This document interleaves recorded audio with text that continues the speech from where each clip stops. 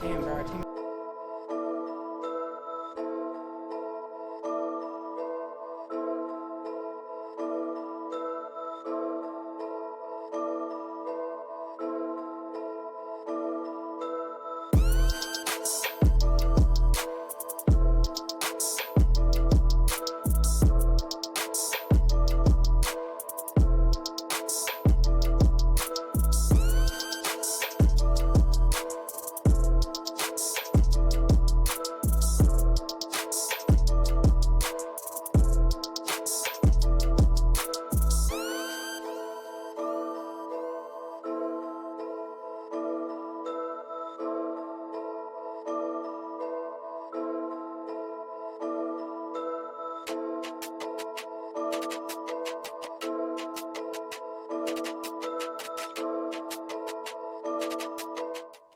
Ladies and gentlemen, welcome in. It is Championship Sunday here in Columbus. The TPC Champs, presented by Zero en Route. I am Deform. Accompanying me is Corpse. How we feeling this Sunday, Corpse? Oh, ladies and gentlemen, if you're not rocking, I know it's 10 o'clock in the morning, but you better get loud, get excited, because it is playoff Sunday, and usually it's championship Sunday, but we got the whole dang playoffs. Top 8 teams from pool plays have advanced.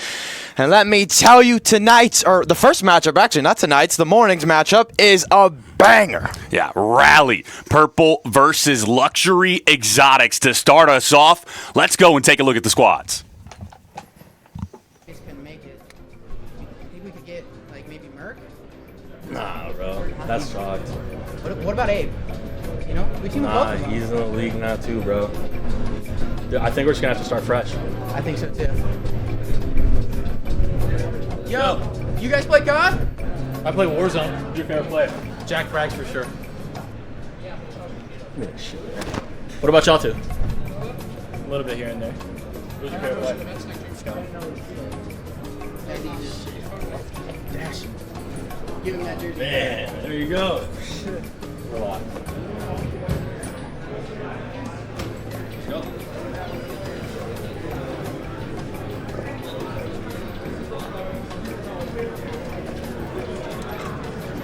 Come on, man.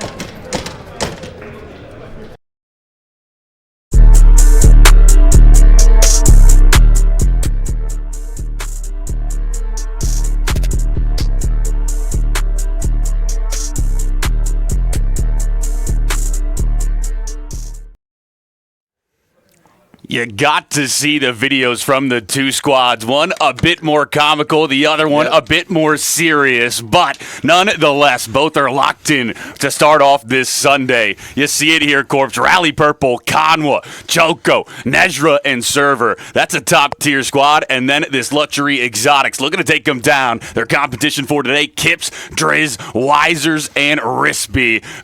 Going to be one that's going to be a dark horse in this tournament. It is indeed. I believe Rally Purple finished finished their group play 2-1. On the flip side, Luxury Exotics also finished 2-1. If I'm not mistaken, my math could be wrong. But this is the map sets for today. This matchup, we're starting off with a Hossie hardpoint, one of my favorite hardpoints. We're heading into that dealership S&D. Interestingly enough, a lot of yesterday, we saw the Sky dealership combo for that map 1, map 2, protocol control for the 3, and if we go the distance, a vault hardpoint, a protocol S&D. We're getting a little bit mix of everything today. Yeah, a little bit different map set for today. You got some staples like that dealership S&D that we saw a lot on Saturday. Hacienda HP, obviously going to be there a lot. It was in that map 4 position where we didn't get to see a lot of map 4, so we haven't had a lot of VOD for this Hacienda. We'll see who's going to be more well-versed and who will be on top of those rotations. P2, P4, always going to be those ones that you need to go early for. The side of Rally Purple, they played phenomenal yesterday. Yeah. We got to cast them a couple times, and they never disappointed. No, they did not. It was like respawns for them were like bread and butter. It was an Italian delight for us, and it was 250s to 100-point club. Every single team, at least that's what it felt like. The S&Ds were oh so popular for them. Control is where they started to slip up. I think that was against Elation when they won it and forced a map 4. But again, this Rally Purple squad will rely on their respawns, or at least the first map. And it's a tone setter for them. If they go down in this first map, it's going to be looking a little bit rough. You know, the gunny's got to get a little bit warm, and hopefully everybody is prepared because, hey, 10 o'clock Eastern morning. I know some people that are a little bit schnoozed. The switch happened last night. These players got to be drinking their Red Bulls, got to get a little bit pumped. But ladies and we're getting back into the booth here. I was getting pumped. I was getting excited. Now, maybe a lobby reset's going on right now. But the biggest thing for me is I think that map 2. I think that map 2 is a big one. It's such a change of pace from Hacienda into that dealership. It is, for me, again, like we saw a lot of Sky dealership, and like the pace just transitions over into that map 2. Well, this one, coming from a very rotational heavy map, coming from a map where you have to focus on your holds, kind of slow down the pace at times from Hacienda. Well, how's that going to go into that second map? How's that going to be put onto dealership? Who is going to be able to flip the switch and pick up their pace one more step? Yeah, and Hacienda, I still think it's an SMG map, dealership, and SMG map as well. For the most part, you can get over towards that mid side. We saw a lot of mid pushes on that dealership S&D that allowed you to get so much map presence, get over towards whichever bomb site you wanted once you got the top office control. So I think it's going to be the SMGs early in this, and then as you get later, the ARs can start to be a main factor. But I mean, we look at both of these squads. I mean, Luxury Exotics, I talk about them.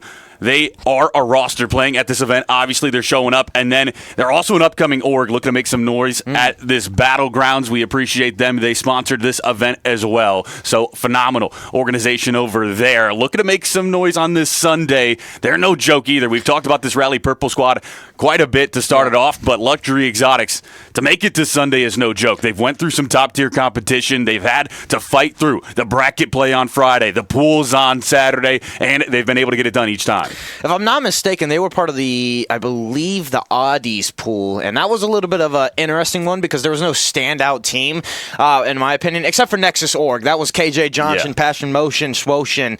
He was able to light it up. They went 3-0, and like I said, Luxurious Exotics went 2-1, only dropping a series, and I believe it was an 0-3-2 Nexus Org. It had to have been because that's the only squad I can think of that can put up numbers like that against what Luxury has brought to this C-Bus land. So, big thing to note, they were able to take down the Kex roster on Rally Red and LO6. They were able to have a fun time against them. So, for me, it's going to come down to the ARs in map 1.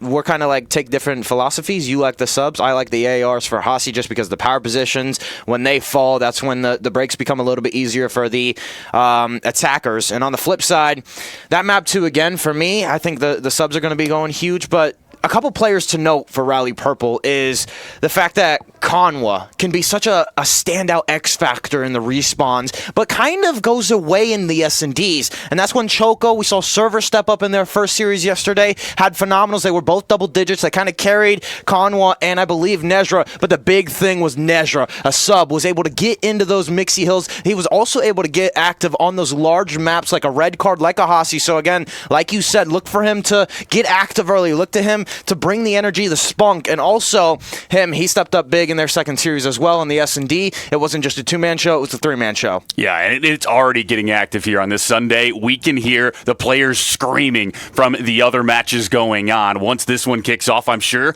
we'll hear the same. Rally Purple yesterday. They were 3-0 on their pool play. They only lost one singular map. I believe it was an S&D. So map 2 really going to be where Luxury Exotics need to focus in. I mean, obviously you want to take that map number 1, but once you get to that map number 2, you need to make sure you get it done. Extend this series because Rally Purple is no one to mess with. No. You poke the bear and you will get bit. No, you will indeed. And it was interesting because, again, that one map came at the cost of Elation. That is a team that is playing, if I'm not mistaken, the Earn Your Medal Elation roster right now, as we have some matchups probably going on the Bravo stream at the moment. You can check those out as well.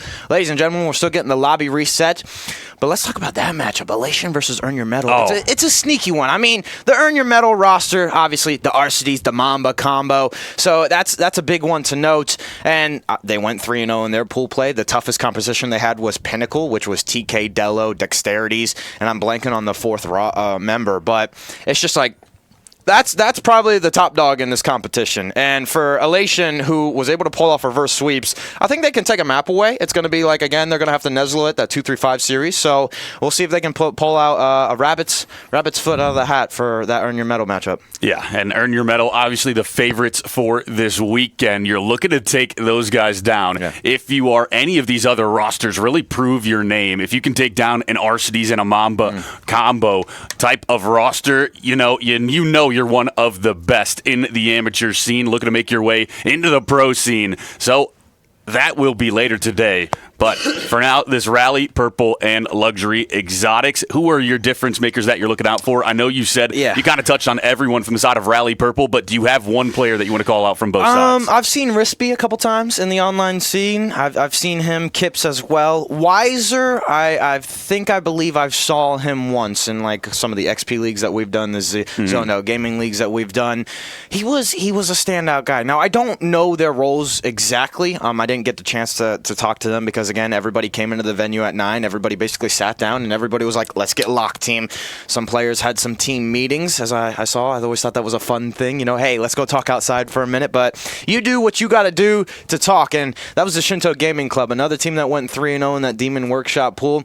I'm gonna kind of like stay on the pool side of things because that's another standout squad. Bala, the Luge, I think it's Mitch, and Bullcut Matt. Yeah. 2 of those players on that squad have had a lot of experience in college COD, and then if I'm not mistaken, the Mitch and the Bala, they've been running the switches no matter what game mode it is. I believe Bala has transversed into the what game that came out? The Splitgate 2 came out. He came out, and then he was running the switches over there.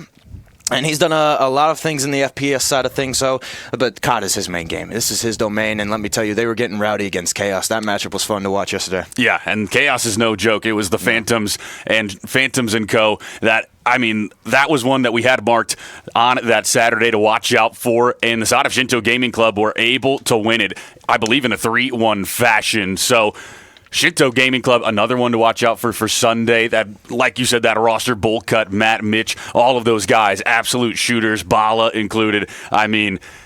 You see the pool play, Nexus Org, Shinto, Earn Your Medal, and Rally Purple, the top dogs in this to see who will get it done, who can be the dark horse of this tournament in your mind. You look at this pool play, we saw Elation reverse sweep to get their way into this Sunday. They were able to take down Basai. Would you say they're one of your dark horses, or where on this pool play would you put that? They are indeed, but they're too inconsistent in my opinion. There was too many series. We tracked them against the Rally Purple matchup, and then we tracked them against the Basai matchup, and it was all llama, it seemed like, in the first 2 maps. It was all Eternals, and at some times you had Diff and you had Cal, but it was like, hey, when Cal was on his game, everybody was shooting. Diff was the only one that was kind of lacking, but again, when you have 3 out of the 4 members, especially on that Elation roster, they are shooters. They will pick up the slack for Diff. So for me, Elation, it's just going to have to be a strong start. I felt like they came out flat in that Rally Purple's matchup. They came out flat against Basai. They turned things around in the control side of things. They get a quick 3-0. And they're able to get that reverse sweep that was fun and probably the most exciting matchup of yesterday. Other than that, I'm excited. Ladies and gentlemen, we got word. It was a PC crash for Weiser, but he is back. So the lobby should be momentarily being made. I do want to go back to the maps and modes a little bit. Yeah. I do want to talk about this a little bit more. We talk about the Hacienda and how, you like the subs, I like the ARs because, this is a map. There's creativity aside. You can hit those long routes if you're an SMG. You can create openings. We talked about that dealership and the protocol control. Let's talk about the back half, though. If this goes the distance, because we know that Luxury can probably take a map off of them. It's going to be either 2 or 3. Now, we didn't see them on mainstream yesterday. We saw them on a lot of, I think, Bravo and Charlie. But what are you going to have to do in that map 4, map 5? I mean, you talk about vault HP at any point. You got to talk about the P4, the biggest money hill in the game. You need to make sure you're on top of the rotation there. You need to make sure you're able to get a good 50, 60 seconds. Just puts you in so much of a lead. But we are finally into it. Ladies and gentlemen, first match of the day. Rally Purple taking on Luxury Exotics Hacienda. Let's kick things off. And they are going to start off with the good spawns. You're going to try and hold these for P2. It's going to be top balcony. Kips able to get the early action. It's Choco with the first blood.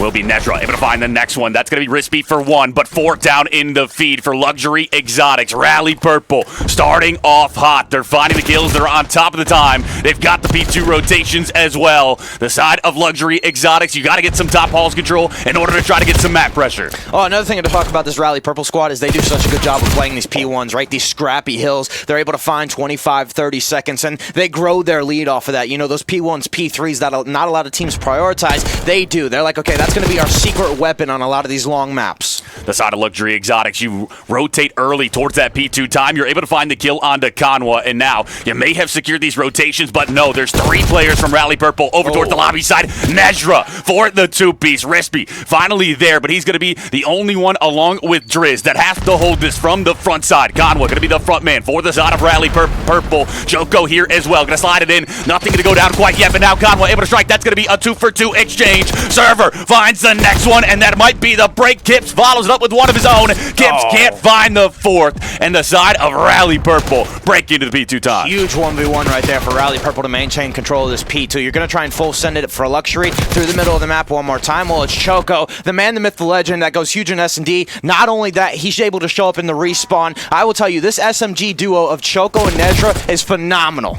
Phenomenal indeed. The 17 seconds of scrap time going to go the way of Rally Purple unless Driz has something to say about it. He's able to take down Server. He hops on top of the time. You will double back if you are Choco to try to find that kill. Nezra, a great SMG chow there. 5 HP and a dream. Now going to slide out to next, and Nezra for another. The two pieces left and right for that man. Looking to be the difference maker in this map number 1. But this is actually huge for Luxury, right? They were able to find that trade. This is like 10, 15 seconds of clean, solid time. And if you're Rally Purple, you're trying to hit the middle of the map. You're trying to create this kind of wave to keep them contained. But everybody from Luxury Exotics are re-wrapping this. So this is huge, as now Rispy is able to find a nice 2-piece. Choco and Conway into the feed, but Weiser, 5 and 6, is maintaining things.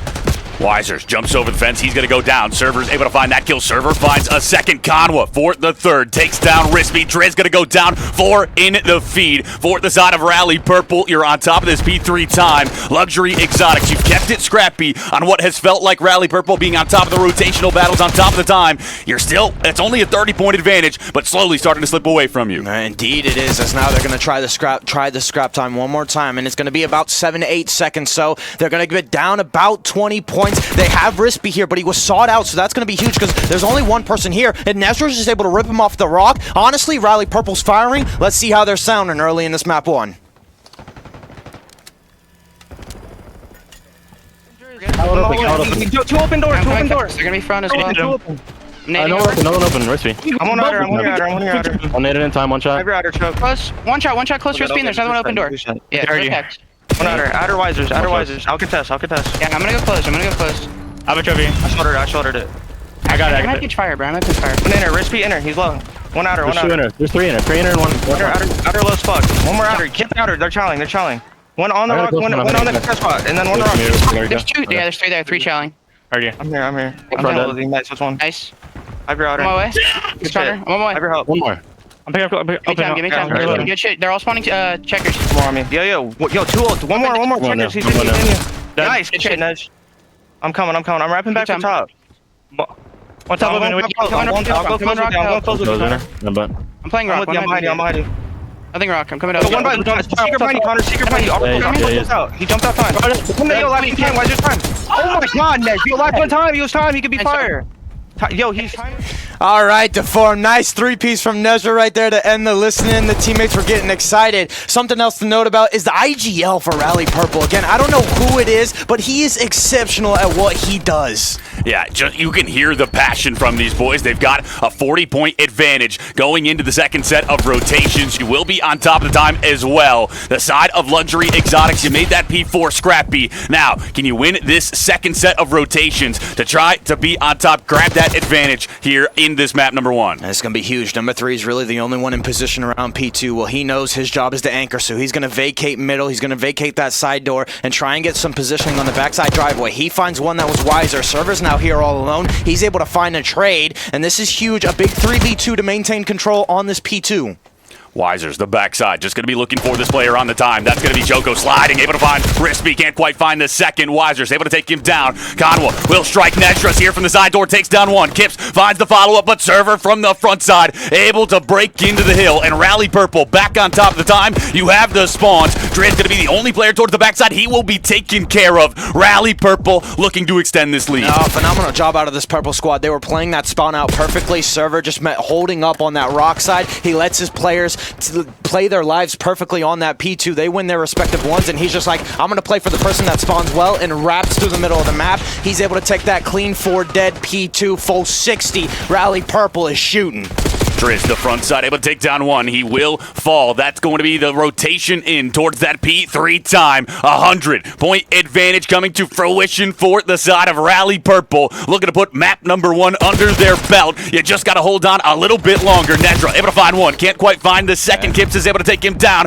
Will be a player here towards this tin side, but Luxury Exotics on top of P3 early. Yeah, the stun doesn't connect, so Kips is going to think he's going to take an outer route. Conwa's here and through the back, and this is what you love to see from your Rally Purple. A little bit of a mistake from Luxury. They'll capitalize on it. That's just bad luck.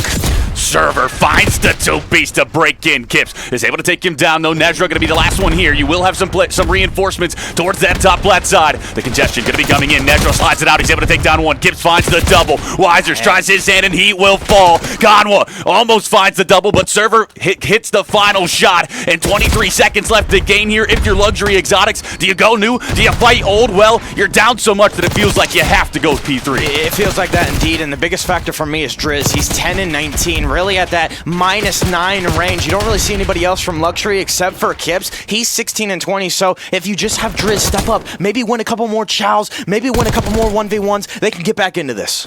Driz towards that mid-door side, going to be taken down. Conwa able to find that one. Rispy still going to be on P4. Conwa will fall. Wisers, the reinforcements show up for Luxury Exotics. Rispy reads the mid-chal. He's able to find the kill. This is great time for the side of Luxury. Nezra goes down. The feed starts to go yellow, and let's go into a listening with that squad in yellow, Luxury Exotics. Nothing Lambo, boat. That's my boat, Lambo. Lambo, bro. I'm not mid. Yo, he's close checkers a bullet. You're by yourself, bro.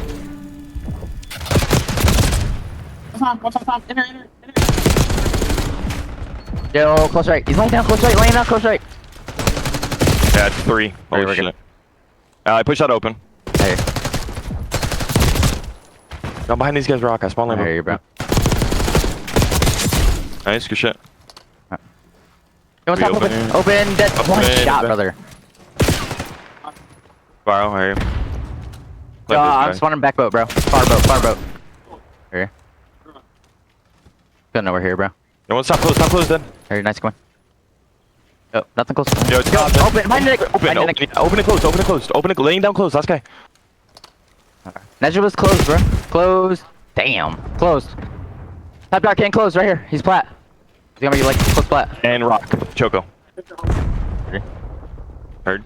You heard the comms from Luxury Exotics. We talk about there's 2 types, the motor mouth or the calm, cool, and collected. Well, we get both, as Luxury Exotics are the latter. Yeah, but the biggest thing for me is they're just calling out what's happening, where people are. They're not really saying, boys, I need you to play your life, or I need you to wait for me to come team chow. This is the biggest thing for me. They were like, okay, you're by yourself, and then the guy was like, mentally like, all right, I don't know what to do. I'm just going to chow.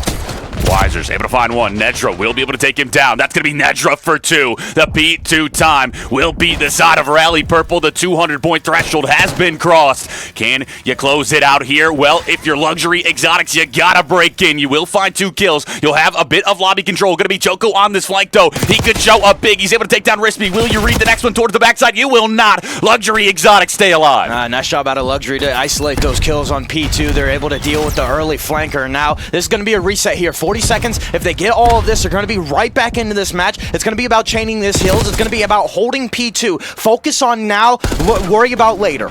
Conwa, the front side, going to slide in. That's going to be a 2-for-2 exchange. Now going to be Kips and Rispy able to take down Choco and Conwa. You hang on to the time. 24 seconds left to gain here. And if you collect all of it, we just might have a map number 1, Corpse. We might be almost even up. Oh, that was huge out of Rispy. He was leaking out so early, trying to find some sort of cutoff kills, and he just worried. He just put his gun down for 1 second and isn't able to solidify it, but his teammates go huge on the trades. We'll be starting to rotate towards that P3 time if you are Luxury Exotics. Can you get through for free? Well, you got all the way over towards the top office. Only going to be 1 player on the time. They're trying to play the exits. Now, Choco going to double back. He can't find that kill. Triz shows up big. Conwa going to be 32 HP. He will go down. 3 in the feed. Luxury Exotics surging back into this map 1. Yeah, and they're able to get spawns. They're worried about maybe a potential flip, but no, that's it. 1 person spawned on bottom office. You're like, okay, we have complete control. Driz is here in the middle of the map to cut anybody off, or at least watch the middle top secret push. This is going to be huge for Luxury. The push going to be coming in from the front side. You will have Kips on the time. Choco trying to get over towards the top. Rispy finds a big double, almost finds the triple. Server able to take him down, though. Weiser's going to chow this time out. He's able to take down Conwa. Just going to play his life, but Nedra shows up, finds one. Nedra for 2. The wall bangs are in from Kips, but Choco finds the trade. 12 seconds of scrap will go the way of Rally Purple, and 2:30 to 2:07 as we head into this P4. Yeah, it's going to be tough, but Luxury, they've been doing good on these P4s. They've been holding it for about 30 seconds every time they get here first. They are here first. Weiser's just going to be trying to check where are these players pushing from. It's going to be a pinch. They're reading it to perfection. You just got to know where is Nedra. You know one's lost, and you will take him down. Will be a team kill from Server, but Choco slides in. He's able to find one. Weiser's finds the trade. Server, the front side, taking down Conwa. What can you find? You're able to find a double, but Kips is there. Nedra tries his head, and he goes down. Kips shows up huge, and 35 seconds left to game. All right, reset if you're Luxury. It's 20 points for Rally Purple. It's 20 points for you now. Everybody, the calm before the storm needs to happen. Each team can win it here, but with this contest time, Luxury, they're probably going to extend it to a P1. Weiser's trying to watch this mid door. That's going to be 3 down once more. It's all up to Choco towards the outer side. He's able to find one. Can't find another. 15 seconds. They can win on a P4. You just got to hold it down one last time if you're Luxury Exotics, but that's going to be the contention, and Kips is able to find a double.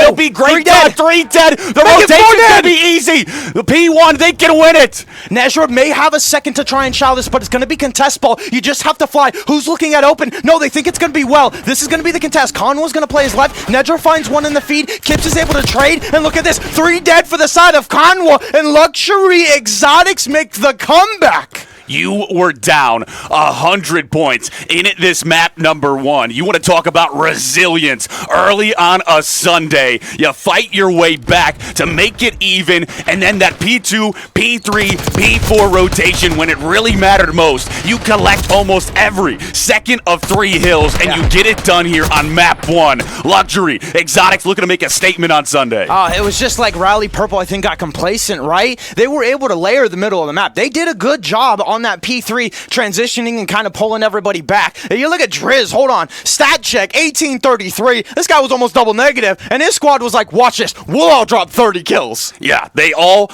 just drag him to a win. Maybe he was doing the dirty work, trying to get those rotations, but nonetheless, the kills come through for the other 3 players. Luxury Exotics are able to get it done in a 250 to 230 fashion. You talk about a breakdown on Hacienda. Rally Purple going to be kicking themselves for that one. And now we go to a dealership. S&D, map number 2. Rally, I mean, you thought you had the momentum. It has now surged the other way. What do you do to bounce back? Oh, you maybe play the bangouts. They were doing such a good job. Nezra was finding two-piece after two-piece. That map one, he was living in it. Konwa as well. Choco at times maybe go a 4-sub route on a map that's very sub-heavy. You know, sometimes we see those 3-1, you know, picks on 3 subs, 1 AR. But no, maybe just play the bang-outs. Play the close sights. Get those early bomb plants down and really just trade out from there. But I want to talk about that Hacienda one more time. I want to look at that, again, that P2, P3 chain. For me, Rally Purple, again, I talked about how they were able to get back. They had office control. They had somebody playing top zebra, or like behind that, behind the steps for top secret.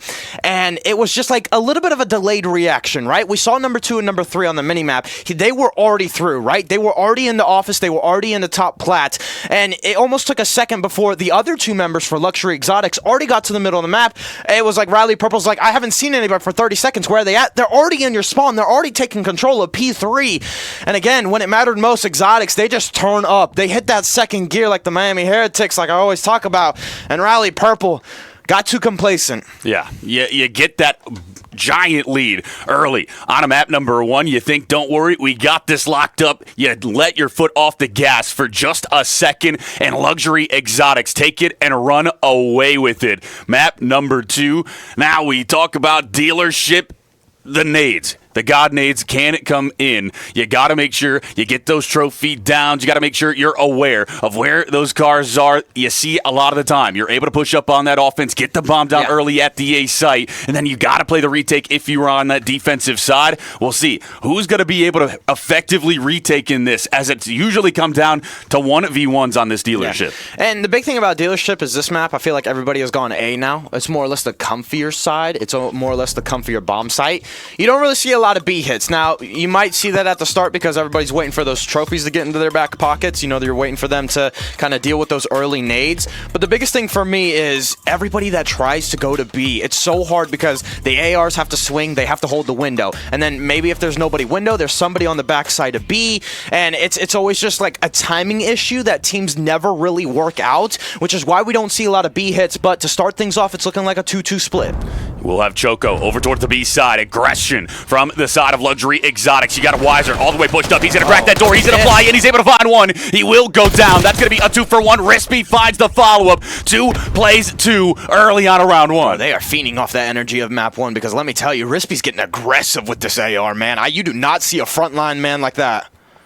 Driz going to be over towards the backside, just going to play slow. Now we start to play the patience game. Can we get this bomb down? Who's going to give up the first information? Server going to be watching towards that mid door. Rispy just trying to see what he can find. Will that information gain now that they are over towards that B site? Rispy going to be trying to check it. He spots out Server. One. Now you know they're over towards that orange side. Is this going to be an early defuse? No, they're going to try and hunt him down. They're going to try and isolate a kills. Again, he's seen so much information. Tries to wait. Rispy playing the patient game, the trigger discipline. Does he know the second is there? Rispy checking, gets away with his life. His teammate is nowhere to be found. And when it matters most, Rally Purple, they stand tall, and you can tell Sorrow in the background's a little bit happy about that as we finally get to see some face cams of the players. Yeah, you love it. You love to see the reactions, how they're feeling today.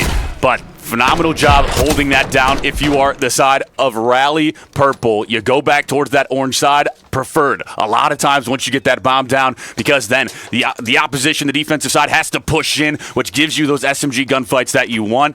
Great job by Rally Purple. You take a 1-0 lead. You start to find your way back into this series. Get that mental right. Get that confidence back. Now can you win a defense, or can Luxury Exotics respond? We'll see what they do. Looks like they're going to go to A. Interestingly enough, no early nades for the side of defenders. They're trying to wait for Enchoco because he saw so much. He's going to back up, and he's going to probably throw his nades here to at least delay a bomb plant. Bomb looking to go down. The stun will connect, so that's going to be the information gain. You see those purple arrows starting to swarm over towards this A site. Shot's going to be going down. Wisers connects on to Choco. Rispy takes down Nezra. Man-up situation for the side of Luxury Exotics. It's going to be a 1v3. It's all up to Conwa. This is huge. Can the S&D Demon, can the man that leads this squad go insane right now? Well, he is swarmed. He's getting shot in so many different angles. And I will tell you, Luxury Exotics that came in, we looked at this matchup on paper. We're like, okay, based off what we saw yesterday, Rally Purple's got this in the bag, right? Yeah, and instead, Luxury Exotics making us eat our words early on this Sunday. They are looking like a different animal today. They're able to respond back. That was so quick. That was a quick round number 2, just to make sure that momentum keeps going. It was huge, but they did their job. It's now Luxury Exotics. That's also another thing about dealership. It's a lot of offense. It really is, at least in the back half of BO6. So many teams rely on it.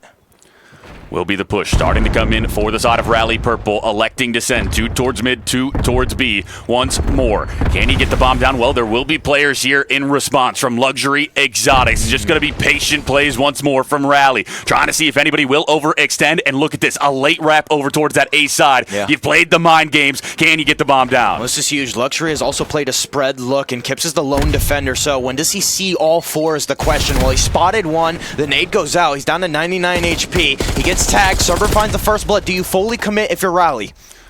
Just going to be sitting still for now once more.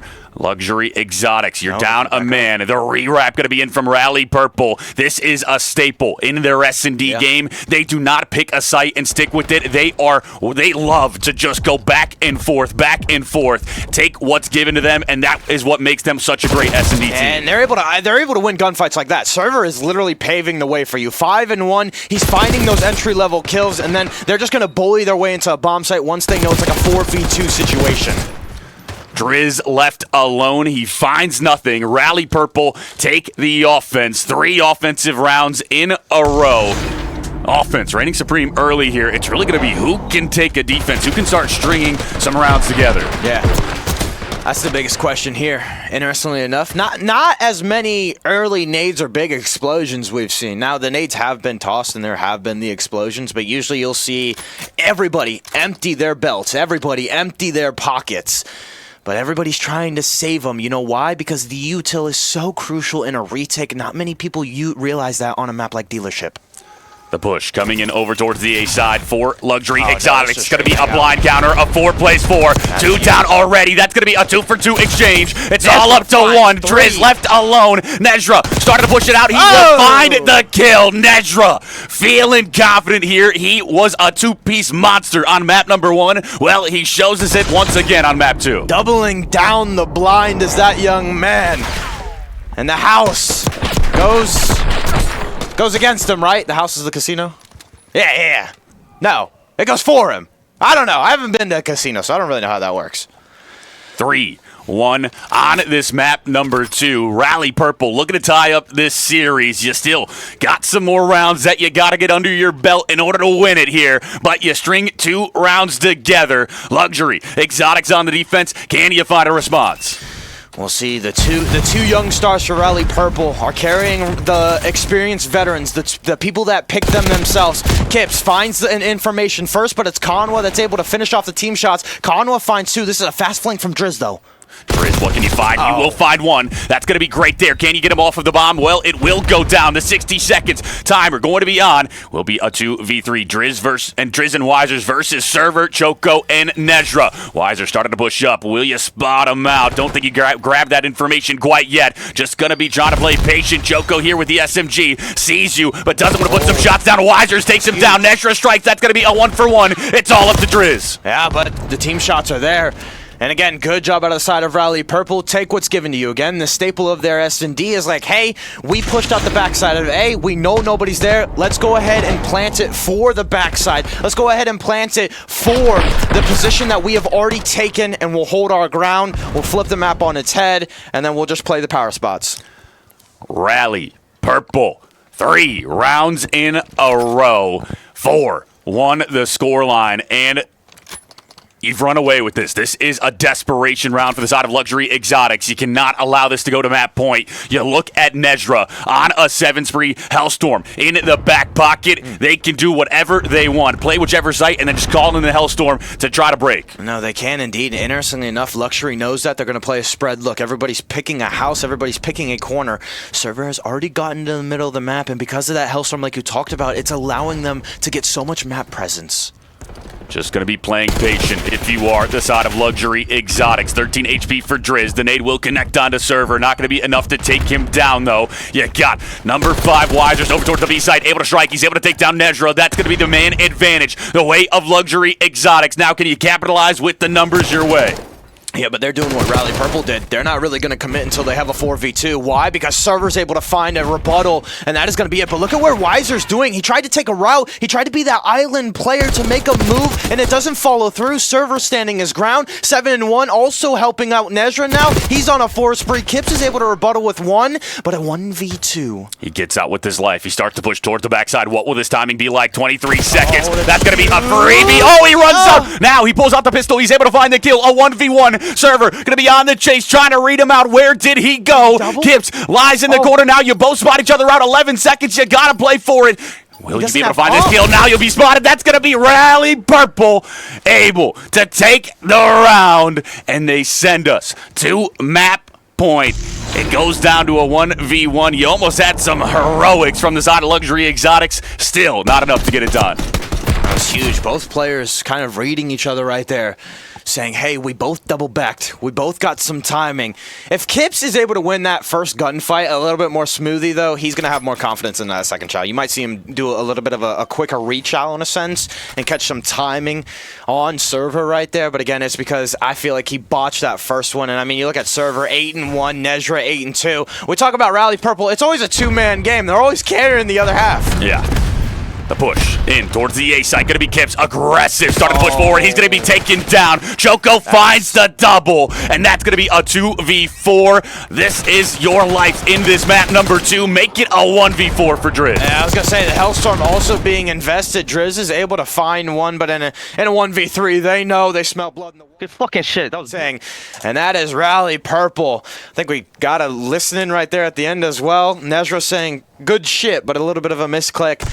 A little sidebar. Khan was the only player I have seen not wear a jersey whenever it gets to playoff day. Really? Maybe just the bad luck. You know, you don't want to, you have your rituals, you know, you're a little bit superstitious. Since it's working out for him on this map number 2, you're able to find this win.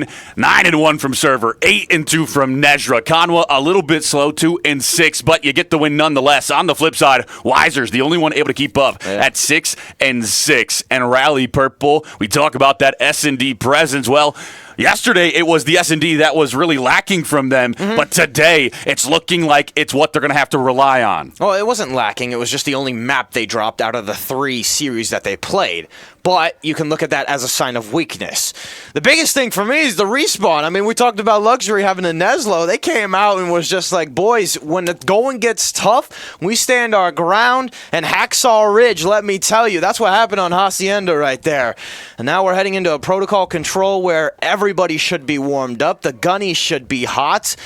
It's a weird change of pace because Hacienda, they played it at such a fast pace, and if you're Luxury, you carried so much momentum. You win the first round of dealership, but also another thing about Rally Purple's S&D, a staple of them, the way they're able to adapt. They do such a good job of mixing up play calls and knowing how certain teams play. A big thing yesterday when they were playing, I believe Elation it was, they were like, we went to the listening with Elation, and the boys from the Elation squad were like, okay, they know how we're going to play. They know that they've done their film. So Rally, obviously, they check all the boxes. They know every little cruddy spot you're going to be in, and that's what makes it so hard to play against this squad. Yeah, we were here early, and Conwa was on the VOD watching. You know they do their research. They know how you want to play. If you are the side of Luxury Exotics, protocol control going to be one where the initial break matters so much that you can't be readable. They can't be able to just find a 3 down to start it off because Nezra, Server, they love to get pushed up into your base, and they are just a nuisance once they get there. They're so hard to take down. They're so hard to find, and they just pop up like a rabbit out of a hat. I don't know what you want to say, like whack-a-mole almost, and they just find all of the kills. So if you're Luxury Exotics, you need to make sure you have a great break. But the same from Rally Purple. Luxury showed up in the respawn, so they're going to have the advantage in that respawn coming in. Well, the biggest thing is, I believe this is one that Rally Purple picked. They know this. This is their control map. So they have the dominance. They are coming in confident, and I believe it's because of how fast they get helicopter control. Once you get that, you're going to be spawning them on the top side of the minimap or top left side spawn, and it's just huge for Rally because that's where the subs get active. They're just re-wrapping the triple. They're re-wrapping ammo. They're re-wrapping your spawn, and it's just a nightmare. Choco able to find the first on this round number 1. Starting to push up. Now going to be looking for the second. That's going to be Driz able to take you down. A 2-for-2 exchange to start us off here. Driz looking to get pushed forward. That's going to be Wisers able to take down Conwa. You're looking to get over towards this B site. You got 3-4 players here, but Choco and Nezra strike. That's going to be a 2-for-2 exchange once more. This is huge for Luxury Exotics. They just completely forget, they don't want to worry about those ARs and getting into losing helicopter control so early. And the big thing about them, they were able to hold that 50-50, a couple 2-for-2 trades, but now, as the going gets tough, what do? Well, they're going to have to plant their foot. Conwa, server, able to find kills. Wisers and Gibbs respond as well. Recipe, still not a kill on the board. A bit slow, but now he finds one. Gibbs able to follow it up onto Nezra. The push going to be over towards the B side once more. Yeah. Gibbs will get on, and now, can you break back in if you rally purple? You did a great job the first time, but you got to do it again. Yeah, and again, they're just able to play their life. They wait for those players to come to you. Rally purple getting a little bit aggressive on the defensive side of things, and Luxury just using that to their advantage. Wiser's in deep, though. He's in basically what the Abizi spot is, and now he's just going to fiddle around Grandma. That's perfectly where you want to be because they're going to be spawning right in front of you. Conwa finds a big double in order to get you off the time, but now you're going to be back over towards the A site. Nezra takes down Kips, 3 down in the feed. It's all up to Wisers over towards the A site. He will go down. 25 seconds left on the clock. You got to start hitting that go button. You don't have much time to work with, but you're starting to find the kills to get past that 50-yard line. One person is able to just leak out for Rally and make a big play, and the reinforcements are there. The hardest thing about Control is just once you go down, it just seems like there's chaos on all sides of the map. 15 seconds left. You have to make a big play. It's another 2-for-2 trade or a 3-for-2 trade in the feed for Luxury, but Server's able to shut it down. You have one person on A that has been stopping the clock so far. The life count is your way, so if you can get this 60-second extension, you might be able to win this round. 11 plays 9. Driz on the time, going to be taken down. That's going to be a 2-for-2. Chikanwa and Choco were able to find him, but Kips follows it up onto Server. Now going to be Kips trying to play over towards the B site. He's going to be spotted out. The shot's going to be coming in. Nezra, Choco, Nezra once more. They're able to find all the kills in order to secure a round 1 defense for the side of Rally Purple. Luxury, you played both sides. You kind of went back and forth between B and A. You see it a lot. You see teams play that a lot, but when you don't find the kills, it doesn't allow you to get that extra 60. It doesn't, and that's where you start to get a little bit over-aggressive. That's where you start to think a little bit too far ahead. The biggest thing for me is Luxury. They had position. I would have liked number 1. I believe, if I'm not mistaken, that's Kips or Driz. I would have loved him to play more in that like cutout, or that cutoff angle from the ladder to Lighthouse a little bit more, because he went to bottom Grandma's. I think he then went to top Grandma's a little bit too quickly, and then somebody from Raleigh was able to leak out through the middle of the map, and number 1 is actually Wiser. So again, that's where you start to think a little bit too far ahead. Luxury Exotics on the defense. Can you win a round as well to tie us up here at 1-1? Choco going to be able to find the first blood onto Rispy. Kips responds onto Server. Going to be the push to the bottom side. Nezra finds that one. That's going to be 3-for-2 exchange. Make it a 3-for-3. Nezra, the only one pushed out, but you also have Wisers for the flip side. Pushed out towards that trip side, and he's going to find one on the flank. So now you got to worry about Wisers in your spawn. An impressive gunfight nonetheless, and Nezra's in your spawn doing what he did on defense. This is a defender's nightmare. Nezra all the way towards this top castle side, just going to be looking for anyone to push forward, find some freebies. Will you read him out? Driz breaks open that door. Now he's going to be spotted. That's going to be the information game. Nezra still going to be a nuisance. That's going to be 3 down in the feed. First segment of progress on the A zone confirmed. Kips spotted out. That's now you know where he is as well. Everyone going to be spawning over towards that P2 side. Rally Purple looking to lock you in. Yeah, it's going to be huge. I mean, again, look at where number 8 is. He's already in the BZ spot, so that's why they're spawning on the backside of this B site, and it is huge for Rally Purple to make this look like it's almost a phase round. They're just funneling. That's what you need to do on protocol control. Keep one side of the map yours, and you will have success. Wisers pushed forward towards this backtrip side, able to find one. That's going to be 2 down in the feed. Wisers can't quite find the follow-up. Conwa takes him down. You've cleared your spawn momentarily. Nezra finds a big kill onto Rispy. Now you've gotten into your trips. You get to that 50-yard line. Can you find a kill? One more wave of kills to hop on the B zone. Oh, Driz did take down Choco, who was the front line at B, so that is huge. You can reset, but it's a turtled setup. So much mid-presence here for Rally Purple, and they're already on A2, so they're going to deal with number 2, who tried to hit a wrap through Grandma's, and that's the kill. This is going to be the fly. Weiser's on the time, not going to find anything. Nezra and Conwa strike, and now you're onto the B zone. It's all up to Driz. He's able to find one. The nade going to go out, but the trophy will collect. Driz will go down. The push going to be from that top side. You are able to find one kill, but Nezra finds a triple. Time still going. Purple 4 down once more. 5 plays 15 the life count, and Rally Purple may take round 2. This young man has come alive into their respawn game. 5 spree for him, the duo for Server. He's able to find 3 on his own. It's been Kips that's been trying to hold the line as well. A nice rebuttal on 2, but he has to chow while he's the only player here to stop the time. Rally Purple, sheer presence, Conwa, tapping his buddy Nezra. Hey, get on my squad some more, brother. Come on, let's do some more lane action together. Nezra and Server both find big triples to win that round for the squad in purple. You see Server's here, reads them to perfection. The comms on point for Rally, and that allows you to take a 2-0 lead on a protocol. But Corpse, we've talked about it before. Protocol's one of those that you can reverse sweep. You just gotta take this offensive round if you're Luxury Exotics, and next thing you know, we're in a round 5. I mean, the biggest thing is Rispy, right? He's 5-17. Everybody on Luxury, there just always seems to be one person every map that's always holding them down, and we saw in the respawn, once he gets active on the map, that's when that comeback will happen. Rispy able to find the first blood onto Choco this time. He's going to push over towards the B side. Nezra shuts him down. A 1-for-1 to start us off. Conwa takes down Driz. Just going to be holding over towards that B site. Server just looking for any of those flanks to come in, but that's going to be everyone back towards that spawn except for number 4, Kips, who's able to get over towards the B site. Can you get onto the time? Kips just going to be playing patient. Able to see gunfights from Choco, but his teammates off spawn are able to help him, so that is huge. And again, Luxury favoring the B side of things early off rip. They're going to try and put the pressure on. Kip's not able to find that gunfight, and you will not win those against Nezra in Elevator. 2 life advantage for the side of Rally Purple. Make it 3. Everyone back to the spawn. Welcome to the blender. Rally Purple pushing forward, and this is a nightmare. Down 2-0 for the side of Luxury Exotics. You gotta find a 3-4 down just to get to that 50-yard line, but the kills continue to roll Purple. I mean, they are getting loud in the venue as well. 20 seconds left. Nezra's just peruviating around ammo. Everybody's grouping up. Luxury are trying to take their time, but you need to go. You need to make a move, and who is it standing in your way? Big boy Nej. Will be 10 seconds left to play with. 13 plays 20. You get over onto the A site. That's going to be a triple stack. Choco will go down. You're starting to surge if you're Luxury Exotics. Nezra able to find one. Going to toss out that stun. Can you get him off the time? Well, 1 segment secured so far. Nezra goes to the top side. He's going to have the pistol out. He's able to find the kill. Server. Conwa respond as well. And that is map 3 done and dusted. You go back to your spawn if you're Luxury Exotics. Think about what you've done. You're now down 2-1 in this series. Rally Purple making a statement after that map 1 loss. Oh, Jesus Christ.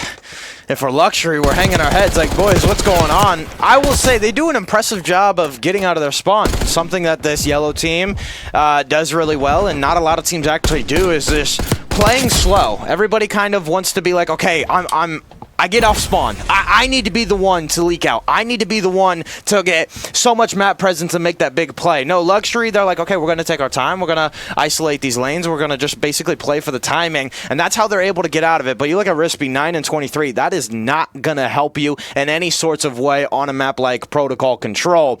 As now, like we said, Rally Purple go up 2-1 in this series. It's going to a vault hardpoint. I mean, this is looking tough.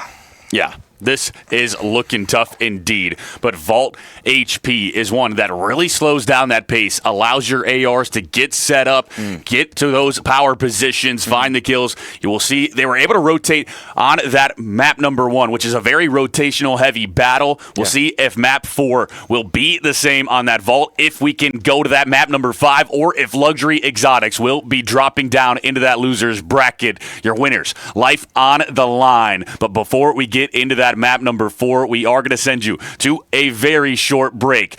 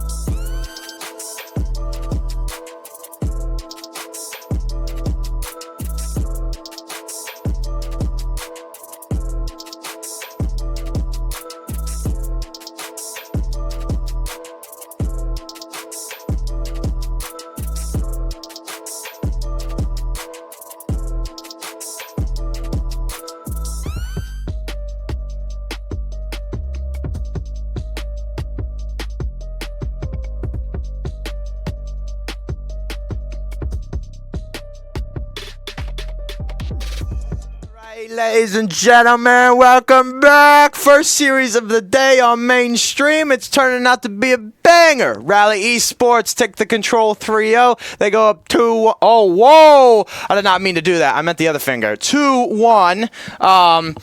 That is a bit of a slip up from me, but hey, we're back in the series, going into a vault control. This should be another one. Oh, sorry, a vault hardpoint. This should be another map that goes the distance. We saw the first one, a slip up from Rally Purple. They got too complacent, and the massive comeback from Luxury Exotics. Yeah, and it's going to take another Herculean effort on this map number 4 to extend this series, because it has been all Rally Purple in maps number 2 and 3. Dominance in the S&D at a 6-1, and then a 3-0 on Protocol Control. You started off hot on that map 1 as well. So if you're Luxury Exotics, you need to make sure you don't go down early this time, because the last time may have been something magic. You don't want to use it all up on this Sunday already. No, you don't. So the passion needs to be there, aggression even more. Vault's hardpoint is going to be taking up a little bit of a notch in P1. This is where Rally Purple, we really got to see them focus on those Mixie Hills. Yeah, Nezra going to be pushing up, just going to be trying to get over towards that light side. That's going to be 3 down into feed server. Great shots, but Kip's able to take you down. Time will be going purple. Kip's going to be looking for these entry kills. Will just be players trying to play over towards the light side for Luxury Exotics. You're able to take down Nezra to keep those spawns your way. Joko responds out of Driz. Joko for the second. No Wiser's able to take him down, and you've broken in, but for how long? Yeah, the biggest thing for Rally Purple, though, they send too many people into this P1 area. They kind of leave the outer parts of this map open for those early flips. Now, the big thing of them is they are able to, like, reflip a lot of times, or a plethora of times, and they do a good job of doing that. But unfortunately, not this time, as now Conwa's going to have to make his way through Palms. Conwell will get spotted, so he's going to go down. 3 in the feed for the side of Luxury Exotics. You only have 1 second of time, but this P2 going to be in your hands early. You're able to take down Server on that flank. Driz finds Nezra. 2 down in the feed, and now, if you are Rally Purple, you got to break this from the front side. The biggest thing is number 3's already pushed out here. That is Driz. He has a good position to cut off these kills in through Catwalk, although he's looking each way. Unfortunately, isn't able to find anything. This is how you layer a map, in my opinion. Luxury Exotics right back in on this P2 hill. Tips will go down. Weiser's going to be towards the top truck, just going to toss out that util. Try to slow them down. Driz is able to find one. Rispy follows it up, but Server finds the trade. Will hop on if you are Rally Purple, but Weiser's looking to shut you down. He slides right past. Nezra finds that kill. This is going to be a pinstripe kill feed, a back and forth affair early in this map number 4, but that rotational battle on for P3. And this is huge. Number 2 was able to spawn on Catwalk, or basically Hookah, so he recognizes his position. He recognizes the time on the hill. He's like, hey, I'm just going to leak out, and number 1 also does the same. Well, ladies and gentlemen, we got a host end the game. Somebody might be complaining about lobby. What do you think it was? I have no idea, if I'm being honest. I'm guessing one of the PCs just had a bit of something going on. It's still early in it. You don't want to make sure you're at your best from both sides because there's a lot on the line. You want to make sure you get towards this Sunday, or you want to get further in this Sunday, get yourself through the winner's bracket. You don't want to drop down to the loser's side and have to give yourselves more matches in order to try to go the distance. If you're the side of Luxury Exotics and that PC is not up to par for what you're feeling, then you understand that. Well, I'm wondering if it was Weiser, because I believe he was the one that had the PC crash earlier today. Yeah. So I don't know if it was him, but it also could have been Rally Purple saying, "Hey, hold up, Kips is 9-2. We need to stop that. We'd be like, I'm lagging, bro. I'm lagging on land." No, a big thing to note is, again, while we get the reset going on, the venue's getting excited. I don't know what's happening on the other streams at the moment. We'll get a fact check on that, on who's playing where, but I can tell you this much: Pinnacle, they are getting loud, and that is Dello, TK, Dexterities. Again, I always forget the last guy on a roster, so I do apologize about not remembering his name, but I can tell you TK and Dello are definitely, they are the instigators. Yeah, they're the ones that will be the loudest and get in your head. Yeah, they're one of the loudest rosters here at this LAN. They will let you know anytime that they are frying, and you gotta love it. The passion coming out from these teams on Sunday, making sure everybody is locked in. But for this one, I think we're starting to get back into this map number 4, Vault HP. If you're Luxury Exotics, if we're getting a full reset. So Luxury Exotics, you started off kind of slow on that P1. You had a great P2 rotation. You were able to collect a decent bit of time, but Rally Purple broke in with 20 seconds. We started to see the P3 rotation come into fruition. I'd say Luxury, you want just a touch better of a start here. Yeah, and Kips was also doing a good job, right? He was starting 9-2, heading to the third hill. So you caught Rally Purple at a couple moments with their pants down, and you just need to do the same thing. You need to have the same fundamentals and just be like, boys, let's hit him even harder.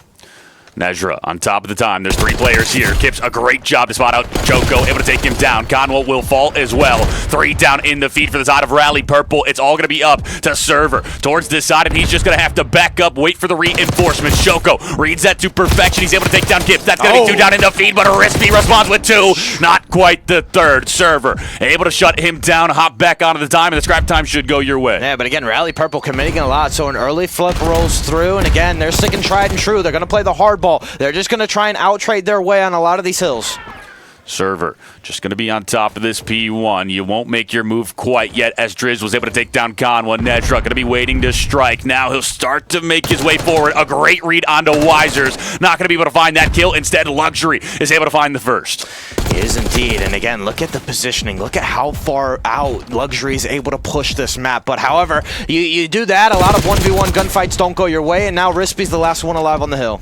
You will have number 3 Driz starting to push over towards that backside, taken care of. The spawns flipped on their head. Luxury Exotics, now you have to break in from the front side. 29 seconds left to gain here, and you don't want to give up that flip. You don't want to give up the P3 rotations if you are that squad in yellow. No, you don't indeed, but you do want to hit this time because Rally Purple, they're up 20. You give the scrap time away, they're going to be up 60. And Vault Hardpoint, it's so hard to find a full 60 other than that P4 hill. Yeah, you do break in if you're Luxury, so a great job there. Now going to be Rally on the rotation towards that P3 time. Nezra starting to get over towards you. He's going to spot out Driz. That's going to be a freebie for him. Conwa and Nezra strike. P2, scrap time, cut down, a 8-point advantage for the side of Rally Purple, and they will be on top of the P3 time to start. Yeah, they are indeed, but look at Luxury. They do a good job of holding those rotations. It was a bit spotty. One person on that B street, one person spawned directly on P4, and again, they just play their lives perfectly. They win their individual ones, and a good thing about this Luxury Exotics team is we're starting to see them recognize certain situations. I don't think they did that on the first map on that Hasi respawn, and it was just like, it was why they went down by 100, but now they're recognizing, boys, Vault Hardpoint is our map. We're like, hey, if one person's spawning out, play your life to a T, and then again, everything is coming into fruition. And Driz had a slow map 1. This time he's 7-5. He started off hot. You have all 4 players playing well, but Server finds that double towards the B3 time. Choco finds Rispy, and now this has gotten dire. You will spawn here, but this is going to be quick as one spawns out from Luxury. It is indeed, but again, Weiser able to hold the line, finds one. It allows time for Rispy to get back into the action. Nezra, though, the lethal weapon is in through the backside. He's able to find the kill. That's what you love to see. And now how do you deal with this of Luxury? Well, Choco and Conwa, the 2 silent leaders, have been non-existent map 1, map 2, maybe not even map 3. They are getting into it here in map 4. Luxury Exotics, you now have to break in. 12-second advantage going the way of Rally Purple. That's going to be a big 2 from Driz, but the response is there. Server and Nezra are able to find 2 of their own. Nezra finds another. That's going to be 3 down for the side of Luxury. Nezra hops out of the time, and now you got to rethink this push once more. You do indeed. Server able to find 2 off spawn coming in through pool. He knows it's parallel, so they play it to perfection. Kips goes down. Luxury Exotics, they're down by 20 again, as this rotation is going to be coming to an end. They're going to try and full send it one more time. Rispy and Driz, they're able to out-trade, and again, a Luxury Exotics keeping this a 50-50 ball game. They're challenging every single hill with everything they got. 20-point advantage throughout the first set of rotations. Rally Purple taking an early lead in a hard point. We've seen this before, Corpse. Last time Luxury Exotics were able to get it done well. We'll see if they can this time. Nezra shooting once more. Server's also able to find a nice 2-piece. And again, as we come to the second rotation, Rally, another lead and another respawn. A nice 3-piece from Luxury. Honestly, let's get a listen and see how Rally's holding.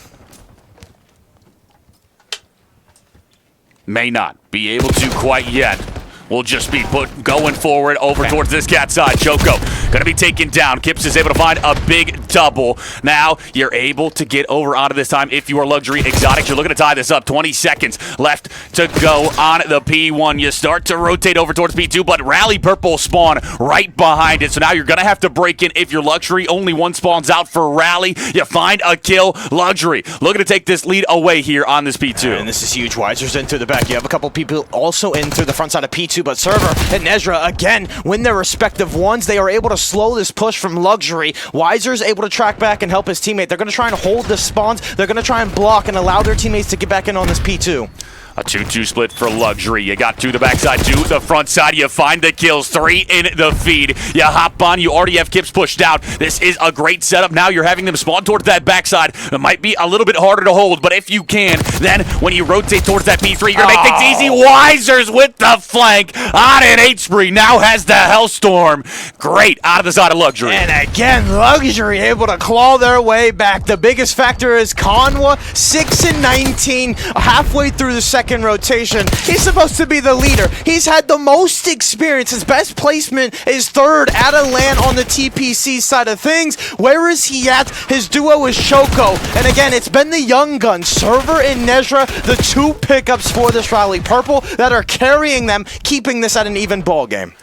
Wisers able to take down Server on that art side. That's going to be 2 down. The side of Luxury Exotics looking to take those spawns, but you still spawn there if you are Server, and the side of Rally Purple. Will you read this if you're Luxury? I'm not sure you will, but you find all 4 down. You read it to perfection. Luxury Exotics on top of the rotation once more. But Corpse, we saw this last time, and Rally Purple broke into the P4 time within like 5 seconds of it popping. And they're prioritizing it. Number 7 was taking a deep route. That was Choco, but he he unfortunately falls. And everybody for Luxury Exotics, again, this is something that they do. They push a little too far. It makes everybody be isolated gunfights, and that is huge for Rally Purple. They do so well finding two-piece after two-piece. You can't really put yourself in those situations where it just makes it so much easier. And let's go into a listen-in with the side of Luxury Exotics as they try to hold this B4 time. Oh, fucking. Laura. Yo, Nedra. That was good. Yo, back art or bottom art. Holy shit, I didn't see him. Bottom art dead. Nice. Kill Bottom Art. That's bottom art. Hold that. I have the cross to time. Nobody time. Yo, nobody crossing time. I have the cross. Alright, one's crossing. Yo, out of the way. Crossing. Cat. Alright, Ned's crossing. One's front. Alright. Okay. Big one. Big fucking win. Right here. Bring it through. You're good. Dude, top art. Nice to me. My bad. I'm in art. You know, he's top hill. Heard. Ready? Outer left still. Nice. I don't see this guy. Time hurt. He's in the other corner. Got me. Fucking hell. Okay. The comms from the side of Luxury Exotics. Fairly quiet once more. They are very calm there, and you got broken into a P4 again, and now a 30-point advantage for Rally Purple. That calmness was able to help them stem that comeback on a Hacienda. Honestly, let's see how the boys from Rally are coming as they make their comeback as well. One shot. Who go? Literally one shot. He's shooting up B control again. Driz. Take our time though. I'm on shot. I'm wrapping out. I'm right dead. Yo, kids will Wrapping get out our control. first guy. Yeah, I'm gonna get the red. Wrapping out our first guy. Yo, he's our lights. He's on you. Cat on me. Cat absolute. He's one shot on the side. I got him. He's close. That's one Driz. P2. Yeah, I'm gonna go pool. Fire tree dead. One more. Yo, Driz open. I'm on my way. Driz time. He's shouting you lights. He's in P1 now. Driz is still time. Nice. I was in. One can pinch. He's in. No one's pinching. No one's pinching. Wizards. I'll time. One cat. Crispy, hit twice. He's in close. Close Crispy. Close dead. I'm hitting through, boys. I'm hitting through this. Cat one. Half. Not Tommy. It's yours. He backed up. One time. That's a spawner. I got one. Yo, cat in the back. Cat, I'm gonna get the back. Nice. Yo, last one's cat. I'm looking close hit. I'm in new. I'm watching cross. Shit. I'm watching cross. I have the cross. All your front. I have all the front. I heard you. I'll block. Looking close right then. I got lights. I'm holding with Connor. I'm holding Rico on me. Top of your dead. Two lights. I have 2 lights. No, cat. Nice, boys. Nice. Last one popped the streak. He's gonna be late somewhere.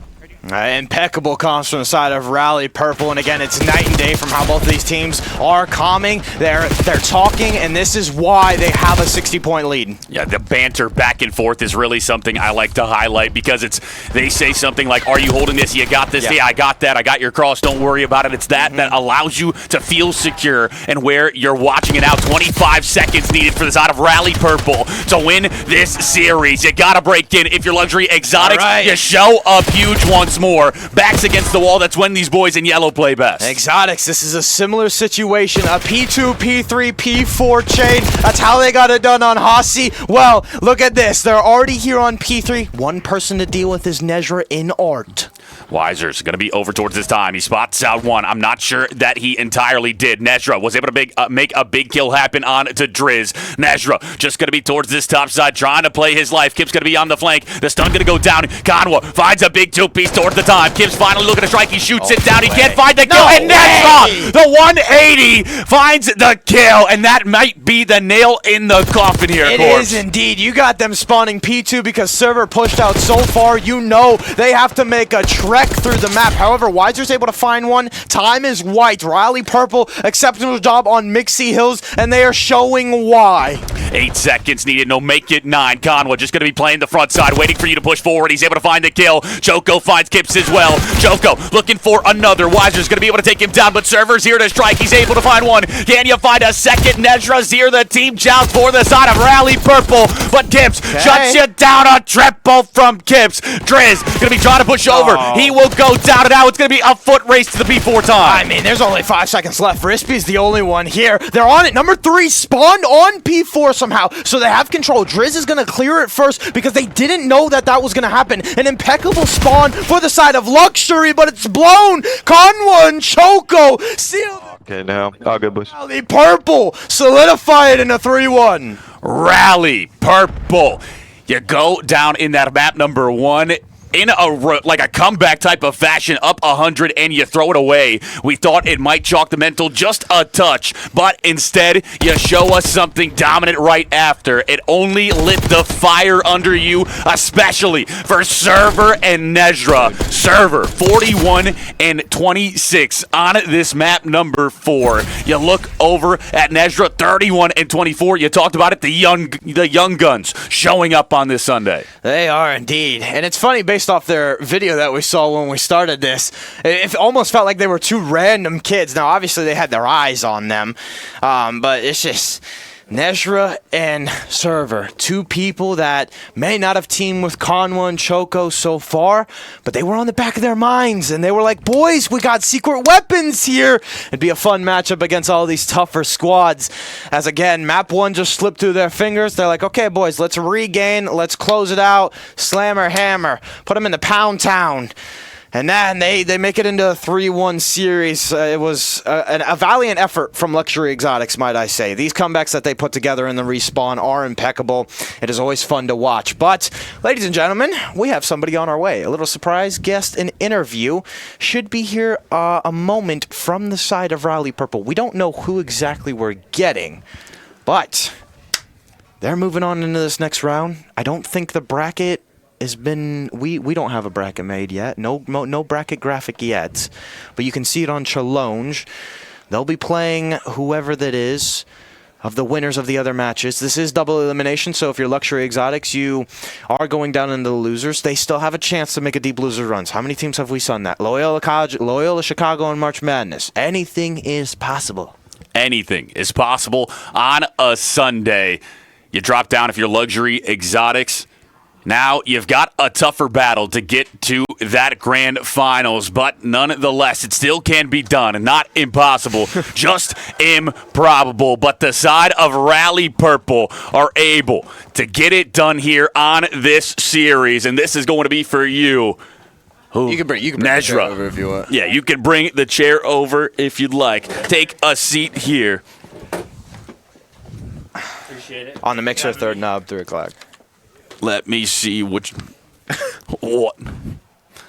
Turn that up to what you 3 say? o'clock. 3 o'clock. See, we're not just casters, we're producers as well. We got this. There we go. Yeah. That's going to be where we're at. All right, we got Nezra in the booth. You see him? You were a monster on this series. But I first want to talk about that map number 1. You have that 100-point advantage, and then it just starts to fall down. The side of Luxury Exotics were able to chain 3 hills together. What was the mindset going into map number 2? How did you guys bounce back? So we talked about having basically like not overworking ourselves. Can you put the mic? Sorry. Yeah, there you go. So, like, You're good. basically, we're not overworking ourselves, like doing too much on the map, because usually we overcomplicate stuff, especially when you have a huge lead. Like throughout this year, when we competed in majors together, we will be up like 290, but then we'll always blunder. We did it against Team Moore. We did it against Cruising them. And now we did it again, but we talked about it. Our small talk got better, and we just started frying. Now you could definitely tell about that in the listenings. Like every respawn, map 1, map 4, it was night and day. And might I say, who's the IGL for your squad? Mainly Rico. Okay. Me and Connor doesn't really calm that much. Mainly Rico and Sean. Okay, because I was gonna say I don't know the voices just yet. Yeah. And then I was like, whoever was doing an exceptional job. And might I say, how's that work for you? Because you're the Slayer almost in a sense. You were fragging out each map. What's an IGL like that help you, and how does that? So basically, they tell me like, it's kind of cool. Like since I have Connor on my AR and Sean on my AR, they get to tell me like, yo, push this lane, push this out, or play your life here. They always like as a sub player, they're always holding a lane over me, right? Yeah. So they're always telling me, there's an open lane, go pick that up or hit the route, take the timing.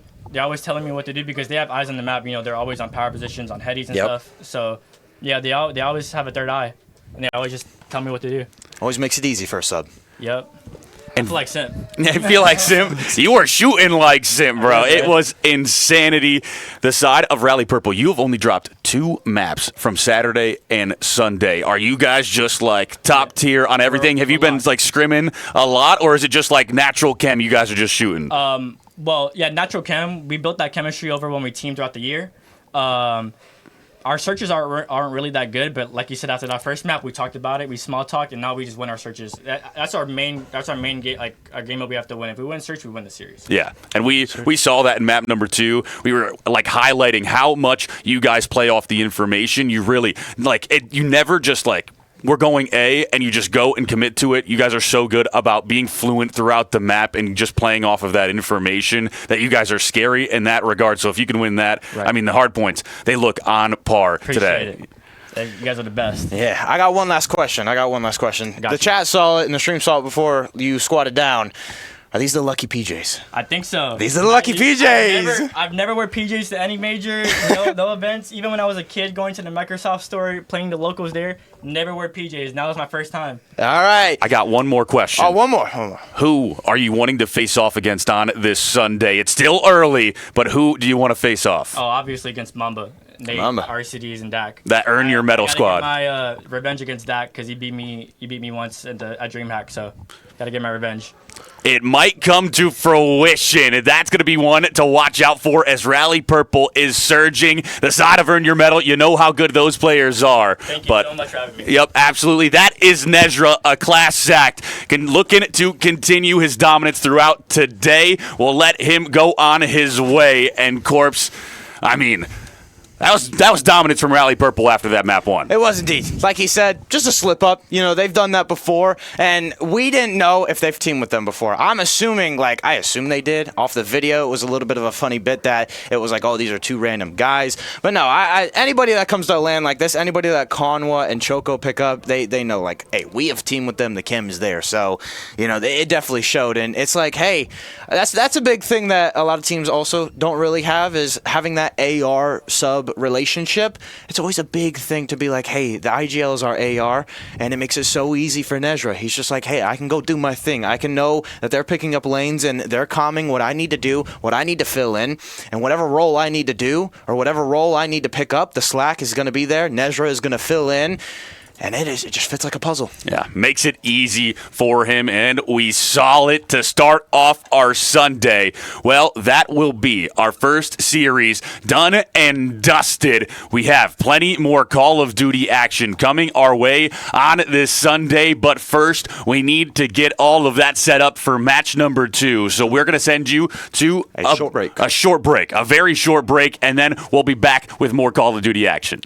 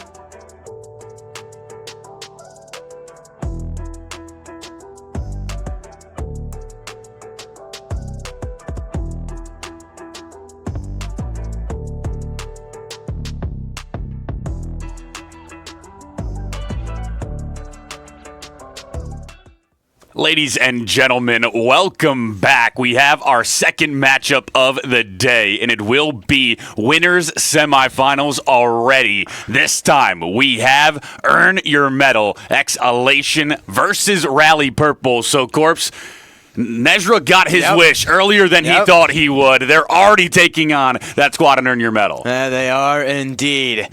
As you get to see the rosters here, this is the Big, the Bad, and the Titan. Mamba, Arcides, Dak, and Nate. Shooters across the board. Dak, been in the college scene, has made his noise. Nate, across every roster I have seen. I think he's been on like the Hyde rosters. He's been on the Omit rosters. He has filled in where he's needed. And also he is not to be one messing with. He has his own powers as well. And then we, like, the two pros, or basically a pro. Mamba after EWC is going to be in there somewhere. He's going to get picked up. Like, I don't see any other question about it. Like, maybe we should expand the league a little bit more. To Call of Duty. But now is Rally Purple, Conwa, Choco, Nezra, Server. Let me tell you, Conwa knows how to pick his talent. The bit about the video is every time he picks somebody up, well, they always get an offer. So he's picked up Nezra. He's picked up Server. Two phenomenal players leading their squad, as a matter of fact. And we are running it back, ladies and gentlemen. Similar maps across the board. However, there are two new ones. And that is going to be that double red card in the back half. But the first three, hit us with it. Vault, HP, Dealership, S&D, Protocol Control, that map number 3, and then that double dose of red card that you talked about. You look at this. Vault HP, the side of Rally Purple, were able to get it done in that last series, so they're just coming off of that map. They should know exactly how they want to play it. Dealership map number 2, they were able to win in a 6-1 fashion the last time. Protocol Control, they won 3-0. Yep. These are all 3 maps that you just played if you're Rally Purple. On the flip side, Earn Your Medal, Exhalation. You got top dogs across the board, so they should be well-versed in all of these maps. This should be a banger of all bangers. No, yeah. It's two rosters that have had a lot of success and a lot of reps on everything. So, to be honest, if there's a shameful map, it's just you got blown out of the water. You got railed. That is going to be the question. Obviously, fundamentals are going to be a big part as well. But my big thing is, if you're Rally, the first 3 have to be yours. And that is a big task to answer, or at least to tell your squad, we have to 3-0 this roster. Why? We saw this Earn Your Medal Elation roster playing a double red card earlier on today, I believe. They were playing the other Elation squad that Jev put together, and it's like, red card hardpoint is there. So, obviously, this first 3 maps they've repped it earlier in their series. So, again, this is something that they need to come out hot and heavy on. Map 1 kicking off. It's going to be a back and forth affair. Choco able to find one. That's going to be RC's able to take down Conwa. Choco takes down Dak. A pin, stripe, kill feed to start this off. Nate going to be looking for Conwa over towards that pool side. Not going to be able to find it, but he'll double back. The shots are good, but not good enough. Will get picked up by Server. Arcides finds one. Server finds Mamba. A back and forth once more. Time is going the way of Earn Your Medal, though. Yeah, a couple spawns going the way. Somebody, I think that was Nate, spawning ammo. Choco spawning P2. Wasn't necessarily expecting that, so good job out of Choco to track back, or at least fill in the lane and find the kills, keep hold of those P2 spawns, and it's looking nice and early for Rally Purple. Dak, a bit of a slow start, 0-4 to start us off, but we're going into this P2 time. It finally will pop, and it is the side of Rally Purple. With those spawns, they find the kills as well. Server able to find a double, Conwa finds one, and now the push gonna have to be from the front side for Earn Your Medal. This is the chance. This is how fast these guys are playing, because Dak is already 0-4 off the first wave. You're like, he's already 0-4, but look at that. Finds a 3-piece. He as well gets into the feed, and that's a clean break for Earn Your Medal.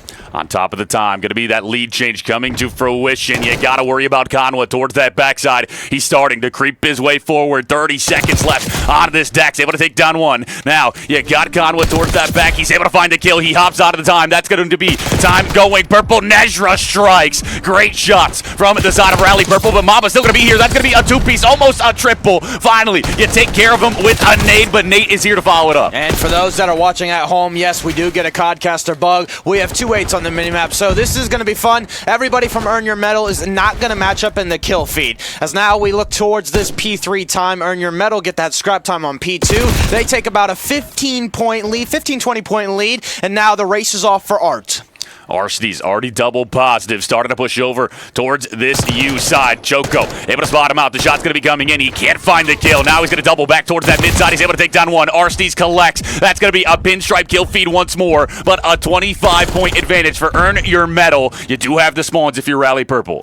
You do indeed, and they're so cautious. They don't want to overextend. They want to keep these spawns until that fourth player arrives. Well, they're now going to try their hand at it. They're going to try and contest this time. Maybe make Earn Your Medal shuffle the arrows. One person is spawning out. It looks like Elation, Earn Your Medal know that, so now they're now going to press for Art. Server going to be over towards the yard side. Has two players here trying to take him down. He's able to find one. A toe base from Server. Shows up big to secure those spawns for this Rally Purple roster. You may be down 40 points, but if you can find a 50, 60 point on this P4, you might be right back into That's this. what you need. This is Volt in a nutshell, right? This P4, and you can tell Server, Nezra, whoever it is, they are going to go hunting. They're going to extend. However, you spawn on the backside of Art, so this is huge for Earn Your Medal. One person is in, one person is spawning out for Rally. They're like, boys, we gotta hurry. They're getting a little bit crazy on this P4. You will find the kills if you're Rally Purple. Now you can collect the time, and let's go in to an early listening with the side of Rally Purple. Nice, yo, back right, Nate and Dak. They're in the back right. Nate's one shot, Dak's there too. That's one out mid. I'll be back. I'm getting to you right now. In the corner, yeah. On the front door. Get to your front door, Connor. Nice, go in front. One back cross, Mama crossing. Get the back. Done. Nice. That's three, last one in the back. I'm gonna go play spawners. I'm going to play spawners.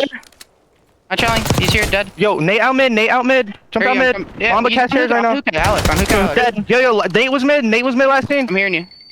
I spawn it. Yeah, I still spawn. Moving lights. Nate, dead. I don't see anything. I'm blocking the other. They're gonna spawn it back on you guys. Nah, now there. I'm trying to get out Cat.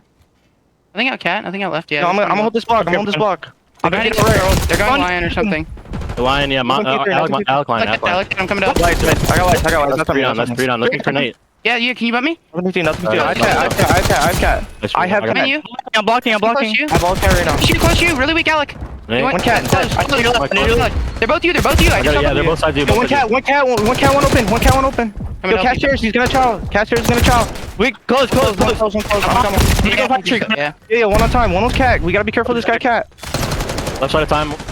You love to hear that listening out of Rally. Again, the IGL Choco has been phenomenal through the first 2 days in the first series. Now, interestingly enough, first time we heard Conway enter the mix. Yeah, and they sound great in those comms. You're able to make it even throughout the first set of rotations. P4 going to be your lifeline on this vault hardpoint. The battle going to be towards this backside as Conway will be taken down. A big kill there from Mamba, and now you're starting to make your way over. Who will find these initial bloods? Well, Mamba looking to close it down. Will be a great kill there from Nezra. Now, he's the only one. He's got to play his life. Yeah, he does indeed. This is where Shotzi's going to come into play, and look at that. Nezra looking to his idol, and he is answering as now P2, nobody having total control of it now. Mamba on the backside is going to clear a little bit of a wave. Back spawns are going to go the way for Rally, though, and that's a 4 dead. Look at this. They're utilizing the flips to their advantage.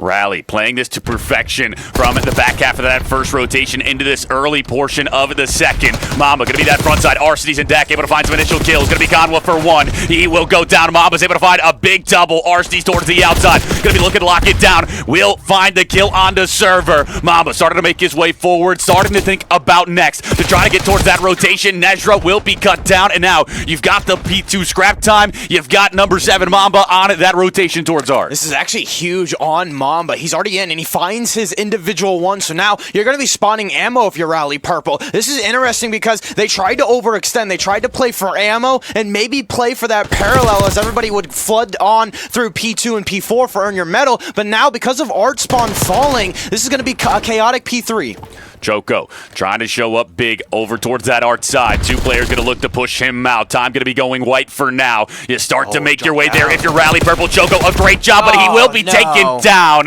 Was a great flank, but not the shots to follow it. Mamba takes down one towards that outer palm side, and that's going to be time going the way of Earn Your Medal. A 50-point advantage, a 40-point advantage coming to fruition for the side of Earn Your Medal. That is unfortunate. However, you are doing a great job of trading through the middle of the map. We need to be trading on the hill. There's only one person, that is Conway, with a minute on time, and we saw yesterday every team that only had one person of a minute on time, they were getting slayed out. They were not finding any success, and they were always down about 40-50. So again, we need to play tighter. We need to play a little bit more together on these hills. 2 players from Earn Your Medal already on top of that P4. Arsty's going to be the top side, looking to lock it down. The shot's going to be good. He's able to take down Server. Now going to be looking for more. The nade will come out. Mamba will find Conwa. Now going to be Server pushing over towards the outer side. Nezra cleaned up in the back from Mamba. 4 down in the feed. You just got to worry about Conwa trying to make that flank route, and Dak will pick him up. Earn Your Medal, playing perfect throughout this second set. They are indeed. Arcides is 27-17, leading his team as the AR should. He is just paving the way. Mamba now 18-17, and everybody's almost plus or even or positive. And that is every single option. Earn Your Medal have cemented themselves into the 70-point lead. They have held it for this second rotation, and now this is where that stress, the Cobra's neck, starts to get a little bit tighter. An 80-point advantage. You got to make the comeback of a lifetime if you're Rally Purple to take this map number 1. Conwa looking to strike. He's going to be over towards this hookah side. The shot's going to be good. He's able to take down one. Now going to back up. Nate almost takes him down. You're able to get out with your life. And now the push over towards this U side. And Nate starting to move his way forward. Will be able to find the kill. No, doesn't finish off his food. But Dak is there to clean it up. And time will go white. A Mixie P1. Corpse, let's go into a listening with the side of Earn Your Medal. He went volume behind me. I got on me. My dubs. He's gonna get my lights. Hop that ball. Hop that ball. Diving. Alright, some more lights. We got you in 2 seconds. There's two doors. They're gonna be P2. They're gonna be P2. Yeah, I'm gonna go P3. I'm going P3. I'm going P3. Lights. Like 2 or 3 in mid. One's lights. Dead. One's cat. We have a One's my crazy cat. flank, One's my Japan. cat. Yeah. P3. Dead. Fucking shit. Okay, cat in time. Close. Freebie. Alright, turn around. They might have spawned behind us. They might have spawned gun though. He did. Fuck, no one's blocking. Go. One shot back They're to 2. One shot back to 2. I spawn gun. Yo, I'm getting out of here, bro. Yo, cat. Be there. Go online. Server's out and then one on the truck. There's a guy top cat as well. We're pinching cat. Yeah, right now. one's lights and one's truck. Lights and truck cut. Lights and one to the back. Shot time. Nice. Time. Kill the guy out. In the back. Palm, sitting on palm. Nice. In the back. Good time. We might spawn in the back. Chocolate, chocolate, one shot on the back door. Back left. Turn. Palms, one shot. Palms. One shot palms. One shot. You can't slide. One close, sitting in the pool, and then deep. I can't tell either. Come on. I already left it. I'll be up here. One close on the truck. One at a time. Two truck, guys. One in back door. Go. Yo, back door. Behind me. Back door. Choco one shot is shot. Choco just meant to play you. Yo, I spawned. We spawned one like. shot I'm moving lights. Yeah, I'm moving lights here. Get this time. I need your outer help, Paul. Someone just get on time. He's front time, Choco. Front door. Skipping bad. Yo, lights. Yo, I'm skipping bad. Was he still in the back? He's just ratting up. The comms from Earn Your Medal Exhalation sound phenomenal. They're calling everything out, and it's paying off. 14 seconds needed in order to take this map number 1. I mean, this has been phenomenal. I mean, much expected out of the side of Earn Your Medal. 2 people that are already in the pro scene, and as well as Dak in the college scene, and Nate terminated. He is it everywhere else, and now they are up to what I think 100-point lead. As now we come to this P3. You gotta play perfect Call of Duty if you are Rally Purple in order to bring this back. Server gonna be the outer side. The shots are good, but Arstes shuts you down. Mamba follows it up with one of his own. No, that was Nate, and he will hop onto the time. 7 seconds needed, and you will get this map 1 done and dusted. The flank's gonna be in from Choco from that mid-door side. You stay alive if you're Rally Purple, but for how long? 3 seconds needed. Yeah, there they go. They find a 3 dead. However, there's 1 person alive, and that is Arcides. You deal with him. And now this is for the thing for Rally Purple. It's never been consistent. They are not able to find a 4 dead, and when they do find 3, it's just 1 person from Earn Your Medal winning a huge 3-piece. Dak will be taken down. You still got number 7 Mamba towards that backside, but you can win it here. The contest will come in. We go to the P4. Mamba already rotated. And Earn Your Medal Exhalation, the one we said to watch out for in this bracket, able to take map number 1, able to come out on top. A bit of a dominant fashion there as well. I know the side of Rally Purple, you put up a great fight, but the second set of rotations really was Earn Your Medals. No, it was indeed, and that's another thing, just recognizing how this Rally Purple likes to play. You could tell from the listening, they were like, dude, this Choco guy just loves to hit the flanks. He is just living in our back spawn. So they started playing for him a little bit more. They start playing for Conwa a little bit more. Server, Nezra, trying to find their stuff. They were close to 30 kills as well, but it was Expectations. We saw this coming. And for me, it's Rally Purple, the Neslo, right? The 2-3-5, because in S&D, there's a little bit more variability. There's a little bit more chance, a little bit more luck you can win rounds. Same for Control. A little bit more luck, a little bit more like you can find that 4 dead if they all go down at the same time. Clean stack, that's 2-3 ticks. That's a zone done and dusted. Replicating that is going to be the hard point. But you got to dust it off. You could tell we kind of got a glimpse of their faces too. The end of that map, you know, you're looking at the rally squad. They're like, oh, God. They're like, yeah, we just got slammed. And I think this is one where you face off against the best that is here, some would say. And now you know where that competition level is. Will you be able to step up to the plate and show up big in this map number 2? You saw Arsenes and Mamba, the 2 difference makers on that map number 1, expected, but nonetheless, they were able to find a lot of kills, hold down those lanes, break in, find big 2s and 3s. The side of Rally Purple, those are the guys you need to make sure you shut down in order to win this map number 2 dealership. The A site obviously favored here. A lot of teams like to go that way. Maybe you're going to have to change up your strategies. You can't be predictable against a squad like this. Well, and another thing about this Earn Your Medal squad is we talk about expectations. It's just one thing to be like, yeah, it's a no-brainer because they're pros, right? Well, we're going to hop into this round real quick because it's going to be a bang out. Dak will be the front side, just going to be waiting for you to push out of these doors. A 3-1 split once more for the side of Rally Purple. They did this the last series. It worked out for him. Dak going to be looking to creak open this door. When will you go? Now he does. He's able to take down one. That's going to be Conwa falling. The numbers advantage. The way of Earn Your Medal. That's going to be a 2-4. Make it a 1v2. It's all up to server. What can he find? As now these 2 players have been circling around the B bomb site. Ladies and gentlemen, that's why you don't go B. The bangouts against these great top teams, they're just able to outtrade, and they will fly. They will do a little bit of a do-si-do. Server with the AR in hand, unfortunately, has to go pick up the bomb, and they spotted him doing that. What I wanted to say, though, is it's not just expectations against these pro teams, right? It's not just like, oh, that's normal for them. It's recognizing mistakes. You could tell them to listen, and again, they were like, oh, shit, we weren't blocking. It's like, that's my bad. Let's just focus on that. Let's go from there, and let's make sure we don't do that. Not a lot of teams do that. I mean, like Luxurious Exotics, don't get me wrong. They're great shooters indeed, but you could tell that fundamentals do slip all the time for them in the respawns or any map in particular. So it's just when these pros come, they're not taking this lightly. They're coming here to play, and they're like, okay, if I mess up once, it won't happen again. They want to get that bread in their pocket. 3 kills from Nate here on that round number 1. Will be server able to find the first blood. That's going to be Dak falling for the side of Earn Your Medal. The numbers advantage, the weight of Rally Purple this time. The first blood going the way of Rally. That is huge, especially on a dealership. They actually find the first 2. Bomb going down on the opposite side. Players are split. Mama's playing a cruddy spot, so he's going to be trailing late. Nate, what do you find? Nate somehow is able to slice the middle of the map like a hot knife through butter, and now everybody's going to activate. Nate goes down, though, a 1v3. Mamba left alone. What can you find? You're going to be on this flank route. You spot out some players. The shot's going to be coming in. The arrow's going to turn. Mamba finds one. Mamba, can you find a second? Nezra shuts you down. The defuse comes in. Rally Purple respond with round number 2. They don't want to let this get away from them. They play it to perfection on that defense. You get the numbers advantage, and these first bloods going to be big on this S&D. Now, the thing with both top teams, or at least the thing with both competitive teams, is we will see more B hits. We will see teams test the water through the middle of the map.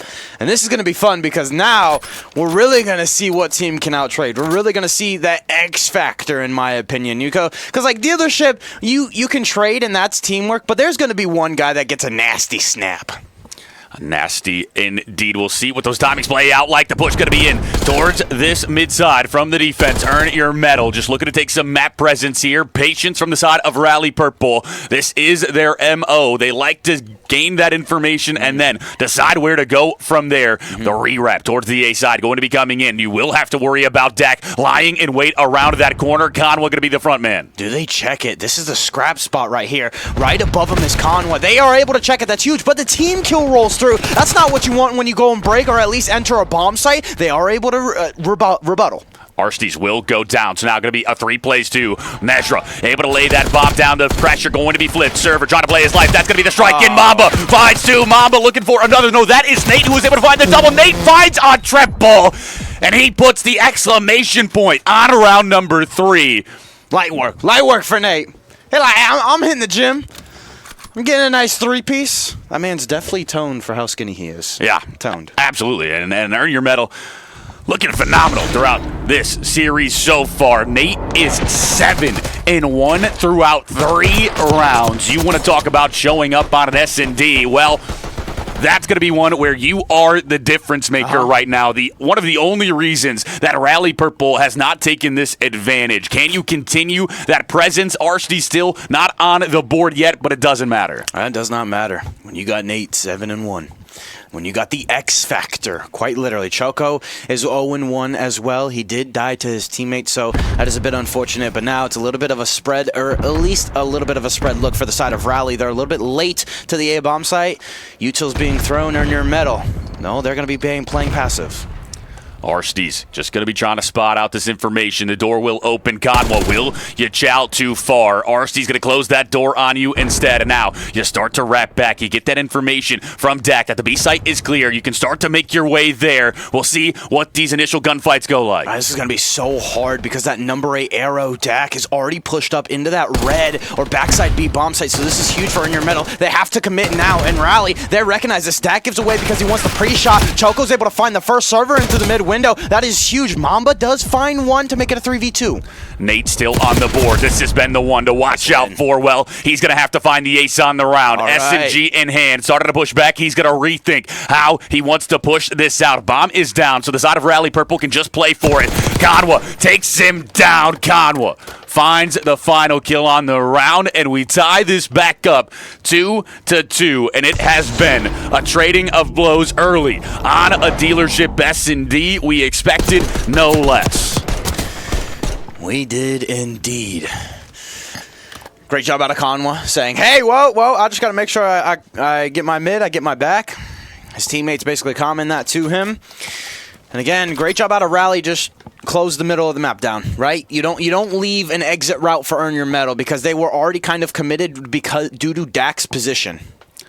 The push in towards the A side for Rally Purple. You got 3 players here. The 4th coming in late. That's going to be Choco falling. So first blood goes the way of earn your medal. Nezra just tossing shoulders, trying to see what he can find. Arshdy's going to be the one here. That will be the kill coming through. Dak's able to find another. It's now going to be a 2 plays 4. Make it a 1v3. It's all up to Conwa. Yep. This is usual. The AR finds the first. Conwa does get to that force free, but gets taken down. And when you have a phenomenal AR like Alec in the back line, he is going to be lethal at range. Almost like similar to an Abuza, if you want to make comparisons on how they play on dealership. You know, just lying in wait so deep. And just the gun discipline, or like the ability to fry people once they come around a corner. It is impeccable because you don't want to chow him. You don't want to shoulder at that point because you don't want to get down to 50 HP and then the team shots roll through like Mamba and Dak and Nate are able to follow up on those kills. Rally Purple, do you have an answer? Once again, you will be over towards this defensive side. Earn your medal. Started to push over towards A. The utility going to be used. Choco so far forward. Server's able to find one with the nade. That's going to be Dak falling. Arshdy's just going to pick a corner. Mamba will fall. No, that was Nate. So now it's going to be Mamba and Arshdy's. The 2 pro players, quote unquote, going to be left alone. Yeah, he finds the first. 1v1. Conwa and Arshdy's have had a plethora of experiences in a 1v1s in this scenario. Conwa gets the better timing, and Arshdy's just not expecting him to be in that position, be behind him. And that's what you love to see, a little bit of ring around the rosy, a little bit of timing right there, and pocket full of posies on dealership. The big thing about Conwa is he's been silent. Day 2, Day 3, first series. Haven't seen much of him. It's been the Nezra server duo. Well, there's always a saying, you play tough composition, heightens the senses, always brings out the best. Conwa showing up in this S&D.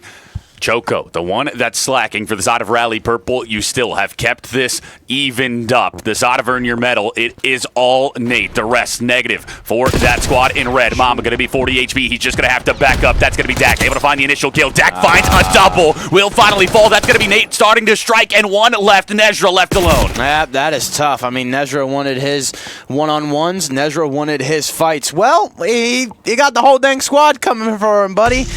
But that is another big thing. Again, B, bomb site, you try and chow out, you got that AR in the window, and then it just allows the sub to get into those cruddy spots, and then it almost takes 2 people to get that player out of the cruddy corner. When that happens, the ARs peak. It's just a whole big timing team thing, and everybody's got each other's back. So if you earn your medal, you got B on lock. It's A that seems to be an issue for a lot of these teams, and when they play passive and they play those rotations into A, always seems to be success for the offense there. A swing round here in round number 8. You cannot let the side of earn your medal get to map point.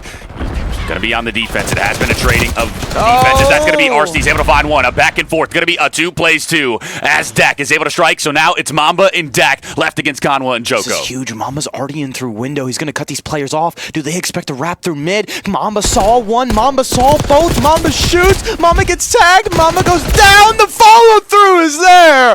I believe that was Conwa. He's able to get a nice little snap to keep Rally Royals back in this map.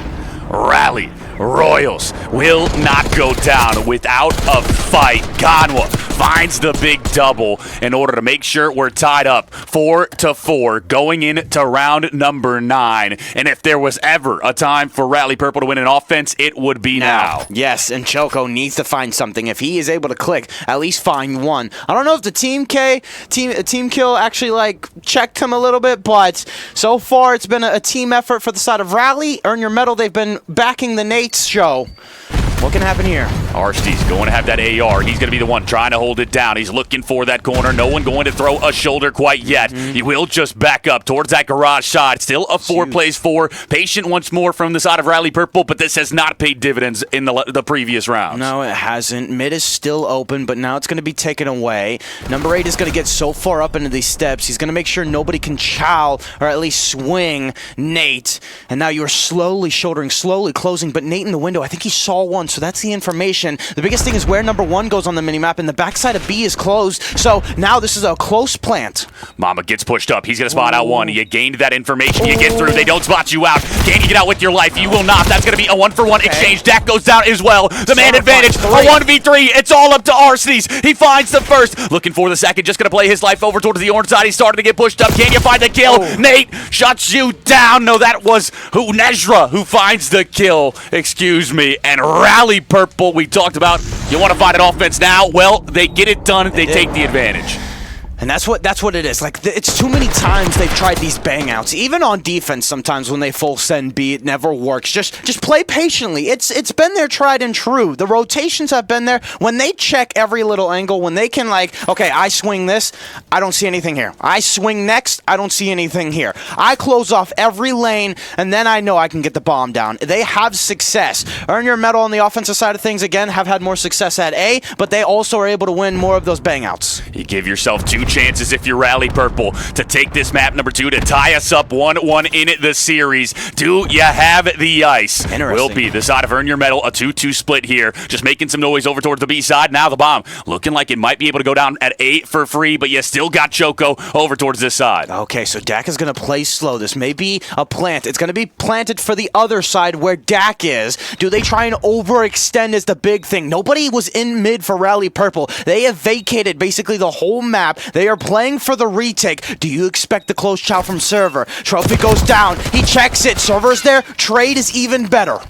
3 plays 3. Choco going to slide it out. The shot's going to be going down. Nobody going to fall quite yet. 25 seconds left to play with. You got to start hitting that go button to find where these players are. Arcedy strikes for 1. The numbers advantage. Back the way of Earn Your Medal. Conwa just has to back up, but that's going to be a flank in from number 3, Nezra. He is not able to find one, but the team kill comes through. Conwa finds nothing. And we get a round 11 here in map number 2, Corpse. If I'm Nezra, that number 3 arrow, I need to go a little bit quicker.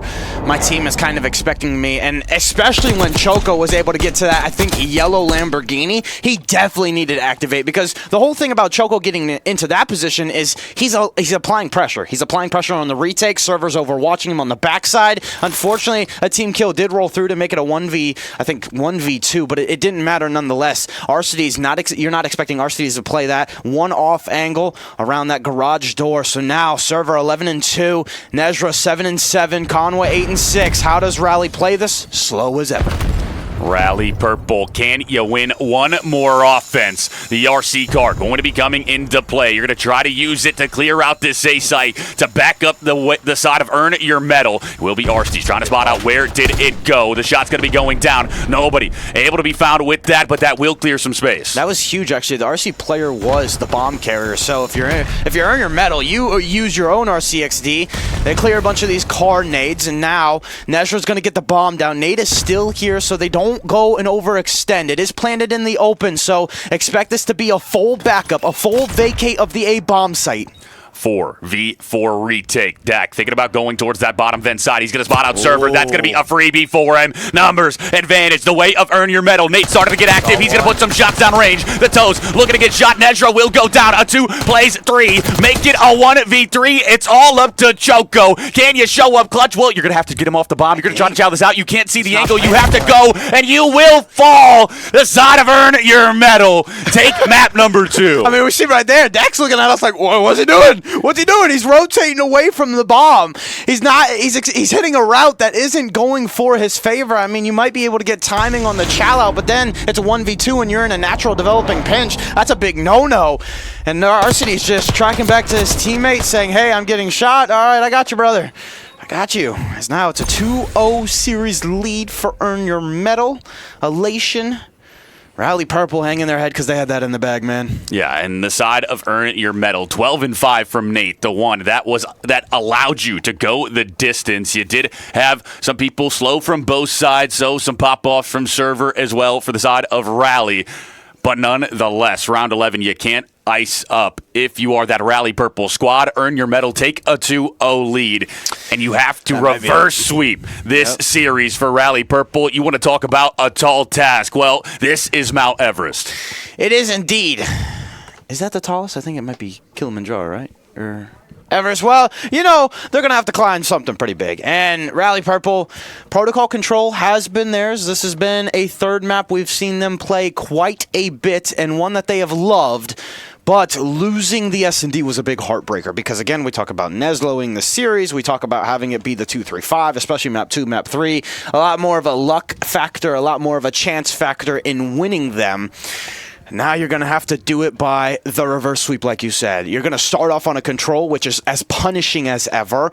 The nuns in the priest or the nuns in the school are going to be slapping your hands. That's literally what the defense does to you.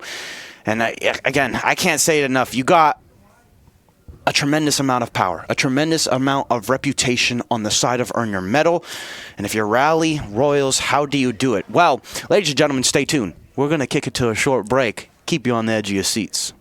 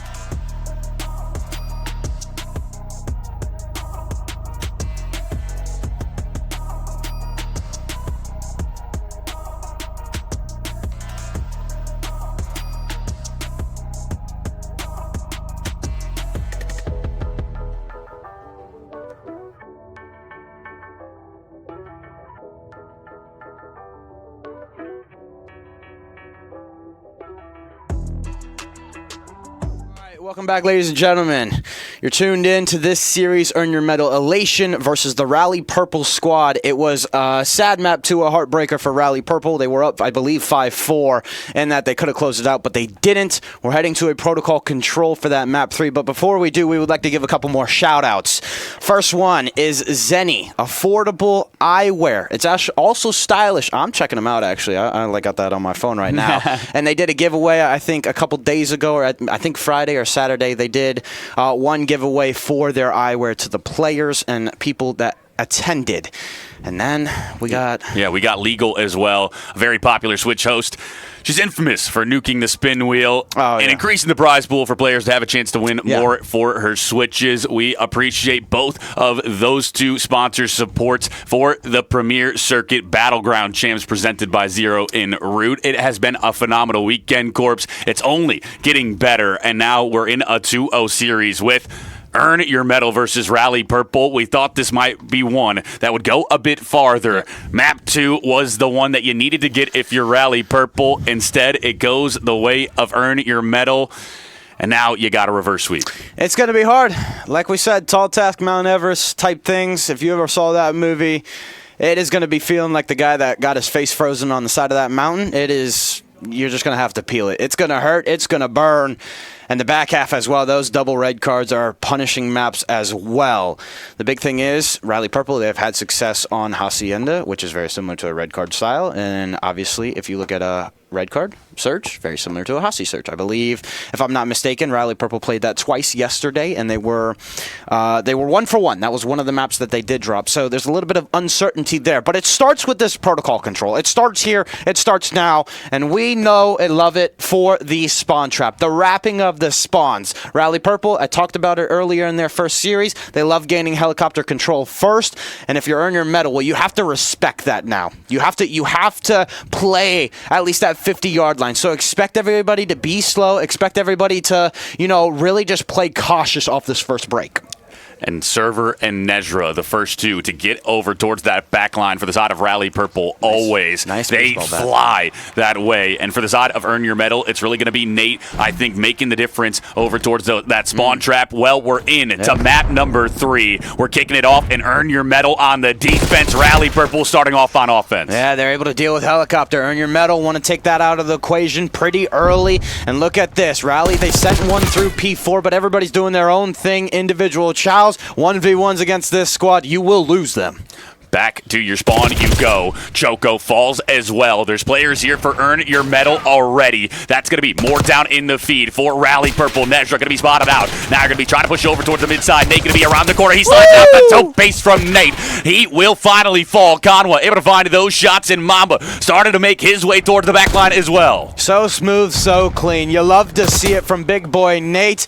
And everybody follows suit from the side of Earn Your Medal. Try and get out of this, Rally Purple. Haha, I'd like to see you. The blender, you will go. A 5 life advantage for the side of Earn Your Medal. That's going to be a big 3 in order to get out. Nezra finds 2, Server finds 1. It's been your 2 young guns that have been showing up, but Nate started to fry. He's able to take down Nezra. That's going to be back and forth in the kill feed. Conwa shows up big. Arsty's able to take him down, and back to the spawn you go once more. 20 seconds. So yeah, 20 seconds we go. The person that was off spawn was number 3. He gets dealt with. Everybody trying to make their way onto A because that's the last effort in this map. It's always a hard one. It's always a tough one. Everybody flying, everybody diving for Earn Your Medal. You do stop the time at A, though. Server onto the A side. Arsty's looking to push him out. Server spots him. The shots are in. The pistol out. He's able to find the kill. 10.8 seconds. A 7 life lead for Earn Your Medal. But if you can get 3 segments, you might be able to be a consolation prize going into that round 5 if you get there. You're still thinking about this one, though. That's going to be 3 down in the feed. A triple stack out of the A site. Dak, the last one up, and that just might be an extra 60. It is indeed, but good job out of Dak not overchowing, right? He just plays his life. He tried to play for the grandma chow. He unfortunately dies right there, but now the lives are 9-12 with 1 minute left. I might have counted them out too soon. You still got a great chance to win this round if you're Rally Purple. Nezra spots out Nate. Nate just going to have to back up. up. You got players here. That's going to be the push coming in. Nate doesn't find the kill. Instead, Conway able to take it down. He's going to hop out of the time. Stop it once more. An 8 plays 9. We're almost all evened up in the life I count. talked about the leader coming alive. He's 7-5 now. He's on a 4 spree. This is what you love and see. They're on it. They're now going to hop off. They're going to try and hit these routes. And look at this. Server in through the back line, paving the way. He finds one. A nice 2-for-1 trade. Earn your medal. Able to find 3. Make it all 4. Dead. Earn your medal. Overextending. Earn your medal. Pushing the pedal. Conwa, Server, Choco, last members alive. That's going to be 2 down. It's all up to Choco. He gets shut down. You got 4 segments on that round number 1. If you're Rally Purple, so a good start. Yeah. You just got to make sure you show up in round 2. You do the same. Back to the side of Earn Your Medal, Exhalation. Extend this map 3 as far as you can go. You give yourself a chance to extend this series as well. Control, such a heat check map. This is a nice slide by here, my Mamba. He finds a nice 2-piece. And now, honestly, dude, that's the best feeling in this game, when they just line up for you. And especially when it's a slide that you didn't even, like, you didn't even expect to line up. It just happens naturally. But now, what can you do on the offensive side of things for Earn Your Medal?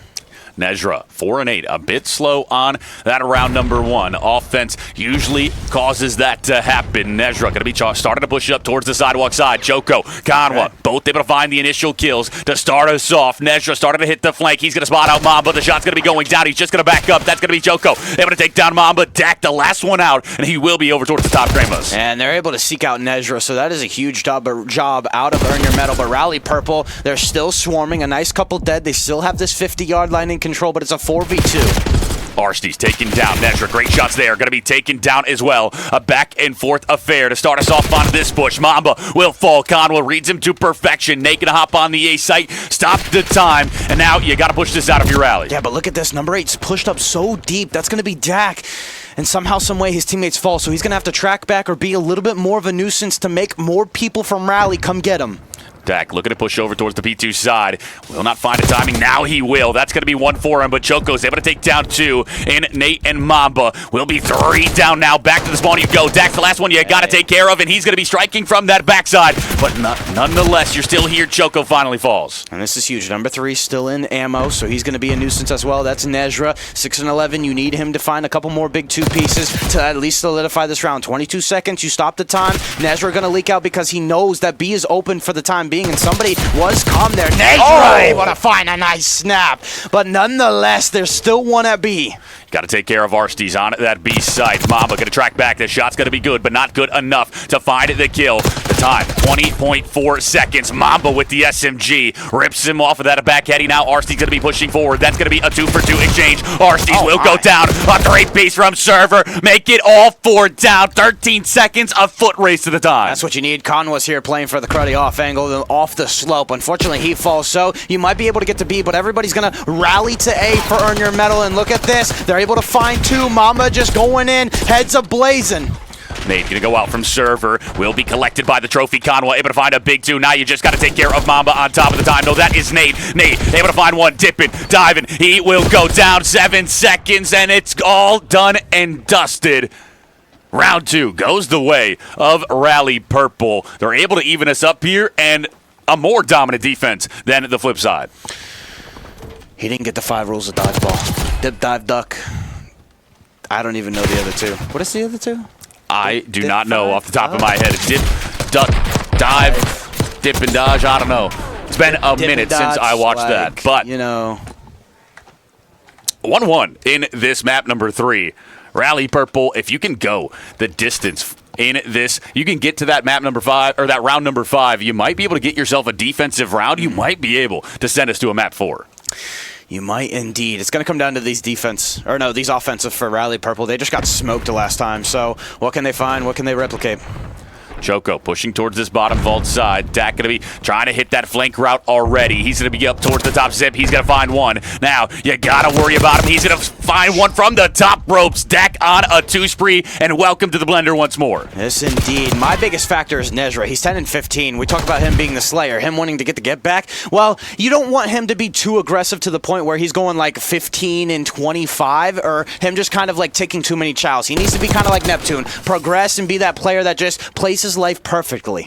Nate over towards top Grandma. It's going to be looking to lock down the A site. The nade going to go out. The trophy collects. Server might be able to find the kill. Might be able to hop on the time. He will. Time will be stopped. 43 seconds left to play with. 24 plays 23 to start us off here in round 3. It is indeed. That person was able to get in through Grandma, so this A progress is faring well. Mamba's able to see the toes. The foot fetish is coming through, but unfortunately he's not able to find the kill. Arcides does clean it up, but Nezra is already in this Abizi spot. He's going to be a nuisance. He's going to try and buy time for his players to get off spawn. However, earn your medal. They're just saying, forget this guy. We're going to put you in the blender. 20 plays 19, 31 seconds. Dak strikes Sonda Choco. Dak going to be pushing forward, and there's going to be a player here. Dak not able to find it. 5 HP. He's just going to put some pre-fire shots down. He's going to look to double back. Nezra's able to find the kill. You're on top of the time. The push going to be over towards the A site. Nate going to be looking to find a response. He finds one, and Nate for the double. Clears the A site, and now Server, the last one towards the sidewalk, cleaned up. 18 seconds left. And your only play is to probably just try and go full send B, right? But Arcides is here. Arcides is on cleanup. Everybody else in that nice cutoff angle. You do the trades, but now you're going to try and have to go back to A. There's 9 seconds left. Server's going to have to chow mid, where everybody from Earn Your Medal is waiting. He finds one. This should have been a stalemate. 3 dead. Doesn't matter. Earn Your Medal. Defense is the name of the game.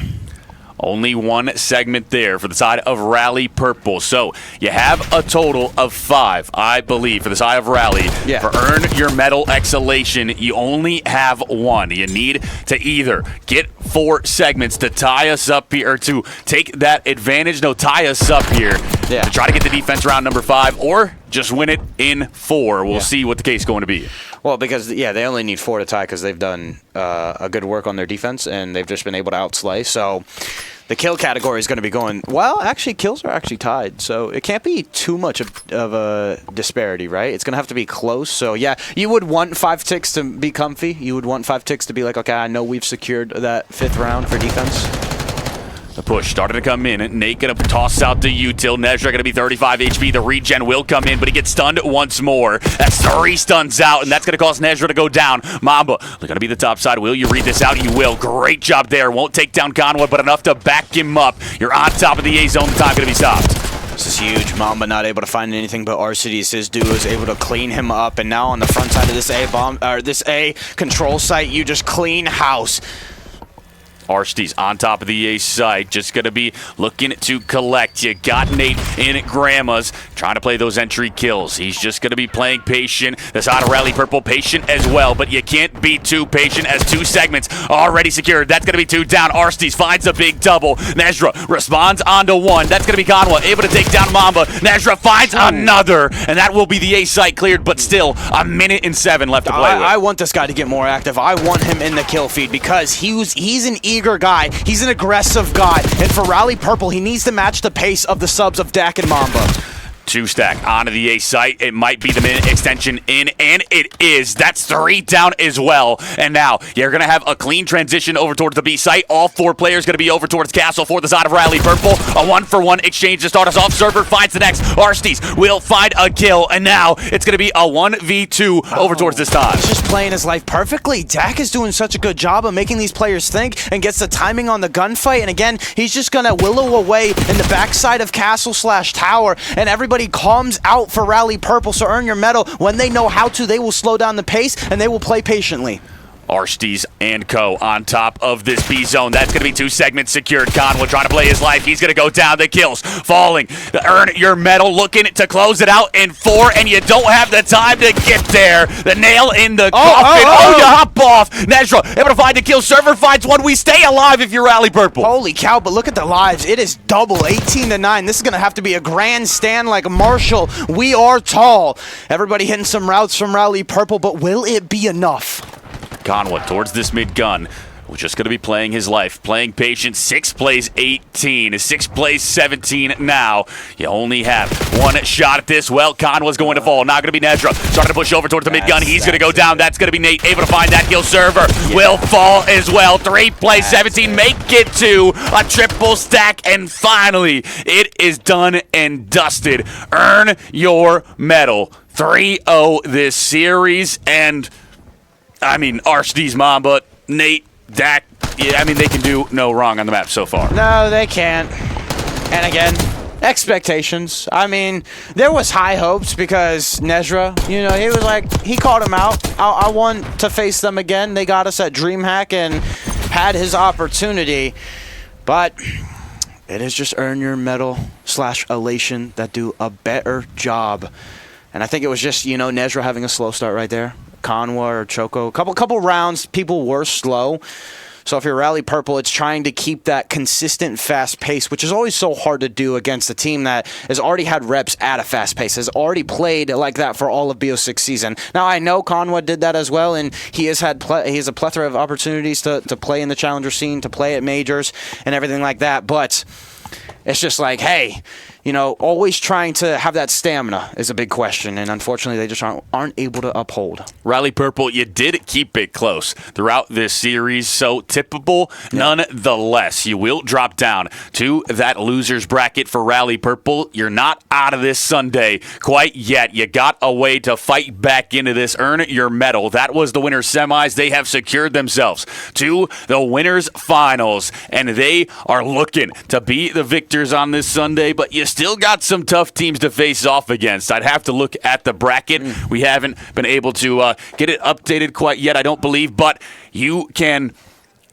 got like Nexus Org is one that you got to watch out for. They've been playing phenomenal all weekend long, so you got to make sure you watch out for them. I believe we may get an interview. Hey, chat, we've been reading it, okay?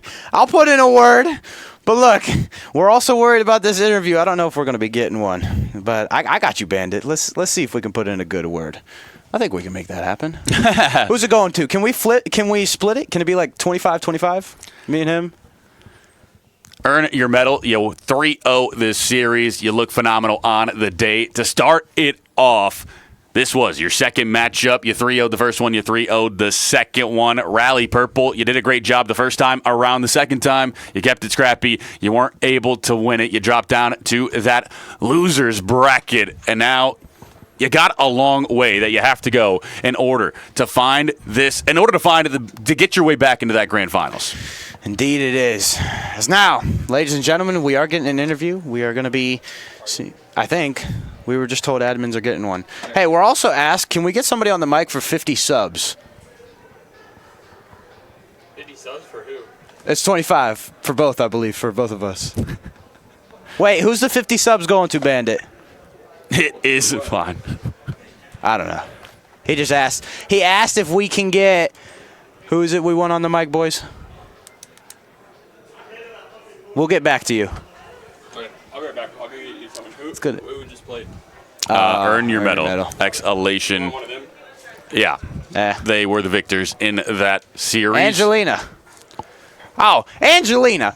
Look, I did a spin a few weeks ago. You got to stop nuking the chat. Also, I don't know how much money you have, but look, you went bar for bar with Safari. It was the 07 charity switch. Dude, I'm telling you, we sat there for 3 hours trying to pick teams, and every time it was just like, Angela put in more money. Angela put in more money. Subs for y'all. Well, I didn't know if it was like going to be for him and me or for like the TPC, but yeah, you know how that works. I don't know. Going to be slow here to get this interview. We'll see if we actually get one. The admins are working on making their way over. And Corpse, I mean, it was like, I mean, there was rumors, you know, quick 3-0, stuff like that. So, if you're Rally Purple, I expect them to make a deep losers run. Out of the teams here, I think Pinnacle's the only one that can beat Rally Purple. And Pinnacle also played Earn Your Medal in their division in pool play yesterday. So, that's going to be a fun one if they face each other. However, that was a quick 3-0. So, the Delos squad has a lot on their hands. They played and they won the Knoxville LAN and stuff like that. But I do want to make a quick shout out. This Battleground Champs LAN has been powered by Zero Roots In. They have been a phenomenal one. They have been a phenomenal sponsor. They have had a booth here every single day. You guys that are attending the event, check them out. If you can hear me out there, hello!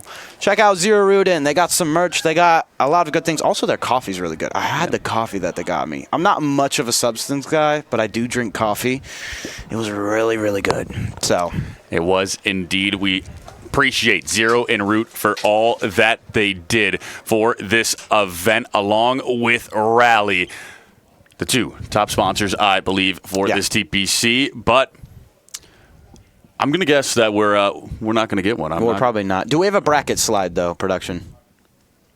Not yet. We still don't have a bracket slide. Oh, we do have one. He'll get an interview. Phenomenal. This is the great Nate himself. Oh, my God, Nate. My boy Nate. Give you this mic right here. Let me see. You got to turn it again. Let me Turn get it that to turned 3 o'clock. on. Look, we'll figure This this thing out. on? Yeah, you got to keep it close to your mouth. Oh, word. All right, word. I'm here. All right. Don't swallow it, though. We got Nate from Earn Your Medal in the booth. Nate, you were frying in that series. Not map one, boy. Not map one. Not map one. But Boys that are giving me bells. that map two, though. That map two. Oh, the dealership. You were absolutely frying your squad. Everyone was negative, and somehow you were like double positive in order to drag them forward. You just hit flow state there after map one, or it was like, I need to get this get back. Map one, they were giving me belt. I heard it was dealership. I was like, all right, this is my chance, bro. I got to lock in. So I had to. You did I had to do it. I had indeed. to do it. Now, the biggest thing is, were you, like, I know you're teamed with Arcides, Mamba, Dak, 3 great names, as well as yourself. You are a great name in the scene as well. But did you prep for this at all? Did you watch any VOD on this squad? Because they have a tendency. They love to... Nah, boys. We just came in to shoot. I'm playing with the... bro, I'm just doing my thing, you know what I'm saying? I just got to fill in, do my role. You know what I'm saying? If I got to sit in the hill, shit, I don't mind, bro. This is what it is. And what's it like playing with these guys? Because I know there are times where they can... I don't want to say they're control freaks, but they are great names, and they are like, hey, we can do everything ourselves. You just need to be the role they player. know what they're doing. They're telling me what to do. I'm listening, and it's just, you know what I mean? Everything's going perfectly. Are they giving you gas when you step up? Yeah, they're giving you gas. We were listening into those comms for you guys, and it was perfection there. I know you guys were talking, we're spawning here, they're spawning there. Was there an IGL for you guys that was really leading the comms, or is it just to everybody? Alec was, he was blocking, he was letting me know. Yeah. Sometimes I'm pretty bad with the spawn, so he was letting me know. I was turning around, getting it done. Keep you in check. Now, going forward, we haven't seen the bracket just yet. We haven't had a graphic for it. Is there anyone? I mean, nothing? No, we'll probably play them in finals again. Yeah. Anything about the Pinnacle squad? I know you had them in their group stage. Was there any map that was close against Pinnacle? No. No. Unfortunately not. Nothing. No. Anything else you'd like to say before we get you out of here? Any shout-outs? No. Shout out my mom. Shout out to Mom. Shout out Mama Nate. Appreciate you for coming in for the interview. Earn your medal. Great on the day so far. They have not slowed down from yesterday. And I think, it may be Rally Purple versus Earn Your Medal, Exhalation in that finals, but, anything can happen on a Sunday. Anything can happen. It is always Freaky Friday when it gets to the lower brackets and teams that make it from losers. But ladies and gentlemen, I believe that is it from us. We are going to be finding another match for you on the main channel. Check out Bravo. They are running some streams as well and some matches. So I believe Dello has been getting loud this morning, and it's been fun to see the teams he's playing. I also keep an eye on the Shinto squad. They got some names as well. Other than that, ladies and gentlemen, we thank you for tuning in, but keep on watching.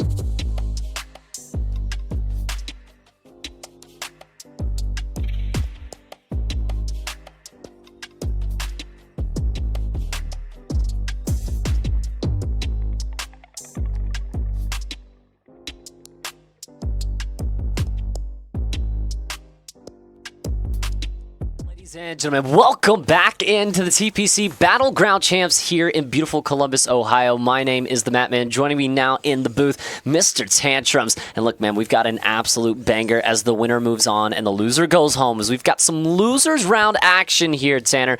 Before we get into all of that, I believe you had something to kind of, let these viewers in on here as far as a potential, sponsor here. Well, as you know, it's Sunday. It's been a long weekend, all right? Yeah. And there's a title sponsor called Zero en Route. And it's so simple. When you're tired, when you're down, when you're getting your mornings going, and you're looking for some energy, of course, and looking for something that's going to help your brain brainstorm. Not only does it give you energy, but it helps your brain focus in so many ways possible. This little thing right here, all right, guys? You see that? You see that? That thing right there. And I'm so passionate about this. Well, hold on. I believe it. I went no water. That's why I was so passionate. But hey, Zero en Route, check them out. We got a table set up here at the rally table as well. They have got dog product here, dude. They have got it all. Coffee, all this crap, man. It's absolutely immaculate. But Matt, Nexus Org and Rally Purple. Yeah. You and me were having this conversation yesterday. No, absolutely. I mean, these were our kind of two dark horse teams, right? You were kind of looking at Nexus. I was looking at Rally Purple, and they both find themselves here inside of the losers bracket. And if we take a look at the graphic, because, look, we've got an absolute beautiful bracket graphic here, though, brought to you by our production team. They've been cooking this up for you guys behind the scenes, and we can kind of take a look at where we land ourselves, all the way towards the bottom side of the screen. Rally Purple and Nexus Org. Both of them knocked down by two very, very good teams. I mean, if you're Nexus Org, you take a map off of Chaos. It's a pretty decent one there. And then if you're Rally Purple, you 3-1 Luxury Exotics. You run into R-City's Mamba, the EWC squad. They put on a good game, though. 250 to 150. They looked, mixy inside the first hard point. They took it to around 11 in the S&D. Rally Purple looks good heading in this, but I think Nexus does as well. And the winner will move on into that loser semifinals. I mean, everything seems so balanced. I feel like the roles for both sides are just playing perfect. You got Nexus, got K Johnson, you got Volk making his debut. You have Booger, of course, playing at his second LAN. And then you go to the side of Rally Purple, Conwell, always a consistent man. We always see him placing inside the top 5 at any LAN he participates in. And then a person that's been popping off, and you spoke about it yesterday, Matt, Nedra. 11-1 performance against Luxury Exotics in the search on dealership. So, I could potentially see this one going 5, but you never know. You just never know. No, absolutely. And I mean, look, before we get into the rosters, before we get into these two teams as a whole, let's go ahead and meet the teams. Okay, we've got some nice little intro videos. Let's go ahead and kick this off for Nexus Org right here.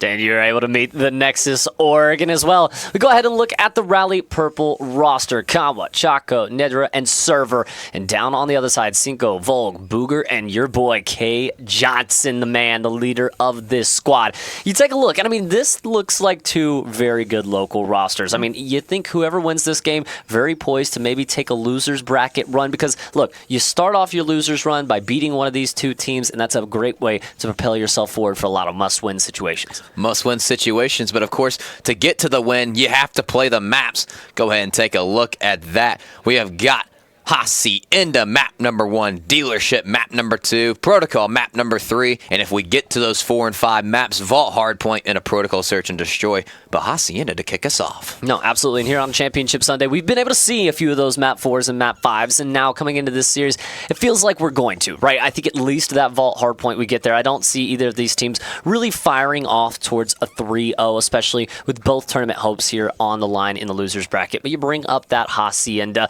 and of those first 3 maps that we're absolutely going to see, I think Rally Purple, if they're able to kind of use that gunny advantage, right? Use those kind of young talent with Server and Nedra to really kind of get active and start putting some pressure on the side of Nexus. I think it sets them up perfectly in a dealership S&D, because we saw Rally Purple playing against the R-Cities and Mamba combo over there, and they really were poised to take that. I mean, they were up 5-4. They had 2 multiple chances to take that dealership away. I think this is a perfect map for Rally Purple. I'm kind of surprised that Nexus allows it in. So I think the first 2 maps, Rally Purple could be poised to take a 2-0 lead potentially. I mean, you got to look at the differences of these two teams from the bracket side. I mean, you have Nexus earlier who was playing Chaos, which is now going Game 5 with Shinto, if you're wanting to get the heads up on that.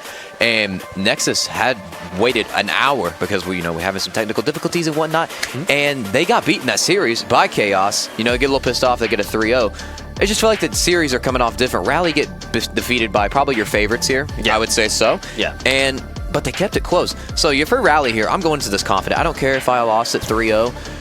I played the best team here close, and I'm going to go in here with mentality like, I played the best team here close. It's got to make me the second, or honestly, that makes me the best, because next time we play, I know your strats, and I might just come at you with more fire. No, 100%. I mean, the thing as well is Rally Purple able to play an extra series today. They were able to win their first series 3-0, and now coming in, playing definitively the favorites. But now going up against Nexus Org.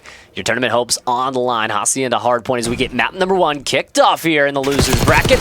And already you will hear the sounds of the gunfire as Hacienda kicks us off. No deaths just yet on the map. Cinco going to be able to find that first bullet. Booger going to be able to find one as well. Nedra with a big trade. Nedra with a big 2. Nedra looking for 3. Not going to be able to find that. K. Johnson with a big trade. Nexus Org already building up 10 points on the point as well. You look at the side of Nexus. They are also holding those spiral side spots. No, and Nexus doing a very good job at playing together right now. Rally Purple, a couple of solo chows here and there, and you see a couple trying to go for the rotate almost immediately here. But Nexus Org is going to get a big chunk of uncontested time off this P1. Regardless of the rotations coming in, you're not winning the gunfights. Nedra, the only one who can, is able to find 2, but how much does it matter when they are hot on your tail? Yeah, Nedra finally going to get traded out. But you have number 8 pushing through this bottom secret side here. Does he catch a player going through that wall side here?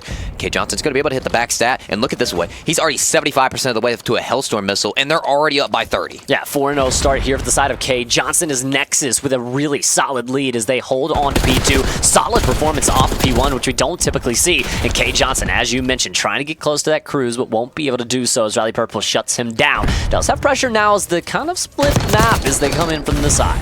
Yeah, and Rally Purple, you're trying to break on through the back, but it's going to be so hard when you have this presence from Booger, Volg, Cinco, getting the trades. Cinco putting the shots down. That's 4 dead in the feed. You spawn them out P4 now. And I mean, for Rally Purple, it's now cut your losses or it's try to fight for this. And I mean, if you cut your losses, you're going to be down almost 90 points immediately, but you can't really go for it. You're getting cut down at every single angle. Booger, Volg, both able to find one. Volg able to find another as he is on a 5 spree. And it seems like we're just on streak watch right now for Nexus. And I mean, the gunny looks so electric right now. I can't imagine the comms. I would love to get into a listen in and hear what Nexus Org is going through. Take a long round. Spawn boat. We spawn the back. I have a trophy. Top off is good. I can pick up your plat. One plat jumped in. There's another top plat. No, another one plat. Choco plat. He's weak. Inner time laying down on the bottom. Heard you. I can probably get him out. Okay, I'm gonna hit connector. Laying down dead. Outer fences. Bring bottom connector. Outer fences, server. Good. Server on time. Hit front well. Hit front. I can put a trophy in time. One could be pinching. I'm sending nade. I'm sending a nade. That's two back. Someone's in. Plat stairs. One's in 10. One's on the back, bro. They're all hitting long. One thing off face, one all long. Top plat and one's in. One's in 10. He's outer fences on time. In time, one shot, Choco. Rotate. Block Lambo. I'll pick up Lambo. Cut through. You can cut through open or you can go through time. Whoever's by me. Waiting open. I'm with you. I might be able to all help time here. I think one's in. Hit him once. Okay. Nice, I'm backing up. Last one. I'm playing open. One could have I don't have touch power.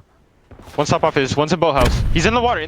And Calm Cool Collective is for sure the comms from Nexus Org, but the gunny, super electric, man. I mean, dude, Calm, Cool, and Collective, I mean, they are ice cold right now. There's hardly any frantic comms. Everyone talking about what they need to do. They're focusing on rotations. They're focusing on every single part of the game. And also, they are absolutely just frying you off the map. You and I were kind of looking at it. Anyone hopping the time, anyone willing to get kills. And on the side of Rally Purple, what's considered to be one of your best slayers right now, 2-11 on a Zuma watch right now. On a Zuma watch for sure. But you know, one thing I want to bring up, Booger, in the last series against Chaos, he was started out 6-18 on the first set of rotations. Going into this P4, he's 13-6 now, starting to pick it up a little bit and starting to calm down. Not too nervous on Sunday now. No, I mean, look, some players can play better after a loss. You shake it off, you get it out of your mind, and now look at the guy, 15-6 and continuing to fry on a 4 spree, 150-38 after the first set of rotations as Rally Purple finds themselves down over 120.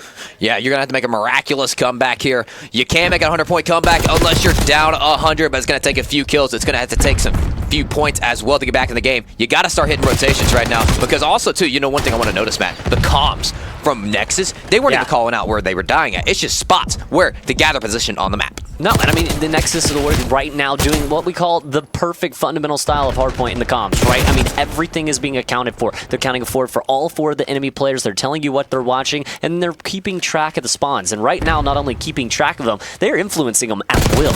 No, indeed. And K. Johnson still picking it up 13 and 8, almost a minute of time. And you know, you and me have talked about this a little bit in the listening. But the hill time, everybody is so consistent. They're almost all over a minute. They're all over a minute, and that's teamwork. Teamwork makes the dream work. And I mean, even in the kills, they're pretty evenly spread. I mean, 9, 12, 13, 16. No one's dropping a 30 bomb. No one's dropping a 40 bomb. They're all doing their 25%. And all of a sudden, you look out. Oh, Booger. He's just going to get one for free. He gives away his position. Oh! From the bottom of the water, Aquaman strikes, and now Nexus breaking into P2. And this is an absolute slaughter. Booger picking up 2 from the water, and that's going to help his team get so much time here. 40 seconds should put them over the 200-point mark. K. Johnson holding it down in the back as well.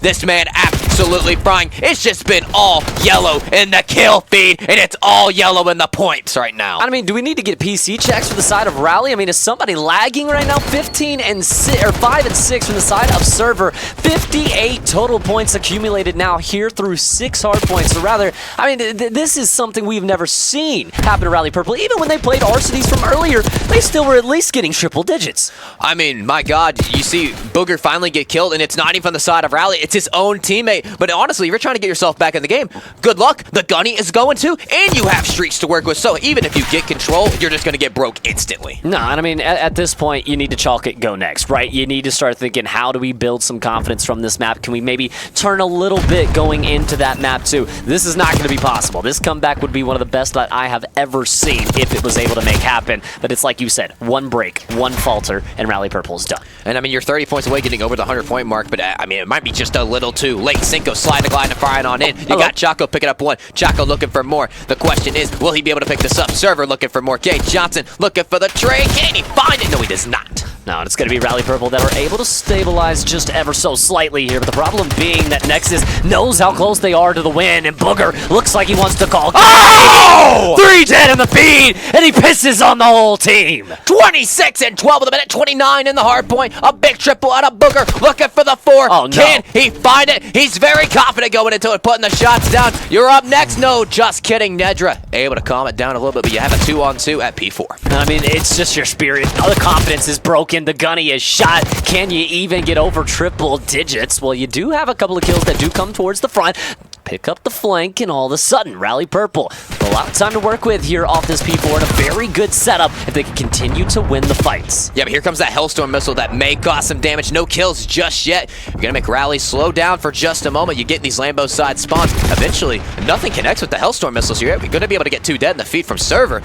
And they're hold on. Control right now. Oh, hold on. Server. Matt, he is absolutely zapping now. He's on a 5 streak, and this is the dangerous part of this. If you were Nexus, Server is starting to heat up, and whatever was happening during the beginning of the game, it is not the same now as a beautiful opening break, and there is nothing that you can do as Server continuing to shut down players, and now the old heads, Shaco and Combo getting into the mix, as it's going to be another 4 dead. And that's almost a full 60 off of P4. Now, this is still very, very difficult and a tall mountain to climb, but Rally Purple starting to look like they've arrived to the series at least. Hey, a tall mountain to climb, but remember, Rally choked a 100-point lead earlier against Luxury Exotics, trying to say, hey, we had it happen to us, now we got to make it happen for ourselves. Can we do it is the question. The control is happening. The kills are starting to go their way. A lot of hard points still to be played with here, Matt. Hey, if it could happen to you, it could happen to me. And right now, it looks like it's happening to Nexus, unfortunately, though. Rally Purple will just not falter at the moment until Kamla, the last one sitting alive. And I want to go for a listen in while we still can here with Rally Purple to see how they sound making this comeback. 10, they're spawn 10, they're spawn 10. Try and get your top open and close on their side. I'm all spawning 10, I'm going rock, I'm holding vines, I have Lambo to rock. Pressuring gold, 1 shot, Cinco, he's top close. Yo, listen, lobby and well is open, I have rock. Lobby and well open, open, Booger going open. You're on the back, yo, Volt back new, bro, Volt back new. I got him. Volt is blocking the back, Okay, I hear you. Who's back drop? Yo, I'm popping a Hellstorm, Okay, then I'm holding. I have lobby. In the back, Volk. You lobby. There's two times. Last two times. Close our door time. I'm blocking, by the way. I'm blocking. Other one, close corner. Win that. Corner dead. They're gonna be well. Close. They're gonna be close. One well dead. And right back into the game, Rally Purple, 182 and climbing, but only 7 seconds needed from the side of Nexus. It's so little time that Nexus needs, but Rally Purple, they are making it happen. Absolutely miraculous. Single putting the shots on, and the teamwork is there. K Johnson in the front as well. This is a collapse. Oh, God. No, 5 seconds left. You have to go, and you have to go now. Choco the Warrior trying to throw his life on in, but can it be enough? I don't think so. 1 second to go. There's a contest on through, but it's shut down. 250 to 191. And while the beginning of the map was not close by any means, Rally Purple rallies at the end of that map to not only gain a little confidence, but potentially put a little bit of doubt in the minds here of Nexus, as almost a 200-point lead ends up being a decently close game. Ends up being a decently close game, and Server starts off 2-11. Yeah. We talked about the Zuma Yeah. guy, and he started bringing it back. He went on a 5 spree. They started getting some holds, 2 consecutive 60s from P4 to P1, and you go ahead and look at the stat sheet. Booger finishing 27 and 22 with 3,300 damage. You see Nedra 31 and 20 with 3,300. But it's just getting it done early and getting those big money hills, and that's exactly what Nexus did, and that's why they take that game. Yeah, and not to point out a sore spot, but Server there, 15 and 25, and we talked about it. I mean, he was their main key to success, right? When this guy is frying, you see what the team is able to do. It's night and day performances from how Server does throughout, majority first 75% of that map versus the last 25%, that P4, P1, and P2. Once he's able to start picking it up, once he's able to start getting kills, this Rally Purple squad just seems to absolutely rally around him. But the problem being as well, 2-11 start, you're pretty much playing a 3v4 throughout the majority of the early goings of that map. Nexus able to take advantage of it, but you saw once Rally Purple had the full 4 stack kind of locked in and started playing, they started dominating. That was a little bit too little too late, but heading into the dealership, search and destroy, this is a map I felt very, very good about Rally Purple coming in. This could be an opportunity for them to at least tie the series up. You go round 11 with the best team in the venue here against Mamba Arcities, and now you get some momentum going into it. Sure, you don't win map 1, but it's better not getting a 100-point club than keeping it close. This is 100% what you would honestly want for Rally right now. Sure, you're down 0-1, but you can just tie it up right here, right now. But again, you still can't doubt the side from Nexus. Very great talent over there. No, but like I said, the only thing that Rally really needed to focus on towards the end of the map was just gaining some confidence heading into the search, and I feel like they've done that. The last 3 hills they owned. It was just too little too late. Now coming into this, can Rally Purple use the ending of that game to boost them through? And Server is already going to be able to get a first blood, immediately traded out, now to 3v3. 3v2 now. K Johnson going to be able to find the other, and they just have this bomb mid-map. They're just dissecting really where they will want to take this thing. Alpha might just be the site. You have 7 and 6 playing the B site. A wide open, but they're just taking their time with this map. No, and really maybe taking too much time, as Nedra will be able to take advantage of that. Takes down the Plum, but will be picked up by Booger. So now, big gunfight here over towards the B gun is now with the bomb in hand. You mentioned it. If Nexus just turns around, they have a free plant. But the problem being, obviously, they don't know that right now, that all of the pressure from Rally is over towards this side. And once a 3v2, now you have Booger in the 1v2. Had a big map 1. The question is, can he make another big play here to kick us off on map number 2? And a 1v2 to start out the map. We've seen it propel teams all the way to victory before, but Booger, oh my gosh. Oh, hold on, finds they won. Wait. Gets away with his life. Things get very, very interesting now as he continues to just fly away. Nedra still on the chase, and I'm not sure if I necessarily like the play here.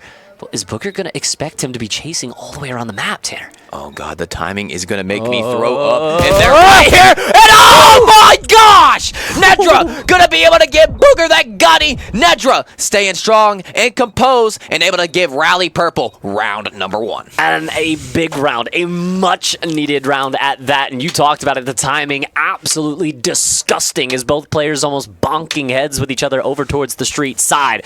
But Rally Purple and Nedra more saving the team there in round 1 from a disaster class. So they will take the 1-0 lead.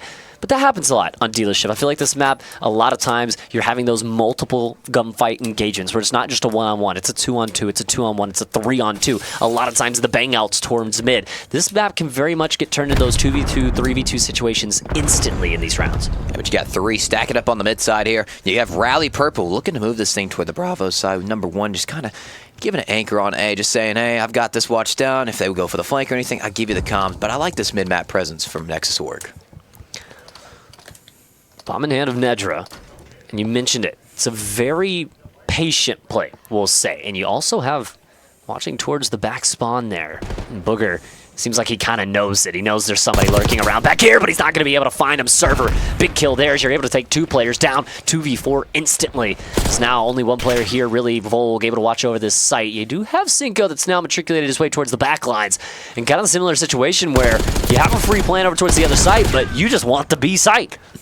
You want the B site, you have a 2v4 retake. Cinco going to be able to find that first blood onto it now. Nedra going up top, Chow, and getting the info that a player is going to be in that mid window. 35 seconds left, and that bomb's going to go down. Server going to be able to find that as well. Volg in the 1v3. We saw one the other day. Don't know if we'll see one here.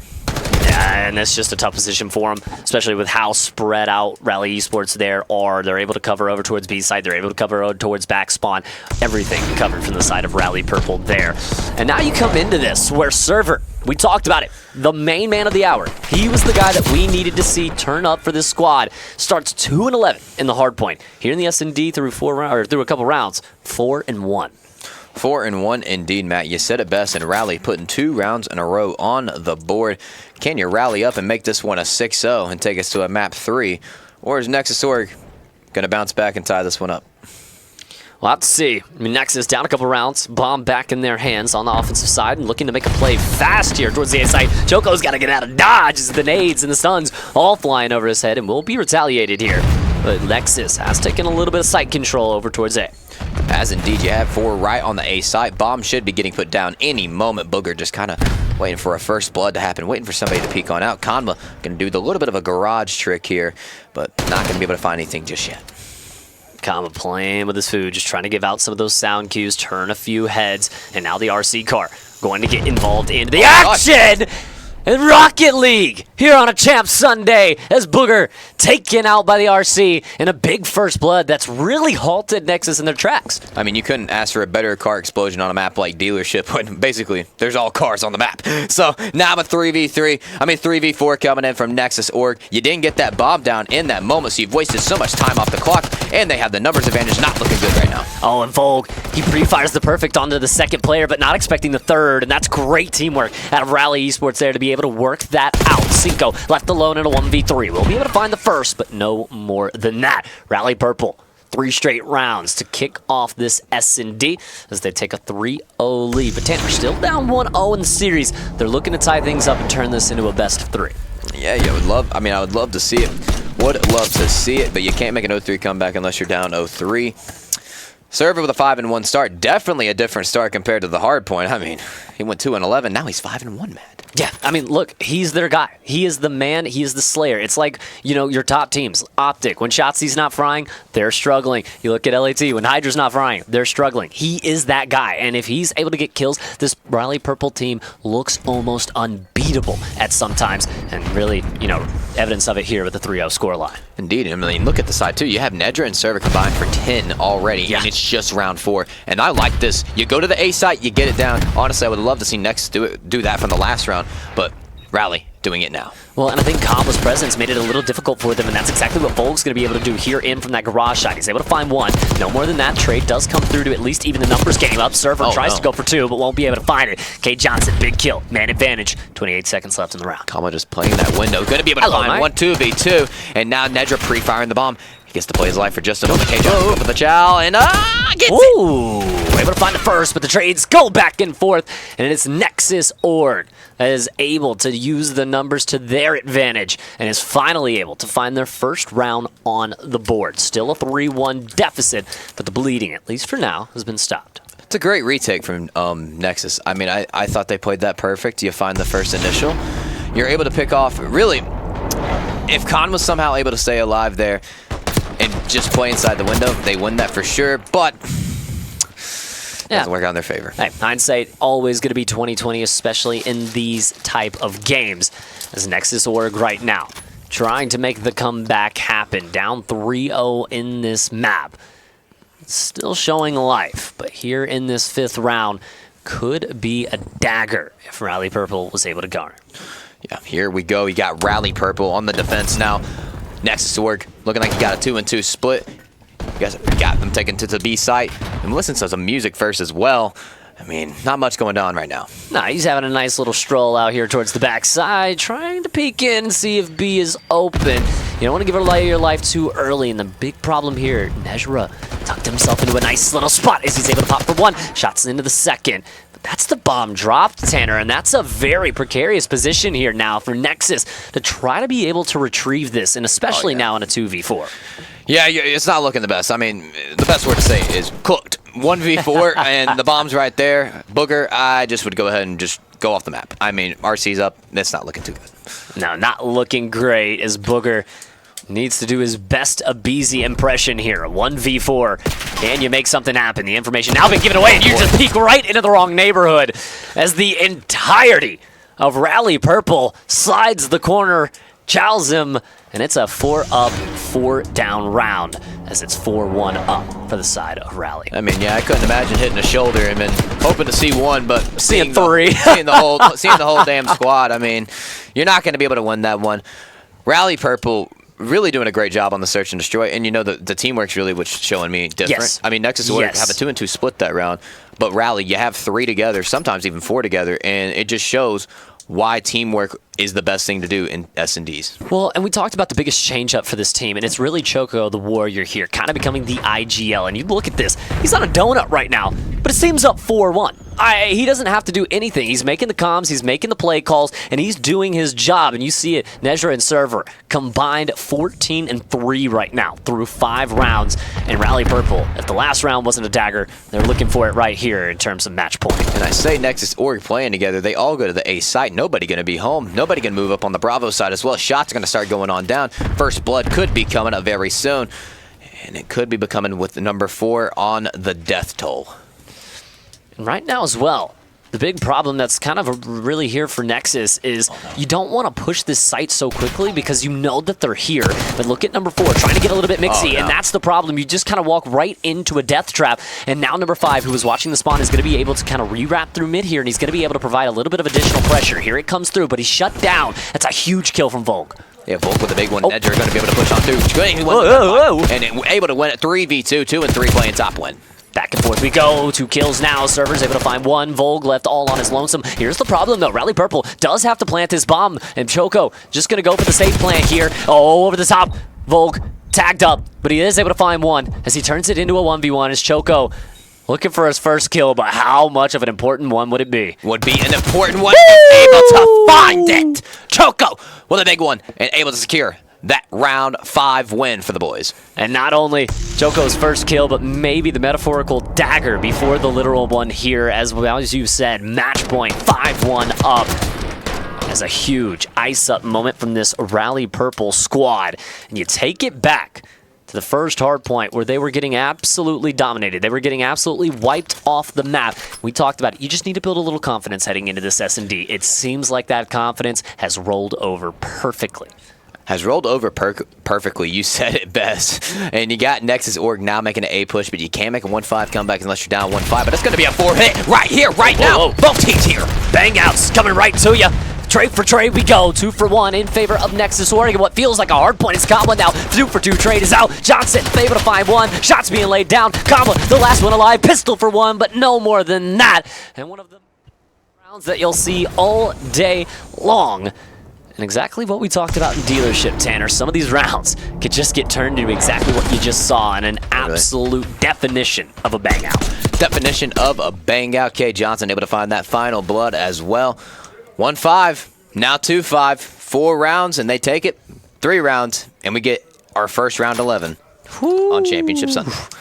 I mean, a long way to get there. That might be a little bit of wishful thinking out of my duo, but he's the wishful thinker. I'm the realist over here. And I'm going to be honest. Rally Purple has been absolutely whooping ass here in this S&D, man. You look at Nejra and Server, 9-3, 8-4. And I mean, even Kama now, 8-5 himself. I mean, look, you talked about the streaks getting involved. This RC is going to be perfect, just blitzing as a lead blocker right into this A site. And look at the map control and information that they are able to take off of it. And you see Rally Purple immediately move their way up onto that A site and gain that site control. Yeah, but I like this play from 6.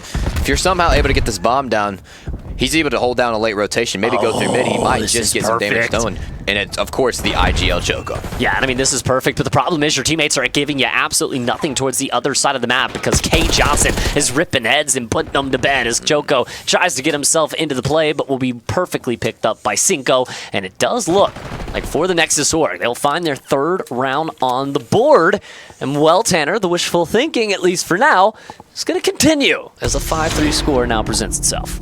Yeah, Nexus is getting there. One round at a time. They're getting it going. And Volg getting that final blood as well. Up to 1,000 damage, too.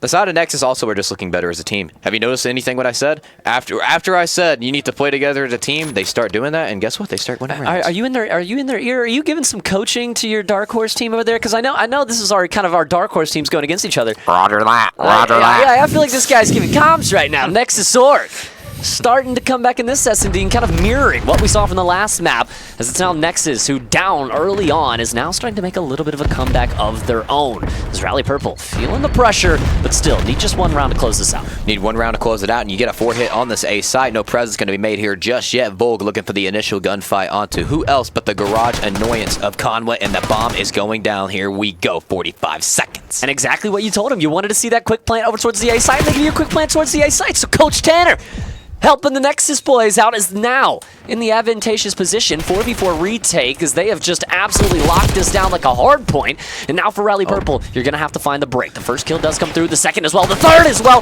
Our fourth might be up as Booger all alone now on the 1v3, the last one to fall. And GG's go next as we're tied up 1-1 apiece in the series. Guys, you weren't supposed to do that.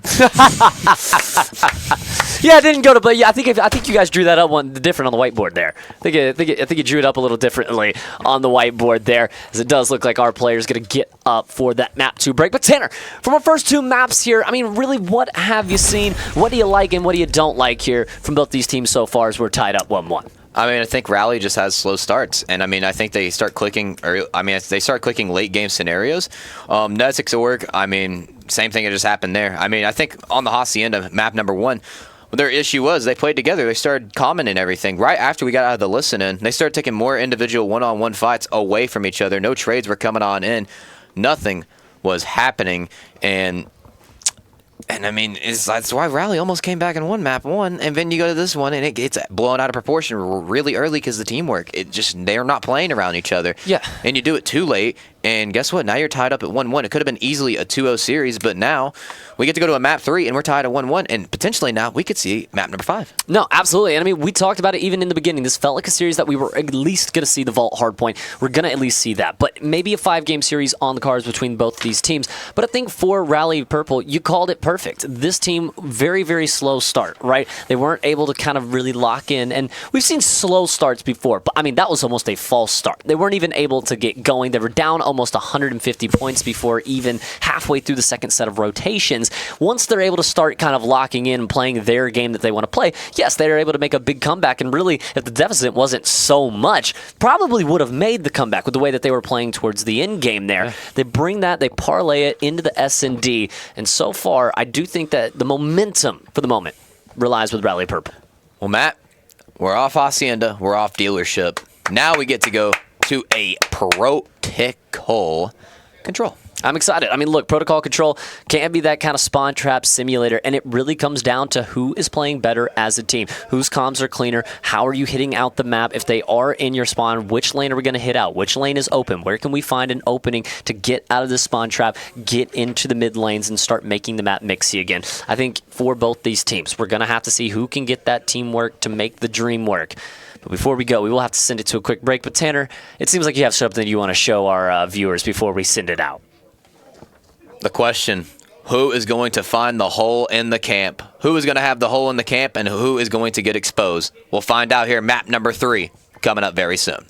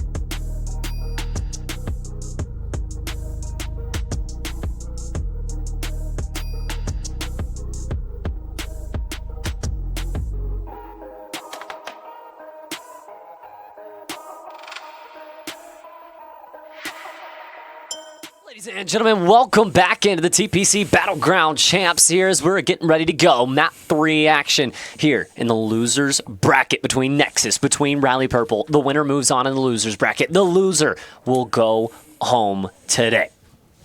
Well, I tell you what, this one's been an interesting series. You go from a belt to ass type of map 1 to an insane comeback. And then you go to map 2, kind of belt to ass, almost a comeback almost. And now we get to go to map number 3, Protocol Control, tied up at 1 apiece, like you said, Matt. Whoever loses this, they're going home with nothing. No, going on with absolutely nothing here as we're guaranteed to at least see a vault hardpoint after this. Could be seeing that ultimate Game 5 for the first time today on a Championship Sunday. I hope so. You got me wishful thinking. Nexus onto the point early. We'll be able to at least work that first tick, maybe, but it's going to be 3 dead in the feed from Rally Purple that immediately shut that down, send Nexus back to the spawns, and allow Rally Purple to start working their way up the map. Yeah, Booger running up that top third, though, and Rally is starting to gain so much control of the map. Booger going to be able to spot one. Is he going to know the other player's going to be here? But instantly, as I say that, 3 dead. Last one going to be in lockers. Do they shove him in Davy Jones' locker, or does he get away with his life? And I mean, at this point, the damage has been done. Nexus is onto the A site now. The problem being is Nezra has kept his life alive and is going to be able to work his way on in, but it's going to be Joko and Server that do the dirty work that needs to be done. 3 dead in the feed, and Rally Purple now going to send players towards that spawn side as Vogue, oh no, okay, gets the shots in for 1, not going to find the second, but it's a trade barrage that will allow Nexus to at least work their way out of the spawns, but still down in lives and down in the time. 36 seconds left. Now, did they get the tick on A? I mean, it's so close, I can't really tell. I think they might have. They have indeed. Okay. But now they're working on the cap. Number 4 is going to be on the A side, but look at number 6, Matt. He's hitting the long flank. This should be a 2-piece. Dun-dun. Dun-dun. Chaco, smelling blood in the water like a shark, will be able to strike for 1. No more than that, though, as they will just jump right at him. He's able to shut that player down. Server finds another. Booger, the only one to find a kill here for the side of Nexus, and he's able to find 2, but isn't going to be worth anything as his teammates are continuously getting pieced up in their spawn. And look, Choco may have not had a lot of work to do in the last game, but starting this one out 8-3, he said, look, I can get some kills too, guys.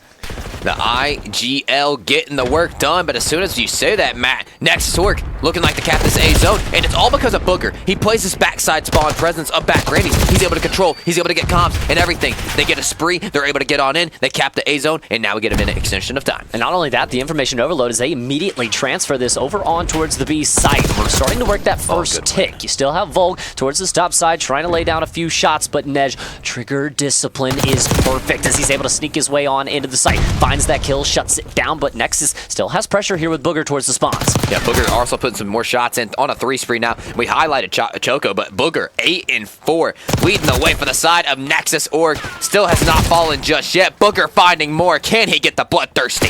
It's almost no respawns remaining for both teams as we now hit to the S&D. 4 playing 4 as Rally Purple, a dominant start to this round, has now gone by the wayside as you do have numbers around, but right now the time is still an issue as that second tick of progress about to be locked in. Yeah, but number 6 going on the flank, gets able to get that blood. Vulcan to be able to get the trade. 3v3. Booger trying to go big for the squad. They're already on that 3rd tick, Matt. I don't even know if this one's comes down to lives or the ticks. You gotta go now. 2v2. Rally Purple doesn't have a lot of time to waste. They take that off the hill and they're able to find the last. A mixy round is only 2 lives remaining is just enough for the side of Rally Purple to be able to take that first round, but you gotta give Nexus credit. 36 seconds left in the round, down almost 6. It looked like there was no hope. They're able to gut onto that A site, almost immediately rotate over towards B. They make that round a lot mixier than it should have been. A lot mixier than it should have been. You know, Rally off rip, they get a 4 dead. They push up on the spawn instantly, but you know, the best thing I like to say about Protocol being on offense is you play together as a team. Whenever the spawn trap's about to happen, play your picks. Don't rush it. Don't get in that scenario or anything like that. Just get going and get running. And now heading into this, Rally Purple with the 1-0 lead. Nexus, can they prove any harder on defense? And this is the more favorable side of the map. Kama is able to trade efficiently. Nesh does as well. It's a 2-for-2 as Rally Purple still trying to push up. Yeah, and Rally Purple trying to get it going. So we're going to be able to play that top window side. 6 pushing onto the B zone. And no caps have come on in just yet. No time has been gathered just yet. Cinco able to find one. Volg able to find one as well. Nedra going to go ahead and hit up through the top granny side. K Johnson finds one. That's 3 dead in the feed. Nedra, last one up. Last one up. He's going to be able to do a little bit of damage. 1 kill, but not going to find any more so far. Choco's still kind of rolling around, and I will say, Rally Purple, they're not, prioritizing these caps, but they're doing a very good job of prioritizing not allowing Nexus to get into your spawn. You've seen, every time somebody's infiltrated, they've been dealt with, and they're playing a very slow game, but this is going to put a lot of pressure on you to get 1 attack and 1 capture. And I mean, if you're Nexus Orc here, you win this round, you're in a good late game scenario. You get 5 ticks in the first round, and you stop Rally from getting any ticks. But now, as soon as I say that, both zones are getting capped. You have 5 on B, going to be able to hop on off. 8 going to be a rejected player for a moment. Cinco jumping on down. Choco going to be able to win that one. Choco now from the top third side, looking for the Swanton onto this player, onto the Alpha site. Booger putting some shots in. The trade should come on in, but Booger picks up 2. Oh, hold on. Nej, over towards this A site, will at least been able to get the first tick of progress in, and now you've got the double stack to go along with it. So all of a sudden, Rally, can they rally here in this first round? You don't have the numbers now as they're starting to dwindle. Nexus finds the kills necessary. 14 seconds left. If you're Rally, you have to go, and you have to go now. You have to go. Server able to find a 2. Server going to be able to get traded out by Volk, but it's 3 dead in the feed. Hold on a minute. Rally going to be able to get a final touch on in, but when you got Volk holding it down through the middle of the map, can he find these other 3 is the question, though, and Rally gets a touch, Matt. I was about to say, look over towards A. It's not only a touch, it's a double stack of pressure, but not going to get dealt with easily there. Nej diving onto the hill. A last-ditch effort will be not, and it will be Nexus that ties things up at 1 apiece. And an interesting one, as back and forth we have gone. Yo, guys, do that again. Coach Tanner back in the booth for Nexus, it looks like, here, as the boys in yellow are able to find really some stabilization here that we haven't seen from them throughout that first round. And again, we mentioned it, defense a little bit more favorable here on the side of Protocol Control. When we look at both defensive rounds from a performance standpoint, you have to give it to Nexus. It was so much more calm and collected. It was so much more productive as far as ticks given up. I mean, Nexus goes out and secures 5 ticks, their first offensive round. Yeah, I mean, they do their thing. Yeah, sometimes you got to lose to win, Scared money don't make money. They take the investment, they lose the round, but they take 5 ticks, and now you're up in the late game scenario if it happens. No, absolutely. And now Cinco, not only talking about late game scenarios, they're back on the offensive side. They've had a nice little opening break here as they're able to find 2, able to find their way onto the A site, able to deal with the players wrapping through their spawn. And now you look at that A site. First tick of progress done, dusted. Second, working on very, very quickly as Rally tries to make the hit on through the 2-for-1 trade, the 3-for-1 trade, and they'll be able to deal with the early pressure. Yeah, but you got K Johnson top third. Sure, 3 dead happens, but you're going to be able to slow that middle map presence down for just a moment. Chaco going to be able to gun him down, though, and Booker now on the Bravo site. Now on towards the Bravo site as Nexus working on that first tick of progress. You talked about K Johnson making his name heard here in this control, but dealt with there. But Rally Purple doesn't have a necessarily numbers advantage just yet heading over towards this side, but when you have Server and the gunny prowess of that, doesn't really matter how many numbers there are, he can get them all. Yeah, and one thing I want to note, Matt, looking at the stats and everything, everybody's kind of balanced. No one really going off, taking off in the slaying department here. Everybody from both sides, very even. No, but look at Ned, you talked about it. He pops for a 3, you hear him get loud, and the venue is Rally starting to absolutely piece here. If Nexus had a good first take at offense, this second has been absolutely dismal. It has, but this is where Booger did damage last time in the last round. It gets in a very close scenario. He's able to play that back granny side, and that's what led to an A-zone cap, and he's back in that same position. Back in the same position, but K Johnson is able to find 1, no more than that. Choco up and over the top, 18 and 15 as he's trying to hold down towards A, and now it's going to be just a bang out. Bang in towards it. It's going to be Rally who walks away with the kills. Cinco, the last one up, will not be able to touch as Rally Purple now going to send combo over towards this A site. Just 10 seconds left. Yeah, but you look at the ticks now, they're up to 6 going into this next round. Nedra able to find 2, and I mean, we have seen double kills, triple kills, all from this guy in this round. As I talk about the slang has not taken off, Nedra and Server, they say, hold on now, hold on now. Let's start actually picking it up. No, and you talked about it, 5 ticks in the first round, 1 tick in the second round of offense now here for Nexus. So night and day performances, and Tanner, we talked about it, when you're playing for the late game situation, that first round, absolutely perfect, but now you have allowed the opportunity for Rally Purple to not only end the game here if they're able to steal an offensive round away, but if they're able to tie that up on ticks, they're going to get that last round defense. Of course. And you said it best, Matt. You said it best. Rally Purple, 1 more round away from taking the series lead. Nexus Org needing 2 more to take the lead as well. Nexus on the defensive side. Can they hold? Just needed to get it to that last round without giving up too many ticks, and I love this from Booger. He immediately wraps the bottom play. We'll be able to find one. Can he find the second? A movement gain, but it'll be the double pressure that gets it done. Nexus, that's exactly what you want to see, but the problem being, you've allowed Server to get his way in towards your top lanes. Yeah, but Booger's going to be infiltrating that back spawn. Choco going to be able to find that as well. 2 and 1 going to be holding down your mid-map presence. Oh! Choco going for 2. Choco going for 3. Not going to be able to find that Booger with a big trade. 2 for 2 though. Nezra will be able to find 2 more as the follow-up comes through. So Rally Purple, the damage not looking like it's going to be enough to quite get you onto this A site. But look at number 5. He's found his way all the way into the back lines here, and he's maybe able to get a few kills for free that might open up this B site. First one is in from combo. Second one is in from combo. And that is exactly what has happened is the B site now opened up, but Rally wants to go towards A. Yeah, Rally going toward the A site. Nedra hitting in the flank now. Volk, Cinco able to find 3 in the feed. Nedra just sliding, gliding, and fired on in. But now, slowing it down in just a second.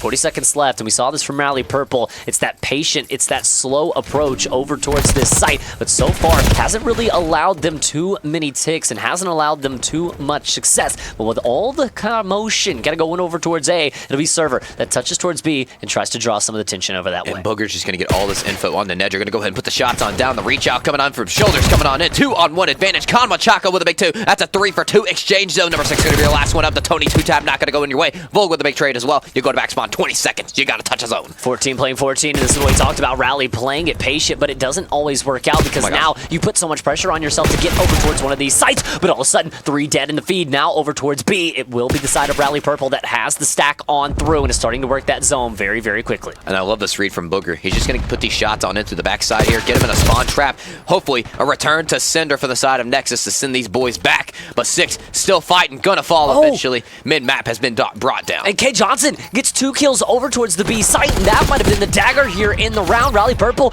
that was where they had their main force of offense, and now with everything shut down, you're not going to be able to touch.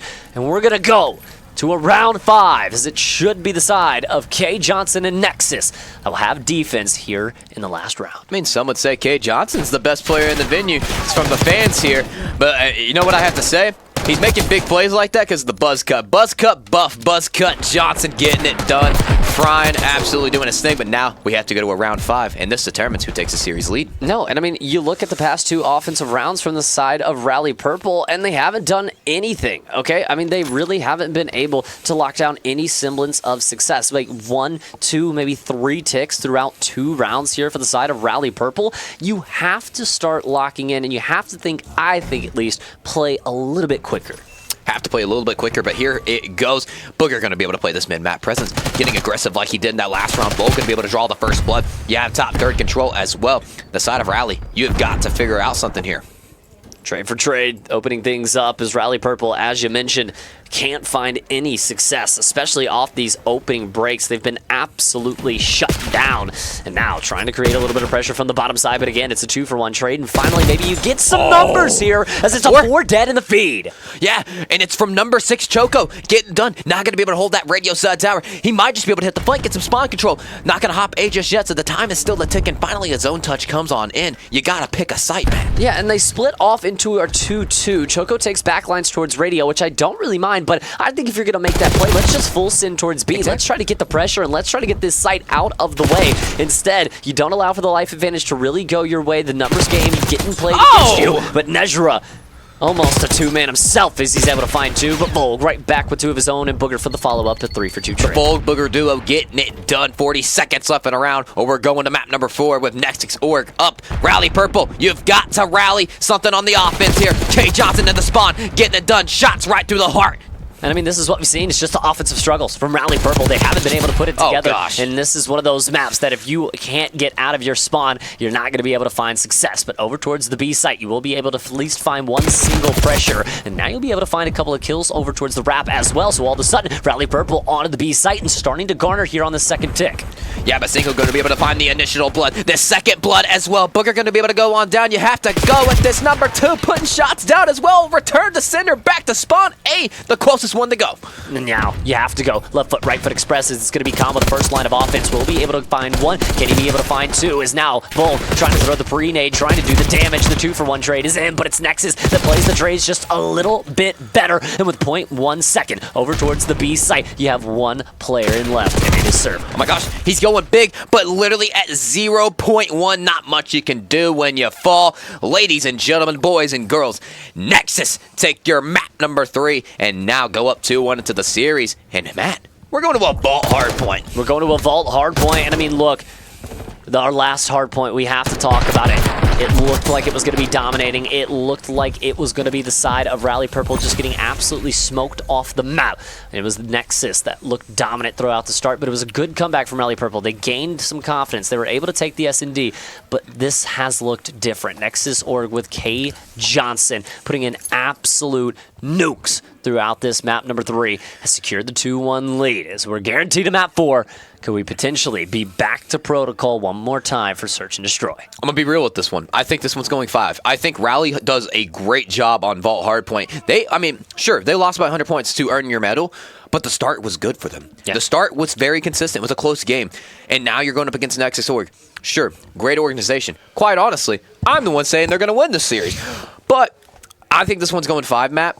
I think Rally also, they're starting to heat up a little bit. You saw Server 2-11 to start out that respawn. Yeah. Definitely a little bit slow. Had 4,200 damage that map, leading everybody in the lobby. So hopefully he continues that presence on into the Vault Hardpoint. But Matt, my prediction has been put in. What do you think? Look, man, I mean, the Vault Hardpoint coming up, I had Rally Purple in this series and as kind of my dark horse to potentially run through the loser's bracket. And I think if you don't start out so slow on that Hacienda map 1, especially with the way that they looked towards the end of that match, I had them winning that. I think they should have been able to win it. I mean, you have Server that starts out 2-11. I really think that if they are able to get a hot start, if they're able to take some of that P1 time, they're able to perfectly rotate it over towards P2 and start the game in the lead, I think we're definitely seeing a map 5. Well, we'll have to find out here. We're loading on into the game. Will it be Server continuing his damage on the map like he did from map number 3, 4,200 damage? Will he translate it to the Vault Hardpoint? And will we still see that veteran leadership from the man, the legend, Mr. Choco? We're going to have to if Rally Purple wants to be able to find their way back into the series and not out of the tournament. Here we go. Bang out right into P1. His kill's going to go either which way, but it's a 4-for-1 trade. And it's not how you wanted to start things off here if you're Rally Purple, as the first initial gunfights go all yellow in the feed. My God, all yellow in the feed, and team kills happening now too. Zed, Booger going to be able to hold that close side as well. They're all on their bellies on the hard point, getting the time, and Booger going to be able to find the timing as well. And Matt, 20 seconds to open up P1. And I mean, they're making it look like a money hill almost immediately, and not only that, perfectly controlling the spawns over towards the P2 side of things. Choco tries to ignite himself here now into the map for the first time as he's able to pop for 2, but no more than that. Shut down as here comes the rest of the Rally Purple reinforcements. Sometimes you gotta go down early to figure out how you're gonna play in the late game scenarios, but right now, the boys from Nexus Org are getting it done. And Matt, they get all 30 seconds. They get a bunch of 30 seconds off that P1. And look at this. They have P2 control already as well. And I mean, this is what we wanted to see from the side of Rally Purple, but instead it's Nexus Org with the picture-perfect start off of P1 and immediately snowballing it into P2. Booger locked, cocked, and ready to rock towards the site as the reinforcements from Nexus now knocking on the back door as Rally tries to break from the front. Yeah, Bo going to be able to try to push to the front as Cinco's putting in the shots from the backside here. A pinch should come in very soon. But no, not playing it fast enough. You got one player now on the hill, a 2-for-2 exchange. You should be able to win this if you're Conway, and you do so indeed. You spawn them out, and this is what you need if you're Rally. And a perfect situation where Rally, you talk about it, a must-win kind of set of gunfights that they're able to come out on top of. Now starting to trade out efficiently. Server starting to heat up in this match, and it's Rally Purple knocking on the door of a lead change here potentially very soon. Yeah, the lead change could be coming up very soon. You take the lead going into this next hard point, but go ahead and look at the rotations, Matt. You have K. Johnson already playing that art side, getting set up for P3, but not just P3. That big money hill going into P4. Yeah, and I mean, P3 and P4, almost 2 combined hills, right? You want to hold the spawns the entirety of the time for P3 and P4. Just that back art control, and you saw when you mentioned it's taking control of this Rally Purple. Now going to use Choco to bust right through the hill, able to find 1, able to find 2. It's a 2-for-2 trade as he's going to have to deal with a little bit more pressure, but the spawns have now flipped as Nexus now locked in once again over towards that P4. And I heard a Hellstorm missile. I don't know who earned a Hellstorm missile. I mean, my apologies, but who was going off that early in the game? Cinco trying to push up onto the point now. You have him spawning ammo, and that's kind of favoring the side of Nexus. 28 seconds, still a lot of time to be capped here. And I mean, look, although it wasn't a good P1, I think it was honestly a good start for the side of Rally Purple, right? At 30 seconds garnered off of that P1 throughout the next 2 hills. It's been 12 seconds garnered from the side of Nexus. So Rally starting to heat up, starting to really play their game. And you can tell by the way that they're starting to take some of these chows. Here we go. Going into P4 now. Nexus Org down by 20. Could bring it back here, tie the game, or take the lead. Let's see how Rally hits this rotation. 66-42 is Nexus. Locked, cocked, and ready to rock here for the side of P4. Cinco stunned up towards the top side. They're going to know exactly where he is, but it's going to be K Johnson that immediately reflanks and is able to find a 2-piece, and now works his way back on over towards the hill and lets Nexus reset here in this money spot. You know, honestly, Rally starting to bring it back, doing their thing. We went into a listen-in with map number 1, but honestly, I want to hear the comms here on this respawn right now. I'm trying to help him. We're missing one, right? There you. I'm holding you. One deep left. Deep left cam. Cross art, cross art. Deep left, that's him. Dead. Nice. You're gonna get out. Let's get out. Cinco, you already. You one shot, Cinco, never been weaker. Yeah. We have to cross the time. 14. We got plenty of time to work the map. Nice, good shit. Where are you? On the sheet, dead. Yo, they might spawn in the back now. Yeah, spawn in the back. Look your back door. Look your back door. Back door. One's out mid. I'm new, Booger dead. One old. Old dead, that's Cinco. It's Cam missing. Cam is close. They're gonna spawn ammo on you. Nesh. I got time. He's close, KJ. It's going lights. Booger, con. Dead. One's close on me. I think Cat. Con. Two close. Booger and Cam close. One went P3. They're both there. They're both close. One's close right. Two run in. I'm team closed. I spawn P2. They're spawning art. They're spawning art. Get some. Close. That's last guy. I'm blocking these. They spawn there. I'm gonna help him. I'll block. I'm watching my left. And here we are back into the gameplay, back into the cast. And Matt, tell me, what you think of the Rally comms? Look, they sound a little bit frantic, but they sound like they're feeling a little bit of the pressure, right? They know how much this map means. They know the momentum going with them if they're able to force a map 5, and they know that their tournament hopes are on the line. And so far, this has been a back and forth game. It seems like Rally is coming out a lot on the exchanges, but inside of the time, hasn't been as big of a lead as you'd think. Not as big as a lead as you think, but Nexus Org, I mean, they started off the game with 30 points on the P1. They were slaying, doing their thing. But Rally Purple, able to stay composed, calm, cool, and collective, and bring it back. They have somewhat of a 30-point lead and have the rotations for P2. Yeah, and I love that you bring that point up, Tanner, because 30 seconds off the initial P1. I mean, we're second set of rotations here now on P2. Oh, baby! They've only gotten 40 seconds. And look, I mean, this at the point as Rally now starting to let them know that there might be a map 5 on the horizon. And map 5 is what I predicted, but this one's still got a lot of Call of Duty left to be played. Booger going to be able to get on the hard point for just a moment, but Nedra on the 6 spree looking for more. They might just line up, or we're going to be able to throw the nade, going to be negated by the trophy system. Server on 5 of zone, looking for 6. Will he find it? Pistol in hand, shots out, not going to be able to. Booger finds 2 in the 15-second scrap. Do look like it'll go Nexus way. Oh. Neige snapping and clapping, and Rally Purple still with the lead in hand, but Nexus has kept this one close. I mean, this kid is absolutely shooting right now. Has the sub, making it look like an AR at 23 and 10. With 31 seconds of time as well. The side of Rally, you just look around the team play. You have Con with minute 25 and 17 as well, in second in his team second on the team for kills.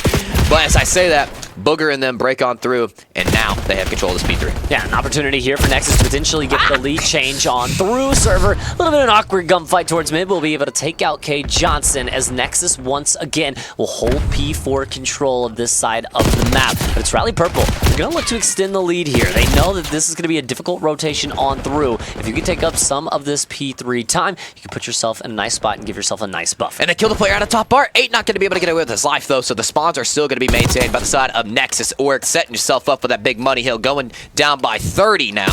But look at number 5, making his way on up through Hookah's side, and 8 as well could be a 2-on-1 situation here.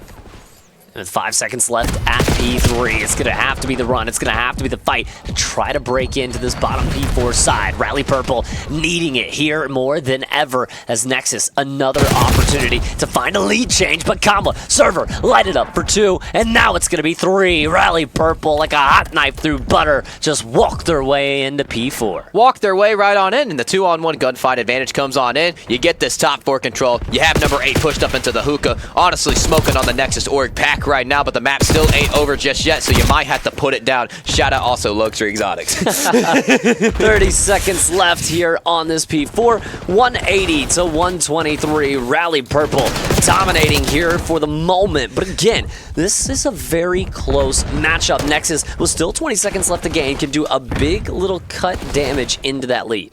Yeah, gonna go ahead and throw the Danny Dime ball. When you have Volk on this backside here, gonna be able to delay them with a moment for the nade. 2-piece. Can he find the 3 is gonna be the question. Nedra with a big stop, drop, and a roll. 26 and 14 now, trying to get that scrap. Trying to get that scrap time, but Rally Purple, they'll just work their way on over towards that P1 side and lock down the P2 side of the map. Booger, though, laying in wait, able to find 1, and at least for the moment. We stabilize here towards this P1, and Nexus knocking on the door of this 180 threshold. That would be the lead change. Yeah, it would be the lead change, Matt. And remember, this is the hill they succeed on the most. Remember, they had 30 to open up on the game, but now we're in the 3rd set of rotations. Kama going to be able to try to break on in. That trophy system going to be able to negate that nade for just a moment. But as soon as I say that, Nedra with the big 3-piece, and they break right on in. And Server able to find the 4th, a clean 4, dead in the feed, and everything that Nexus had going has absolutely been shut down. As still a lot of scrap time to work with. P2 rotation surely going to be locked in here from the boys in purple. But you got to get the kills to justify this as well. Yeah, and finding the kills is going to be Nexus Org. 3-piece coming in from Nedra, but they say it don't matter. Going to be able to get this scrap. Now we're going to P2, ladies and gentlemen, and this is a big swing hill. I think whoever takes this one, Matt, honestly, wins the game. And I mean, right now, 162 to 188 is Nexus. Will be down just a couple of points here, heading in towards this P2. And you talked about it. They have the control. They have things locked down. They have the time, at least for the moment. And now the information coming through as well. It will be Server able to at least find 1, but can Rally Purple find a break when they need one the most. Yeah, Server going to be able to find that kill onto the backside. The Nexus Org going to have these spawns here. Kama puts 1 down. That's going to be 3 dead in the feed. Number 2 going to be your last one up. Falling as well. The spawns are coming on in. We talked about it yesterday. Sometimes when you have these backside spawns, it can bite you in the ass. And Rally Purple is succeeding off of it right now. And I mean, look, you just put them right into the spawn trap. You line them up. You knock them down. But now Cinco trying to add a little bit of extra dimension to the hit. Will fly in through the front, but it's a 2-for-2 trade. Choco still lives. Choco still fights. But it's K Johnson with the pistol who's able to trade out for 1. But at this point, a little bit too little, too late. It's not a lot of time to work with off this scrap. You're going to have to start thinking about this P3. You look at where Booger has found himself, already over towards top bar. But Server can make the biggest play of the map right here. Number 4 going to make the read. Gets the kill, but does he know another player coming from Lion? Yes, he does. Booger making the reads. Making the reads, making the plays, and maybe, just maybe, winning the game. But it's Server and Kama able to light the feed up for 2 as Volk just trying to play his life here alone on the site, but won't be able to get away from the Simtex as Rally Purple back in and back to extending their lead. And number 3 is going to be able to hit the flank through mid-map, so number 7 has to rotate through mid now, or you have to hit this vault side push, but number 4 has got all these angles covered. K Johnson with a big turn and burn. They're looking to end it right here on this rotation. Looking to end it right here on this rotation, but looking to take a lead right here, right now. 206, and now up over 207, but no, it's Rally Purple that denies the lead change, gets in for the scrap, and now not going to be able to win it here, but at least gives himself a slight buffer heading over towards this P4 side. And remember the last time Nexus had the rotations and Rally was just able to walk right on in. Will we see a part 2 of that map is going to be the question. Number 6 has got to go huge, and number 8 as well. And now P4, always the winning moment here on Vault, and it may win it for one of these 2 teams. It's a Hell in a Cell fight right inside of P4, and it's going to be Cinco and Booger that are able to find 2 and are able to lock down 4 dead in the feed as Nexus may be out and running for a win. And Rally, you have got to get something going. This is your tournament hopes on the line. Your home tournament event. Here you go. They only need 25 points if you're Nexus Org. Get the hell in the hard point. Left foot, right foot express. Rally Purple trying everything they can and a desperation Hail Mary to get into this P4, but you're continuously shut down. Choco, the last man up, the last man who can, will be able to at least find White Hill time, but Nexus will run right back on in. But look at this, through the front, Rally Purple, they have numbers. Can they fight? It's a mixy barrage of kills. It's back and forth. It's not going to be enough, though. 4 seconds left. 3, 2, and 1, and Rally Purple is sent home from the tournament as Nexus moves on in the loser's bracket. Ladies and gentlemen, boys and girls, that's that Team Nexus org. K Johnson, Buzzcut Johnson, Buff, Vogue making his rookie debut as well. They're moving on. They're sending the home team home. And for Rally Purple, it was an absolute valiant effort in the fight, but just falling short in both the hard points and the control, the respawns. Just a little bit too much pace, just a little bit too much from the side of the Nexus org. Cinco, 34 and 30 with 4,000 damage to go along with Volg's 4K damage as well. It was a good fight from the side of Rally Purple. That was as close as it gets. But it's going to be Nexus org that walks away with this match. I think about just shit my pants, Matt. That was a close one. You look at it as a whole. Hacienda Hardpoint 250 to 191 for the side of Nexus. They lose out on the Search and Destroy 6-3, but bounce back with back-to-back respawns. 3-2 in Protocol Control, 250 to 215 to end out the series on Vault Hardpoint, continue their tournament through, and send Rally Purple packing home early. Indeed, they get packed home early, and Nexus moves on. And I mean, that's my series prediction. I mean, I'm telling you, these guys, I was watching them yesterday against Luxury Exotics, and the 3-0 they had was just belt-to-ass fashion. And it doesn't matter if it's close. It doesn't matter if it's a blowout. These guys are just playing here for vibes. And honestly, I just love the storyline. You know, accusations online, but now they're here in LAN, proving to everybody wrong. I mean, Volk, rookie debut, looking strong. Booger, second LAN. And then you have K Johnson, Passion Motion K Johnson, proving why. The buzz cut is a big buff, and as well, that he's here to play on Championship Sunday. Yeah, and it gets them now into the losers semi-finals. It's a guaranteed top 4 finish for the side of the Nexus org. And you look at this bracket now. Your winner finals is set with Earn Your Medal Exhalation. You know him, our cities. Mamba, the big squad coming into this, taking on Chaos Gaming. Yin, Timmy Phantoms, Jace Waves, and absolutely disgusting rosters with symbols as they go along as well. And for Nexus org, they wait the winner of Luxury Exotics and Shinto Gaming. Now, Shinto Gaming, you and I think probably had them favored. Bala, Bowlcut, Matt, Mitch, that big squad coming into this game. They take Chaos all the way to a map 5, but down 1-0 to Luxury Exotic to start out that series. If we see a loser semis of Luxury Exotic and Nexus org and see Shinto Gaming and Rally Purple sent home in losers action, what kind of Championship Sunday bracket do we have on our hands?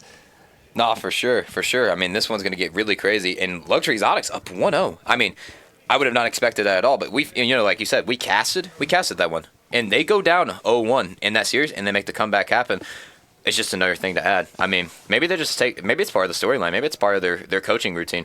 Maybe they just lose map 1 and then they just win the other 3 maps. They just kind of dissect what's going on, what's the gameplay going to be like, and use their teamwork to win. Hey, look, man, this team, Nexus org, continuing this underdog, this Cinderella run. We will have an interview shortly here with K Johnson. I know you want to talk to him about the buzz cut buff and all to go along with it here, Tanner. But now, it sets us up for a very interesting matchup. I mean, obviously, I'd like to think that Shinto Gaming Club able to bounce back and is able to find the win here. But moving on to go up against Nexus org, I mean, who do you really have in that one if Shinto Gaming is able to win that map out? Dang, that's tough, bro. That's tough. Oh my gosh, that really is. Okay, Matt, I'm gonna be real. I think if it goes 5, I think Shinto has it. I think if it's a blowout, I think Nexus got it. If it goes 5, it's going to be Shinto. If it goes 3, it's going to be Nexus. That's my honest thought. I really don't have a clear winner for that one. I mean, absolutely. I like that. I mean, you go into this Chaos, moving their way on to earn your medal. Exhalation, that matchup there in towards the winners finals. I mean, in that one, I think obviously you have to lean towards the side of Arcity's Mamba and the absolutely dominant squad that they brought. But Chaos, I mean, look, man, you've got Yin, you've got Timmy Phantoms, you've got Symbols, you've got Jace Waves, you've got a lot of challengers looking to make their name. And what a better way than knocking that big name squad of Earn Your Medal down towards the loser side. I mean, Chaos is just trying to cause some chaos here. And I mean, I could see them potentially taking a map off. Hell, potentially. I mean, you never know. It's Championship Sunday, Matt. Anything can happen. I mean, hell, if they need a sub, who knows? I might just spawn in. I mean, anything can happen. Hey, well, look, we do have an interview here as I believe K. Johnson making his way into the booth. It smells good in here. It smells like Tanner in here, dude. Yeah, he's good. It smells good. Is this working? Is this on? We already turned it on. Already got it. Yep. Hey, guys. Hey, man, how we doing? Great. I've never beat Conwa in a tournament. I mean, especially like an in-person tournament is my first time. And to do it with like Booger, Cinco, and Edwin, it says a lot about them and just like how far we've came. You know, one thing I have to say, and I mean, I've seen the hashtag in here. Is it passion motion? Not passion motion, brother. That buzz cut buff. What we got going on here, brother? I did it myself. You did it yourself, man. The buzz cut buff. Receding a little bit. That's all right. I feel like that's experience. I think it's like I gain knowledge with it or something. So yeah, not too worried. So yeah, I mean, a question really I have though. So you guys go up huge in map number 1. I mean, you guys are blowing them out of the water. Now, when they start making that comeback and in map number 2, the search and destroy gets a little bit shaky. Tell me, after you lose map number 2, what's your guys' feels and thoughts? So I remembered that we had 5 minutes, 5-minute break. So it was a little discouraging, but I knew it was only 1-1, like 1-1 in the series. So it's still tied up and we can still win this series. So, I mean, took a walk, put a timer on my phone, took a walk outside, came back in, but we didn't seem too down. And to be honest, you now go into the next losers round. Who do you guys want to play? Luxury Exotics or Shinto Gaming Club? Probably Shinto, because even though we beat Luxury earlier in this tournament, I have a feeling they got better. I know they got better. So Shinto's probably still not as good when they're at their peak. And so it's going to be Shinto. Well, and I mean, for me here going into this as well, I mean, KJ, look, I've seen you around at the venue. We've been to a lot of LANs, over the past couple of years together. But, dude, you seem more locked in. You seem a lot more dialed in this LAN. Is there something a little extra about, this event, wanting to win it? Because you guys have come out putting on absolute masterclass performance after masterclass performance. I mean, that team you guys just played of Conwa Server, I mean, that's a fast team. That's a respawn team. They love to get active on those hard points. You guys win all 3 respawns. You only lose out on the S&D. I mean, talk to me a little bit just about the team and kind of the vibes this weekend, because it seems like you guys are hitting another level. It's, coming to all these events, it's helped me, and it's all kind of coming down, and the experience is helping me, and I'm trying to do the best with it.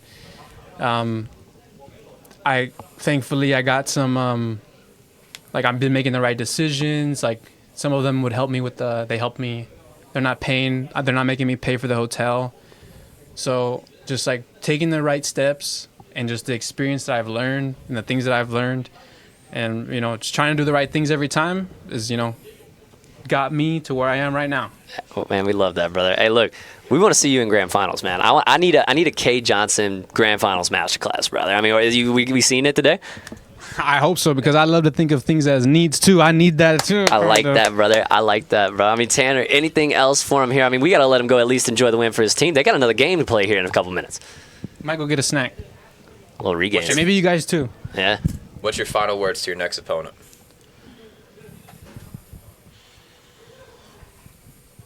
Forfeit. Ooh. I like that. That's a great way to end off an interview right there. K Johnson, we appreciate your brother coming into the booth, doing a little interview for this. Congratulations. They move on to the losers semifinals and will play the winner of Shinto Gaming and Luxury Exotic. Chat, we got to send it to a quick break. When we come back, we'll have more Call of Duty action here from the TPC Battleground champs right up for you.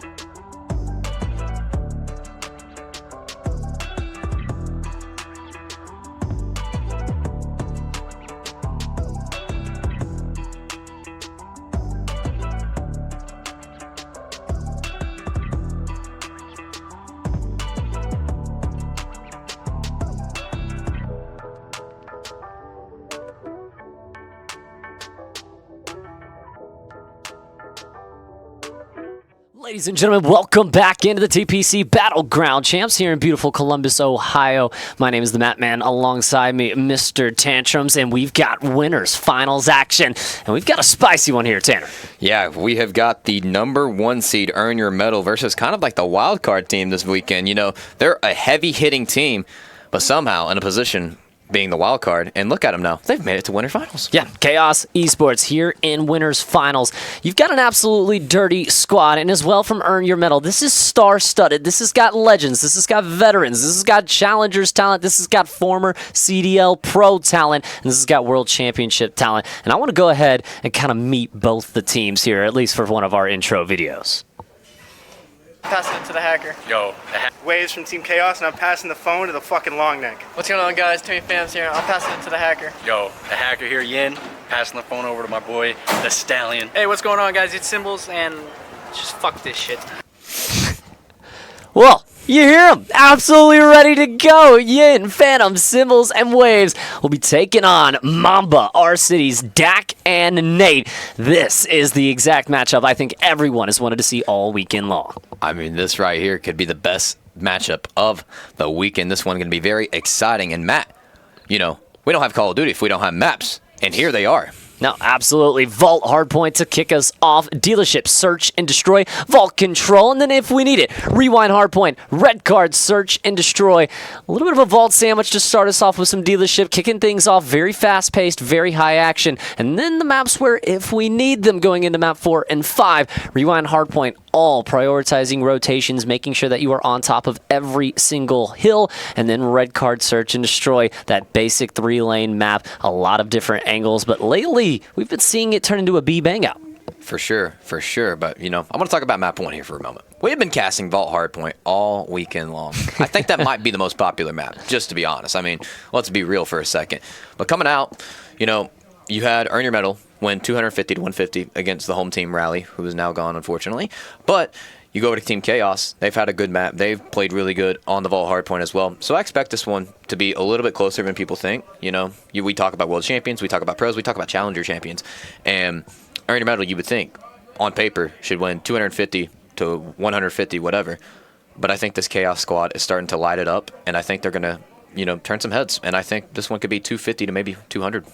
I mean, look, I definitely think we could get a close, tight, contested matchup here in this Vault Hardpoint. And for Earn Your Medal, we've seen them throughout the day. They've looked beatable. I mean, you saw the Rally Esports squad taking them to a round 11 inside of a Dealership Search and Destroy just a few hours ago. So for Chaos, maybe something there that you can take in. I mean, that Dealership has shown weakness for Earn Your Medal. So I do think in the first couple of maps, if they're not able to get it done on the map 1 Hardpoint, potentially able to get it done on a map 2 S&D and kind of at least extend this series on forward. But then you talk about a Vault Control. It's not as kind of the protocol where it's constant spawn trap, it's constant spawn trap. The offense has a very clear-cut plan, and that is Art Control. That's Art Control, yeah. If you're on Vault Control, I mean, anytime you get Art Control, either side, doesn't matter if you're on defense, doesn't matter if you're on offense, you're going to lead your team to success. You're on the defensive side, of course, you see the front side push coming into B, but if you're on the offensive side, you can, you know, just keep those spawns very consistent, spawning them out toward P4, and you're getting the cross, you give your teammate the shout out on Catwalk, hey, they're hitting Catwalk, they're hitting Hookah, you sit on the stairs, you get 2, you get another 3, and guess what? That's 4 dead, Matt, and that's how you set your team up for success. But here we go. Map number 1, Vault Hardpoint, and we know the name of the game here. It is P4, and oh yeah, P4. We've seen it all day long. We've seen games won on this hill. We've seen teams literally garner over 120 points just through 2 sets of rotation just by locking in their P4. So if you can make every other hill mixy, if you can kind of go 30-30 on the P1, the P2, and the P3, locking in, you could be able to lock things in. But I do believe we have a little bit of a reset so we get to tell, you know, the nice scenes of the venue. And the 2 teams here brought to you with these beautiful player cams. And chat, I think it is. It's ready to go. Earn Your Medal. Chaos here in the winners finals. Winner, trip to the Grands on the line. Here we go, kicking it off with the DAC POV, pushing right up through Catwalk with that submachine gun. Phantom's going to be able to draw first blood, but it's a big 2 by Nate. RC's going to be able to clean that up as well, and that is all 4 dead, Matt. Yeah, 4 dead in the feed almost immediately here from Earn Your Medal to kick things off. When we see that typically, again, it's going to be Chaos, though, spawning out towards that P2 side. That's where they want to be. But again, you have to make this hill mixy. You can't allow just so much time to walk away for you here if you're Chaos off this P1. I mean, we saw from the last series, 30 points was gathered by Nexus on this P1. Yeah. And we could just see a repetition of that. However, Chaos going to be able to maintain these P2 spawns for just a moment. You see number 2 working the Catwalk side, and this could be a potential.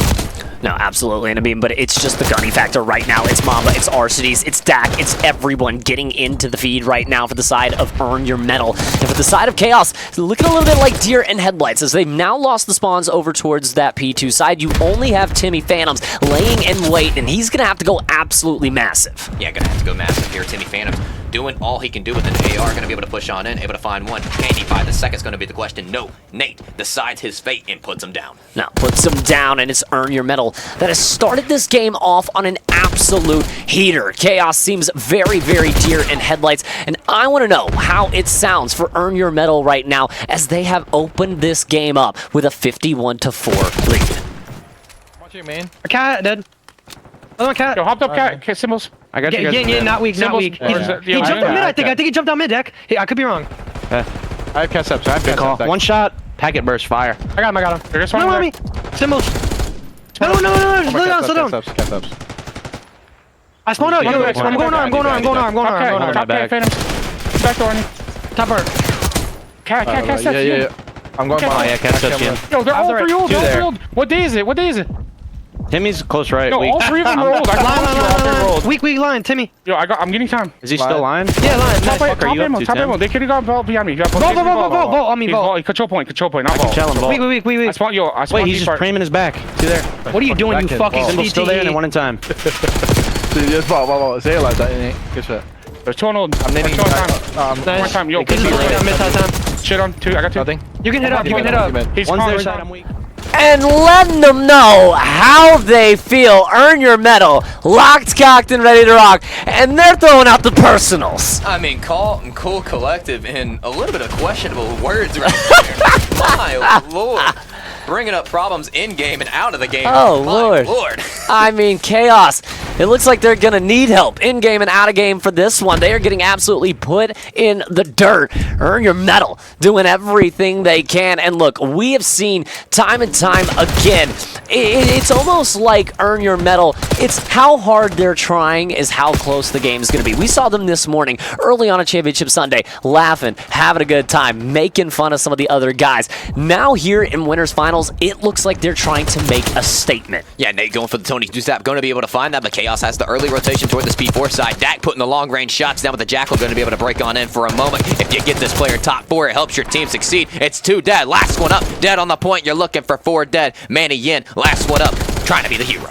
Trying to be the hero, but I mean, it just seems like you're the hero in a tale that's made for you to fail. As Chaos continuing to lose out on every single bit of hill time and every single kill, as it's another clean 4 dead in the feed. I mean, you look at it right now, still 15 seconds left to garner, but the first set of rotations, absolutely clear-cut stamped for Earn Your Medal, over 100-point lead, as Dak leading the charge right now at 18-5 with almost a minute of hill time. I mean, Matt, he just wants to smoke. I mean, Dak literally to kick off the game ran right through Catwalk, went through line, able to pick up a 2-piece, and he's still doing the same thing, just dominating the lobby. Nate doing it as well with the sub, and that's going to be 3 dead. Another 4 dead could be coming up very soon. Yin hiding for his life, but you can't hide. And you know what they say from Rick and Morty. You can run, but you can't hide, bitch. I mean, look, you're trying right now here if you're Chaos, but I mean, look, they need to get back into the game. Earn Your Medal is absolutely putting that belt to ass, and you need to see Chaos a little bit more team hits, a little bit more trying to cause chaos, because at the moment, Earn Your Medal is drawing them from one map side to the other and really doing whatever they want on the map. I mean, it's the Dak attack from freaking. I mean, he's got his own fast food menu right now, and that's exactly what it looks like. Fast food. It's 160 to 37 right now, Matt. I mean, it's looking like a DoorDash challenge at this point. Chaos, can you give us anything? Is there any sign of life from the boys in purple? Or is it earn your medal, proving that the tournament favorites are the favorites for a reason? As right now, up 170 to 41. I mean, the name, earn your medal. They're trying to get that gold medal, and they're looking for it, and it's honestly looking like they might just get it this weekend. Grand Finals could be coming up soon with earn your medal in there, but this one's not over just yet. Matt, you can't make a 100-point comeback unless you're down 100 points. I mean, look, you can't make a 100-point, but I don't think you're able to make a 100-point comeback against this squad, honestly. It doesn't matter. Earn Your Medal has done this time and time again. It's another 4 dead in the feed. It's another reset back to your spawns, and it's another time just trying to fight your way out of the defensive holes that Earn Your Medal is placing. I mean, my God, we're about to get over the 200-point mark, and this is literally just a belt-to-ass type of performance. Mamba and RC's with a big one. However, Trey going to come on into RC's. Dagger's going to be able to hop right back in the point. Symbols, this is a huge one if you can win it. 6 seconds of scrap, but you're going to need just more than 6 seconds of scrap. You're going to need a lot more than 6 seconds of scrap. Chaos needs every single second they can garner at the moment because Earn Your Medal over 130-point lead and looking to extend, but Chaos in the hill for just quite literally a second before Mamba rips them apart.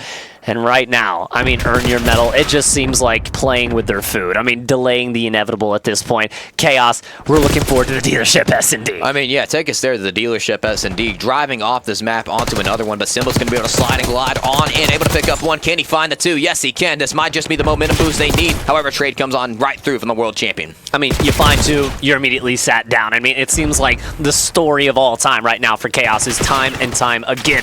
I mean, look, they're getting outslayed, they're getting outgunned, and they're getting outplayed. I mean, you look at it, 12 and 22, 10 and 21, 13 and 18. I mean, everyone from the side of Chaos struggling right now. And on the other side of things, when you have Dak and R-Cities just putting up numbers right now, the dynamic duo absolutely frying. I mean, it's literally almost 60-plus kills combined from Dak and R-Cities. The boys are getting it done. Nate terminating the side of Chaos as well. R-Cities just holding the cross down from line to B-bomb, and they are just, everything is so perfect right now, man. I mean, it's picture perfect hard point. I mean, I haven't seen it all day long, and it really seems like Earn Your Medal. It's really how hard they try, right? If they're going 100%, these are the type of score lines you're going to get. It maybe seems like Rally Purple got a little bit of a nicer treatment than Chaos is getting right now. I mean, my lord, son. I mean, they once got a preview of the appetizer. I mean, this is the whole damn meal. I mean, good. Main course time. I mean, good lord, son. I mean, you're getting the #1 from Chick-fil-A right now combo. Good God. A 3-piece combo with a side of biscuits right now from the side of Earn Your Medal as it is going to be domination and ow, wow, okay, insult to injury as well here from Mamba. 250 to 71 in the first map, and like we said, get us on to the dealership S&D, and you can see Mamba and Dak looking into the camera and letting them know they just gave out that belt to ass. And I mean, look, if you're Chaos, is there anything you can do at this point? I mean, the name is Chaos, but I mean, that was chaotic towards you guys. I mean, good God. 100-point club to open us up on Winners Finals, Map 1. And look at Nate just determining the fate of the side of Chaos. And now we get to go to a dealership S&D. I mean, look at it.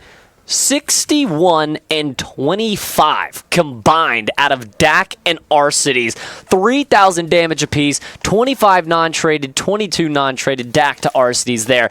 They turned the game upside down. When you have 2 players that, I mean, like Dak showed you, are just handing the belt to ass. There's nothing that you can do. And look, this is why I kind of mentioned Vault, that fast pace, that quickness, I didn't think was kind of the map that was going to work for the side of Chaos. If Earn Your Medal is just able to consistently throw bodies at you, you're not going to be able to win it. This seems like a second half series for the side of Chaos, doesn't it? I mean, look, you win the dealership S&D here. Vault control goes either way, but then you get to a rewind hardpoint, which is the complete opposite of Vault, right? Yeah. Chaotic, yes, it can feel that way, but the spawns, so much easier to control, so much more hill time that you're able to garner by playing the fundamental way, and you're not able to just consistently throw lives at hills just to break them. I mean, you go from 2 money hills to 3 money hills on that map. P3, you can parlay it onto P4. And then P5, you know, lately I've been seeing potential money time on it, but you can't have an AR on that P5. You need to have all subs out doing your thing, flying and gliding.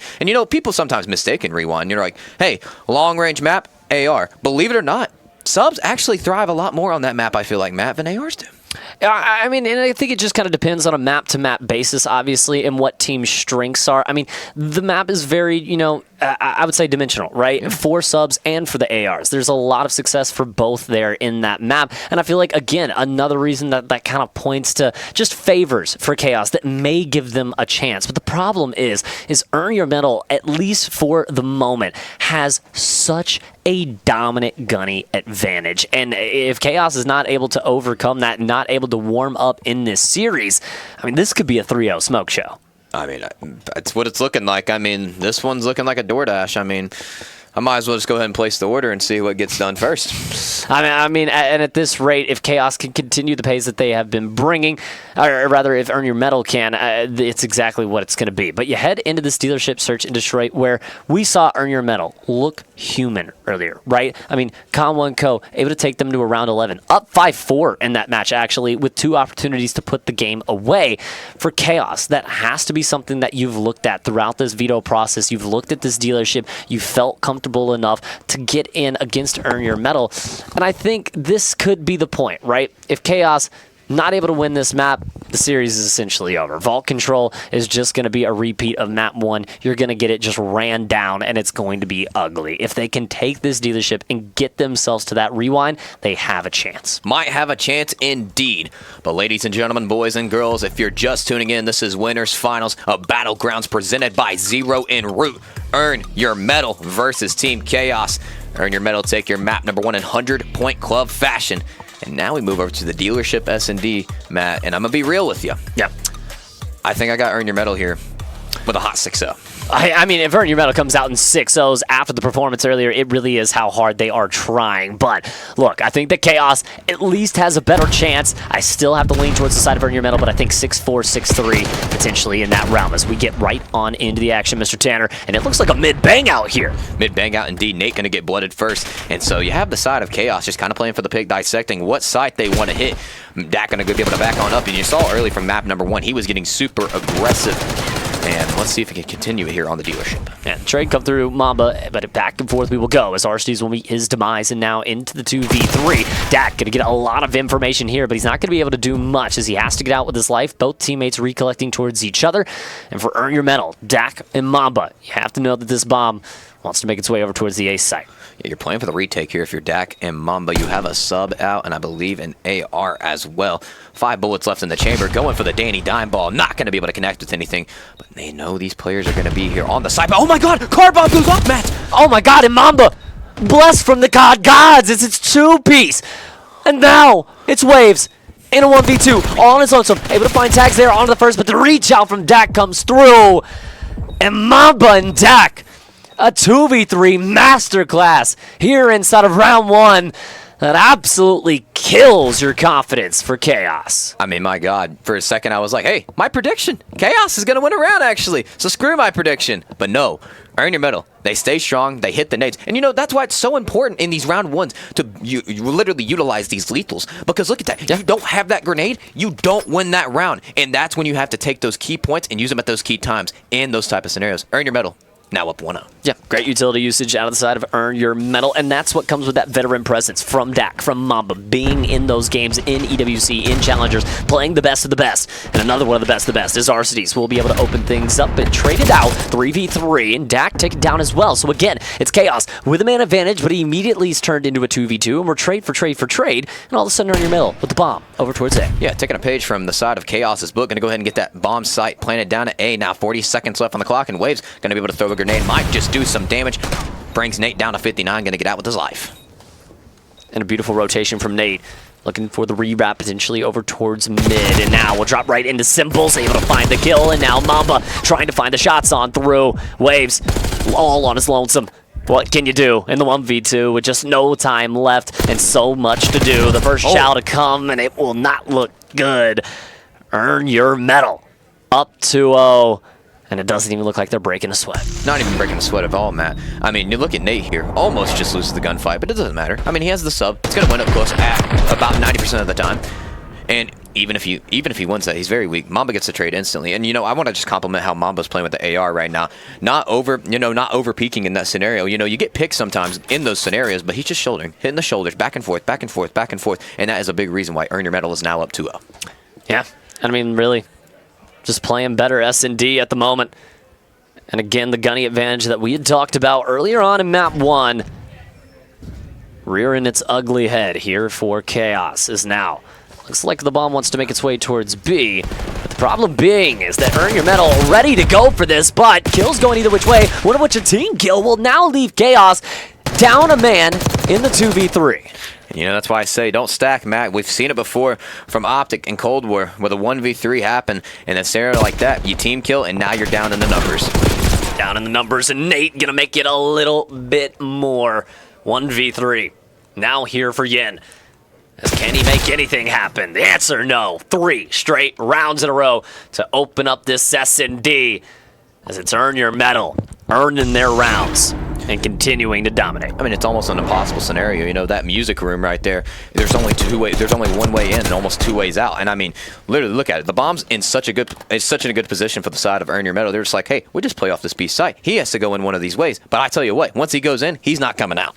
Well, and I mean, the other thing as well, I mean, Chaos is just getting red, right? I mean, it's the first time they've really wanted to work that B site with the majority pressure. And Earn Your Medal just sends 3 guys over that way and completely hard counters it. I mean, Earn Your Medal not only doing a good job on the offense, doing a perfect job on the defense, and so far, just playing perfect S&D. Oh my God. And it looks like it might be Phantoms and Chaos that are a little bit checked. Yeah, stop, dropping a roll from Nate, deciding the fate of Phantoms. They have the 4v3, the numbers advantage. Bomb could be going down very soon. It is indeed halfway there now, and now you have to have a retake from Chaos. And I mean, yeah, retake into a 3v3. It's gonna now be into a 2v2. Trades going either which way. Now Earn Your Medal. It's Mamba left alone in a 1v2 and not gonna be able to find it.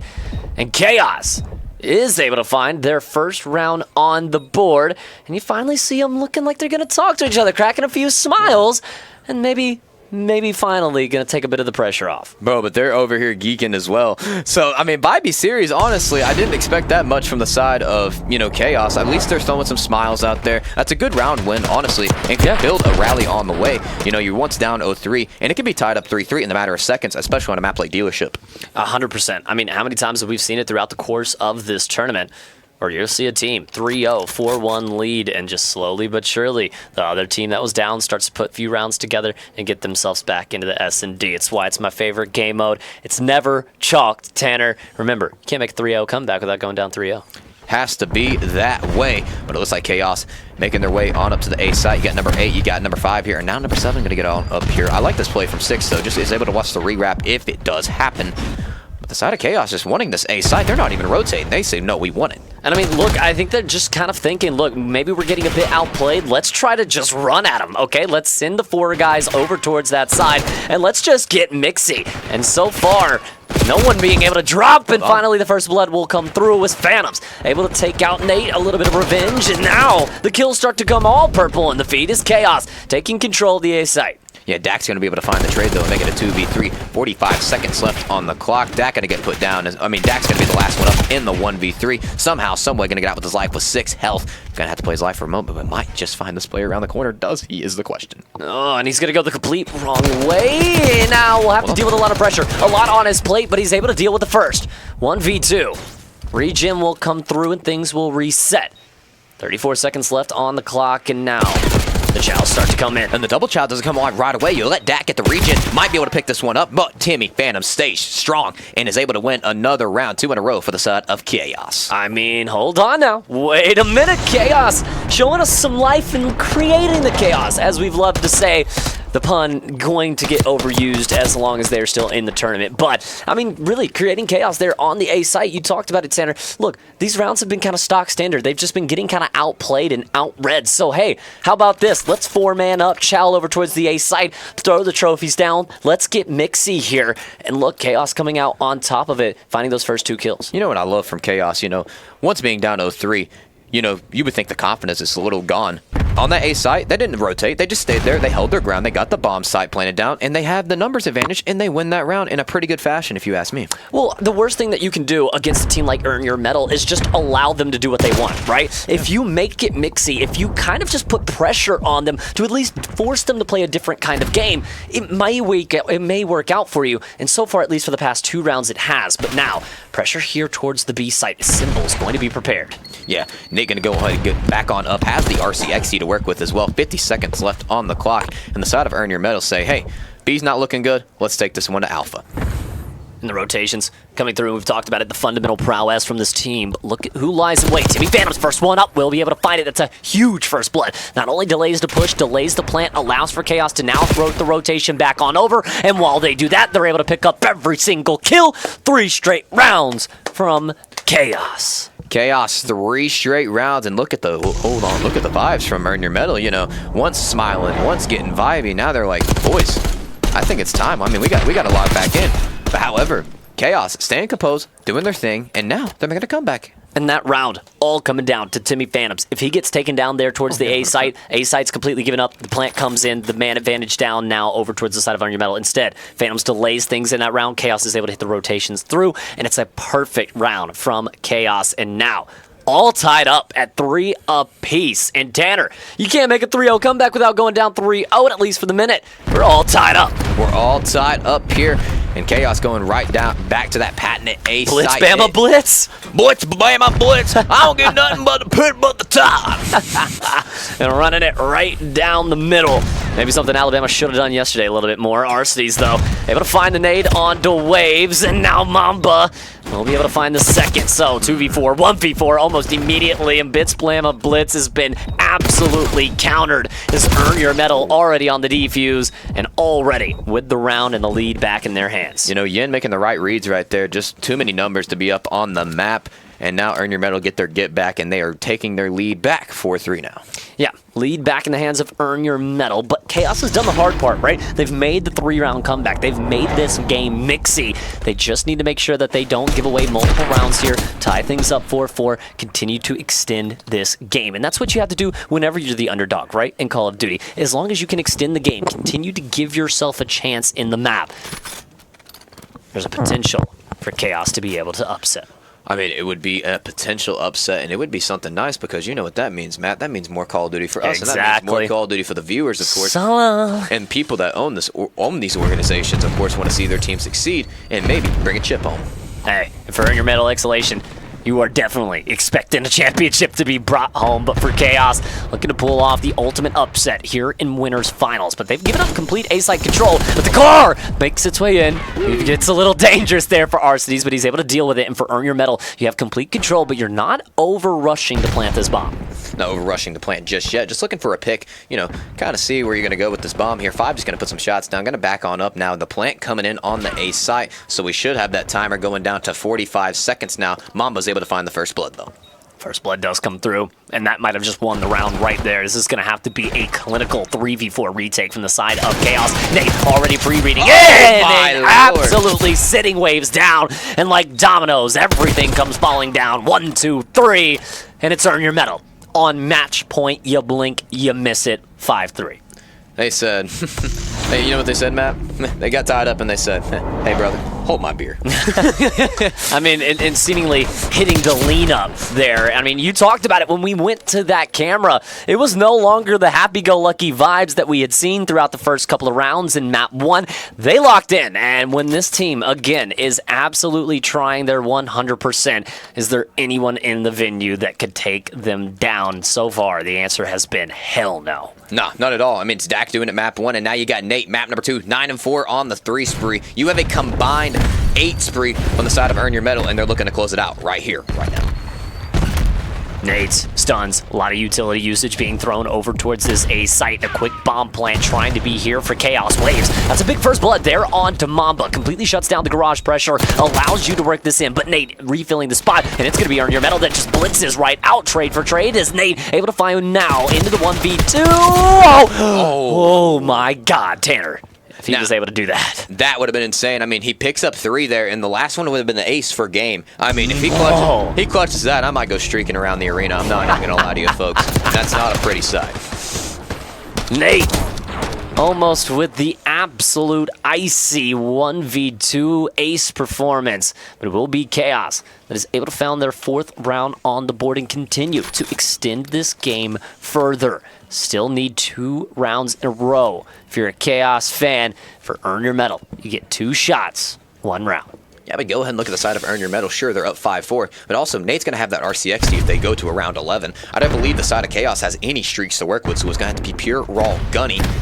You have to play defense, of course. Defense wins championships, and it wins you around 11 if you can play it right. And Earn Your Metal. There's been so much action in Chaos over towards the A site for a majority of this map. Now, all of a sudden, taking a free B site plant, and it's perfect with that mid control that they've garnered. Now, Chaos having to find a really tough retake here over towards B. It's got to come through the side of the gunny.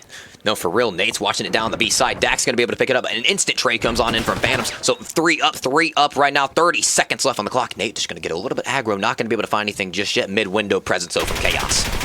And Narcity's just laying down right now on the bomb. Things get turned into a 2v2, and now a 1v2, all down. And now Phantom's able to find the first, or rather Waves. 1v1, 13 seconds left. He's going to go ahead and hop the bomb, and the timing's just not going to be enough. Mamba should be able to check this in time, and that's the game. A little anticlimactic there in that last round as Earn Your Metal takes a 2-0 lead, and a little bit mixier than the first map. And why I said they had shown some, flaws, some question marks inside of Dealership S&D, but now answering them twice in a row here in back-to-back series as it's a 2-0 lead heading into Vault Control. And Matt, Vault Control.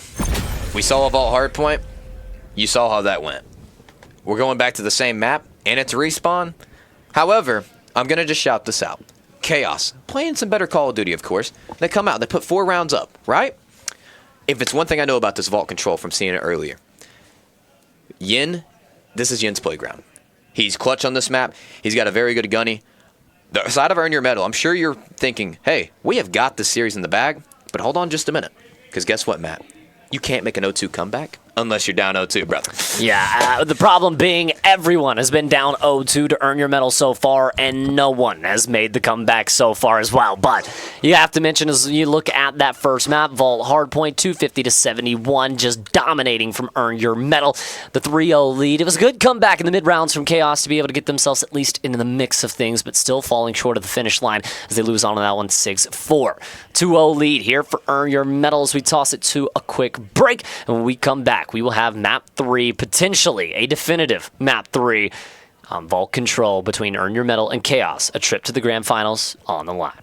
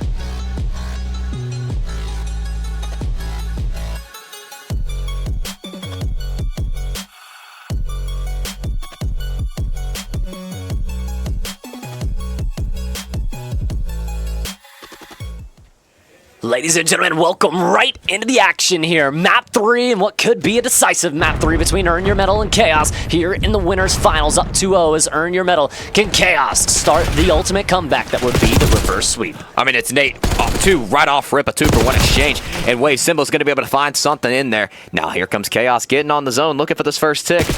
I mean, Earn Your Medal. Finding 3 in the feed.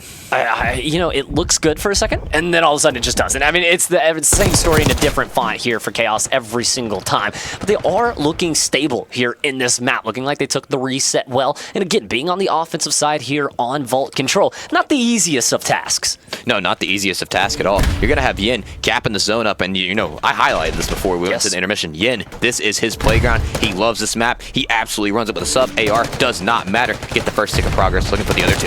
Yeah, and you're going to actually hunt this player down towards Vault to clear out that pressure as well. Now the triple stack here is on towards a zone, and that third stick of progress, I mean, looking like it might be done and dusted, and it is. A point captured out of there. Chaos Gaming. Extra minute on the clock, and now working your way right over towards B. Yeah, and Symbol's already halfway there to a Hellstorm missile, looking for the first tick of progress on that B zone. You got Mamba up top, Bart, though. That can be a scary sight. Maybe Phantoms can catch him from the backside, and it would be a power position. And now, right from behind, it will be Timmy Phantoms able to find 1, able to find 2, and that may have just called game. Timmy going for the third, but it will be RCDs and Dak that will stabilize things ever so slightly for Earn Your Medal. But the second tick of progress still being worked on as Symbols laying on his own and doing it all here on the B zone. Yeah, doing their thing. They're up 8 lives right now, Matt, and they're on the offensive side. This is the ideal start if you are a fan of Chaos here, as they now have that second tick of progress locked in. 19 playing 9 as Earn Your Medal. What can you do? It's another 3 dead in the feed, and oh my goodness, Chaos is going to absolutely run away with it here in round number 1.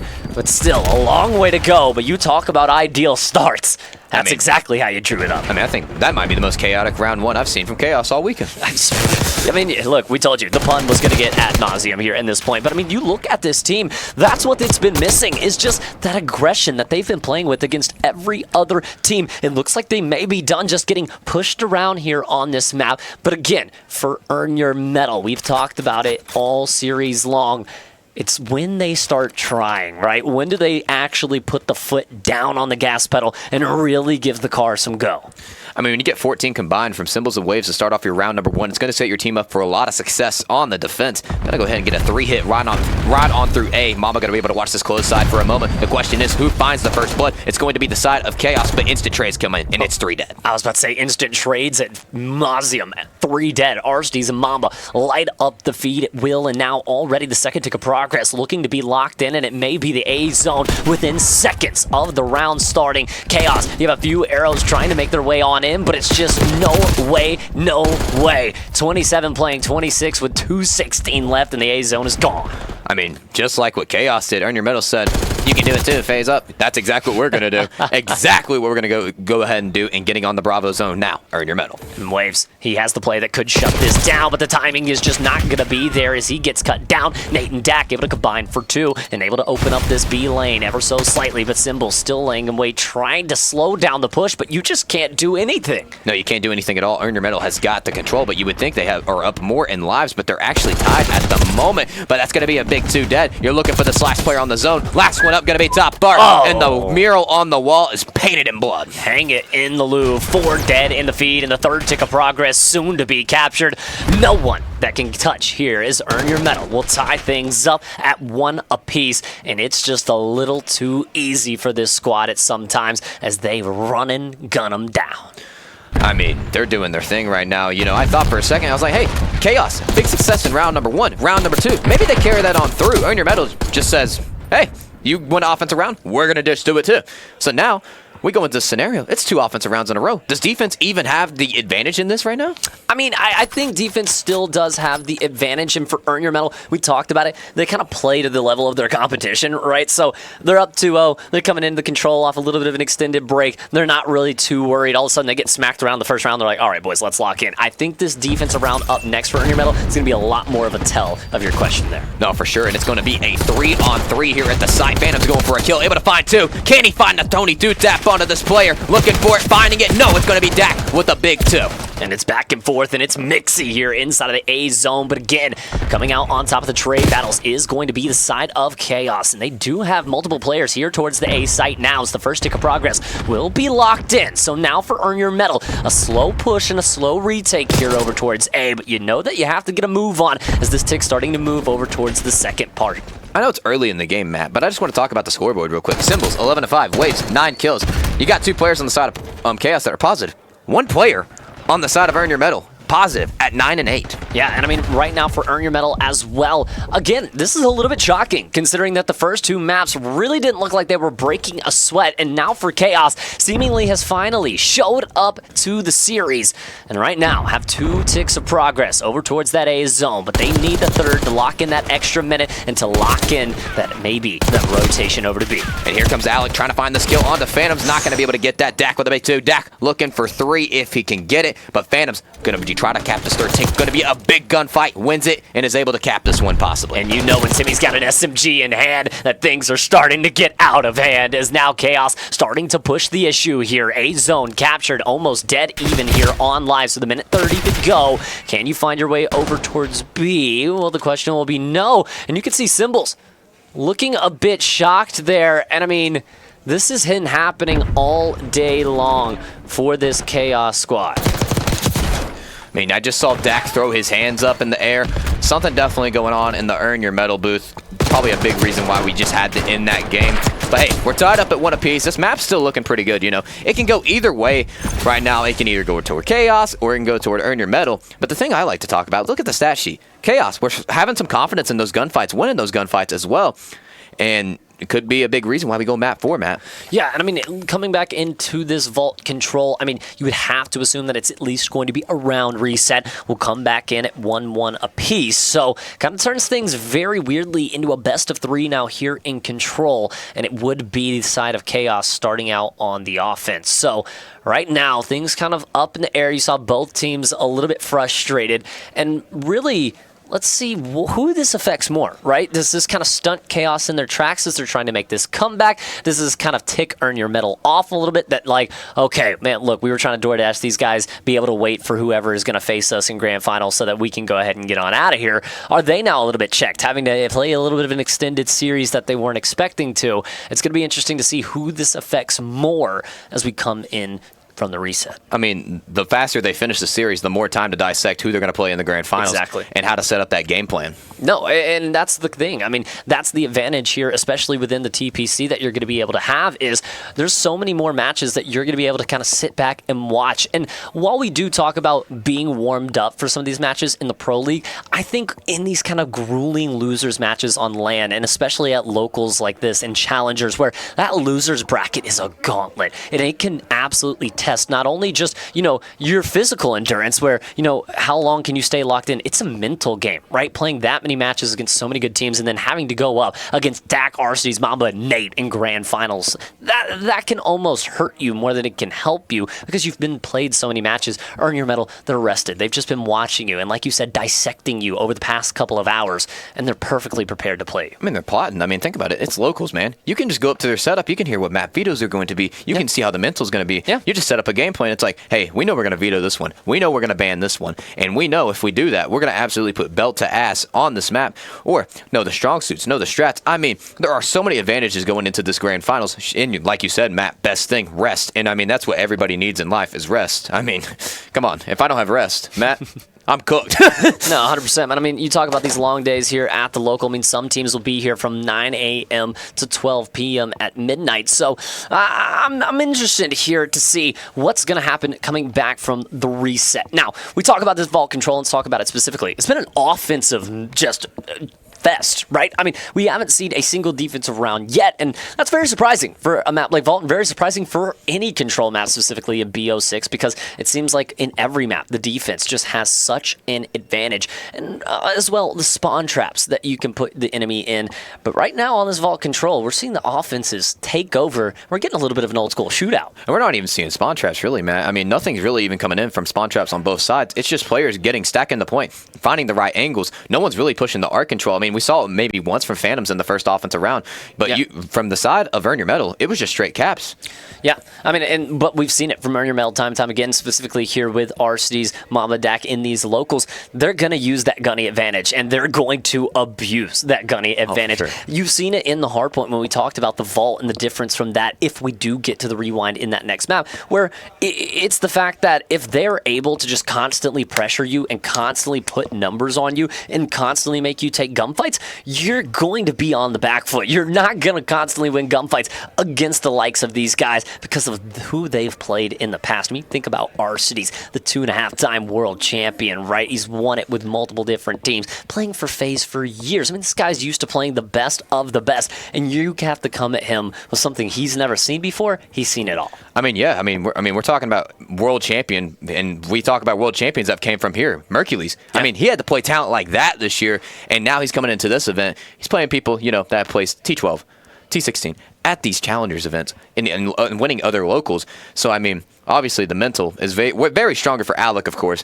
And, I mean, just who he's played, the experience. I mean, I'm sure we went to a DC, but, bro, he's chilling. No, yeah, we're definitely chilling here. We'll have to see how the side of Chaos, though, responds to this reset. As if you look at it from their perspective, you just captured the A site. Life advantage was pretty damn close, 17, 19. It's almost dead even.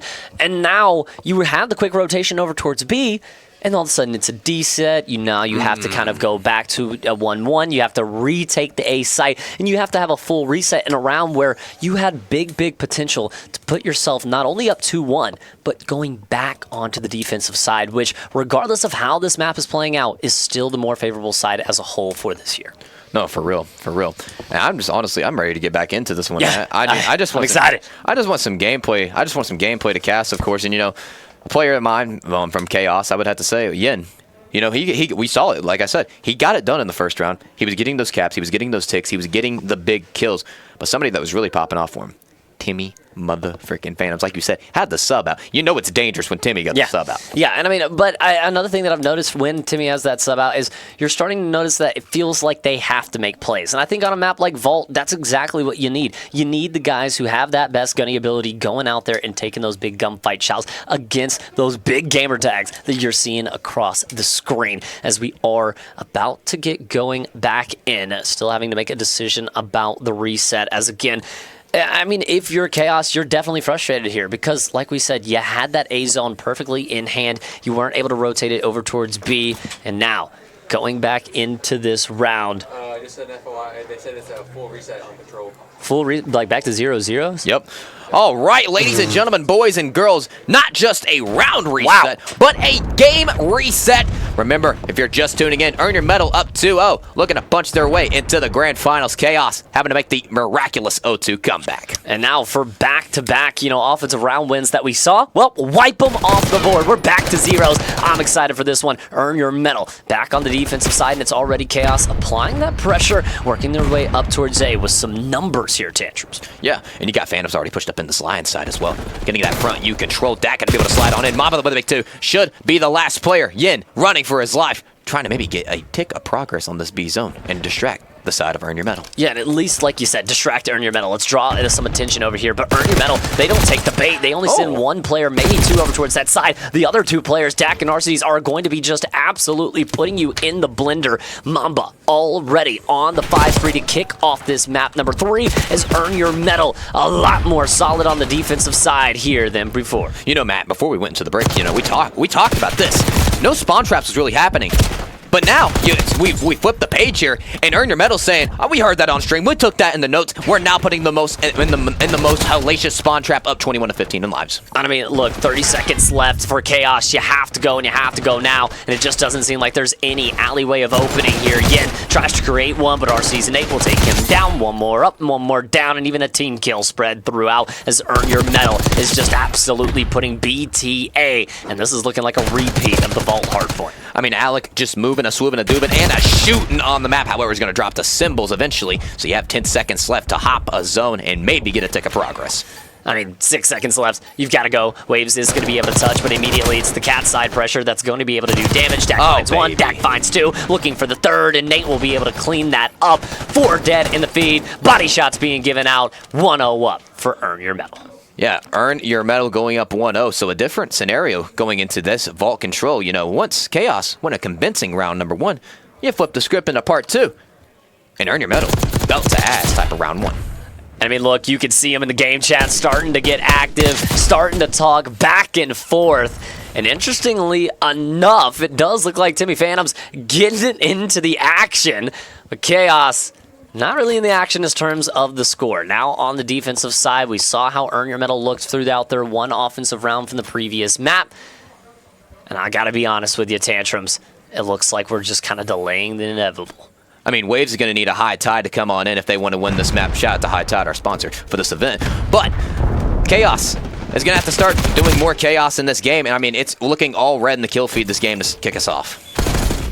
1-0 up for Earn Your Medal, and it's immediate B-site pressure, but you don't have a lot of numbers. It's the side of Chaos that still will be able to collapse on through as Dak tries to play his life, but to no avail. So 3 dead in the feed. Mamba the last one up to wait for the reinforcements. And for the moment, it does look like Chaos is playing this one pretty stable. Yeah, but you have Earn Your Medal going to go ahead and hop on the A zone. Stack does not come in right away. Mamba going to be very weak, going to get taken out on the Lion side. Here comes Yin, trying to get this opening. You push, going to get spotted out by Arcity's last player, going to be Catwalk. However, 4 could be creating the pinch map, but it's going to get shut down. Get shut down as Earn Your Medal here on the A side. Second tick of progress being locked on right now as Chaos tries to make the retake happen, but it's just no one that's able to make a dent in the setup. Nate, the shots to go. A site almost done and dusted. B site first tick of progress almost locked in, and Earn Your Medal doing everything right here in this round number 2. I mean, it's 22 kills combined from the side of Mamba and Arcity's. The boys are going off. The Challengers world champ, the former world champ. These dudes can do no wrong. Arcity's trying to put the blood on the wall in top art, but it's Dak with a big 2, and this might just be another Earn Your Medal cap. I mean, Dak starting out the map 5-7, now 10-7 on the 5 streak. His Phantoms will lay him wait. He's only able to find 1 there towards the top art side, as now you're just going to continue to push Chaos deeper and deeper back into the spawns. And for Earn Your Medal, you just have to continue to play with the feud a little bit here. I mean, you have 138. You can afford to play the kills. You can afford to dwindle down their lives and make this that much more difficult and take a 2-0 lead. Yeah, but that's going to be 2 dead right off rip. Nate just going to be just play inside this vault. Just be annoying. Just let your teammates shoulder out. He's going to be able to chav on in, going to be able to capture the zone now. Wave's going to have to back on up top bar. Has to get something going soon, or the 3 tick does come on in, and it will be another round for Earn Your Medal. And it's just too easy. 3rd tick of progress, solely. Whoa, my God. I mean, Arcity's just adding insult to injury. Phantom's the last man who can, and will not be able to earn your medal. 2-0 up, and after the reset, it's like I said, Tanner, they may be a little pissed off that they've even have to play a little bit more COD. Yeah, and you see Phantom's pushing the key down. He's definitely pushed the talk right now. And there's not much to talk about except this absolute belt-to-ass type of performance from Earn Your Medal, earning their way into the grand finals. And I'm sure you see it right there. I wouldn't be talking. I'm going to get in here. I'm going to lock in. I have to make an 0-2 comeback now. Yeah, and I mean, not only an 0-2 comeback in the series now, an 0-2 comeback in the control as well, as Earn Your Medal. 1 round, 1 map away from locking in this series and punching their ticket to the grand finals. As here we go. It could be the last map in this series. It could be the last round in this series, Tanner. Earn Your Medal on the defense. But a team kill comes on in. The explosion going to take out Mamba. That had to have been on purpose. I mean, come on now. How does that even happen? Nades over the top side, trying to find her way right here into the B site, but it's Chaos immediately with a lot of pressure here, and they will be able to trade out efficiently for the moment. So the first tick of progress locked in here is Mamba with the overwatch from top art side. We'll be able to find 1. Teammates find the second, but it's a mixy barrage of kills as Dak now on the 5 streak, but Chaos still on the zone. Yeah, you got Waves on the zone. You're already 2 ticks of the way of the progress here. Phantom's going to be able to get on up, able to get on a Bloodthirsty as well. Phantom starting to heat on up, but Dak able to slide on in, going to get taken out by Symbols, and it's 2-for-1 exchange. And right back onto the B site they will go, and the B site done and dusted. So now for Chaos, you work your way right on over towards A as Earn Your Medal tries to find their way back in for the retake of this zone. And well, 310 the feed, that'll certainly help. Yeah, and I mean, your waves, you're 4-16 right now, and you somehow get a zone capture, starting to heat up a little bit. If you just get a few more kills, you might help your team out. I don't want to see my boy on the Zuma watch, but damn, it might happen. Yeah, I mean, right now we've had a couple of those when people play Earn Your Medal because they can absolutely put you in the dirt on the defensive side. Of course, you give up the B site, but the life's pretty much even here. The thing that really hurts you is the time. A minute 40 here for the side of Chaos to just find 4 dead, jump the site, get it over with, and go to the next round. Yeah, Yin going to be able to put the back shots on it. Able to find 2. Big 2 out of Yin on a 3 spree as well. You're looking to find this A cap, but when you have Dak running your back spawn, it's going to be very hard to get to the objective. And Chaos still with the life disadvantage here, 12 playing 15. Earn Your Medal, 1 free set of kills. You are absolutely going to lock things down. But as well, we say that for Chaos. 1 set of kills for them ties things up. Now 12 playing 13. Look at Dak on the wrap, looking from underneath symbols, trying to go for the chase. Okay, able to find the kill. Even though things get a little bit mixy, you're back onto the A zone. And you're trying to lock in that first hit. Yeah, but Nate trying to decide the fate of Chaos if he will send them to the out of the tournament. Or sorry, into the losers. This isn't losers just yet, but it's getting damn near close to that. Yeah, at least for Chaos, right? I mean, Earn Your Medal looks like they'll be punching their ticket very soon towards the grand finals. With 4 more dead in the feed, we'll send everybody from Chaos packing. 5 more lives left to play with, and now just 4. No respawns in remaining. Earn Your Medal has to just find a few more trades, a few more kills. 2 playing 11, 1 playing 11. Phantom's the last man standing, and well, on the A site for now, but it looks like the collapse will come through, and it does. Earn Your Medal on to the grand finals, and doesn't even look like they broke a sweat. As right now for Chaos, nothing you can say and nothing you can do, as it's BTA. BTA indeed. You see Mamba picking up these final kills, able to find 1, able to find 2, and getting that 3-piece and a biscuit, punching their ticket on to the grand finals of the Battlegrounds tournament presented by Zero and Root. Yeah, and I see a little jokester down there in chat. Didn't expect this. Oh, yeah, I'm sure. No one expected Dak, Arcedes, and Mamba to be in grand finals. Oh, wait, yeah, we all did. The favorites of the tournament, and showing you why they're the favorites for a reason. Punching it in. Earn Your Medal Exhalation into the grand finals. Exactly what you and I expected when we got to the tournament. And so far, they are our first of 2. But we still got a loser's bracket to get through. And we still got 1 more grand finalist that we have to crown. I mean, literally, it's a 2.5 world champ from Arcedes, and then you have the half world champ from Mamba. I mean, that's 3 world champions combined here. I mean, it's absolutely crazy. And look at the series score. Dealership, a little bit closer. Map 1, oh boy. And map 3, it looks good from the start for Chaos. And then Chaos happened, Dak lags out, and now they're moving to the losers. Yeah, I mean, look, it was close inside of the dealership S&D. I mean, Chaos does a great job at coming back from 3-0 down to at least make that series mixy, but inside of the respawns, there's just nothing you can do. And now, we look on to the bracket as we can now update you. Down there inside of the losers bracket, Shinto Gaming, sent home by Luxury Exotics, who now punches their ticket, and the winner of Luxury Exotics and Nexus Org will be taking on Chaos in the losers finals for a chance to play Earn Your Medal in the grands. I mean, you know this, Matt. I mean, I think you know who I'm pulling for in this series. Oh, I mean, you're going your boys. Nexus, you was your underdog pick. You told me yesterday night, you said, Matt, I think I could see Nexus not only going deep in this bracket, but I could see Nexus placing top 2. You didn't necessarily think that they'd be favored going against Earn Your Medal, and that's for good reason considering the talent on paper that they have.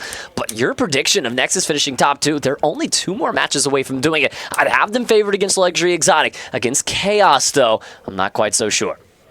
I mean, yeah. I mean, it's absolutely crazy. It's looking nuts right now. And honestly, I just want to see Nexus, not only because I have Nexus going far, but that rematch right here to start the day, a lot of drama in that series. Of course, you know, Timmy having a PC problem. And we could say Nexus had the momentum. And then Chaos, they won 2 straight maps, ended them, and sent them to losers. So the rematch going to be absolutely immaculate. Yeah, and I mean, we do have Dak coming in for the interview. Excited to get it in here, man. You could take a seat right here if you'd like, sir. I mean, look, not much to talk about. Pretty stock standard for you guys as we've come accustomed to. 3-0s after 3-0s. Does it get a little bit boring for you guys, or you just enjoy it that much more every time? I mean, we're just going out there, we're vibing, we're having a good time. So, I mean, they're quick series, but we just still end up making them fun no matter what. So, It's pretty good. No, I love that. I mean, look, we've got the cool player cams going on inside of the booth, and I mean, we see you in between S&D rounds, hitting a little belt to ass aura farming over there on them. I mean, it seems like you guys are having a good time. I mean, you guys enjoying coming out to these locals, and really, I mean, do you think there's any team that's going to give you, take a map maybe? Are we going to get an entertaining series at least one time? I mean, maybe a map.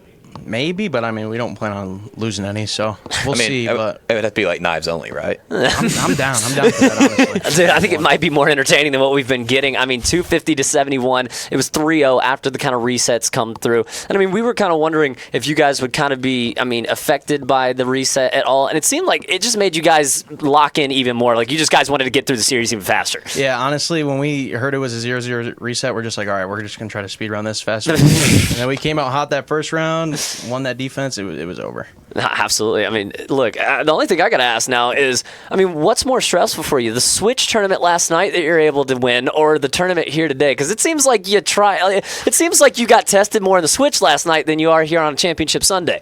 I don't know.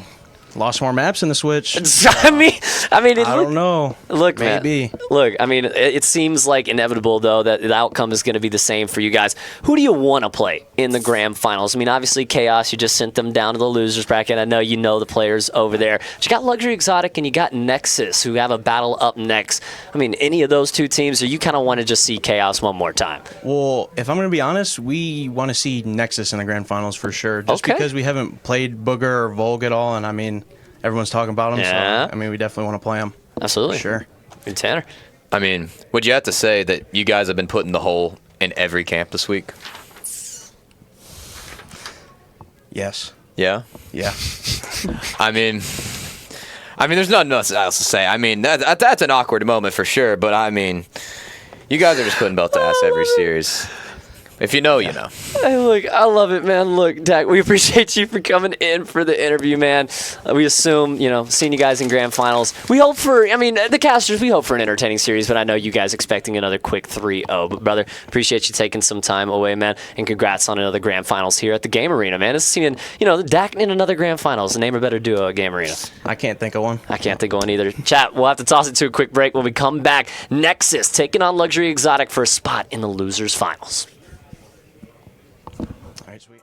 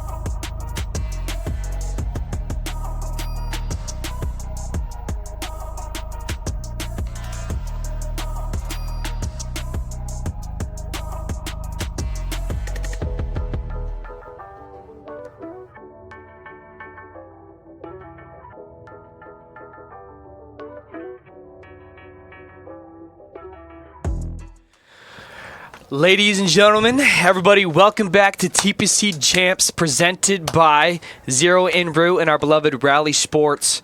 We have a banger. We have an absolute banger. I mean, I haven't casted since Friday, I think it was, and I'm going straight back into a loser semifinals, man. I mean, this is a loser go home. This is a banger match here. This is a banger match. And hey, I'm Connor. I haven't casted yet at all this weekend, but I got the green light to come and hang out with Freaky and watch some Call of Duty. So that's going to be a good time. I'm ready. Caught me at a good time. I was getting ready to leave and enjoy the rest of my night. But we have a good match versus, we have Chaos Esports. Nope, never mind. JK Low. We have Luxury Exotics versus Nexus Org.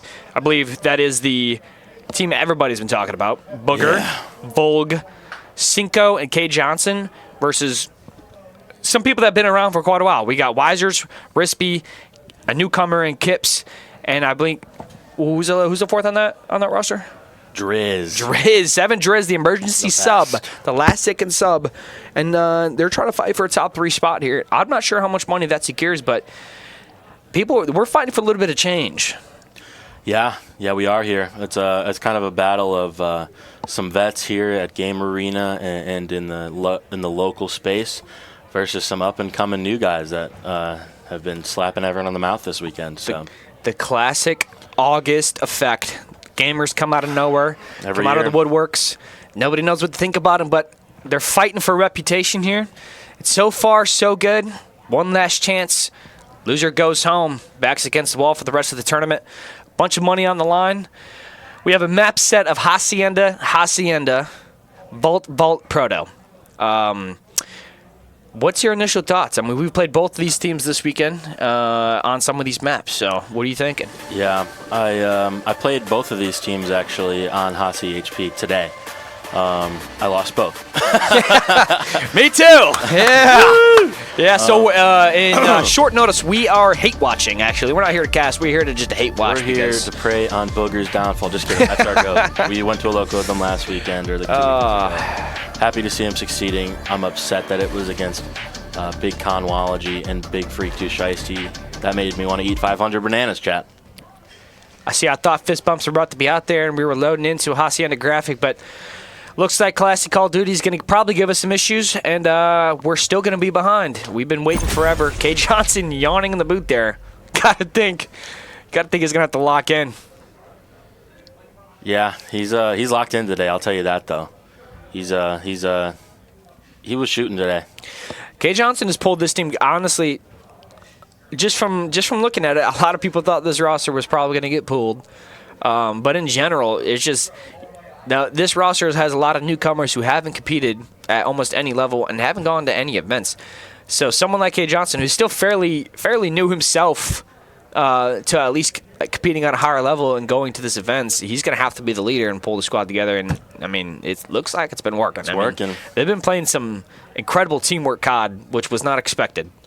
So, yeah, Booger told me after they beat us, he's like, yeah, I'm surprised we even made it out of pools. And I'm like, yeah, that hurt saying that. Yeah, that about checks out because he's the reason why I got pulled. So, yeah, I mean. He's shooting, though, man. I'll tell you what. He looks good. Can't do nothing but give the props. But, yeah, no, I've played Hacienda versus both these teams, also lost. Played Hacienda Search and Destroy versus both these teams, lost both of those. I played a Vault Control versus Booger's team, and we lost that one as well. Oh, you know what we're also missing here? So these teams did match up in pool play yesterday. This was a hot 3-0 in favor of Nexus. Yes, it was. I believe first map they actually played a Hasi HP in that too. If my memory precedes me, I believe Cinco went 45 and 14. Yes, and it was I believe it was like a 250 to 150 showing. The S&D was a round 11 1v2 clutch by K Johnson himself. Are you serious? Absolutely was. I sitting right across from them when that one happened. It got pretty loud, but and then the control was a pretty fast smoke show. So a very different luxury exotics we're seeing today. I mean, it's Sunday. These gamers have been around for quite a while, so they know the level of locked in they have to be on to try to make runs into a tournament like this. So I guess we're going to see if the veterans' experience can outweigh the rookies' momentum. Someone in chat, Xylo asked, who's the commentators? Production team, would you be able to pan to us so they could see, get a visual? Let's get a camera switch here. Come on, Xylo, you got to know. We got Big Freak OTM, and we got Conwa in the cut. Another two old heads. I mean, two old washed bots. I remember when I was still the young buck in the scene, but holy shit, I suck. Yeah. I don't know how we went from like up and coming to old and up and coming favorites to every event to fighting for pools. Yeah. Life catches up. I think fist bumps are out. We're starting to see some eyes set on the screen. Starting to talk to each other a little bit. Maybe some plans going out. And there it is. We're loading into map 1, Hacienda HP. Loser semifinals. Loser goes home. Winner secures a pretty penny. Yeah, I'm excited to see what these guys do off this break. We're just going to hop in right away on the side of Nexus. These guys are coming to hop in, playing COD all day. Same as Luxury Esports. Not much of a wait between Booger, Volg. The two young guns. Volg combines for a second one there. That's 3 dead. Immediate flip on the map. Cinco follows it up with the 4th. Can completely retake the entire map control and set themselves up for a pretty good, it could string really well here. Yeah, they already flipped spawns at P2 already. That's off to a good start, but immediately go 4 down again. Response. I mean, immediate response out of Rispy and Wisers combining for 3. Booger's going to be forced to back up, try to play 1, maybe 2 here. Going to have some help from his teammate. Going to get the Spiral Child. Gets to trade it out. Can you read the guy come through? Secret Booger! 2-piece out of Booger. I don't know if he's going to make the read out of Kips, so he doesn't. Kips, great play out of him. Going to have to get 1, back out, play his life a little bit. He's got control here at New, but his team's not here yet. He's going to get bad timing. Volg spots him out. Able to get 1. Secure spawns in the back, but it's going to be quick flood through the front. Cinco, Volg with 2. Can Volg grab a 3rd? I think so. It's Driz. He's got this. And Volk's smart. I mean, I like this play out of him. He does. He stays down. He's weak. Lets K Johnson, Cinco come up off spawn, help them out. Booger's going to repitch front. I do kind of like this. They might flip these spawns early, but if they can hold from the backside and force spawn them out and get a nice rotation, I mean, this game could already be taken away.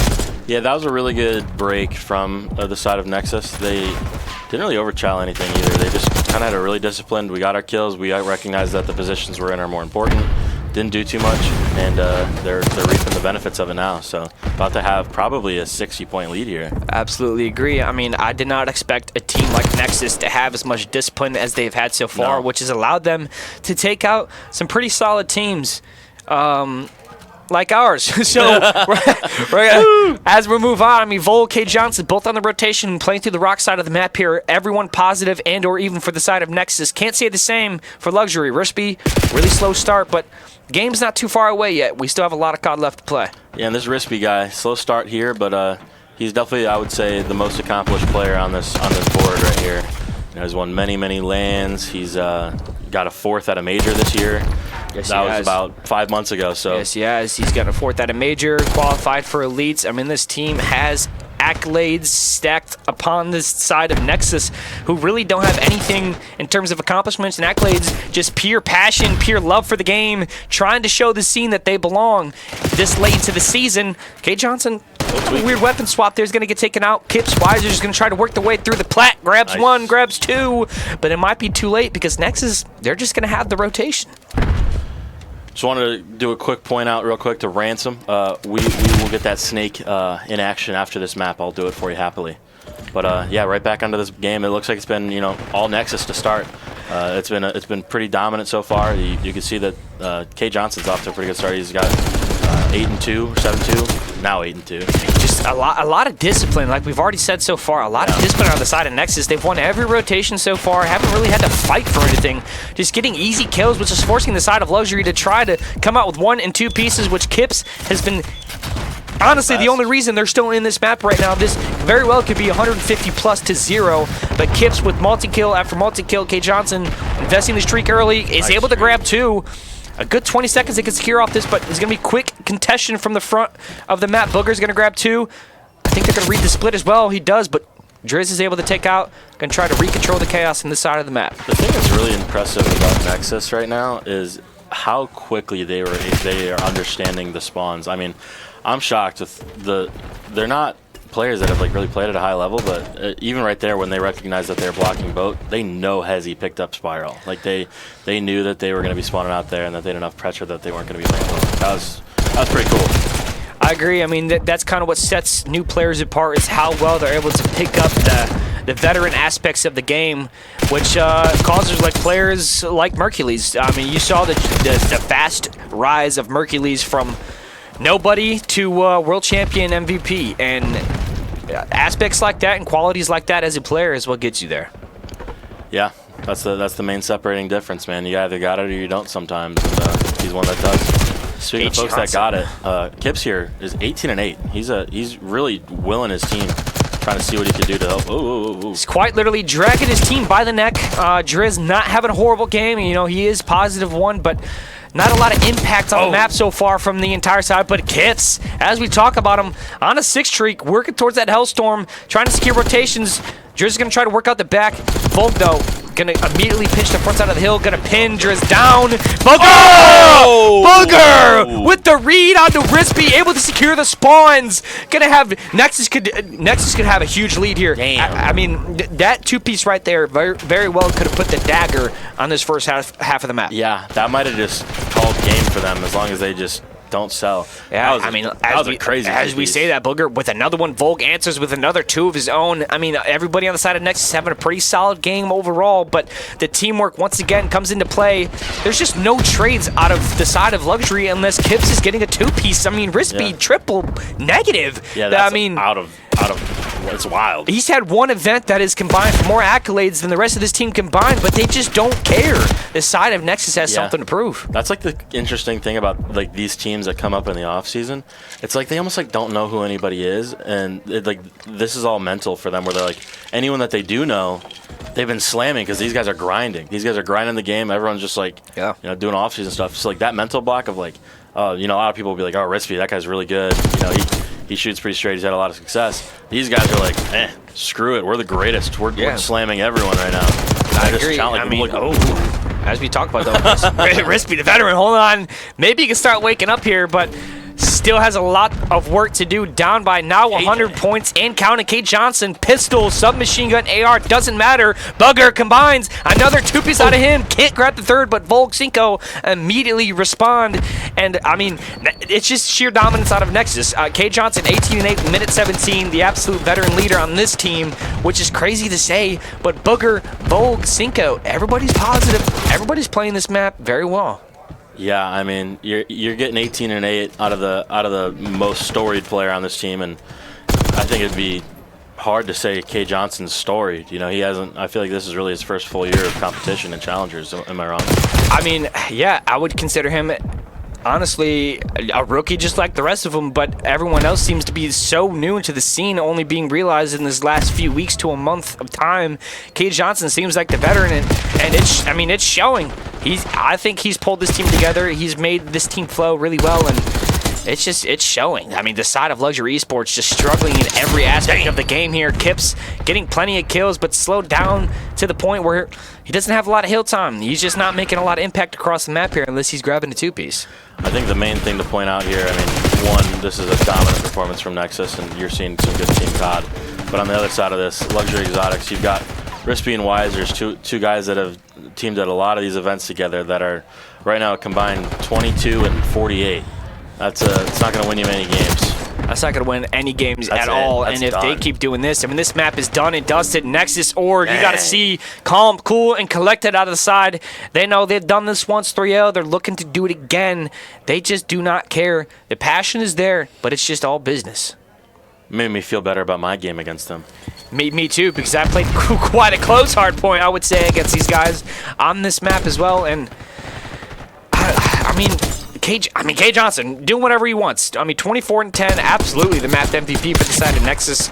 Lots of rotations, blocking the spawn really well. But I would like to say, Booger made a lot of good plays for his team right there. I think the 2-piece after 2-piece, Booger was able to just get in, grab 2 on his entry roll, which is not easy.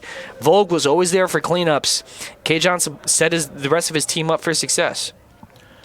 Yeah, I mean that was those two pieces that Booger was getting in the back was huge. He had what 2 or 3 of those where you're just like, how the heck did he pull that? At least 3 multi kills of 2 pieces alone of him just securing spawns. That P2 specifically, Booger World Star 2 piece in the back, and that's just gonna skyrocket Nexus from I think it was a 140 to 70 lead all the way up to I think a 190 by the end of that, and just a 100+ point lead going to the rotation, and still won the rotation off of P2, and it's just completely outplayed in every aspect. I mean, if you're Luxury, there's nothing you could talk about. You forget, and you got to regain. I mean, there's still a lot of COD left, and if they don't lock in now, this might be really quick. Yeah, and it's weird because Luxury Exotics, they're coming off a pretty impressive Map 5 victory over Bala, Luge, Matt, and Mitch, Shinto Gaming. They had a pretty great win against them, so you'd think that vibes are high coming into this. You know, you're feeling good. You're starting to catch some momentum. Yep. You got slapped in the mouth right there. You got to think, it's kind of like you already said, there should be a lot of momentum on the side of Luxury, just strictly off the fact they've had a couple tough series today. I mean, they've had no easy series at all. I mean, they've lost a map in every one, and they've gone map 5 in the most previous series. And at one point, they were down 2-1, and it was looking heavily favored for the side of Bala and co. And they were just able to use the grit. They were able to climb themselves out slowly but surely, and they won the map 5 I'd say fairly convincingly. They won it, and now they took all that momentum going to this next series. But Nexus doesn't care. I mean, Nexus has dropped 3 maps, I think, the entire weekend so far. 3 to 4 maps this entire weekend so far, and it's showing. Well, what I want to know is what the heck happened in that first series of the day when they played Waves and Phantoms? I'm not sure. I mean, it's first series of the day, you know. It's their first Sunday for most of them, especially on a LAN, and you got this one team came out hotter. There was a lot more veterans on the other side of Waves and co, and they needed a series to get hot, and unfortunately they didn't come out on top, but they're using the rest of this losers bracket as an example. Driz, Rispy on the side of Luxury, you got to think, should be the S&D favorites going into this map right here, but we've seen everything. Yeah, Kips is really good at this map too. I tamed with him in Challengers. He was always very good at Hossie S&Ds, so. They have played a lot of Hossie S&D this weekend. 2 against me so far, playing in pools and in bracket play today. Both have been on a Hossie HP. S&D? S&D, yes. How did it go? Lost both of them. Hell yeah. So Luxury does love themselves some Hossie S&D. Kips, like you said, Kips, superstar in the Hossie HP, superstar in the Hossie S&D, but hasn't been able to make anything out of it so far. Gotta have ourselves in a 2v2 situation. K Johnson's getting a good timing here. K Johnson just setting himself up once again, does get some shots off, but now they're gonna have the info. Oh no. The map's gonna have to start moving. They're able to find one out, gonna try to take out the side back together. K Johnson can't get this kill onto Wisers, and pretty convincing round 1 out of Luxury. Yeah, got the kills they needed to. KJ does a little impatient there on that pinch. He would have probably got a free kill if he had a little more trigger discipline there. But Rispy wisely backs up, plays his life. Wisers gets a kill, and he's able to close out the round. Yeah, I mean, if Nexus is able to pull out another probably late game S&D, it's probably going to be a 3-0. I mean, the respawns outside of Nexus are looking pretty untouchable for the most part, and the S&D is the only thing Luxury's been able to hold on to keep themselves in the series this weekend. So I'm expecting around 10 or 11 going the way of Luxury, but we're going to see how it plays out. Going to start on the side of K Johnson here. Nexus, Booger grabs the first blood. Kips instant trade. Rispy with the slide onto Booger. A little weak, but combines for a 2-piece now. They're going to put themselves in a 3v2 advantage. K Johnson going to try to play himself onto Rock here. Like the map control, he's getting good shots onto Kips. A great timing and a great read. I mean, the gods are flowing in the way of K Johnson. Driz is going to work himself into 1v2. Yeah, just like randomly picking up boat and him walking right into your iron was wonderful timing there. I mean, stars are aligned right now. Everything is going his way so far, and it's much deserved. Hard work out of K Johnson has brought this team together, and they're looking to make a run. Driz working on a 1v2. Spots some info, but doesn't see anything. Free trades. Another pretty convincing round. Both good offenses of either team here. I like this buzz cut on K Johnson. K Johnson is a new man with his buzz cut. He looks like a distinguished gentleman, as some would say. Yeah, there's something about it. Buzz cut buff. It might be, because this might be some of the best COD I've seen K Johnson play. Yeah, I might be chopping this thing off. I'm not going to lie.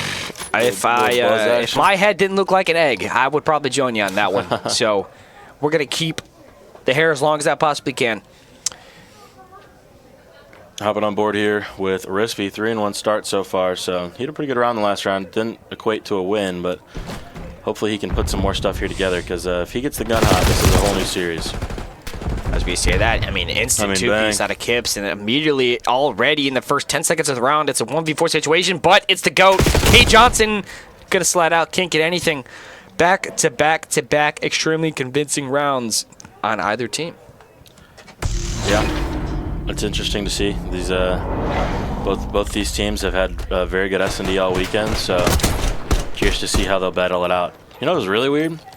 My team lost the S&D to Mamba and them, but beat both of these guys in S&D and lost the respawns. Yeah. I was like, what the heck's going on? A little wild. But yeah, Booger and them have been pretty dang good at S&D. I've heard this is one of their best maps as well, so we're seeing two teams that are titans of Hacienda S&D duking it out. So curious to see what Nexus can put here together this next round. It looks like a normal kind of B hit. Very slow, though. Very, very slow round. Looks like they might be looking for K. Johnson to find an opening here somewhere. And the stars align. Wow. That's what he's going to do. K. Johnson, everything is falling. I need to know what his prayer was right into his lap. I don't know. We're going to have to get it. I think it's going to be a round 11 map. Like you said, it's just two Hasi S&D Titans so far, and it's clearly showing because it's been extremely convincing rounds, and there's been no adjustments made at all, but Driz comes in with a wall bang, puts himself at 3-2 on a 2-streak this round.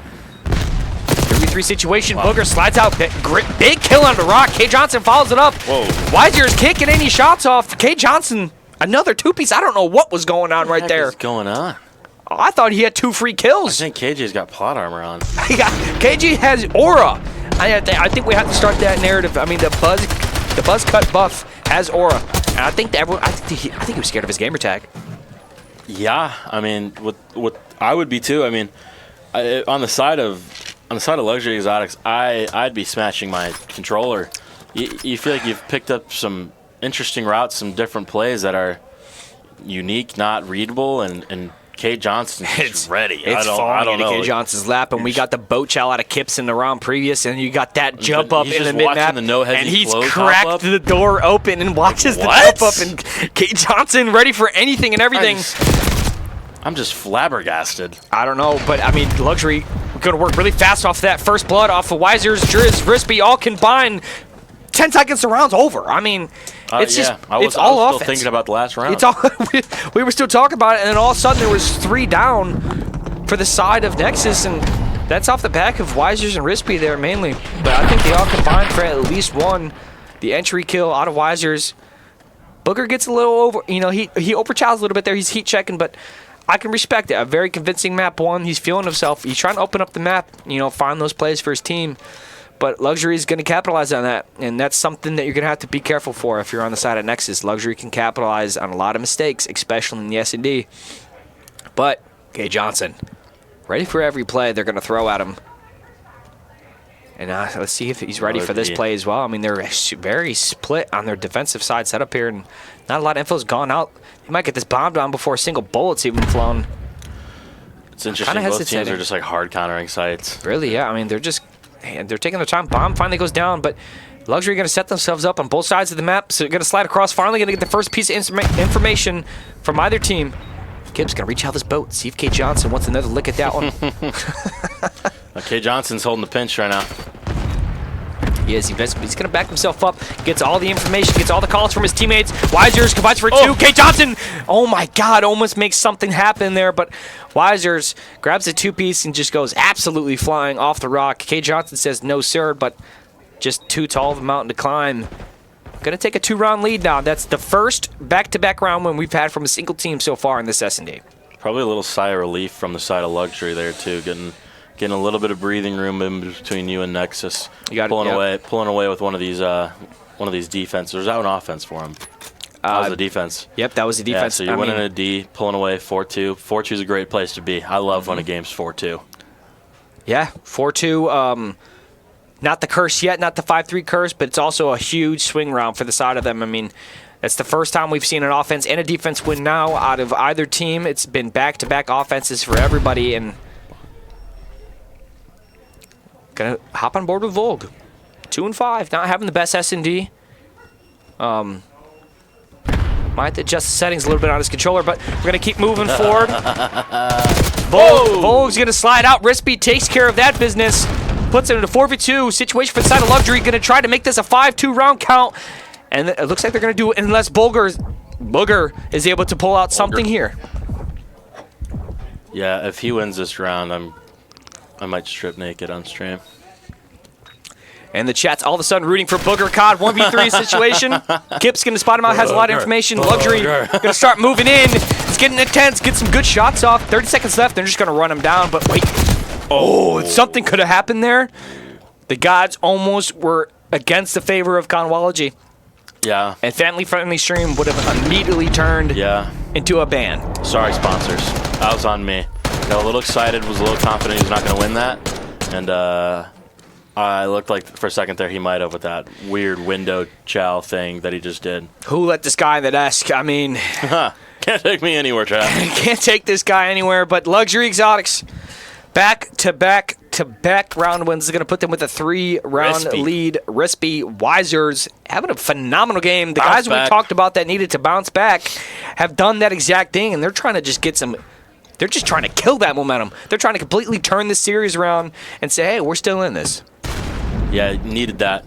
Especially if you're Kips. You wanted to see your teammates lock in a little bit, so that probably a little bit of encouragement that he's seeing from there. You're also getting you're getting a master class out of Driz. 5-5 is big time. Oh, Rispy does not care. That's 2, and immediately that's going to be the map. Unless Booger COD once again is able to do something. Gets a freebie onto the first one. The second one's going to chow him. Grabs it quick 2Ps. Are they going to try him? Oh my God, Booger almost does something crazy. Deep breath out of the side of Wisers there.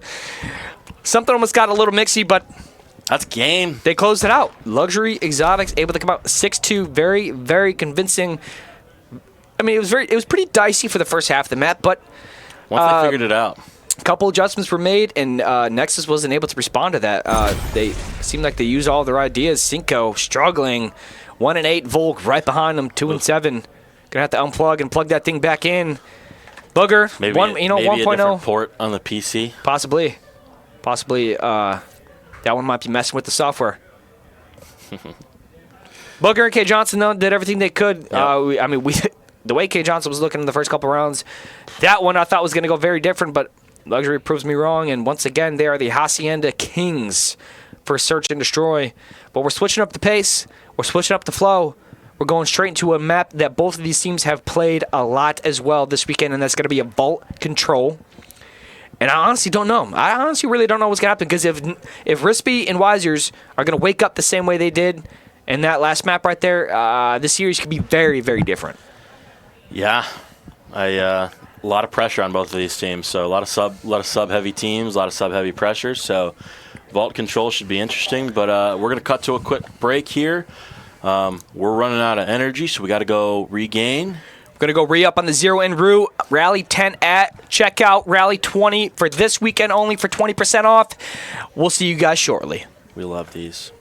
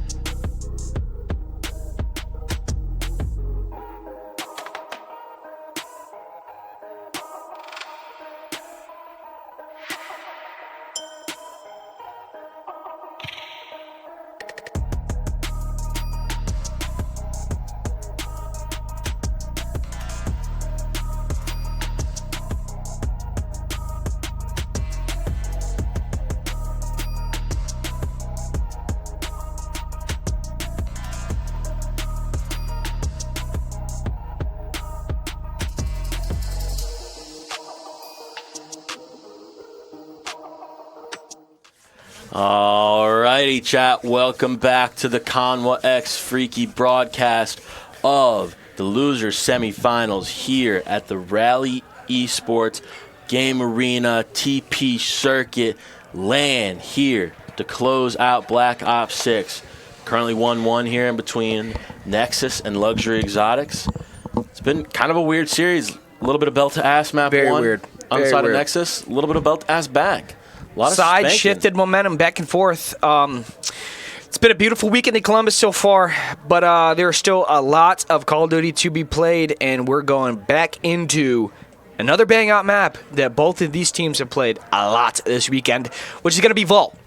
And we got a Vault control specifically going on right here, and I don't even have a prediction because Luxury started to wake up, and if they could start to wake up, these respawns will be very different for the rest of the series, and we might have a bang-out. We might have an official bang-out. This might not be a slam fest like we expected, and we're going right into it. Yes. From the loading screen straight in. No! With the spawn nades from Kips. Doesn't hit anything on the Cinco. Gonna try to come in. 2 quick kills outside of Luxury. Make that 3. Make that 4. Oh, man. Combining between Kips and Driz. Could clean this map up quick. I mean, they love their spawn traps.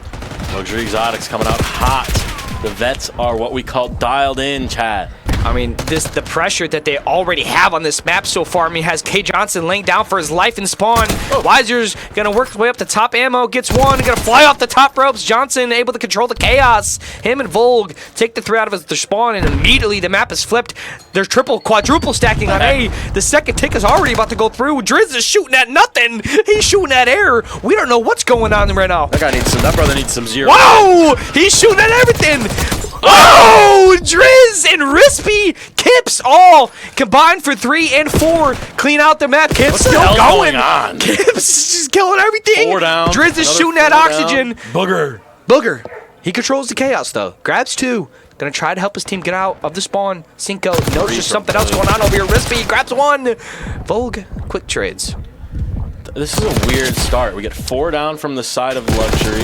It is. We get another 4 down immediately back from Nexus, and they get 2 ticks, or they cap A.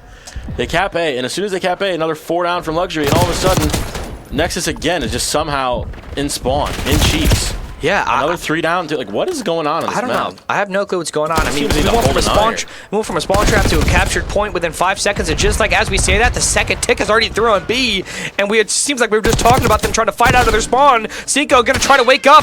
He grabs 1. Can he win in the second one? But he has some help from Booger. This B is done and dusted. The round is over, and the first round's gonna wait. Never mind. Spoke too soon. K Johnson though. Fat lady singing secures on the round. Okay, the one thing that I gotta gas this for the side of Nexus. They went 4 down twice, and in both of these 4 downs, they immediately get kills right away, and somehow get so much map control and objective time and kills off of it. Yeah, I'm off of 1 wave. That was an extremely efficient round of Call of Duty from Nexus in a space where they didn't even really get that many kills. Like I think they outslayed them by 2 by the end, the grand scheme of it all, but like. Wow, how on earth did they just win that round after like the start that Luxury had? I mean, Luxury got 2 4 downs that round. You said it best yourself. The efficiency on the side of Nexus was unbelievable, coming out many multi-kills out of K Johnson and Booger. We've said their name many times already in these 2 maps. Within 5 seconds, they got a full wipe and capped a point, and we're already into a defense for their side. Gosh. Booger, K Johnson combined for 3. He knows what the last one is. He's probably going to make that calm, all right? They should have the information on the last guy. But if I'm Nexus, I'm just taking this map control. I'm letting this guy be useless. Let him run around. Can we hop on board with Booger? I gotta like see what this guy's doing on the map. Like everyone bring out the notepads and let's just all get better here today. Let's all take notes. Holy cow! Like he's just like pulling. Like just literally, let's stick on this for like the next minute. Actually, you know what? How about we hop out on a listen in with the side of Nexus and watch Booger COD? I think that sounds like a great time here, chat. Let's hear these comms. One's you. Left side you. Left side you. I'm going up right now. Left side you. I hit him twice. Two. I got you. I got the other weak. Wizard's weak. Nice. What's spawn? I'm gonna wrap left. Careful connector. Peter, he's hitting lights. Heard you. About to go underground real quick. I got a trophy under vault. Okay. Two cat. I got one. One more cat. Lights. Lasers. Nice. Lights. Get in the spawn. Kill this guy. P2. Heard you. Lights. Still lights. Lights dead. Okay, I heard you. One's in P2. Going towards catwalk. Two lights. Both on time. One's open, one's closed. Catwalk dead. Look P2 booger. One could be like single. You're dead. Close. Catwalk dead. Open on time. Right arches. Right here. Cat. Oh my god, rip. Arches time dead. God, good fucking win. I'm clearing the stay. Yeah, I'm on it with you. Left side, led. Good, I got B. Go now. Dead. Fucking dumb. Nice. P3 dead. One more outer. Half out. Dead. Nice. Active spawn dead. Good shit for dead. My god, bro. Wow, Chad. I mean, we're getting loud. Booger said it best. Booger said it best. I'm not going to repeat the words family friendly, but you guys all heard what he said. I would like to point out comms, they were kind of weird from the side of Nexus. Very slow. There was not really a lot of information flying. It's K. Johnson talking, and Booger, everybody listening. We were on board with Booger from when he was off spawn, bottom art, to all the way back trophy. And the only words that he said that entire time was after Volg and KJ got 3 down. He's rapping. Which is the right comms. He's like, they're all spawning P2, they're all spawning P2. But for that first 20 seconds, he didn't say shit. He didn't even see anybody. I was like, what's going on? He was 11 and 7 for the entire round, didn't see anything. The comms were very slow but efficient. I mean, K. Johnson and Booger both put a lot of good information out there, and other than that, it was just listening. I mean, Also, they didn't flood the comms too much. The energy was there. It was okay. What kind of blackmail does Cinco have on these guys? I didn't think that guy said a single word that entire time, and he's 5 and 8 as well. Like, what did he do to get the honor of spawning in with these kings? I don't know. Shooting back online does help a lot. I mean, as you would say, as Conwell would say, kill a lot more bad guys and you'll play better. But we're gonna get into it. Rispy gonna try to answer back really quick on this round. I mean, Nexus already up 2-0. I mean, this respawn's been very fast, very much like the first one. Rispy has to change it. He's gonna try to turn around for his team. Someone's got to do it, and it's gotta be him. Rispy, Driz combining for a lot of kills, but just no other help really. There's just not a lot of support coming from his teammates, and Nexus is just, they're already back on the point. I mean, the second tick is already about to go through. They have a double stack. There's just no pressure coming in from the side of Luxury. And as I say that, 3-piece out of Driz, one of them being Rispy, but he doesn't care. He's gonna finally clear out the point. Volk gonna try to back out, play his life. The round settles down a bit. Luxury, they start to control. Yeah, I don't know. I mean, you're getting a really good map out of Driz right here. If you're just out of Luxury, I think you got to capitalize on this. But on the flip side, you're not getting squat out of Wisers in this respawn right here. I mean, every time we see the side of Nexus on the point capping, every single one of them there. I mean, that is quite literally the most 4 stacks on a point in control. Booger shooting the bullshit. It gets absolutely smoked by Rispy. Kip's gonna answer back with 2 of his own. Driz answers with another one. This is just like the first offense we saw. I mean, the first defense that we saw from Luxury, they would get a 4-wide, but Nexus was an answer back immediately. Within 5 seconds, A point's already almost gone. B already has 2 ticks done. Somehow, some way, though, Luxury has the kill advantage here. So, 20 seconds left in this round. Luxury is kind of in the driver's seat somewhat, but also, like, Nexus is almost going to win the round. What a weird control. This has been a wild control. I don't know. I think Nexus has been very efficient with the short amount of time that they've been pushed up on the map with their offensive pressure. I mean, like they're not alive for very long as a 4, but they stack so well and they get so many ticks taken out. And like that, B is already gone. A right behind it. Wiser's gonna have to fight for his life, for his tournament life. Lots of money on the line. Rispy, Wiser's trying to turn this around, but so much work to be done for him. I mean, we're trying to help Cinco's case out here, but he's getting world starred every time I go to his POV. Yeah. I mean, sure, I did lose to the guy. I get it, Uncle Trev, but it's okay. We're just calling what we see. Volg 1v2. says we got him. We got him back. 2-piece out of Volg. Oh. Could have been nice. Just not enough time. Like we said, I mean, the offensive prowess that Nexus has had, they capped the points so quick that Driz he can't take his time in that 1v2. He has to move quick because the point is already capped. It's already right there. I mean, it's so weird. It's such a weird flow of control out of that you don't see very often, but it's a bang out. It's a bang out, and it's also a 3-0 right in the side of Nexus. I mean, really good map out of your subs. Really good map out of your subs. Really good map out of K. Johnson. And, I mean, if I'm Cinco, I'm buying everyone's dinner tonight. Yeah, I mean, hot 3-0. And honestly, K Johnson, very good map. Volg had a solid map himself, but honestly, nobody did anything crazy. It was just a very efficient played. Really efficient out of the team. I mean, just like.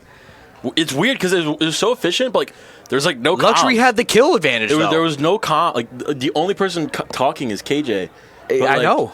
But for some reason, like, they just, like, are doing good things on the map. But, like, I've never, like, seen anything like that. I think you got to call it I think there's just a lot of natural chemistry this team has. Must be, yeah. They clicked so well from the start of them playing together where they were never used to having comm a lot. They were probably never used to having to feed a lot of information through to everybody because they all just kind of did what they wanted to individually, and it naturally meshed well. Yeah, and then you throw someone like K Johnson with very good comms and a very good structure play style, it just rounds it out perfectly. And the respawns are incredible. I mean, there's been 82 total points out of both respawns scored out of the side of Luxury Exotics, but if they can steal one, the S&D was so lopsided. It could still, I mean, something could still happen, but we're going right back into a vault. Yeah, I don't know what the amount of.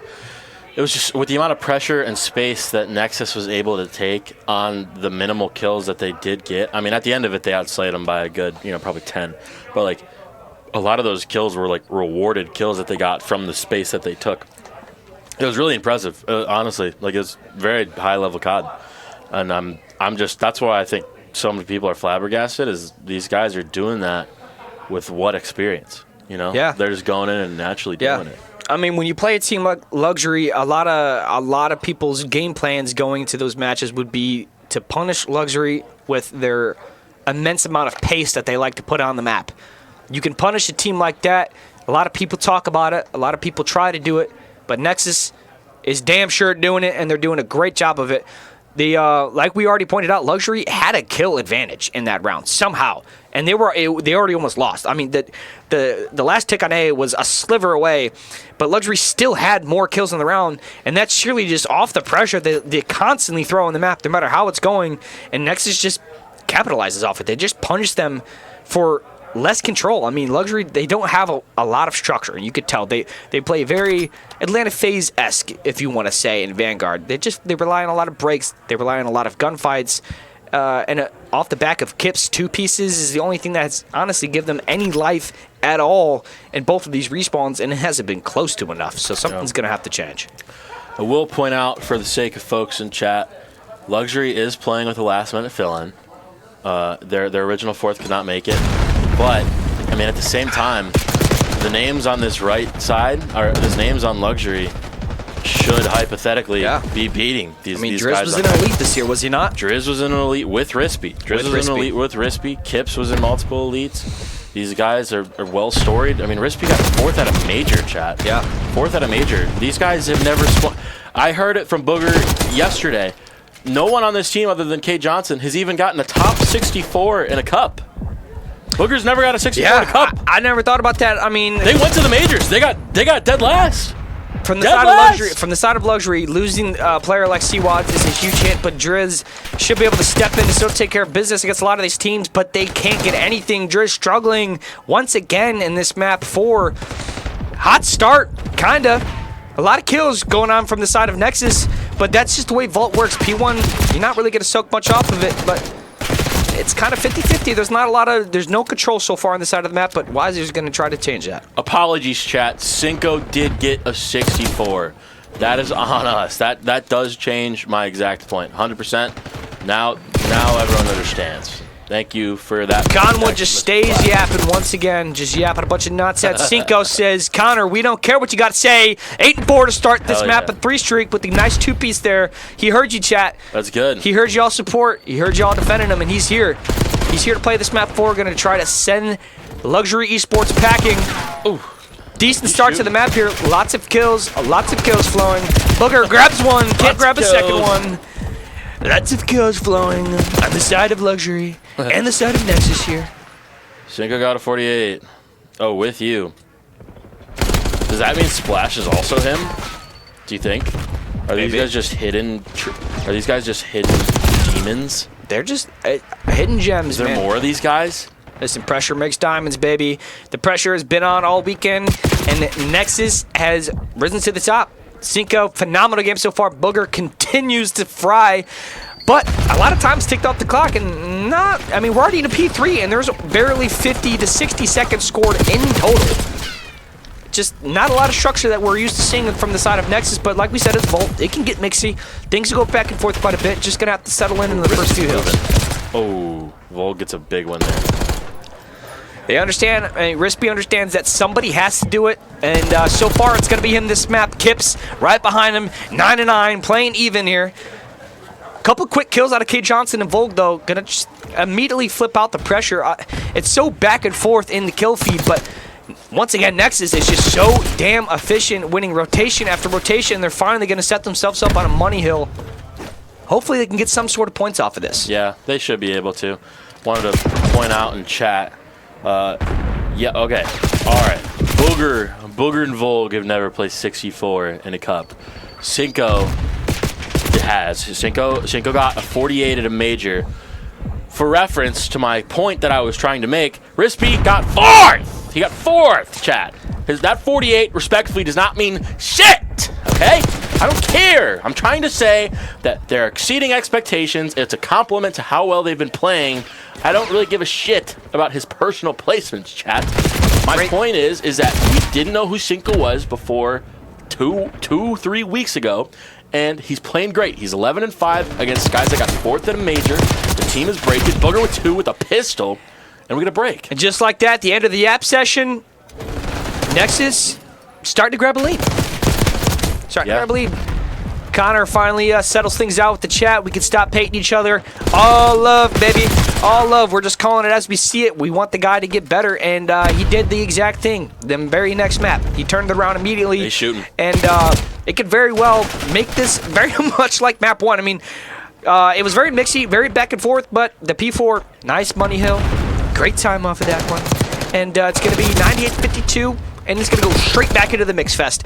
Time is ticked off the clock a lot. Rispy still frying, trying to wake up his team in some way, some shape or form, but Driz still struggling. 5-13. I feel like that's the 3rd time I've seen him triple negative on the scoreline, and just nothing's changing. Nothing. Oh my God, Booger throwing some BO4 strafes there. Grabs it too, but instant response from Luxury, and they're hanging on. They're hanging on for now, but this is how the map 1 did start. Yeah, you'd love to see some just consistent slaying from the side of Luxury. It seems that you're starting to get people that are heating up. Like Driz, you got a good map out of him last game, and now he's having a stinker. You know, Rispy map 1 had a stinker, and he's been frying ever since. So it's like, if you could just get these guys firing on all cylinders, we probably have a series on our hands. But until then, Nexus in the driver's seat. Booger's 21-13. That's a lot of engagements. You got to think though, Cinco just invested a streak, got nothing out of it, and Luxury's going to grab 2-3 kills straight off of that with the P2 full hold so far. Could very well turn this into a money hill, and the streak's gone. The streak's gone. 4 dead for the side of Nexus. Luxury starting to wake up off the back of Rispy, absolutely doing everything he can, and we could have a tie or a lead change after this hill's over. If Luxury can keep trading. Driz starting to wake up. Here we go, Driz. Starting to wake up. He was just 5-13. He's doubled his kills since then. Cinco trying to change something up. He slowed down a little bit, had a great first half of the map, but Rispy turned it around. Booger, another 2-piece. Gives him the last 5 seconds, but we're at a tie game now. This Vault could very well change, like we said. Here. This is going to be a race to art. It's going to be in between Wisers and Cinco. Now, I will say, Volg does get the spawn there too. Oh, but Wisers, it's a beautiful time. He gets behind both. And now they got spawns for art. I mean, so they're going to have prioritization here for new. That's back-to-back multi-kills. Wisers combines for 3, but Booger grabs 2, but it's not going to matter. Like you said, they already have the spawns. Volg, K. Johnson. I like this play, though. They're going to just set up, and they're just going to say, screw it. We'll play from the bad side. We'll just soak the time off of this. I mean, Luxury is going to be so focused on the spawns of this map because they finally won a rotation, which they haven't done in any of these respawns. But the efficiency out of Nexus is just next level. They have all the kills. They're playing from the bad side. They're soaking the time, getting the kills. Splits now. And now the pressure's on. The split spawns are in. K. Johnson grabs 1, working his way up. He's just dodging. He's ducking and dodging. The 5D's a dodgeball. K. Johnson's still alive. But Luxury, they recontrolled the side of B4. But a lot of time was taken off there. Yeah, KJ just dodged, ducked, dip, dived, and dodged all of Weiser's bullets right there. It was pretty impressive, I must say. If you dodge bullets, you can dodge the ball, baby. K. Johnson, living that to heart.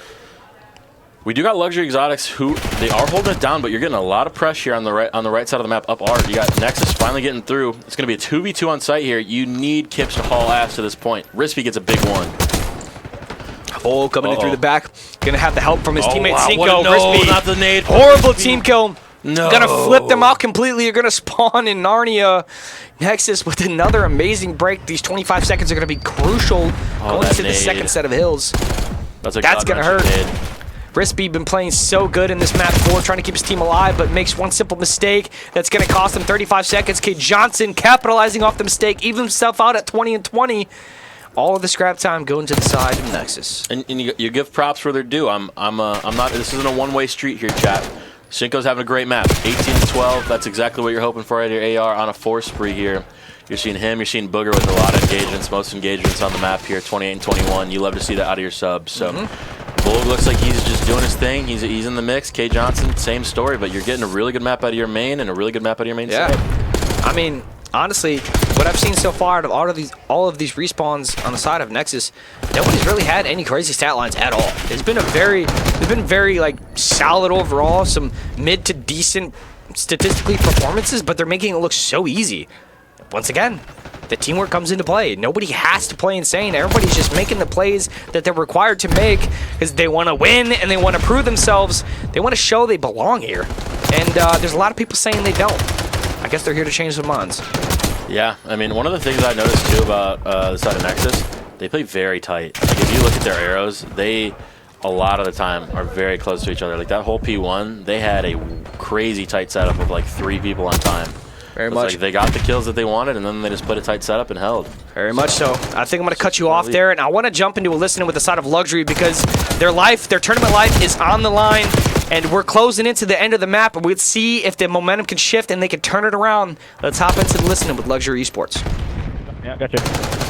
In the back, one shot. Right here. Laying on the hot tub. I'm on the hot tub, bro. Back there. Try your time. We can hey, on the left. Fuck. Lay down behind it. Outer right. One shot there. One our pump. Come on. Back there, outer right. Not the truck. Hurry. Back time as well. Back time. One shot, Tom. Good name time. Get it, you guys. One shot.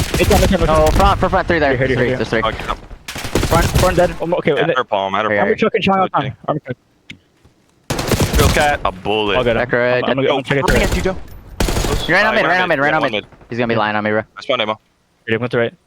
Could be like yeah, could be ball, bro. Yeah. Yo, what's new right now? I got P4. Statue. Top cat. One going mid. Statue went start. Yeah, mid right now. Close dead. Right here. Yo, I think I got there. Let's scatter, closed again. Closed again. Come on, give me time. Closed. One Yo, closed. chop me. Mid time. I spawned right. Time. I saw one on the ball. Right here. On the head, right side. Yeah. For sure. I'm going vault. Not dead. One cross me, guys. On the weak. One cross spin. Watch and land.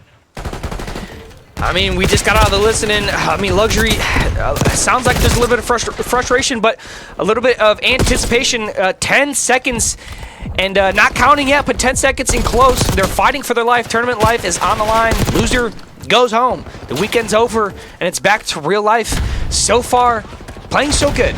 Playing so good so far. I mean, this P3 has been much better than they have for the rest, but they can still win off of this. That's the dagger. There's 2 kills in. Luxury has to go. They have to move. Volg gets the third. 1 person left. Driz pushed up onto the B-Control van, grabs 2. Can he make the play? But 1 second left. They get in. Volg gets the kill.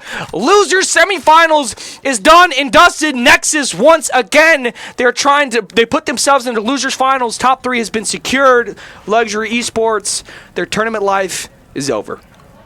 I mean, wow. I mean, what a run so far out of the side of Nexus. Really, really, really good series out of them. I mean, they dominated those respawns. They were completely in the driver's seat that entire time. Got a really good map out of everyone at some point throughout the series. You know, Cinco 24 and 20. Volg turned up crazy at the very end. Huge turnout of Volg and Booger there. 26. I mean, look at the damage across the board there on the side of Nexus. Absolutely. I mean, we just talked about statistically, nobody's really been playing that crazy, but Volg and Booger completely turned that last P2 and P3 around. They said, we're done. We're tired of this. We're closing this one out. Extremely impressive respawns for the side of Nexus. And if they could take that efficiency over to S&D, all 3 game modes are going to be looking damn near perfect for the rest of this tournament. Only 2 series left. 3 series left, and they'd be tournament champions. We got a losers finals match now next up for them. Not 100% sure who they play yet, but Nexus is looking strong as ever. We have one of the members of Nexus coming in here, joining us for an interview. Chat, we have the man of the hour himself, Volg, jumping on board here. How is it going, Mr. Edwin, accusating Volg? It's pretty good. You know, I'm frying. I feel like nobody can kill me. You looked great that series. You looked really good. That last map, you were like neutral for the majority of the time, and then that last few seconds, you went crazy. Yeah, nobody could kill me, huh? Yeah, I was like just God on the map. Yeah, you were shooting, man. So Thank you. What do you account this success for you guys to? What would you say has made you guys separated you guys from everyone else so far? Just really adapting, bro. Like we had no reps. We didn't scrim at all. Like we scrimmed maybe like twice, and we just this was basically our scrims, and just us like learning off just playing these few matches, like we adapted really well. Learned how to play with each other. I think the chat's curious, and I know I'm curious as well. A lot of people, self-included, did not think you were very legit coming into this. So still some questions about that controller, but nobody can deny the talent.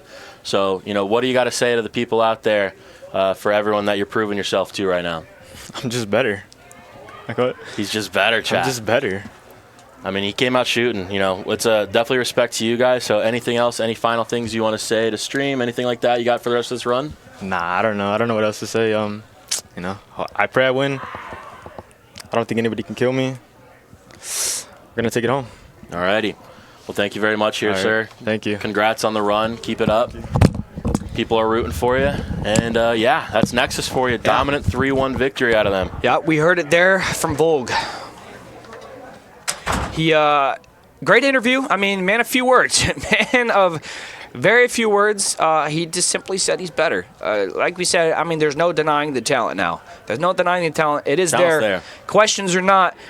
The boys on the side of Nexus are playing good, and it's been off the backs of players like Volg and Booger specifically. I mean, K. Johnson has glued this team together very nicely, but the playmakers out of Volg and Booger, the 2 biggest question marks going to this event, I think for the last month, they've been the 2 biggest question marks in the entire scene, but they're proving that they're here to stay. They're proving that they're here to win.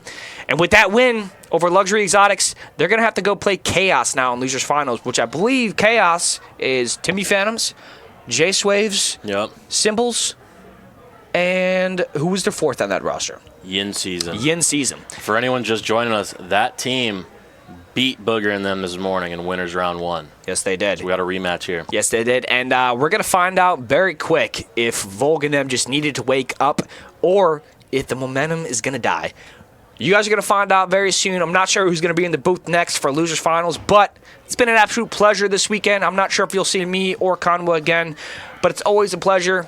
I'm going to shout out TPC. I'm going to shout out Rally. I'm going to shout out Demon Workshop and all the sponsors for another incredible event. Shout out Cheetawonga and Jacob with Hammer.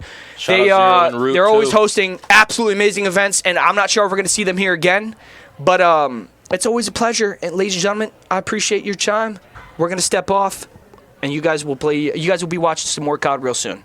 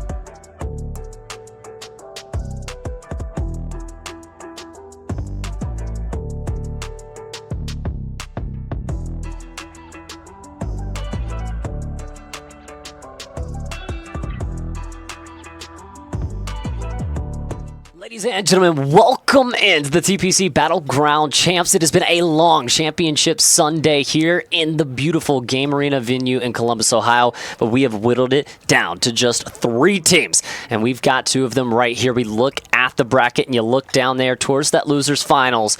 Chaos, Nexus, a trip to the grand finals on the line. And these are 2 top-tier orgs that have been facing off all weekend. Chaos, there's names that you know, and then the side of Nexus, they've been putting on a show here throughout the entirety of the weekend. They started on Friday, and they have made their way all the way to this losers finals. They have been an org to watch out for all weekend, and they've shown up every time they've needed to. Yeah, I mean, it's the Cinderella story, and like you mentioned, coming all the way from that open bracket, getting all the way here to the losers finals, and just 1 game away from the biggest game in grand finals. But before we get into the nitty-gritties of this match, let's go ahead and meet the teams.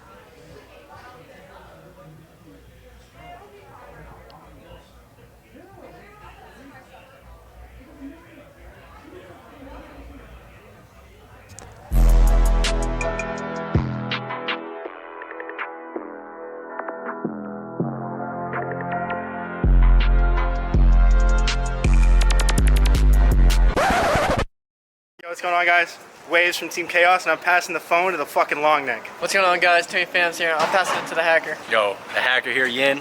Passing the phone over to my boy, the Stallion. Hey, what's going on, guys? It's Symbols, and just fuck this shit.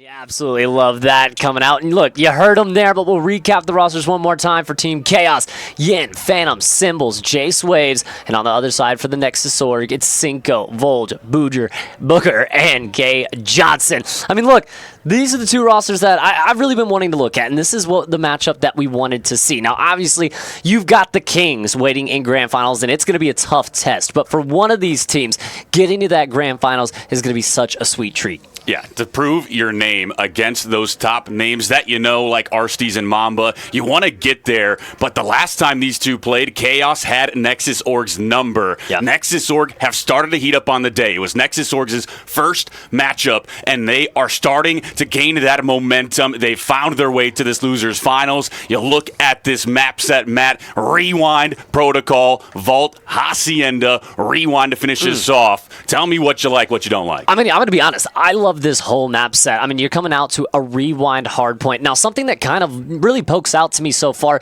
is the hardpoints, right? You've got Rewind, you've got Hacienda. Both of those are very rotational heavy. They're very much based on playing as a team. It's not as much run and gun, try to bang your way out into these hills. You have to be very focused as you're rotating on those rotational gunfights. That could be something that's a little more in the favor for Chaos for me, because you've got that really star-studded roster of challengers, players that have played against the best of the best. They know what they have to do in these fundamental situations. When we've seen Nexus and sometimes just run people out of the building playing Respawn, that could be something that maybe leans Chaos way. Yeah, Nexus Org loves the aggression where I think we go to these S&Ds and you look at that, those are more of those aggressive type of S&Ds where S&D has been a weak point for Nexus Org. These might play to their play style of just that run and gun, but like you said, the hard points favor Chaos just in that discipline of the rotation. So this may be something that looks a little bit backwards. Nexus might be trying to take those S&Ds and Chaos might be taking those HPs. Yeah, and I mean, it's going to be difficult for me, at least from the outside looking in. I mean, Nexus, they've already kind of had some struggles with S&D today,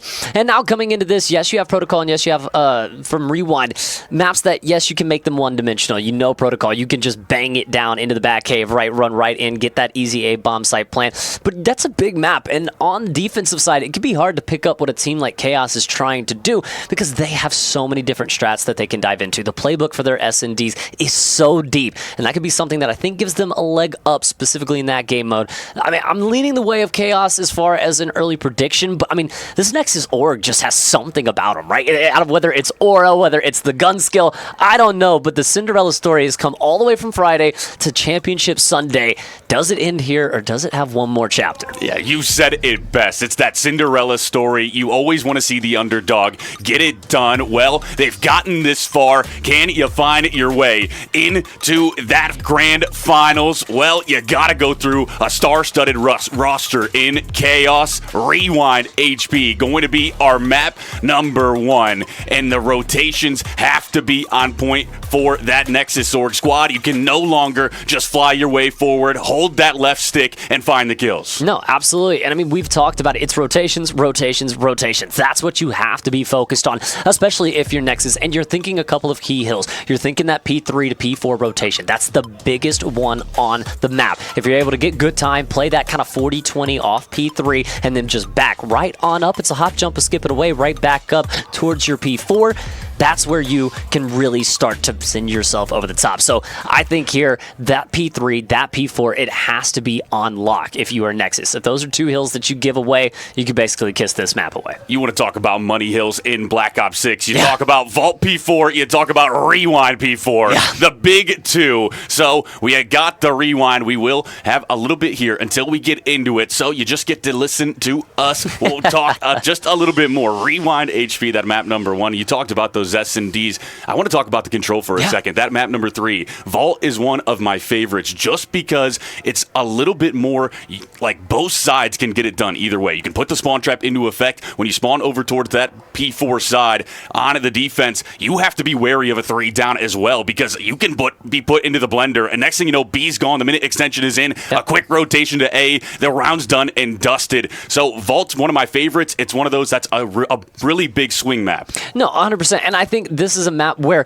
it's kind of just a simple game plan for the offense, right? Whereas your other maps like Protocol, you're thinking, I mean, how do we even get out of our spawn? If you're on a Vault control and you're on the offensive side, it's push up, get the R control, like you said, force them to spawn over towards P4 and get the B zone over with. That A zone is going to be very mixy. If you can get cat control, if you can get that high ground and make sure that you have coverage over that site, it's going to be absolutely easy for you. So I think that being a very kind of stock standard and very easy game plan, that helps Nexus because everyone's trying to accomplish the same thing. Everyone knows what's going on during a Vault control. There's not going to be anything crazy surprising. I mean, sometimes we see the crazy 4 hit down into Vault up to B, but I mean, look, there's not a lot of differentiating on that map, and I think that kind of helps Nexus, and they know exactly what they're going to be expecting. So if they can steal one of the first 2 maps, that Vault control could be, like you said, in a very important swing map. Yeah. And the minds behind Chaos going to be coming into effect. The Gunnies from Nexus Org is where I have this written down. It's the minds versus the gunny. What will win out here in this losers finals? What will take you the distance? Well, we're ready to kick things off. Map 1 underway. Chaos going to be on the unfavorable side of the map. They're going to be trying to work that P2 the majority here, but they're going to be running right on into the hill and going to be going immediately for those first couple of kills as Nexus just trying to stay alive here, but kills going either which way, and exactly what we expect on a P1, very mixy. Symbols just going to be trying to play his life. He will be taken down. K. Johnson able to find that nade. Now going to be Volk towards the mid side. Going to start pushing it out. He's not going to be able to find that kill. He's going to have to back up. Time goes white for a moment. Now going to be Chaos able to find the kills. You're starting to think about that P2 rotation. Symbols is able to find one, claim that scrap time. Yeah, and a good bit of scrap time here, and you can see Chaos. They're kind of just playing around this street side. They're doing a good job at forcing Nexus back towards the opposite side of the map. And this could be huge if Chaos can just back this up, have a nice P2. You could be seeing an early lead, but look towards the back here. Yeah, K. Johnson, the last man, he goes down. He was trying to play his life, trying to show up big for the side of Nexus Org. He will not, but the kill starting to roll yellow. Booger, Cinco, both able to find one. Symbol's going to go down. That's going to be a great kill from Volk. Cinco finds it, and now you still will get that close spawn for the side of Chaos, but Nexus Org are here. Yeah, trying to play this from the front. We've seen a lot of teams do that so far this weekend, but not going to be here for Nexus quite yet as the ARs for Chaos start ripping and sitting on these headies as Nexus Org now going to be tasked with trying to find a break here. Still 35 seconds left to work with. You got number 8, K. Johnson, on that flank route. Just going to be seeing what he can find. If he can get this flip to come to fruition. K. Johnson, 13 HP. They're going to push him out. They're going to take him down. 3 in the feed. Phantoms for 2. Symbols for 1. Volk finds a big double, so he's going to hop out of the time. Now can he find one more? The pistol out. Phantoms takes you down, but you will claim this 15 seconds unless Yin has something to say about it. And the other thing, too, here for Nexus is they're now spawning out back for P2, and I've noticed so far from Chaos, since what we talked about, influencing those spawns, using that that fundamental hardpoint play. So far for both of the opening hills, Nexus is on the back foot as far as the rotations. A 15-point advantage for Chaos. Starting off this P3, Booger gonna go down. That's gonna be Symbols. Tippett. A dope base from Symbols on a 3 spree right now, and you'll have to push this from the front side if you're Nexus Org. And this is just a difficult push here for Nexus. They've consistently been behind, but now you see 2 kills do matriculate their way into the feed, and now it's Nexus into the hill by no other than K Johnson. Big 2 pieces, he works his way in.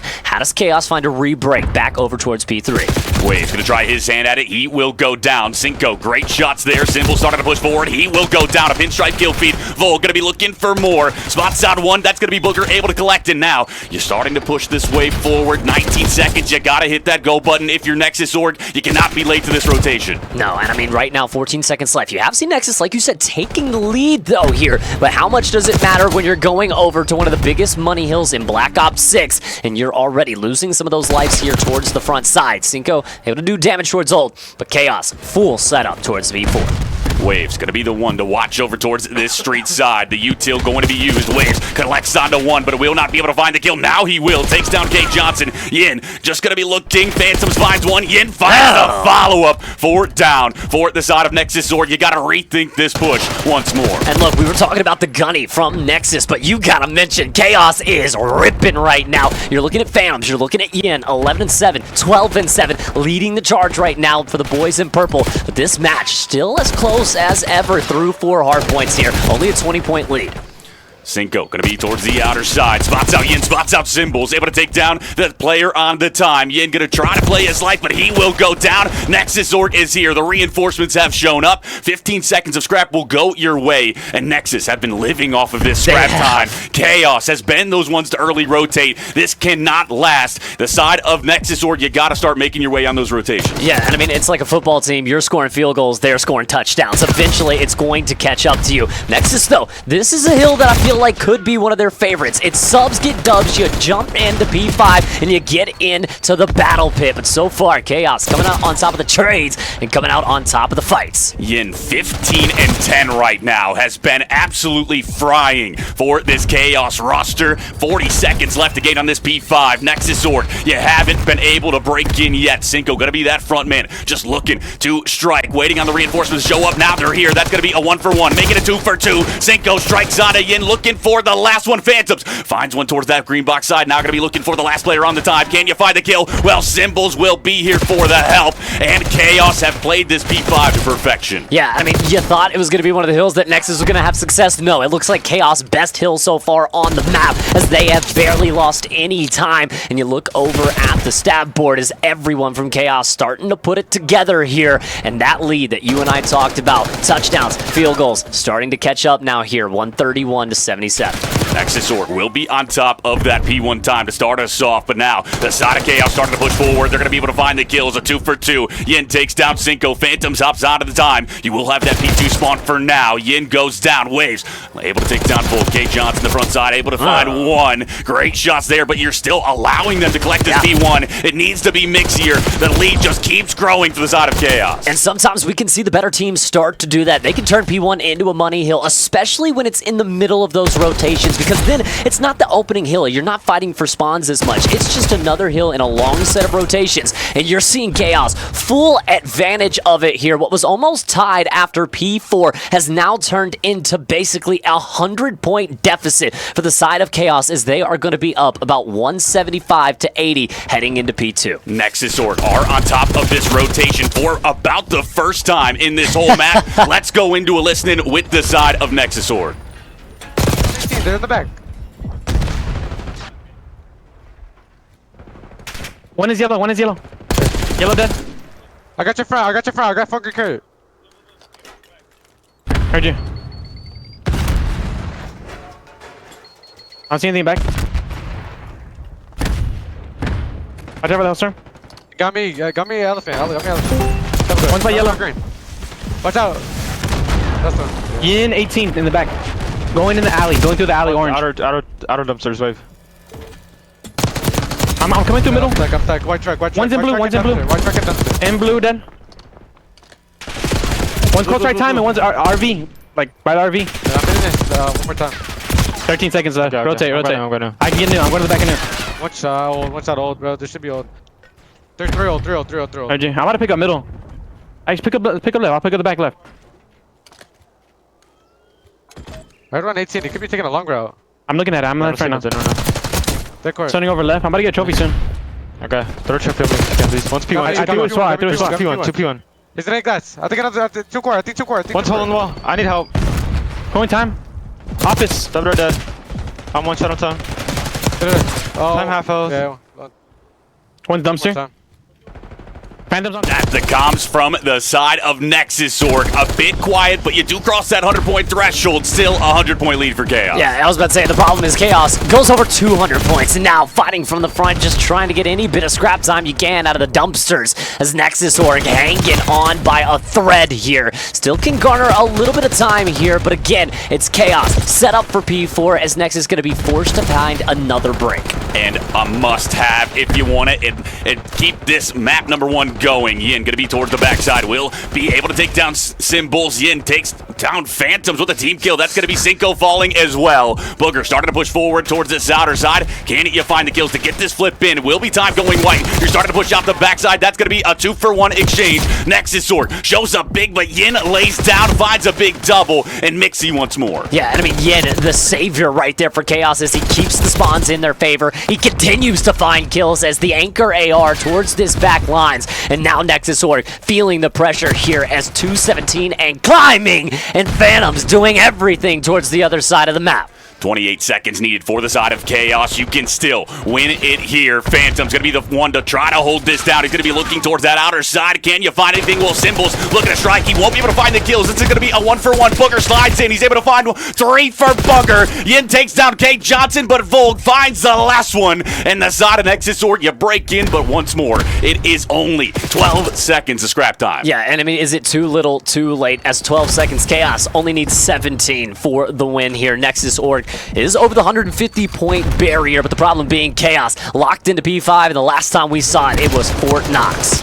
K. Johnson into the time. He will go down. Volk's able to find a response onto Waves, but this is 12 seconds needed. You gotta hit that go button. Everyone goes down for Nexus Org. 7 seconds. Symbol's gonna be that front man to hit this initial push. 3 seconds. You slide in, and he will be able to take down one. Now gonna be K. Johnson looking for more. Booger finds the double. Yin the team kill. Nexus Org, they stay alive once more. They stabilize, but for how long? Still 30 seconds left on the point. 3 seconds needed for the side of Chaos. It's 1 break. It's 1 set of kills, and it's just 1 push on in. But Nexus holding here at least for the final 20 and trying to make this interesting. Booger just looking. Symbols able to take him down. Now Symbols going to push forward. Can you find these final kills? You can still win it here. No, you will not. That's going to be 3 down in the feed. Waves last one up. He's able to find a double. Waves pulls out the SMG. He's going to slide into the time. He finally will go down, and we will see at least 1 more P1. We're going to see 1 more P1, but look who is already there. It's Chaos who's got the rotation, and it's Chaos who has the map. And you have to say handily at that. From Nexus, we thought it was going to be the hard points that were really going to be their saving grace. But, I mean, look, when we talked and we listened into those comms, I mean, it was a bit dejected. It was really lacking the energy that we've kind of felt from them all day long. And maybe, just maybe, the mentals starting to fade here going up against this Chaos squad late in Losers Finals. A long day is what it has been, but you can't let that get to you here in this Losers Finals. Chaos obviously have not. They have been able to be on top of those rotations. They've been able to find the kills to support it. 32 and 27 from that one player from the side of Chaos. They take map 1, 250 to 185. I mean, that scoreline almost not indicative of how this map 1 went. The side of Chaos always on top of the rotations, and they always had the lead. It never really felt like they were in jeopardy of losing this map 1. No, and it really was just kind of a calculated effort from the side of Chaos. They said, okay, if we give up 20 seconds of scrap, we win the hill 40-20. Yeah, they'll get a little bit of time off of this, but eventually we're going to reach the 250 mark before they do, and that's exactly what they were able to accomplish there. Particularly, though, the P4s. Well, we said that was going to be big, but the P5s in particular for Chaos, especially on that first set of rotations, rotations was what really gave them that dominant lead. I mean, you saw it from Yin, you saw it from Symbols. The subs were able to just get in close, go back to back, and just start lighting up the kill feed, and it just became a blender for the Nexus Org. And it was all of those mixy hills that are, well, those hills that are normally mixy, I should say. P1, P5, they were able to collect so much time on those, where the side of Nexus Org were just trying to fight for it to be white. Instead, they collect 20, 30, 40 seconds on it. And so then you're also getting these money hills the majority of the time, and that's what just allowed them to run away with this map number 1. And now we look at this protocol, map number 2. Yeah. What does Nexus Org need to do in order to try to find the bounce back here? Well, and the biggest thing that we were talking about that Nexus was going to have was they were going to have the aggression. They were going to have the gunny, the hot talent, right? But we look at the side of Chaos. I mean, every single one of them has a gunny at hand, but we thought that they would maybe play a little bit slower, a little bit fundamental. I mean, at some points, it looks like they just want to run at these guys. And if you want to run at these guys, that A side on Protocol is the name of the game. But again, we talked about it, the S&D prowess from the side of Chaos. I don't know what you're going to be able to do here for Nexus. You're going to have to open up the playbook. You're going to have to start throwing out the trick plays, because right now, going up against Chaos, we've seen this team look good in S&D all day long. For Nexus, quite the opposite story, is it's been a sore spot. Nexus Org on the offense to start us off here on this round number 1. K Johnson thinking about dropping down towards the A site now. Going to be trying to chow this out. There won't be much opposition here for the side of Chaos. They're going to give up the A bomb site for free, elect to play the retake. No, and I mean, that's sometimes the best option here, especially if you're able to kind of hit this quick and the timing has to be clean. And you look at the minimap here as the pinch starting to develop here from Chaos. 2 from the front, 2 from the back. And Yin already got the first blood, but traded into the 3v3. Phantom starting to push forward. He's able to spot out one. He's able to take down Booger. Yin strikes as well. A 1v3 for K Johnson. Can you show up big? You will find a nade kill, so that's going to be a 1v2. A second kill rolls through. K Johnson brings it to a 1v1. Yin going to be lying and wait, and he will find it. Chaos continue their momentum here into this map number 2. And Chaos almost got the Chaos brought upon them there by K Johnson down inside of the A site. And, you know, I like the double slide by just to get the information, but then all of a sudden, you know, kind of an ego child there towards computers that turns things into a 1v1. Yin able to slow down, play things a smart way, and finds the 3-piece here in round 1. Already starting out 3-0, potential RC car in the near future for him. A bit of a heat check there. I mean, I feel like you're feeling confident after that map 1. You know you're starting to get amped, and then you make a heat check happen. It's all right. You still got the round done. Yin gets it done for you. But now we're into this round number 2, and Chaos going to be on the offense. Can you do it on both sides? That's going to be the question. Will you push over towards A? Will you go towards B? Not sure if you're going to have those trophies yet. I always prefer the B site when it is this early in this Protocol S&D. Yeah, and especially if you go over the B site early, you're going to put that thought into the defense's head, right? Well, they did go B, maybe they go B, and sometimes it allows for easier A side takeovers. So for Chaos here, I love this. You look at them. Down the B street they will go and clear site control taken. K Johnson, though, will be here and will be able to find the first blood. Yin still going to be going for the plant and will be able to get away with it. And now into a 3v3. Symbols towards the backside, just going to be dipping and diving for now. No one here from Nexus Org. They're over towards that front trip side. You spotted Waves over towards the heli. Waves, can you play your life for long enough? Well, you'll spot Volk. That's going to be the information gain. The nade lands at your feet. There are 25 seconds. You got to hit that go button if you are the Nexus Org. Volk finally going to do just that. He's able to take down Waves. A 3 plays 2. 3 plays 2 in 18 seconds the time. Now becoming the biggest factor here is into the 1v2. It will be Phantoms. He just has to play the bomb. Not going to be able to find the kill, though. Absolutely ripped. And it will be the side of the Nexus Org that's able to walk away with that round. Booger finds the defuse in just in the nick of time. Tied at 1 apiece. Nexus Org, a great retake there over towards the B site. You know how hard it is to get somebody off of that heli side. They can be such a nuisance. You send 2 players that way. You get the SMG to take them down. You double back. You find great shots onto Phantoms there from Cinco. You get the defuse. You tie us up 1-1. You stay fighting on this map number 2. No, absolutely stay fighting and prove that you're here to play. I mean, after the map 1, a lot of times we see teams slow down in the S&D. It's hard for them to kind of find their footing. Nexus Org wasting no time. Perfect B retake. And like we said, the shots from Cinco there. Clean onto one of the best ARs in the game. The push in for the side of the Nexus Org. This time you will play over towards the A side. Oh! K Johnson takes down Yin and Symbols, and that's going to be the numbers advantage for the side of the Nexus Org. Kobe Bean Bryant in the building right now. K Johnson doing his best impression. Cinco finds another on the Phantoms, and it's one last player left standing. Perhaps just one last player left to fall as Waves. Information now given away onto him. He'll try to find the shots in with a sub, but I mean, again, it's just a matter of time as it is the Nexus Org. 2 in a row. Talk about finding your footing. 2 rounds, now finding a lead. It comes off of that big double nade in order to take them down. How often can you have that happen? That is your one bit of magic that you have for this map number 2. You need to make sure you capitalize on it. String one more round together. Yeah. Really get that advantage, that momentum going your way to try to even up this series. Yeah, and I mean, if you're Chaos, you got to be a bit stunted right now, right? I mean, you found the first round. You felt a bit comfortable about it. It got a little mixy, but Yin was able to clutch things up. All of a sudden, Nexus Org playing some pretty decent S&D and using some pretty decent utility. Symbol starting to push forward over towards this mid-gun side. Yeah, that nade connects, but not going to be able to take him down. K Johnson will find the first kill onto Wave, so the numbers advantage once again for the side of Nexus Org. Yin will respond. A 3 plays 3. And Symbols stunned up, tagged up, has to push just through the bottom, and Cinco, the accidental melee, will allow Symbols to just walk through. And he's a NASCAR, he's on his roller, but not going to be able to find any more than that. Phantoms does trade and turns things into a 2v2. The interesting thing is Chaos still does have the bomb in hand.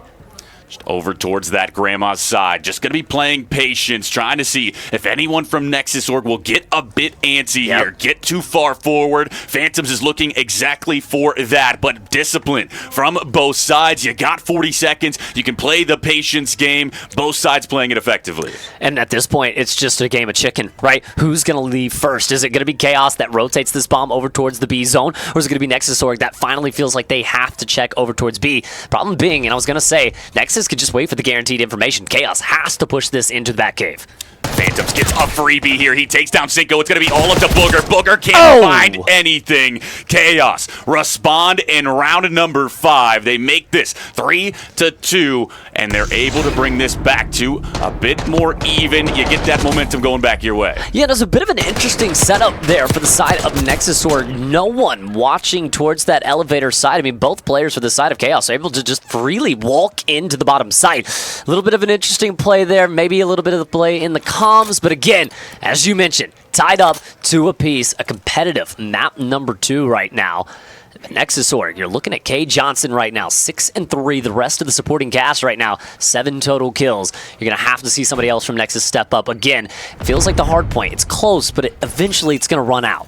You look at Waves for the side of Chaos. He's 0-4, still on that donut watch as well. So these are your glaring players that you need to show up here in this map number 2. Will be bomb going down towards this A site. That's going to be the nade coming out. The trophy able to collect Waves. Can you find anything towards this side? It will be Yin looking to strike. He gets pushed forward. He spots out one. Will not go after it, but now he will. He's able to take down K Johnson. The nade connects. He will go down. A 3 plays 3, and this is going to be a bang out towards this bottom site. 30 seconds left for the defuse. Waves does spot the first, and he's able to take them out. Cinco deleted. 2v3. Another one walking into Waves, but able to find it blocked for the first. Now Symbols doubles up inside and able to find the defuse. 2 straight rounds from the side of Chaos as a perfect response to the 2v4 from Nexus. And Chaos plays a perfect retake on that A site. You talked about it early. They are fine with giving that up, playing the retake because they know they can do it effectively. You watch them. The AR's watching over from that boat side. You get Yin pushed up. You let him make some magic happen towards that front side. He's able to find an initial kill. He does get traded, but it makes the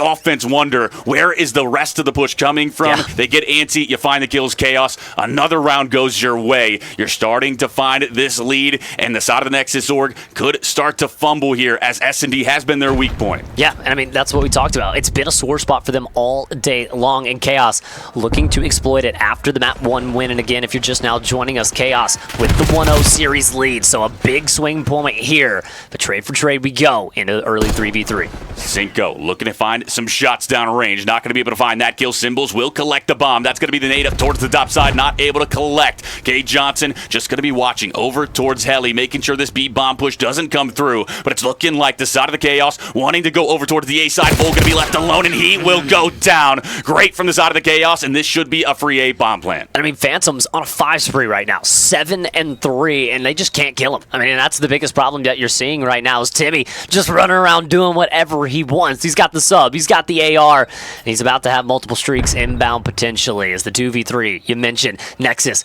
just wasting time here. I mean, you're really indecisive in what you want to do, and you've wasted so much time off the clock. Now just 25 left to go, and with 7.5 left to defuse, I mean, this round is almost essentially over.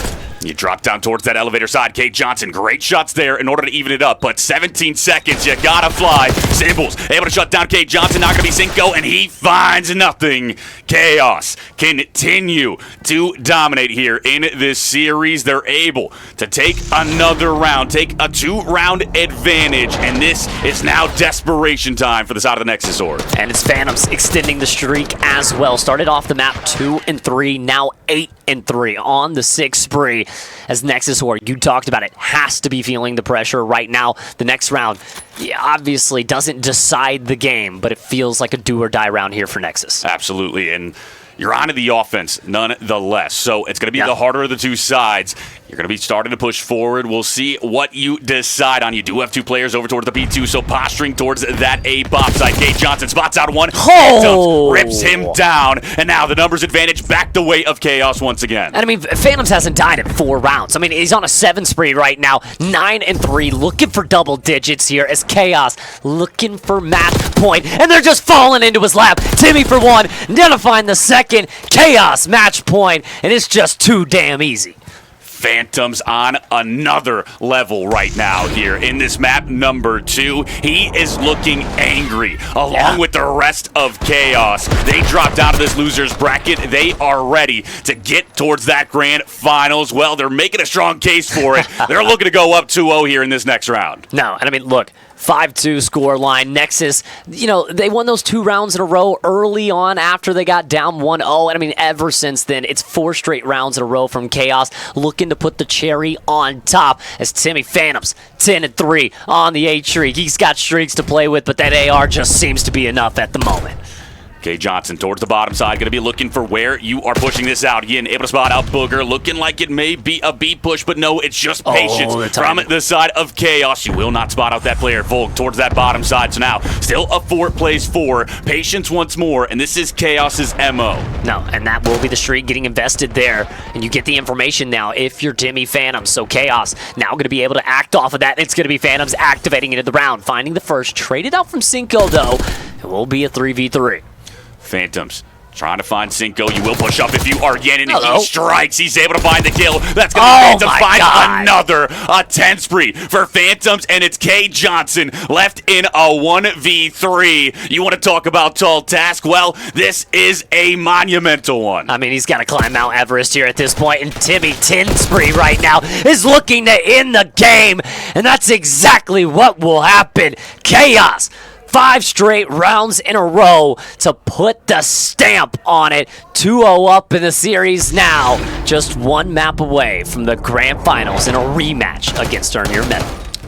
Nexus Org, you've been able to find your way throughout this bracket so well, but it's been in the fashion of 3-0s a lot of the time. When you have gotten punched by the side of the Chaos, you lost 3-1 the last time. Well, this time, can you find some way to bounce back, some kind of response? You need to have a little bit of a talk here with the team. Look, we cannot just bow our way out. We didn't come here to get top 3. We wanted to get to that grand finals. We wanted to prove what we're worth. You gotta find your way into this vault control to extend this series. No, and I mean, look, you look into this vault control now, do or die for the side of Nexus. But I mean, look, Chaos in that last map, the 3 players outside of Timmy Phantoms, a total of 13 kills. Timmy Phantoms himself, 13 kills. I mean, look, for Nexus, there's nothing that you can do when Timmy is going out there and just taking off the belt and handing it belt to ass. I mean, look, this series, we thought it was going to be close, but I think that first initial hard point, it may have broke something in this Nexus org, right? The respawns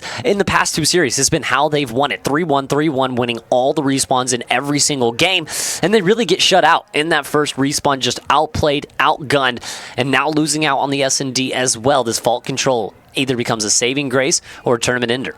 Yeah, and like you said, I think it's been the aggression from the side of the Nexus org. Well, the patience from Chaos is paying dividends right now. They are just accepting those waves. They're able to find all of the kills, and you're just running into their trap. They are basically just laying a net for you, and you have run into it every time. It allows Chaos to do whatever they want on the map. They set it up to perfection in the S&D, in the hard point.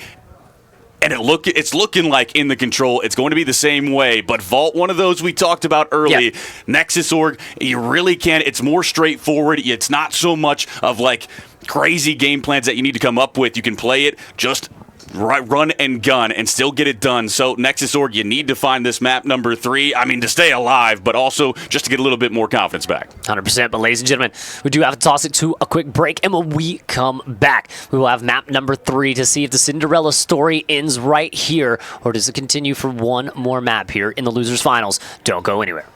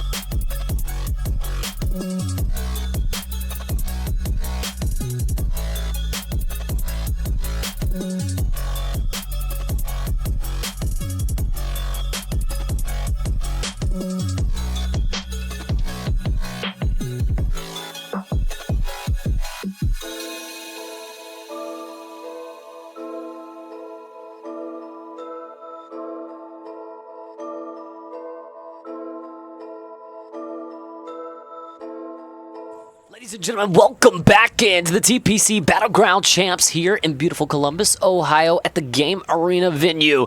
2-0 up for Team Chaos here inside of the Losers Finals as Nexus Tournament hopes on the line rely on a vault control. The push over towards this A side. Booger shots down range, able to take down Waves. Now going to be starting to push forward. Can you find anything else? K Johnson able to take down Symbols. K Johnson for 2. Phantoms takes down Volg. A 2 life advantage for the side of Nexus Org to start us off, but back to your spawn you will go. Yeah, I mean, Nexus Org is going to get pushed back ever so slightly, but Chaos here, just remember, has to play this slow, has to make sure that they do this the smart way as Nexus now trying to push their way on forward. And I do believe that the teams may be swapped in the colors, so we do have to kind of switch things up as it is Chaos on the attack, Nexus on the defense. Volk over towards this outer side, able to spot out one. He's able to take down Waves. Phantom's going to be looking for the trade. Nothing going to show for it quite yet. Booger able to take down Yin. That's going to be 2 down in the feed for the side of Chaos. K Johnson looking to strike, and he will. Finds a second. That's going to be 3 down in the feed for the side of Chaos. Back towards that spawn you will go, or for Nexus Org, excuse me. I'm all turned around, Matt. I'm not going to lie. Hey, it happens every once in a while, but right now, Chaos just trying to fight out of their spawn. Shots coming through. Mixie kill feed will go back and forth when you have Volge on the 5 spray. There's just not a lot you can do except touch over to A. Just for a second, though. 11 seconds left. You have to go, and you have to go now. The kills just continue to come through. This looks like it's all over. Nexus Org. Good defensive hold, and all of a sudden, Timmy Phantoms over towards the B zone. The hero from before, 3-for-1 trade. How long can you hold it? Well, you're starting to mount a push over towards the A zone as well. Chaos, a double stack onto A right now. You still got a double stack onto B, so a 2-front war for the side of the Nexus. Or can you find the kills to get them off the time? And this might be the minute extension rolling through. Symbols, can you show up huge? Well, that's going to be 3 down in the feed for the side of Chaos. Symbols last up. Going to be trying to play his life. He will back up. Now time going to be dwindling away. 4.6 seconds, but Symbols for a big 2. Yeah, and over towards the A site you will look. So now the stack starting to come through. 3 people over towards the A zone as the third tick of progress starting to work away very, very quickly. And that's done and dusted. Extra minute on the clock. It is a 5 life, 6 life disadvantage now here for the side of Chaos. There's still a chance, only needing 1 segment over towards B. Starting to push forward towards this U side. Symbols thinking about dropping down towards Vault. That's going to be Booger and Cinco. Able to find a big 2. 6 plays 13. Symbols able to find one in response. Able to take down Vogue, but that will be K Johnson striking towards that mid side. 5 plays 11. You still got 37 seconds. You got the time to think about this push, but the lives are dwindling away. The lives are dwindling away, but Timmy Phantom's over towards the backside. Had a big positioning. Once shut down. Now, no respawns remaining for the side of Chaos as this B zone has been completely locked down. You only needed one segment, so nonetheless, this is still a successful offensive goal, especially on your first run, but there is still the slightest of chances as you touch onto the site. We'll be 2 down in the feed as well. Hold on. Make it 3. Hold on. You might have just won it this round. It's all up to K Johnson. He will go Hold down. on. And Magic. Oh my happens for God! Chaos. Magic indeed, and Houdini on the side of Chaos as they are able to walk away, yank the rug from beneath the feet. And all of a sudden, you blink, you miss it. It's 4 down. It's the B zone gone. And it's 1-0 up for Team Chaos after a mixy first offensive round. And it's Phantoms again. Map 2, 13-3. The difference maker, you go to this map 3, you get down to 4.6 seconds on the clock. He shows up big on the B zone. He's able to continue your life, and you capitalize on it. Even though you're down in the life count, you just find a big 4. Phenomenal from Chaos. And now you're up 1-0 on an offensive side.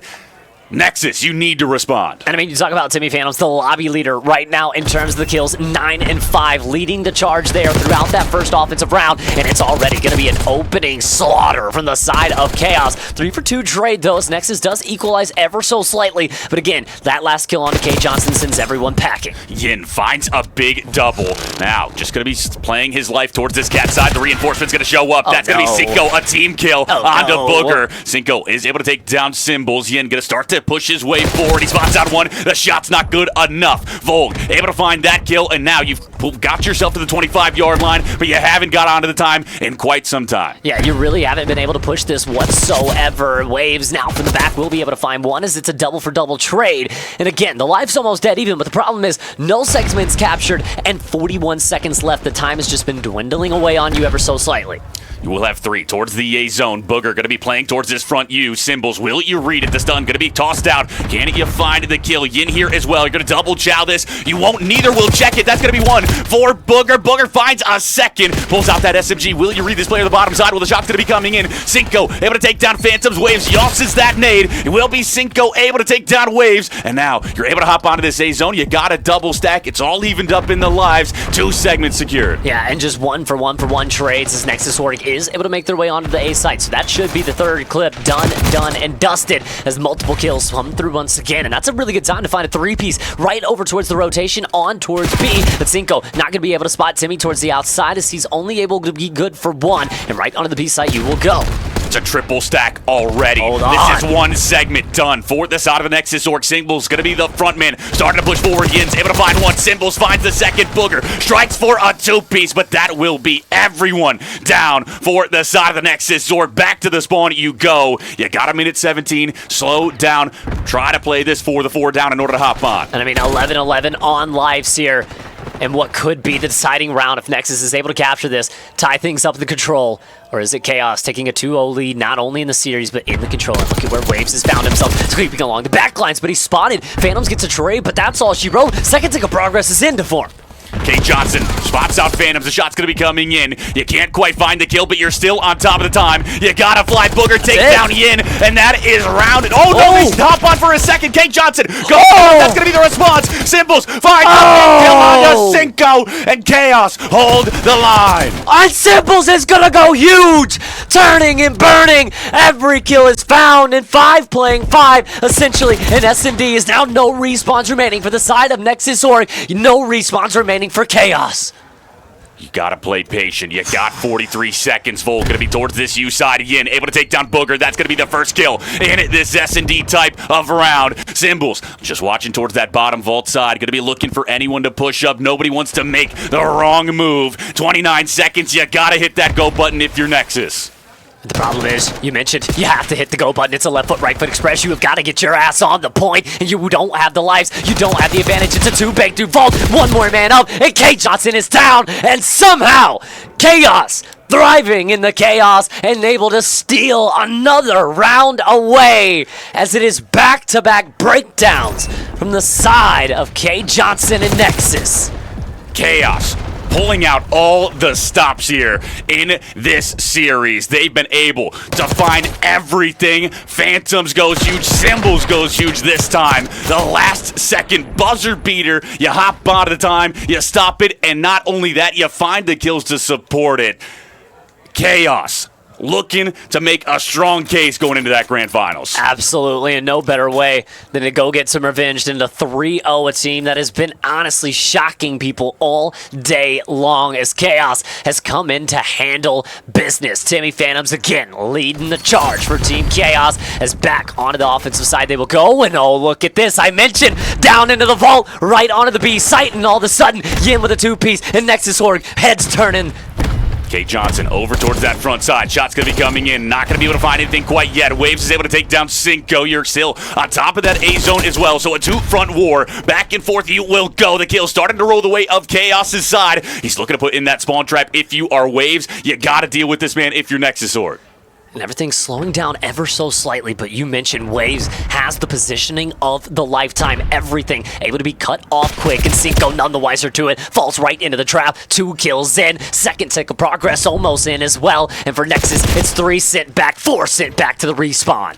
You spawn over towards that P4 side. This is going to be tough to battle out of. Phantoms is able to find a double out of Force Breed. Phantoms is 21-12 out of this map 3. He continues to show up and show out on this losers finals. I mean, easily my MVP. If not him, it'd have to be Yin as he continues to fry. Anyone from Chaos at this point is honestly getting the job done as Nexus continues to get fried and put down as finally you find a couple of kills to finally stabilize yourself and maybe, just maybe, slow things down. Waves will be the last player up. He's going to be taken down. You get pushed up towards that P2. You take care of K. Johnson. So now, can you hold them in towards this side? If you are the side of the Nexus Zork, Phantom's going to be looking for anything that he can. You're only pushed up to lights. You're starting to push your way forward into this A zone. Waves going to be taken down by Volk. That nade connects, and 3 life advantage for the side of Chaos. Yeah, but now all of a sudden 2 big kills and it's a 5 life disadvantage, and this is going to be back and forth. And remember, if Nexus Org starts getting into a trade battle, they do not have the lives to afford that. Chaos is eventually again going to run them out of lives, and now going to cause a little bit of pressure over towards A. Will back off for the moment, and things finally start slowing down. That's the big 2-piece from Volt.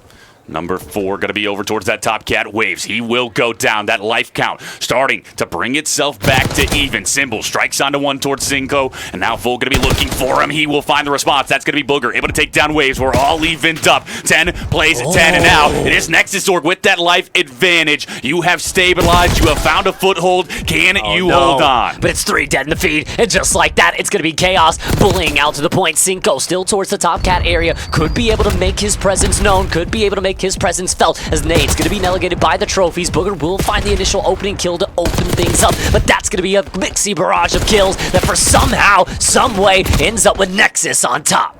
4 plays 5, an S&D type of round. My goodness.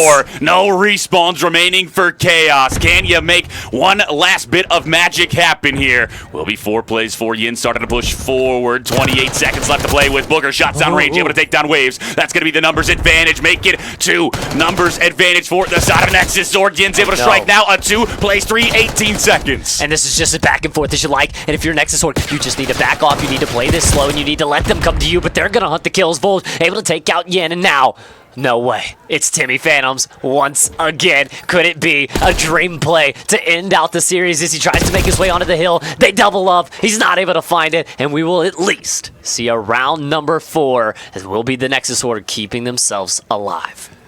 A great stabilization from Nexus Org in that round number 3. They're able to all of a sudden it's rolling against them. It feels like this round is over. They find a clean 3, then a 4 down. They get them back to that spawn trap. They're able to push up. They start playing normal vault control. They hold the line. It got scary there for a second. You stay alive in this series. Nexus Org. Now the question is, can you string together 2 rounds? And if you think about it like this objectively, all 3 rounds, Nexus has done enough to get Chaos down to no respawns remaining. It was taken away from them in round 1. It went down to 4-4 in round 2 and round 3. So, I mean, Nexus is competing. They are right here. They just need to start finding some consistency.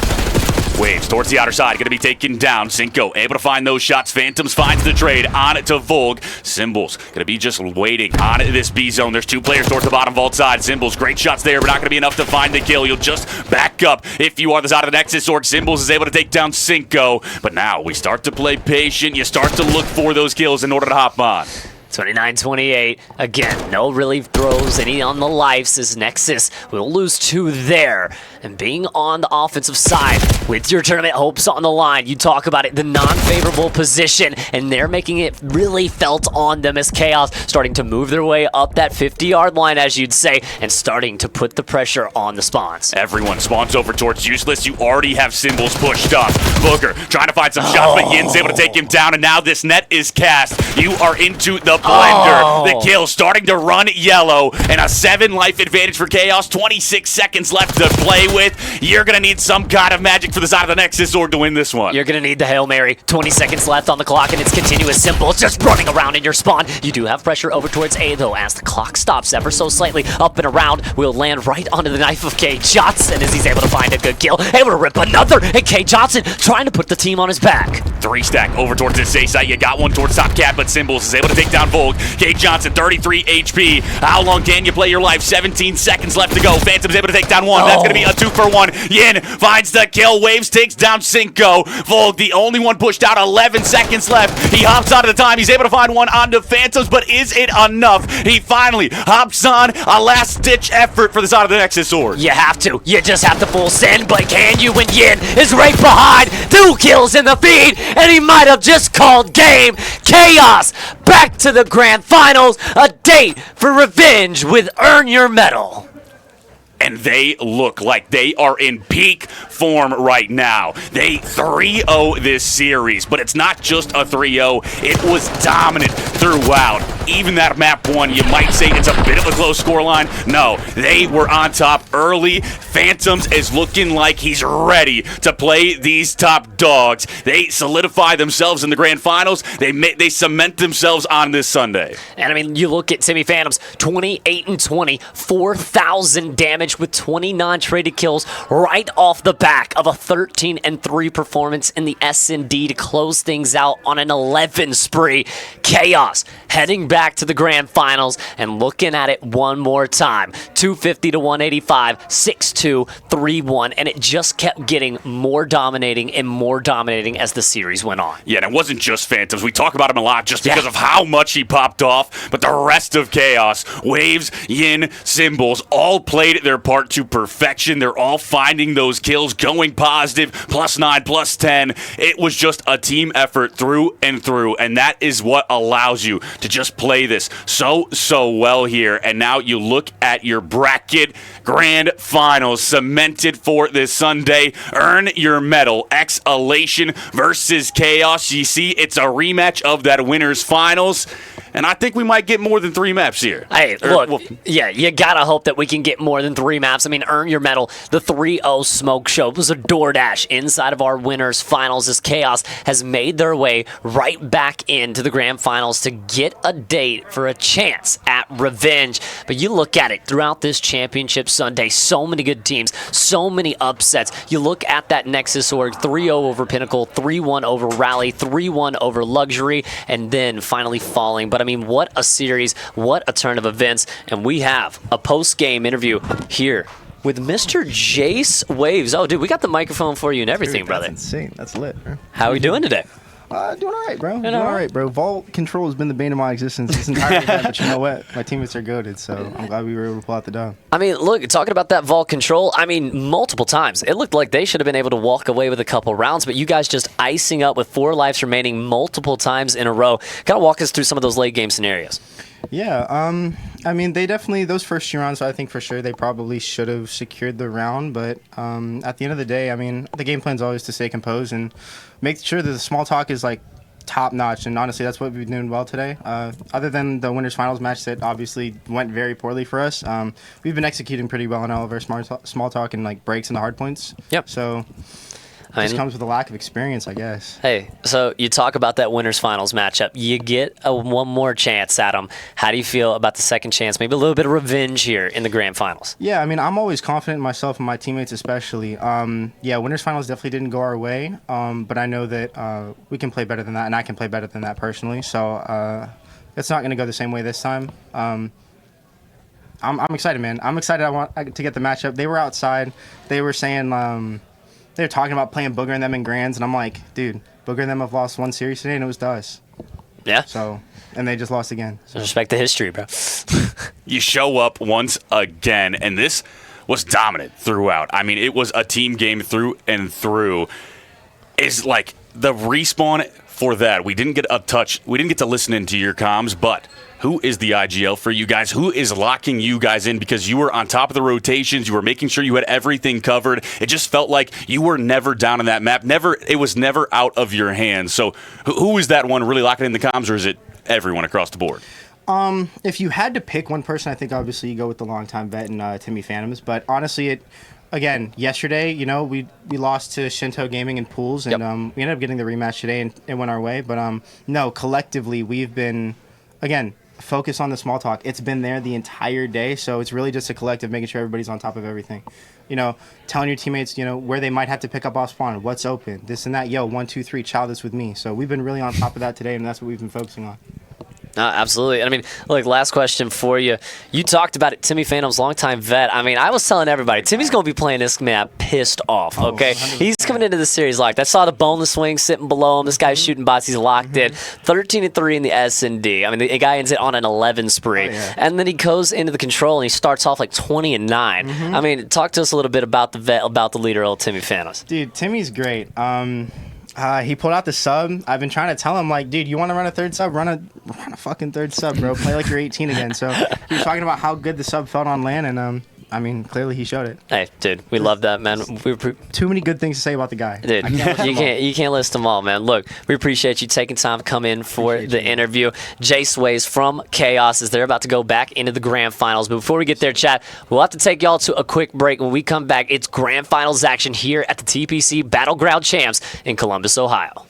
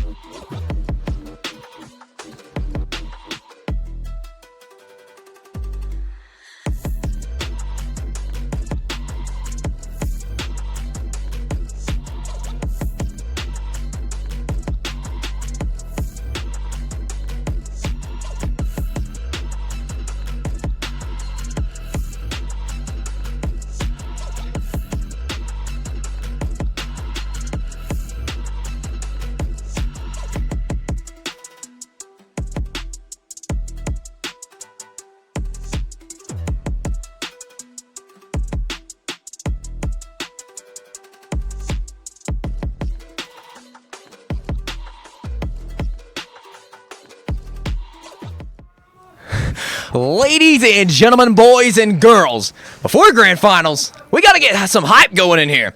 This is the pre-game interview with Nate and Symbols. Nate coming from the side of Earn Your Medal, making it all the way through winners. Symbols making it all the way through losers, getting the rematch against Earn Your Medal in the grand finals. Boys, tell me, first off, how we feeling, Nate?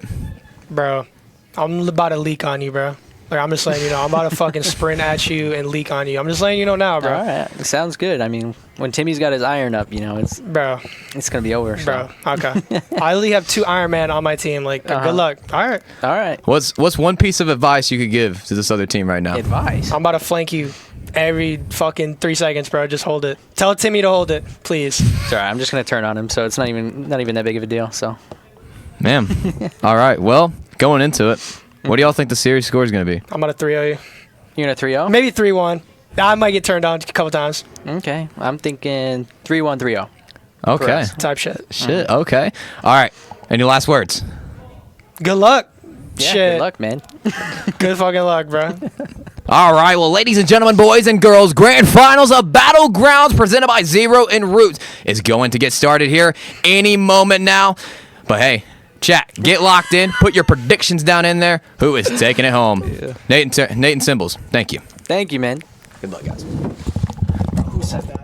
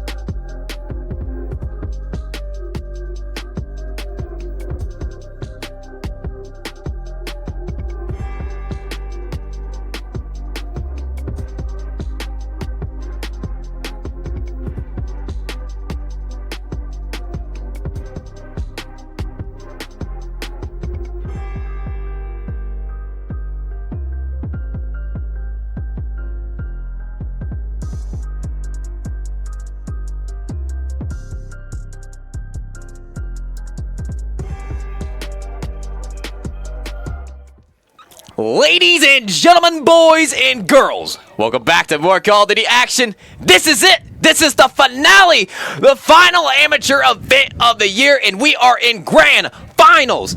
Battlegrounds presented by Zero en Route. We have got Earn Your Medal versus Team Chaos. My name is Tantrums, and I am joined by the one and only Mr. Passionate Caster himself, Mr. Excitement Deform. Oh, I'm excited for this. It's been a weekend long of Call of Duty action, and we finally have made it to the grand finals. You said it best. Earn your medal. Exhalation versus Chaos here. You see the bracket. It's been a lot of top-tier teams, a lot of top-tier competition. Well, it's whittled down to these final two teams, and Chaos is coming off a commanding win off of Nexus Org in that losers finals. They 3-0'd. They looked phenomenal on the back of the IGL Phantoms, looking like they're ready to take on this top-tier roster of Earn Your Medal. And, I mean, you know them, you love them. Both sides going to be ready to fry out today. No, for sure. Go ahead and take a look at the rosters. Earn Your Medal. You got the Challenger World Champ. You got the 2.5 World Time Champ. You got Dak, Nate.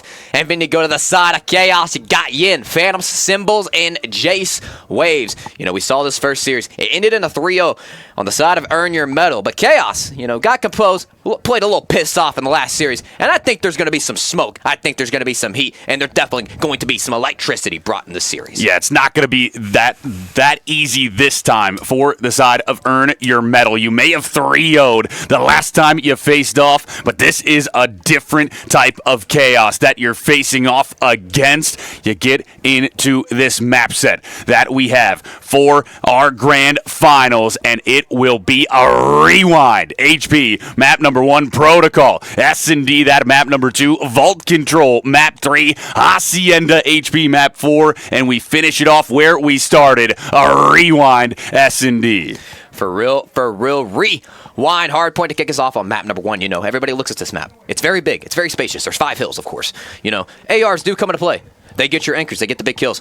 But, you know, subs are a big impact on this map, of course. You go to P1. You want to get that elephant side control. You want to make sure you get the flips. You want to make sure you get the control for P2. You want to make sure your ARs are anchoring. We go over to P3 to form, and P3 is one of those hills. You can get big money time off. Go for some scrappy, maybe 15, 20 seconds, but sometimes you can build about 40, 60. You go to P4, of course. Big money hill. P5, it's hit or miss. If your subs are just frying, you're going to get a lot of time off of it. But, hey, both of these teams, heavy hitters, heavy slayers. Everywhere you go, both of these teams, great matchup.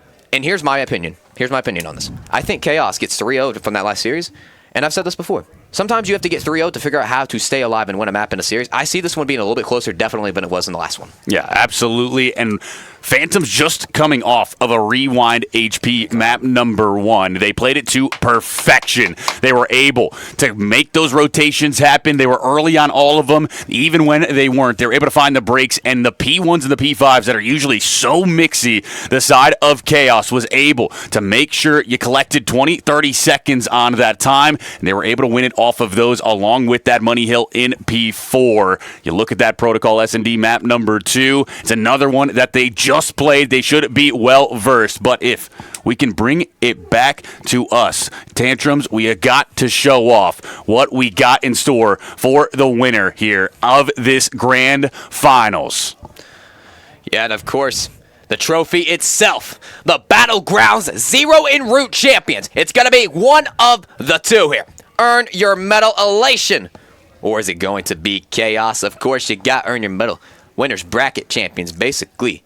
And Ben, you have the losers coming in now. They're saying, hey, I want some revenge. And you know what they say? It's hard to beat a team twice. It really is. I don't care how many world champions is on this other team. It's Call of Duty. Anything can happen. It's Championship Sunday. Hell, someone might go throw up and fuck it, I might just go out of the booth and go spawn in. Why not? Maybe they'll have to make the call for Tanner, but we'll see, or for Tantrums, excuse me, but this one, if we can go back to that map set, I want to talk about it just a bit more. The latter half of it, it is that Hacienda, that rewind map 4 and 5. This is a little bit slow to start off on that rewind HP. You start to pick up the pace as you go further down the line. Can you keep this scrappy in that map number 1? If you are the side of Chaos, can you extend it the distance and then start playing that fast-paced Call of Duty that you love? and then really make this a series out of it. And it's gonna take a lot. And I think really, we talked about Phantoms from the last game. He was hot. I mean, this was Phantoms from FaZe back in Black Ops 4 2019. That's the kind of repeat I was getting, the dominance he was asserting. And of course, the IGL leadership from him really was displayed in that series. But now we move on. Map number 1 of Grand Finals coming up. Map number 1 coming up indeed. I believe it is a rewind HP. Not quite going to be this vault that we're seeing on our screen, but nonetheless, both squads are ready to kick this map number 1 off. They're ready to get into the action. Make sure you got to start off hot. You cannot start slow. Oh, it is a vault, map number 1. So we'll kick things off on a vault. We had it written down wrong, but nonetheless, we're into this Grand Finals, map 1 kicking off. Yeah, here we go. And go ahead and get to the Mamba POV. The Challengers World Champ trying to pick up a big 2 to start us off here. Mamba Dak with a big one. Phantom Symbols, big trades as well. And it's just back and forth action. No one really claiming the time just yet. RC's going to be able to find that, and the first few points go on the board. We'll be in towards this top side, looking to take down Mamba. Shots in, able to find one. Now going to be Waves following it up onto Dak. You hop over towards the time. Yin finds another. Waves finds the 4th. 4 down in the feed. Chaos able to make their way into this P1. They're looking to collect early. You got the P2 spawns as well. Yeah, you go ahead and get the P2 spawns as well. You got number 7 on the catwalk side. Number 5 trying to apply some pressure towards that close side. Able to find one. Can he find the second? Is going to be the question. Yin going off. Nate trying to pick up 1. Trying to pick up 2. Not going to be able to get that. You got Waves on a 5 to kick us off here, and he's almost halfway there to the Hellstorm missile. Going to get dropped eventually, but hey, like you said, P2 spawns still getting held by Chaos. Earn your medal. Starting to push their way forward. Yin, 31 HP, just going to play his life. You now have the cat control if you are earn your medal. Nate going to be the front man, starting to push forward. Can you find the kill? No, Yin is going to be able to take you down. A quick response from Dak. Waves finds this flank route. That's going to be 1, almost a second, but Dak strikes onto the time. Will be P2 going the way of earn your medal, and they're looking to bring this back to even. Yeah, looking to bring it back to even, but if you're Team Chaos, this is the start you exactly wanted. You still got the control of this time. You still got the spawns as well, but when you have Arcitys coming in, getting the Tony 2-tap, and Mamba watching over him. Last one up going to be Yin. You're just going to get the lead.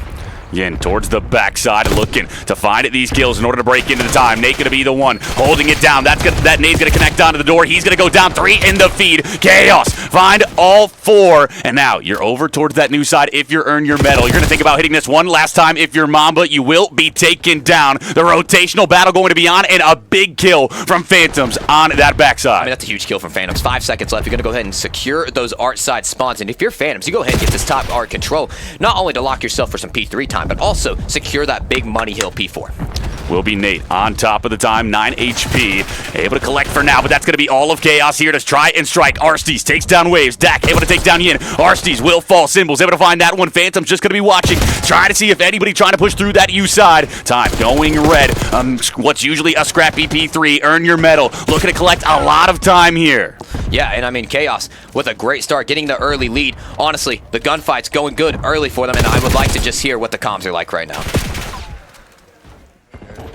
Yo, he tried to vault. He's be gone. Yeah. I hear you. Ball dead. I'm in bottom. Push through. Alright, she got me, bro. Okay. Just put it. You're good. He's statue. Yeah. I'm behind that kid. I'm behind that kid. Don't die. Okay. Let's spawn out. Yo, be contact. Let's play through. Let's do it. Make no rear. Be control, Dak. Top part left side. Top part one bullet. He's probably vault. Yo, he's you on me. Yeah, I'm naming top right. You, he's dead. Naming her as well. Yo, nobody top time. I got through. Yo, one is left jeep. Line. Yo, front jeep, front right jeep. He went in the bottom right now. Bottom right. Oh, it's one shot Dak. Shot out right. I can shot right with you. Hold on. Oh, yo, front right. Nice, good job. Right. I'm going right with you. Heard. Top B4. I spawned pool. Top B4 twice. Alec, even weaker. One on top. Yeah, still top. Yo, bottom time Nate. Yo, jump front. Yo, front. Nice, 3. That's one time. I'm in the back. Yo, they spawned here. One spawned here, the rest spawned out. Nice. Side door, side. Side kill me, Mamba. Hit 3 times on time. And the comms sounding very calm from Chaos, but now they were once had the early lead. They are now down by 20 points. And of course, Deform. We talked about that P4 money hill. Earn your medal. Gets that time, and now they're up by 20. 17-point lead. Wave's going to be towards the top cat side. The second set of rotations starting to come in. Mamba just going to back up for now. You will be on top of it if you are earn your medal. Symbol's going to be pushing towards the front side. Going to make his way forward. It will be the help of Yin. Yin finds a double. Will you read out Nate? No, Nate's going to be able to find one now. Symbols will take him down. Beat one time. May go your way. You still got to worry about Mamba, and Symbols rips him down. The side of Chaos. Hop on a P1. You're finding the kills. You're all grouped up here towards the safe site, and Nate is going to capitalize. He's able to find one. Nate finds a double. Phantoms finally finds the trade and a two-piece of his own. Yeah, and it's just all back and forth action right now. From the last set of rotations on this P1, Chaos was able to get that 25-point lead to kick us off early here. But not really any control from any side of the team. Chaos able to find a 2 dead. Should be a 3 dead, but Mamba with a big gunny. Going to be able to get some control this time now and finally get over the 100-point mark here. It's going to be a tough fight on the catwalk side. But when your Phantoms finding the 2-piece, trying to get the 3, Dak going to be able to shut him down. But go ahead and take a look at number 7 on this P2 side. And you look at the scoreboard as well. Everyone fairly even from both sides. Nobody lacking, nobody really popping off quite yet here in this map number 1. A 30-point lead for the side of Earn Your Medal. You're on top of the P2 time. You have the rotations as well. This is really where you can start to grow that advantage. No, you can grow that advantage, but it's all red in the feed right now, and you should have them spawning out mid-map. Earn Your Medal, getting the setup they want. Once being down 25, going into this hill on the last set of rotations, now up almost 70 going into this.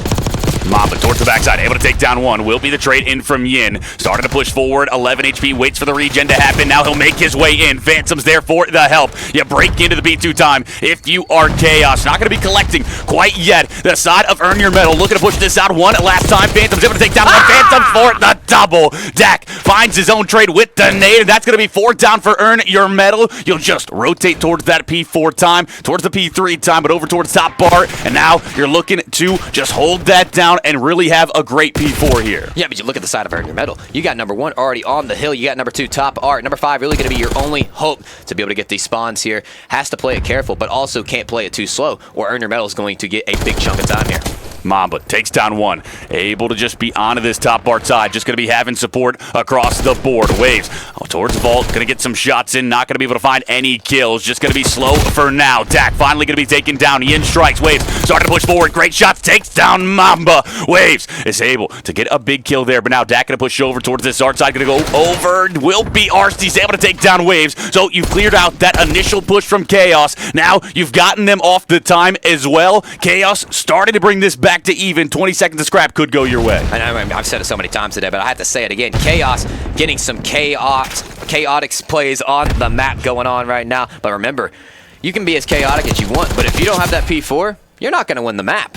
Earn Your Medal on top of this rotation. They are on top of the time as well. A 20-point lead for them. Let's go into a listening with that squad in red.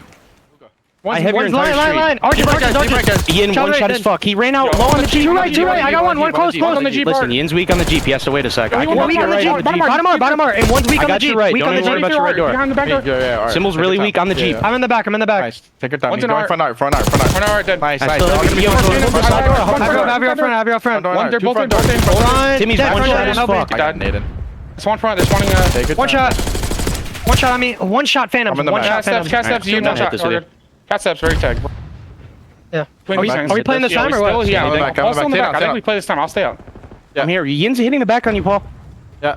On me. In the right corner, Timmy. Nice. Big one. Nice. Another last guy. Waves. Line cut. Last one.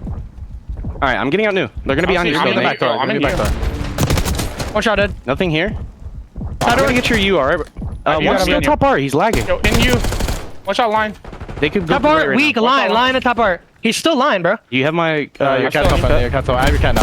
All right. One more you. Phantom's got me. Noble is going P3. You're missing another one. I've got Top cat. We're missing Symbols. Behind the Symbols. Watch out. Symbol is dead. Hold on. P3. Slow it down. And that the comms from Earn Your Medal. And just like the last time we got to listen in with this squad, so much information coming out, but at the same time, they're able to react to all of it. They are playing phenomenal and up 60 points now. And it's not just the comms where the people are at. It's the comms where they want each other to be at on the map. 20 seconds. Do you really need it when you have a 30-point lead? They say, no, we go back for it. They get a big 15 off that, and now they're over the 200-point mark for that certain reasoning. And now we're going to go into P2, and guess what? They might just call game here. Mamba, the pistol out, gonna be starting to push forward. Dax able to take down Yin. Now Mamba strikes with the pistol. Great shots there. 35 seconds needed, and earn your medal. We'll take this map number 1. Nate, going to have some shots on the Phantoms. Not going to be able to connect. It will be the side of Chaos. Rotated early towards this P2 time. A much-needed 60, but the side of earn your medal started to strike. You will be able to find some kills back and forth. The Spawns still going to be the way of Chaos. Yeah, the game's not over just yet. Needing 27 points to close this one out. Chaos is still doing their thing on the map. They have somewhat of control, but this front side push could be coming up very soon, and we might just see a break. Nate, the front man, able to find one. Not going to be looking for a second. A dope base from Nate. Looking for the triple. Nate shows up big. He breaks into the time. 30 seconds left, and you can still win it here. You've got Mamba watching your backside time. You feel confident that he's going to lock that down for you. Arstees towards the front pool. He's going to be taken down. Now going to be Symbol starting to push forward. He's not going to be able to find that kill. 3 down in the feed. Nate finds a double. Mamba finds one. Nate finds a triple. And 5 seconds left. All the kills run red. Earn your medal. Find map 1. Ladies and gentlemen, boys and girls, earn your medal. What a belt to ass type of performance, map number 1. And you know, not even belt to ass type of performance, but I'm talking about that ending. Nate popping off 2 3-pieces on P2. I mean, look at this. Nate determining the fate of the side of Chaos here. Picks up 1, picks up 2, hits the stop, drop in a roll on number 3, Mr. Waves. Well, let's go ahead and take a look at the stat board here. Yeah, you look at it, it is 30 and 24 from Mamba. The one that you expect to show up, well, he doesn't disappoint. He was playing phenomenal. AR pistol doesn't matter. And on the flip side, you have Waves, 14 and 23. A slow start in this series, something you cannot have against this Earn Your Medal Elation roster. They are just too good to have a player lacking. No, yeah, I mean, you got, like we just said, Waves, 14 and 23. Everybody else is balanced. You look at the side of Earn Your Medal, everybody 20-plus kills. You go to the side of Chaos, everybody 20-plus kills. I mean, the stats are very similar. I mean, you saw it right there. You have that one player maybe just get 6, 5 more kills. You don't know what could change the game here. The score could have been 250 to 220, but it doesn't matter. You still lose that map. But now we go to a Protocol Search and Destroy where it can get very, very shaky. I mean, you got Protocol. You can have subs running around the map going bottom A to start out the round, running a gun and doing it all. But Deform, tell me, break it down for me. Do you think Chaos makes a comeback here? It's going to take a Herculean effort from the side of Chaos. Protocol is one that it's those micro adjustments that can be made from both sides. And when you have winning mentalities like Mamba, like Arstees, who have done it time in and time out, you're going to have to play to perfection. You started off slow. You need to get those comms right. You need to make sure you are playing together, trading effectively down towards that A site, because you're going to have Mamba down there just locking it down. It's going to be a scary sight. You need to make sure you have some great offenses, string some rounds together. I mean, really, and I'm going to go ahead and talk about just last map, too. Mamba, you know, on that first set of rotations, we were listening to the comms from Chaos. On that hill, Mamba went on a 5 spree, and it was a huge 5 kills. From either side, you know, they were trying to hit Art's side. Guess what? Picks him off just like that. They try to go through line. Guess what? Picks him off like that. I saw Mamba at least 5 times in the kill feed, and really, that's what started off the game. That's what started kicking off the lead, and that's when the momentum honestly changed. I mean, you saw it early. Chaos got an early lead, and I was like, oh, hold on a minute. Maybe Chaos, maybe, just maybe, they can sneak this one in. But hey, without a doubt, this is why Earn Your Medal is your number 1 seed. Yeah, nobody expected this to go differently, but you always root on the underdog. Chaos, can you find a bounce back in a Protocol S&D to try to tie this up 1-1 to get to a map 4 that you didn't see the last time you guys faced off? Earn It Your Medal were able to just 3-0 the series, walk their way forward. Chaos, you came in just absolutely firing from that last series. Well, you have been halted. Your progress stunted. Can you find a way to get back to that top tier form shooting? Well, Phantoms was the one to watch out for on Chaos on Protocol. 13-3 in that losers finals. He's going to have to put up some kind of MVP numbers once more. I mean, right now, I'm not going to lie to you. Mamba's definitely the MVP. And Phantoms, you know, sure, had an MVP performance for the last series. A little bit of a slow map number 1. But if it's anything you know, you can get a 100-point club on hardpoint, or you can lose by 1, or you can lose by 50. It does not matter the result. But when you go to a map 2, this is when the pace of the game changes, right? You slow down a little bit, or you speed it up. S&D can really determine the mood of the series. If you're Chaos here, you need this win. Honestly, you get this win.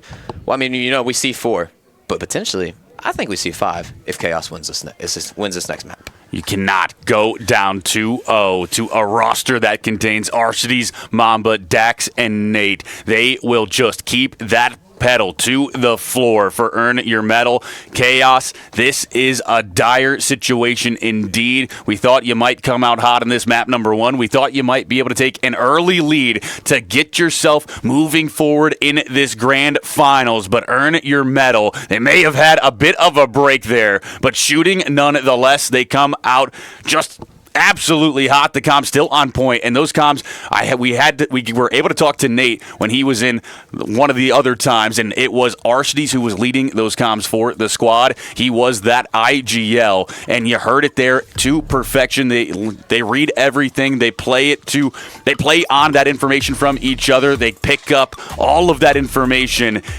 And this on a protocol where those bottom HLs are going to be happening so quickly, I think that kind of information processing from this Earn Your Medal squad is going to be enough to really dominate that site. Chaos, it's going to be the B site that I really want to see you dominate. Yeah, I mean, when you have veteran leadership like Arcitys, you're going to be able to do a lot. You got a 2.5-time world champ on your squad, but let's see how it kicks off here on round number 1 of map number 2 of your grand finals. Dak going to be towards this bottom A side, slowly pushing forward. Chaos, known for their slow S&D strategies. They like to play off the information. Waves able to spot out Arcitys. The shot's going to be going down. Nothing going to be gained quite yet. Will be Dak able to strike onto Waves. That's going to be the numbers advantage towards Earn Your Medal here in this round number 1. Yeah, but look at the bomb. It's up top. Going to be able to throw that nade down. The question is, the side of Chaos, you got to get this bomb. You got to secure it. And where do you make the reroute to? Phantoms the top side. Mamba going to be able to take down Symbols again, trying to find the trade, but Dak is there for the help. That's going to be a 1v4 for Phantoms. Towards this bottom side, you do have bomb in hand, but you're going to have to take down all 4 players. The ace on the round, and you find nothing. Earn Your Medal continue their momentum into this map number 2. I mean, 4 up, 4 down. I mean, that's the best round start you can ask for on a defense like this. I mean, Dak just finds 3 in the round, 1 away from the ace. I mean, Dak Attack is on one right now.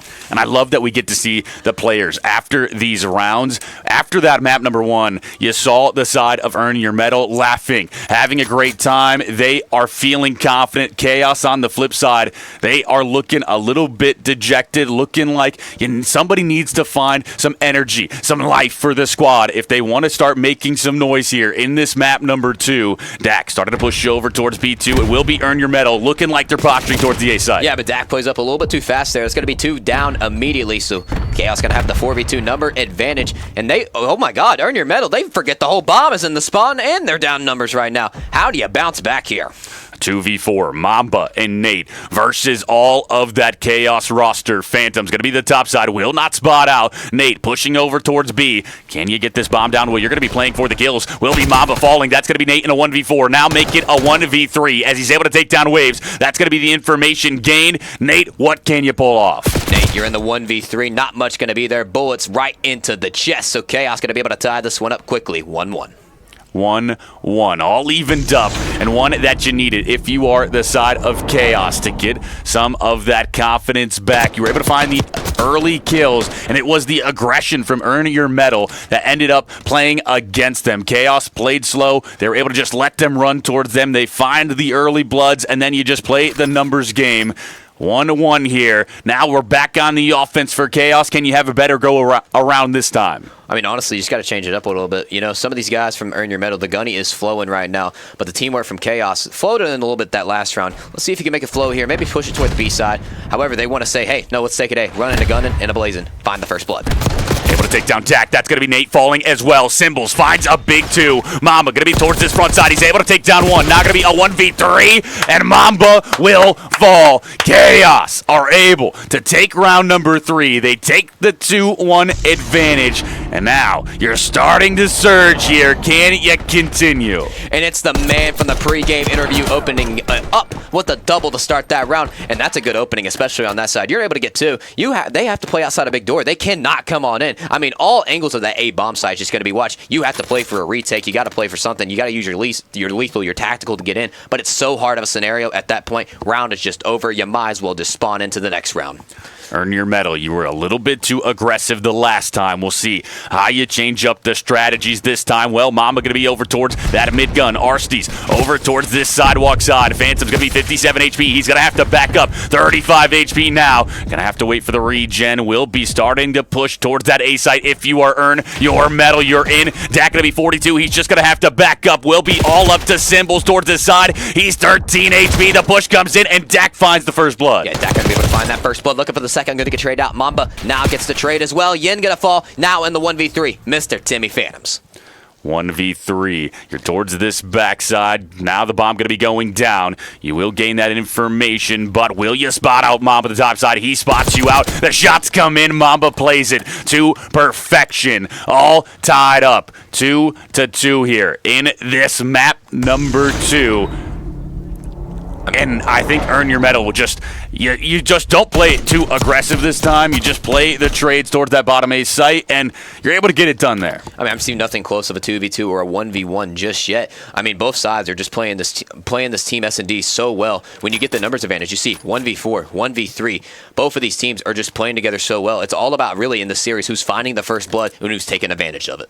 Mamba 4-2 right now. Dak 4-3. The two difference makers on this map number 2 for that squad in red. On to the flip side, Symbols. The only one positive right now will be Dak, trying to put some shots down range. Not going to be able to find that kill. Going to be Symbols over towards the mid-gun side. He's just going to drop down. There will be players here. He might have hit the flank of a lifetime, but he will be red out. Nate able to take down Symbols, and first blood goes the way of earn your medal. Exhalation once more. I mean, Symbols, you have a great flank. I love the idea. I love the vision, but the vision in the back and earn your medal's head is just too much better. But now if you're the side of Chaos here, you're eyeing it out. You know A has been obtained. You know you have to hit a different bomb site here. And honestly, Bravo is looking like the clear site.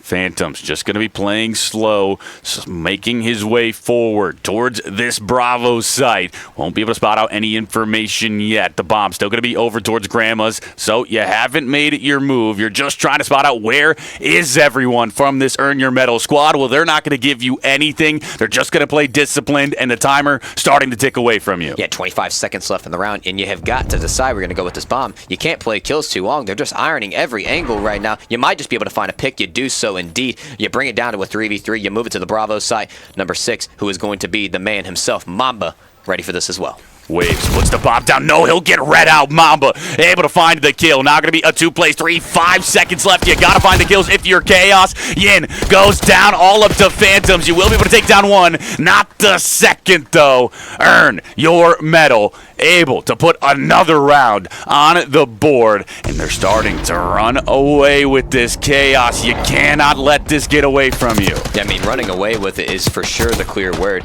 And I mean, Phantoms maybe has a little bit more time in that situation. Maybe 15, 20 more seconds. He might just pick up the other kill. And at that point, he's down to one shot. Nate's going to be able to finish it on out. But honestly, looking at this one, you know, not too much separated. It's a 2-3 it's a 2-3 map count right now. I mean, 2-3 game count right now. And I mean, personally, I could see this one maybe going 11. I know it's like very convincing rounds, but I could see Chaos making a bounce back just right here, right now.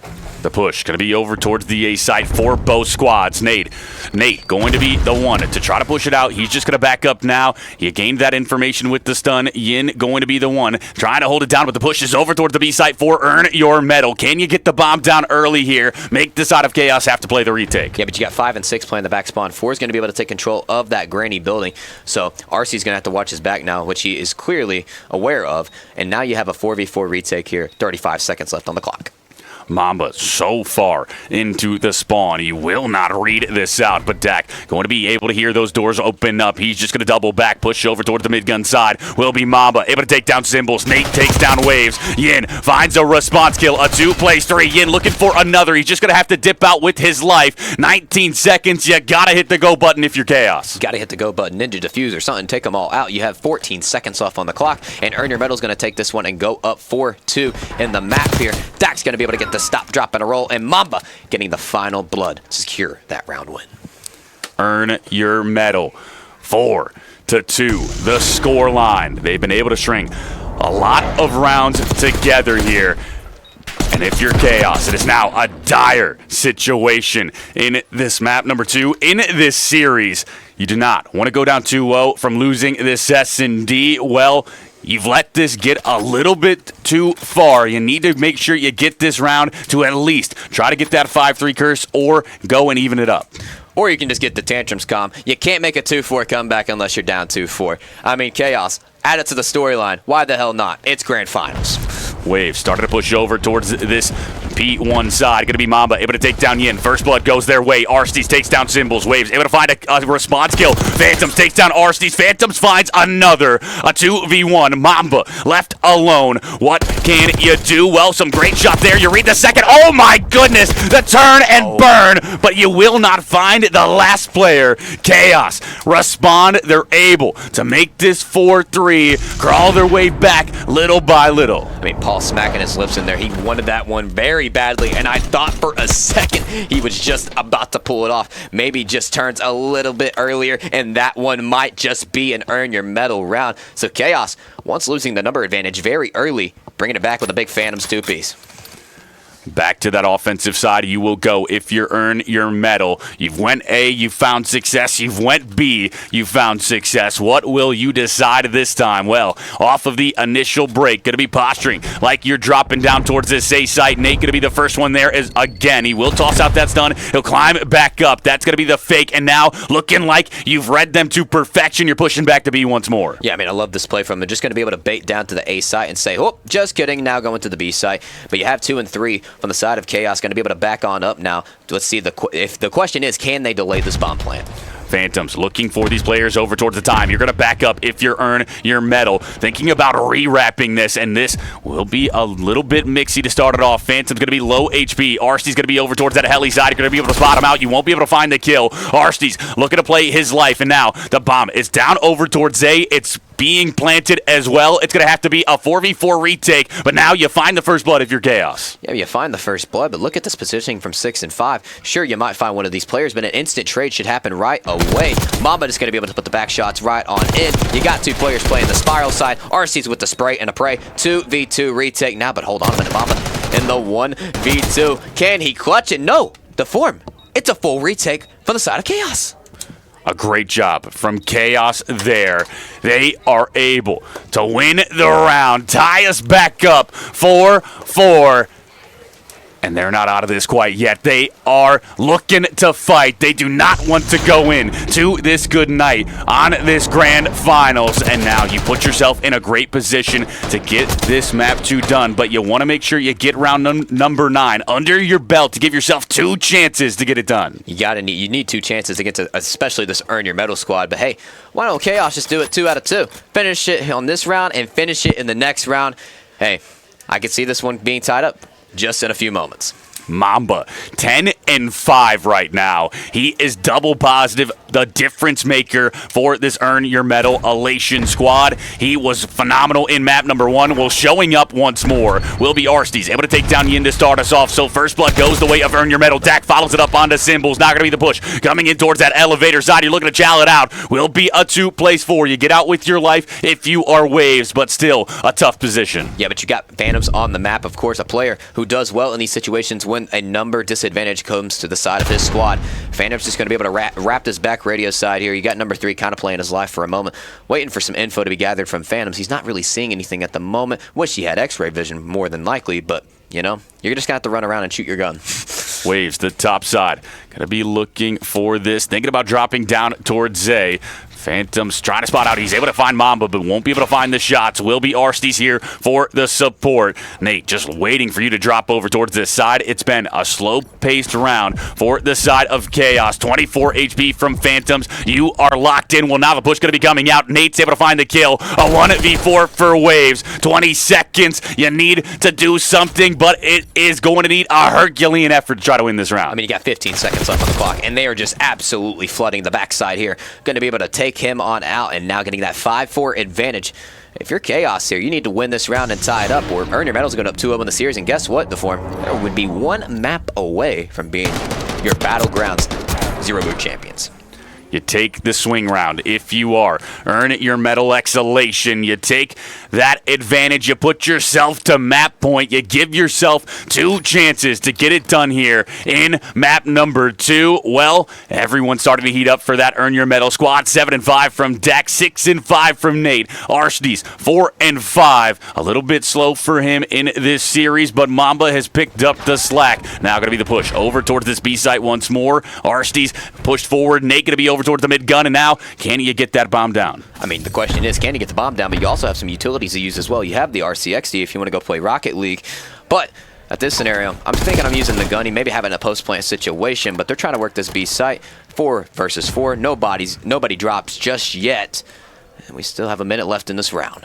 2 players right around the corner on this sidewalk. That's going to be Dak looking to try to chow this out. He'll just elect to back up instead. Symbols reads it to perfection. He's able to find the first blood. So now going to be the numbers advantage over to the side of Chaos. Phantoms can't take down Arcides. That's going to be a 3 plays 3. But Yin follows it up onto Nate. Now the numbers advantage back the way of Chaos. Waves, you cannot lose as you fire the shots onto Arcides now. Arcides hitting a little bit of a 1 pump here. Sliding, gliding, and firing on in. And this gunfight's really going to determine this round.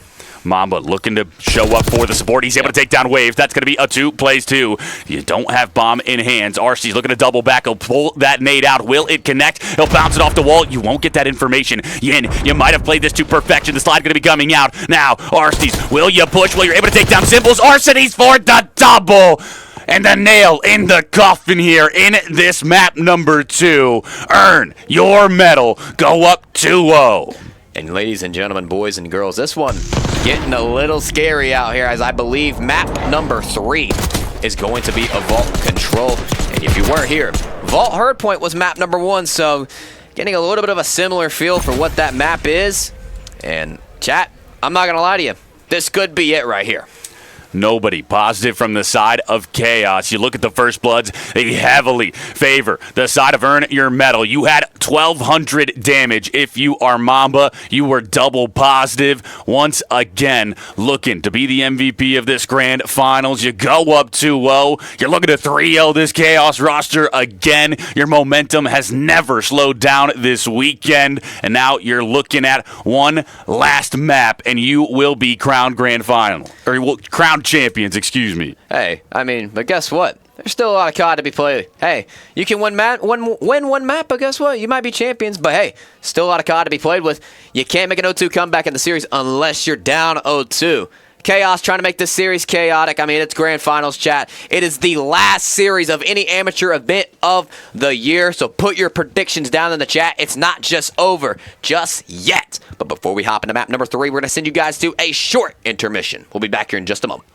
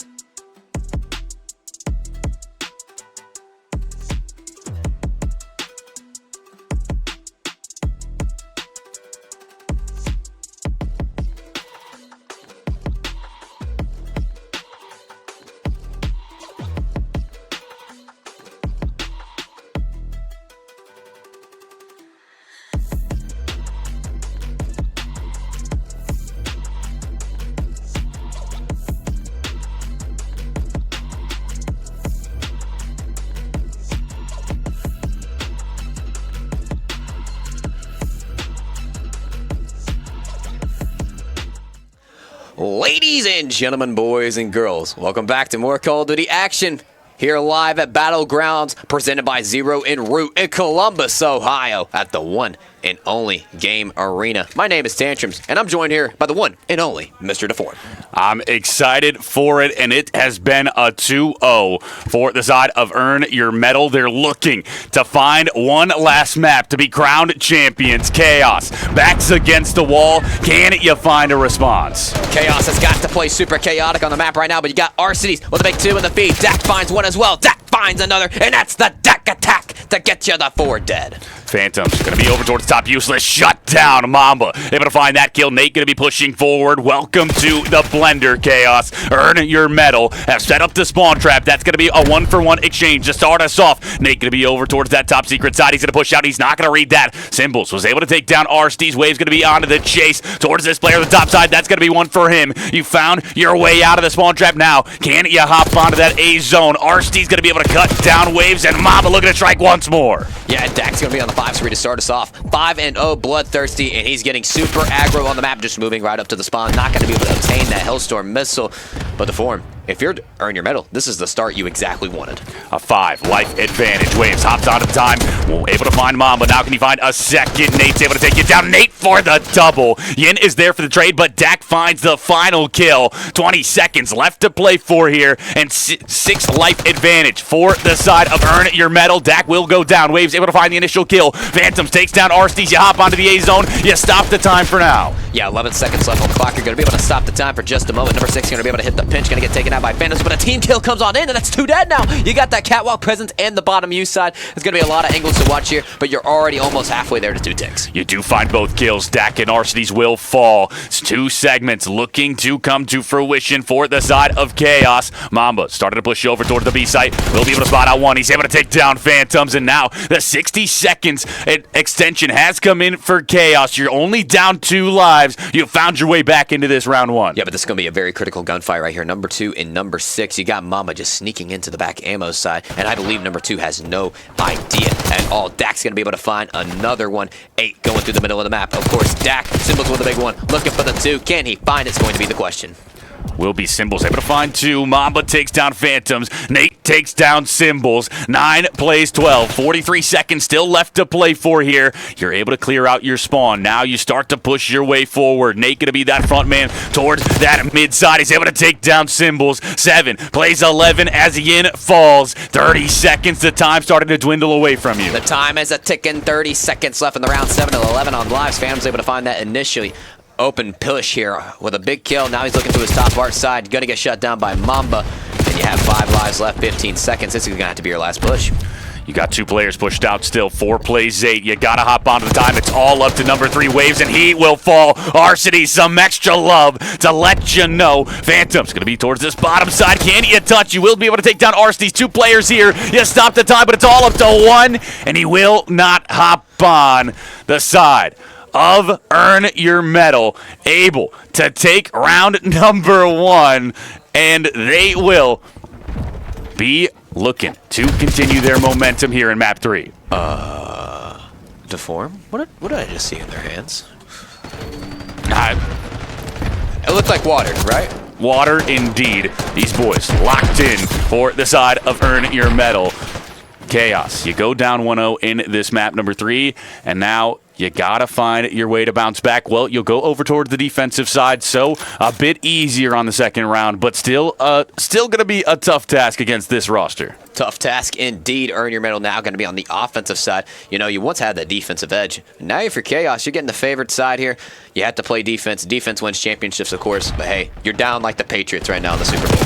Nate pushes forward, taken down by Yin. Yin looking for another, able to find a 2-piece. Dak gonna find a 2-piece in response. Dak the triple, make it a quad. No, not quite the case. Waves finally able to take him down, so you will be on the A zone. You got a double stack for the side of Earn Your Medal. Can you find the 60-second extension? You would love to find it if you can. Nate determining the fate of Phantoms. Gonna get dropped in with a big trade though. Yin having to work his way onto the speed side. Going to be able to find that initiative opening on to Bravo, but you have a player up top, Bart. Arcides trying to cause a lot of damage for the side of Earn Your Medal. You We'll have Yin trying to shut him down.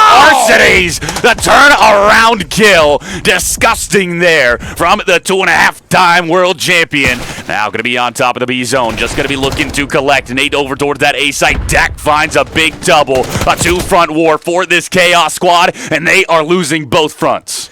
And just getting it done. They already have 2 ticks on the A site, basically. I don't even care if it's not there yet. Should be able to shut down Yin, trying to break on in with the AR. They might just chalk this one up and play for Bravo. Yin starting to push forward towards Zay. He's going to go down. Nate, great shots there. Oh! A 2-piece from Nate. Now that will be the A zone done and dusted. You already got 1 segment over towards B. You're finding the kills as well. A 1-2 life advantage for the side of Earn Your Medal. Stop, drop, and rolled. There might just be going up 2-0 here. Nate on the bloodthirsty spree. Let's see where he's at on the map right now. Still holding it down middle map, and Arsity somehow sneaking his way back into the top part. And Phantom's going to be able to pick up a big trade here. You look at the life count, Deform. It is 13-15 right now in favor of Earn Your Medal. Still fairly even here. You got a chance if you're Chaos, but these kills starting to roll the way of Earn Your Medal. Dak pushing up towards the B zone. Phantoms will fall. You got Mamba so far pushed up into your art. He's going to be looking to strike. He will be spotted out. The SMG in hand. 3 bullets. He's going to have to reload. He'll pull out the pistol. He'll still find the gunfight win. Dak finds the double. 2 segments secured. And now it's all up to Phantoms, the front side. All up to Phantoms indeed, but Mama's got that top art control. And ladies and gentlemen, boys and girls, Deform, guess what? Take a guess. What are they 1 round away from? Being crowned champions, Tantrums. I mean, this is over. I think this one's over. I mean, I don't know. I have no words to say. I mean, the only words I can say right now is to be the coach for Chaos and say, boys, you got to wake up. This is your tournament right here. You played 3 days to get here all weekend long. This is your moment to beat some world champions here. The time is now. You're 1 round away from exiting the tournament. You not only need to reverse sweep the series, you need to reverse sweep the control. It all starts on this offense for the side of Chaos. It will be a triple stack towards the time. Dak going to be able to take down Symbols. Phantoms pushes up. Phantoms only finds 1. Dak is able to find another big double. Yin finally shuts him down. You will get 1 segment of progress, but Mamba is here to take you off the time. Mamba able to find 1 as well. 3 dead in the feed, including the double from Nate. Going to get picked off by Phantoms, of course. Phantoms with a big 2, though. Opening up that Bravo site just up a little bit. Alec gonna get shut down as well. 3 dead in the feed, but you gotta worry about number 7 still on the catwalk side. Could push through Vault and cause some problems, and that's exactly what he's gonna do. You do have Phantoms all the way pushed up towards that outer art, and he's gonna be taken down. Dak reads him to perfection. Waves goes down. You look at this scoreboard. Dak 22 and 12. He has been the difference maker on this map 3. What was Mamba maps 1 and 2? Well, he says it is now your turn for Dak. You look at the time, Nate going to be pushing it out. That's going to be Mamba going down. Waves able to take down 1. Arsties and Nate strike. They're able to find a few more kills. Phantoms, the last one out. He's only a little bit pushed forward towards that pool side, but the rest trapped towards P2. I mean, this one is more than over. Only 1 tick on the Alpha side. Not even halfway there to the Bravo as well. 30 seconds left in the round, and Dak is getting whatever he wants. So is Nate on the 8, looking for the Merciless. He had the pregame interview. He said, I want the hot 3-0. And ladies and gentlemen, we're just 20 seconds away from it. Phantoms over towards the cat side. Thinking about hopping on. That's going to be Mamba. Taken down. Great shots from Phantoms, but Dak strikes once more. A triple from Dak. Yin hops out of the time. Arsties is there to collect. A 4 spree from Arsties. 6 seconds. It's going to be a foot race towards the time. Arsties finds another. A 5 spree, and that is your map 3. Done and dusted your series. Done and dusted your champions crowned. Earn your medal. Exhalation will be your Battleground champion. And Mamba with a little bit of a victory sip. Taking that one right there, because, I mean, hell, he might as well. He just is the MVP of the series. But you go ahead and take a look at this post-game scoreboard, and the side of Earn Your Medal just getting whatever they want to form. And hell, we don't even get to see the stats from Yin. He's already out of there. 26 and 15 from Dak this time around. Nate 22 and 13. Those two really stepping up in map 3. Mamba and Arsties positive as well. On the flip side, Phantoms the only one able to stay positive. Waves was 7 negative. Symbols was double negative. and earn your medal. They were your favorites here on this weekend. Well, they prove why. They were those favorites indeed. They show up every series. I don't know if they dropped a map on this weekend. Yeah, they didn't. They made the dream happen. The dream happened.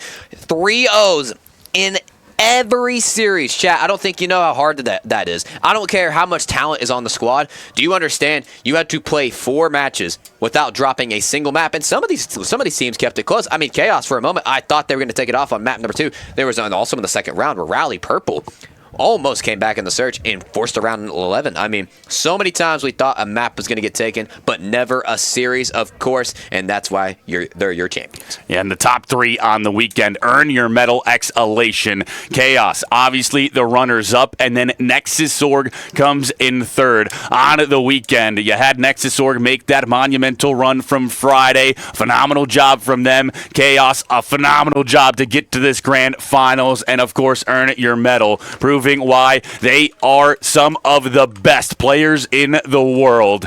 This was a phenomenal weekend that we had, Tantrums, for this men's side of the bracket. It was a lot of 3-0s, I'm not going to lie, but at the same time, as we got later down the line towards the Saturday, Sunday, we started to get a little bit more competition as we started to weed out those teams that couldn't keep up, I'll say.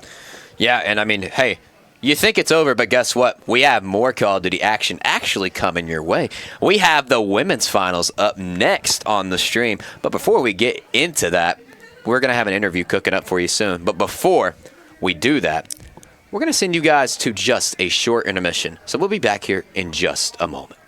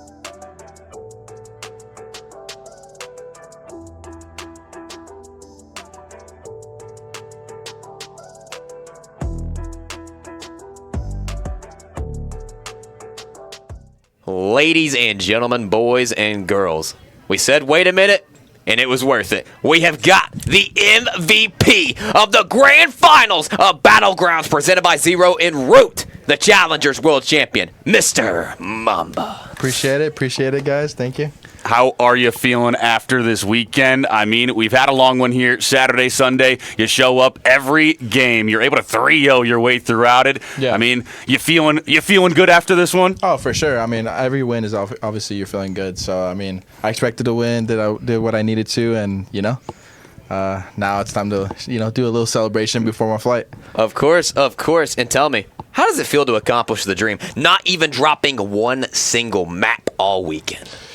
Like I said, it was definitely expected. I don't know about the map thing. I maybe expected like a S&D loss, someone to steal an S&D loss. There's a couple round 11s we went to, but we ended up icing up and clutching up. So, I mean, it feels good. So, it was a flawless event. Was there any nerves at all in that map, number 2, speaking of? You guys were up 4-2. They start making the comeback. They start winning a few couple of rounds. Any nerves at all? Nah. Never.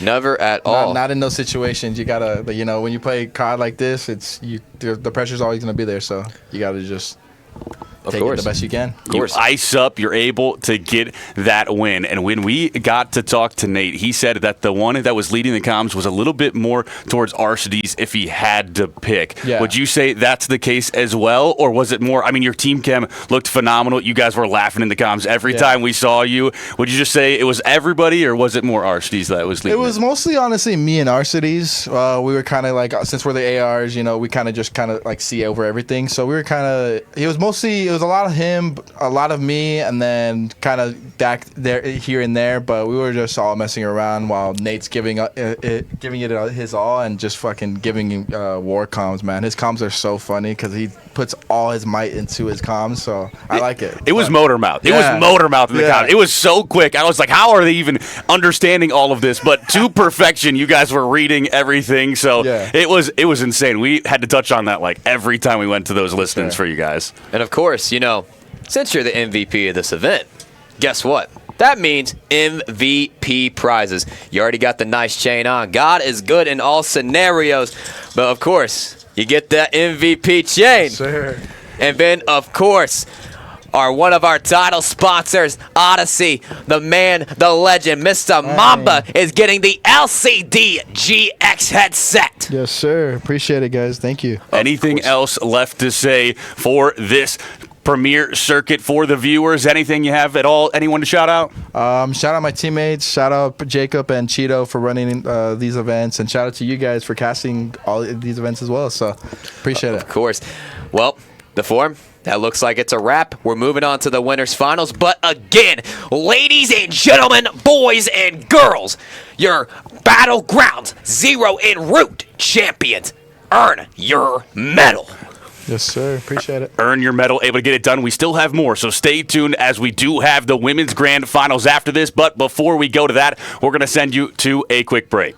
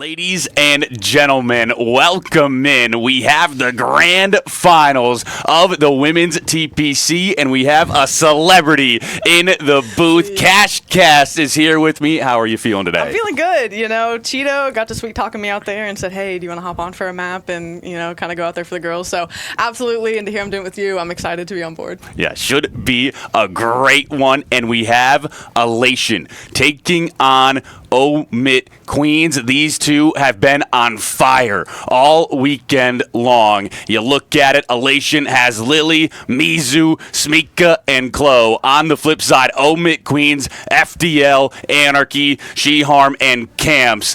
Star-studded rosters here, Cash. Top to bottom, I mean, if you've watched any of the female scene, all 8 of these names are going to be familiar. Of course, Omit with a little bit of the change-up, given that Kels isn't here this weekend. Harm's going to be stepping in there. And then Chloe and Co., they look to pick up Smika here for this LAN as well. So, you know, with those two new faces, kind of seeing how these teams are really gelling on the fly. And, I mean, hey, they both made it to the grand final, so it can't be too bad. You look at the map set for this grand finals. It is a best-of-5 reset, but this one will be a Hacienda HP map number 1, Protocol S&D map 2, Protocol Control map 3, so a double dose, Skyline HP map 4, and a Rewind S&D map 5. We touched on it a little bit before this kicked off. A bit of a fast-paced map set is what we have for us. Yeah, and the submachine guns are going to be exactly what we're looking at here. I think Skyline jumps out, you know, for map 4. Obviously, Omit are going to have to force that bracket reset. Hacienda is going to be one.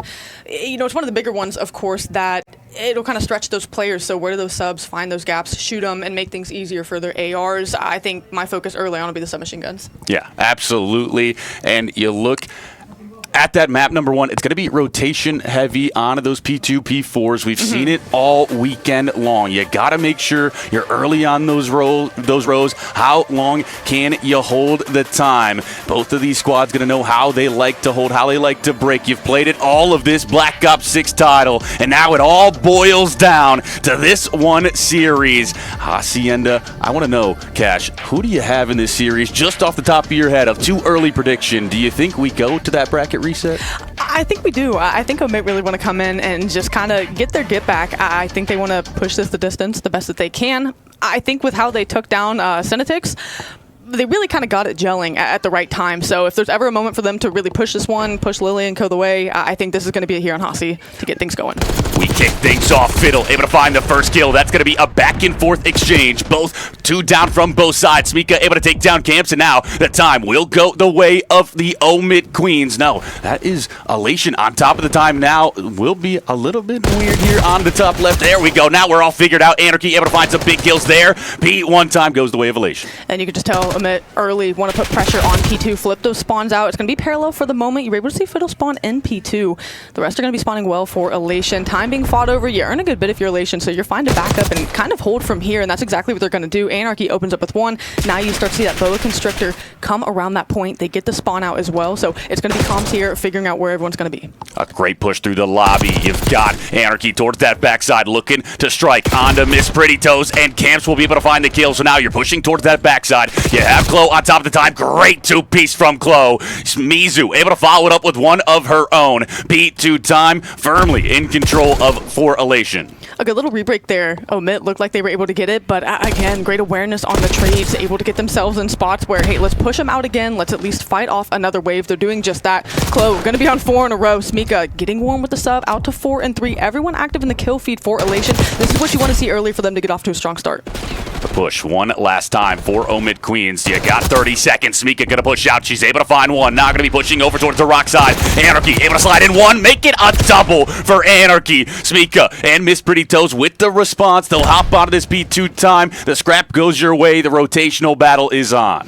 I would like to see Smika kind of take up more space on the map there. She kind of hesitated around rocks, maybe just to see what the call was from her team. And again, just kind of a little bit of jitter. She's still making her way forward, but it should be a read for Harm, and it will be the kill coming through also. So that pressure you had mitigated for the moment.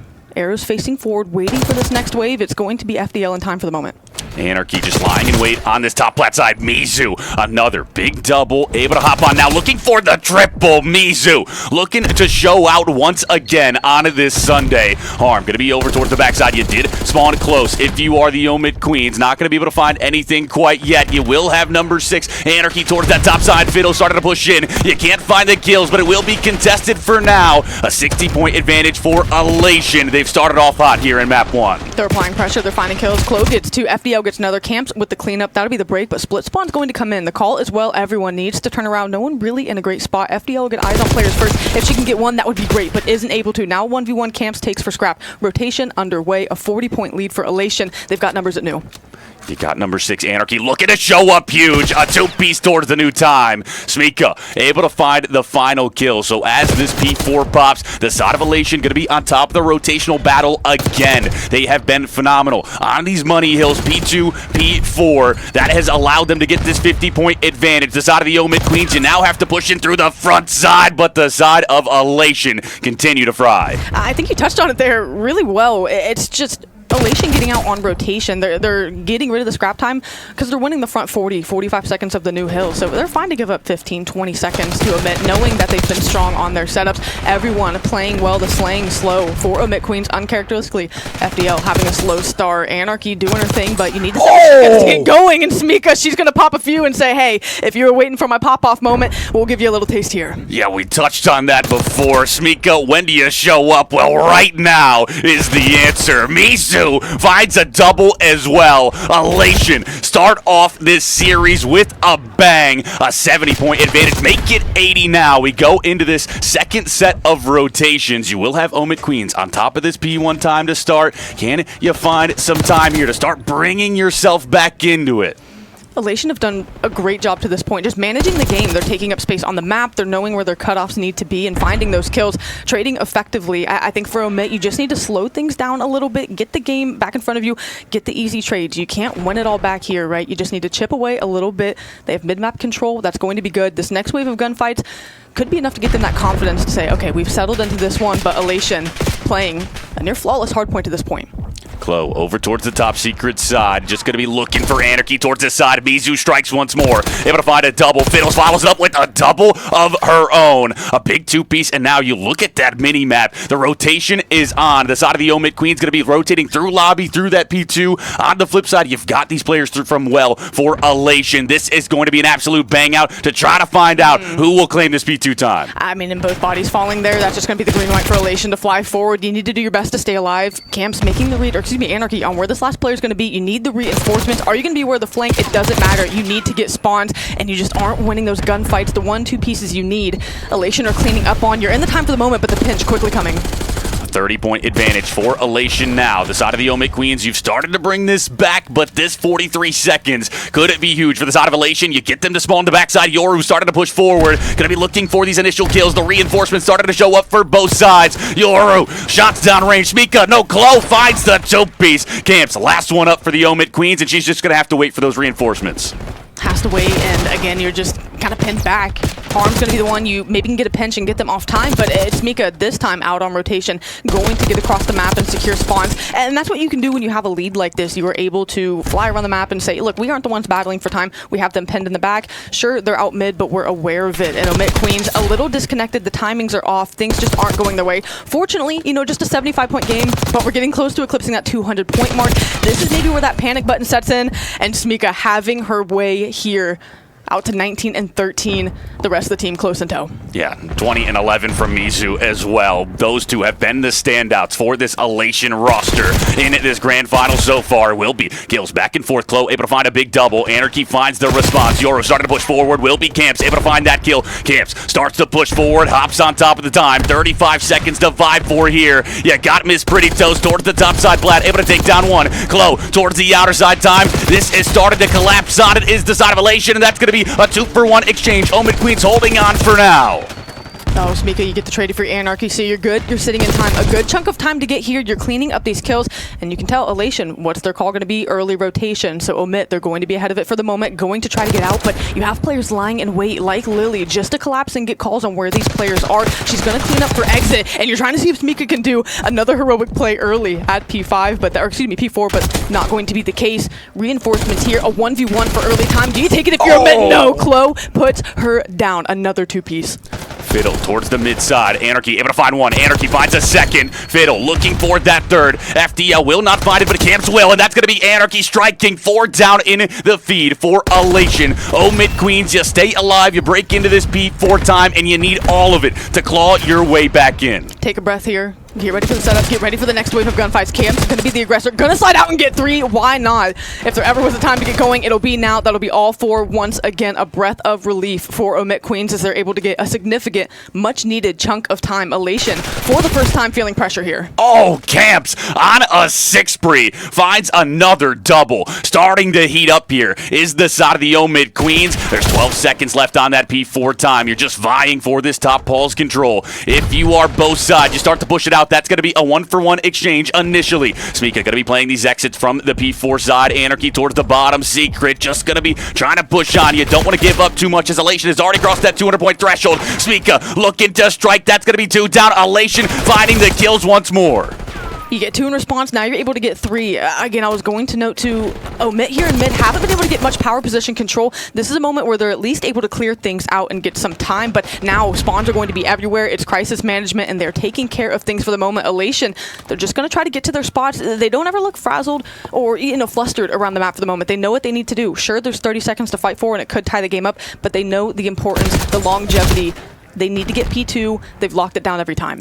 Anarchy sitting at 30-18 right now, turning up for the Omit Queens roster in order to fight your way back in. Well, now it's all evened up on that scoreline. The P2 rotation on. Well, you got players from both sides here. Anarchy going to be trying to push out towards this secret side or this L side, I'll say. Won't be able to find anything yet. It's going to be the push from the backside. Fiddle going to be taken down. That's going to be Elation on top of it. Anarchy, what can you find? Nothing. The side of Elation. Strike once more, and now you have to break if you're Omit. Just tricky timings and, not only in taking the gunfights, but getting caught off guard, and that's just what Omit has struggled with on this hill specifically, not being able to get it going. The trades aren't going to be good enough. They have to get in. Omit Fiddle towards this mid side. That's 180. Not going to be able to find that kill. Camp's able to take down Smika, but that's going to be 3 down in the feed. Elation find the kills once more. Harm able to respond. Able to hop onto the time. You stay alive for now. You still got presence here towards that L side, towards the lobby, towards the front side. The side of Elation. Can you break back in? Can you win it here or will we see another P4? Will Chloe trying to cement it here, but Harm able to find that one and make it a double. No, Miss Pretty Toes. The 2-piece, almost the triple. Camps keeps the side of Omit alive. I don't, necessarily love that push out of Lily. Sure, you wanted to try to maybe get that scrap time, get it within 10 points of winning, but you were able to gift Omit rotation out. The players off spawn just made the smart heads-up play. Get on the move, get these kills. You clear it out over at Tools, and now it's a foot race to time. You're within 15 seconds of doing it. Omit, can you hold on? The splits are through. And number 5 with a pinch. FDL able to find one. Not going to be looking for a second to pre-fire. Make it a 2-piece. Harm finds the next one, and that's going to be 3 down. It's all up to Yoru. Mizu to hop out of the time. 3 seconds needed. Omit Queens, you may have made the comeback happen. Camp strikes. It's 1 second. Chloe, what can you find? You will not find it. It's all up to Miss Pretty Toes. Lily, can you find the final kill? The reinforcements are here. The side of Elation, stay alive. They've got to fly. They've got to go. Numbers here for Elation. 10 seconds remaining. 1 point for Omit. You can't lose it here. You need to take these gunfights. Harm towards the top side, gonna hop right back on. No, just gonna have to play your life. Gonna be waiting on Anarchy to strike. 247 to 249. You talk about a nail biter. Anarchy can't find it. Yoru no Mizu finds a kill, but FDL finds the final one. And Omit Queens show up big here in map number 1. A comeback of all comebacks to start us off. Yeah, I would say not bad for a grand final start.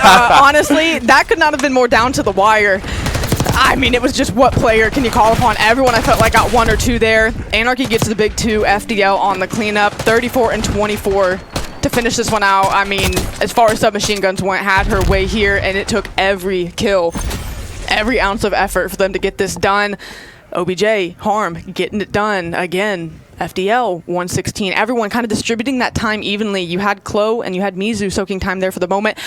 It was elation in the driver's seat from start to damn near finish. But there, Omit had what it took to make the comeback, and I think that P2 rotation where Lily chowed from front, pinched from rock side, that pushed those spawns out boat. I think, you could say misplay per se, but also heads up out of Omit to make that call off of spawn that they were making a late push.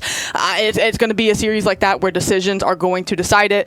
Map 1, a perfect indication. A perfect indication indeed. And Cash, I think you said it best during that map. You said you can't get it all back at once. You need to claw your way back into this little by little. You go to that P1, you start to collect some time, you go to the P2, you start to collect some time, all of a sudden you start to get back into it, and you just felt that flame start to light for the side of the Omid Queens. And once they got rocking, they never stopped rolling. They were able to make that comeback happen. A phenomenal map 1 to start off this grand finals. But Cash, that was the one for us. Anything left to say for you? I mean, look, we got blessed there. I mean, fantastic job. It was a blast. And if there's ever a map to hop in for, I'm glad we got this one. They showed out for us. Yeah, it was awesome to cast with you. I appreciate you coming on, casting with me. We're going to get a very short break so we can swap out the casters, but stay tuned. Plenty more action to come in this TPC Women's Grand Finals.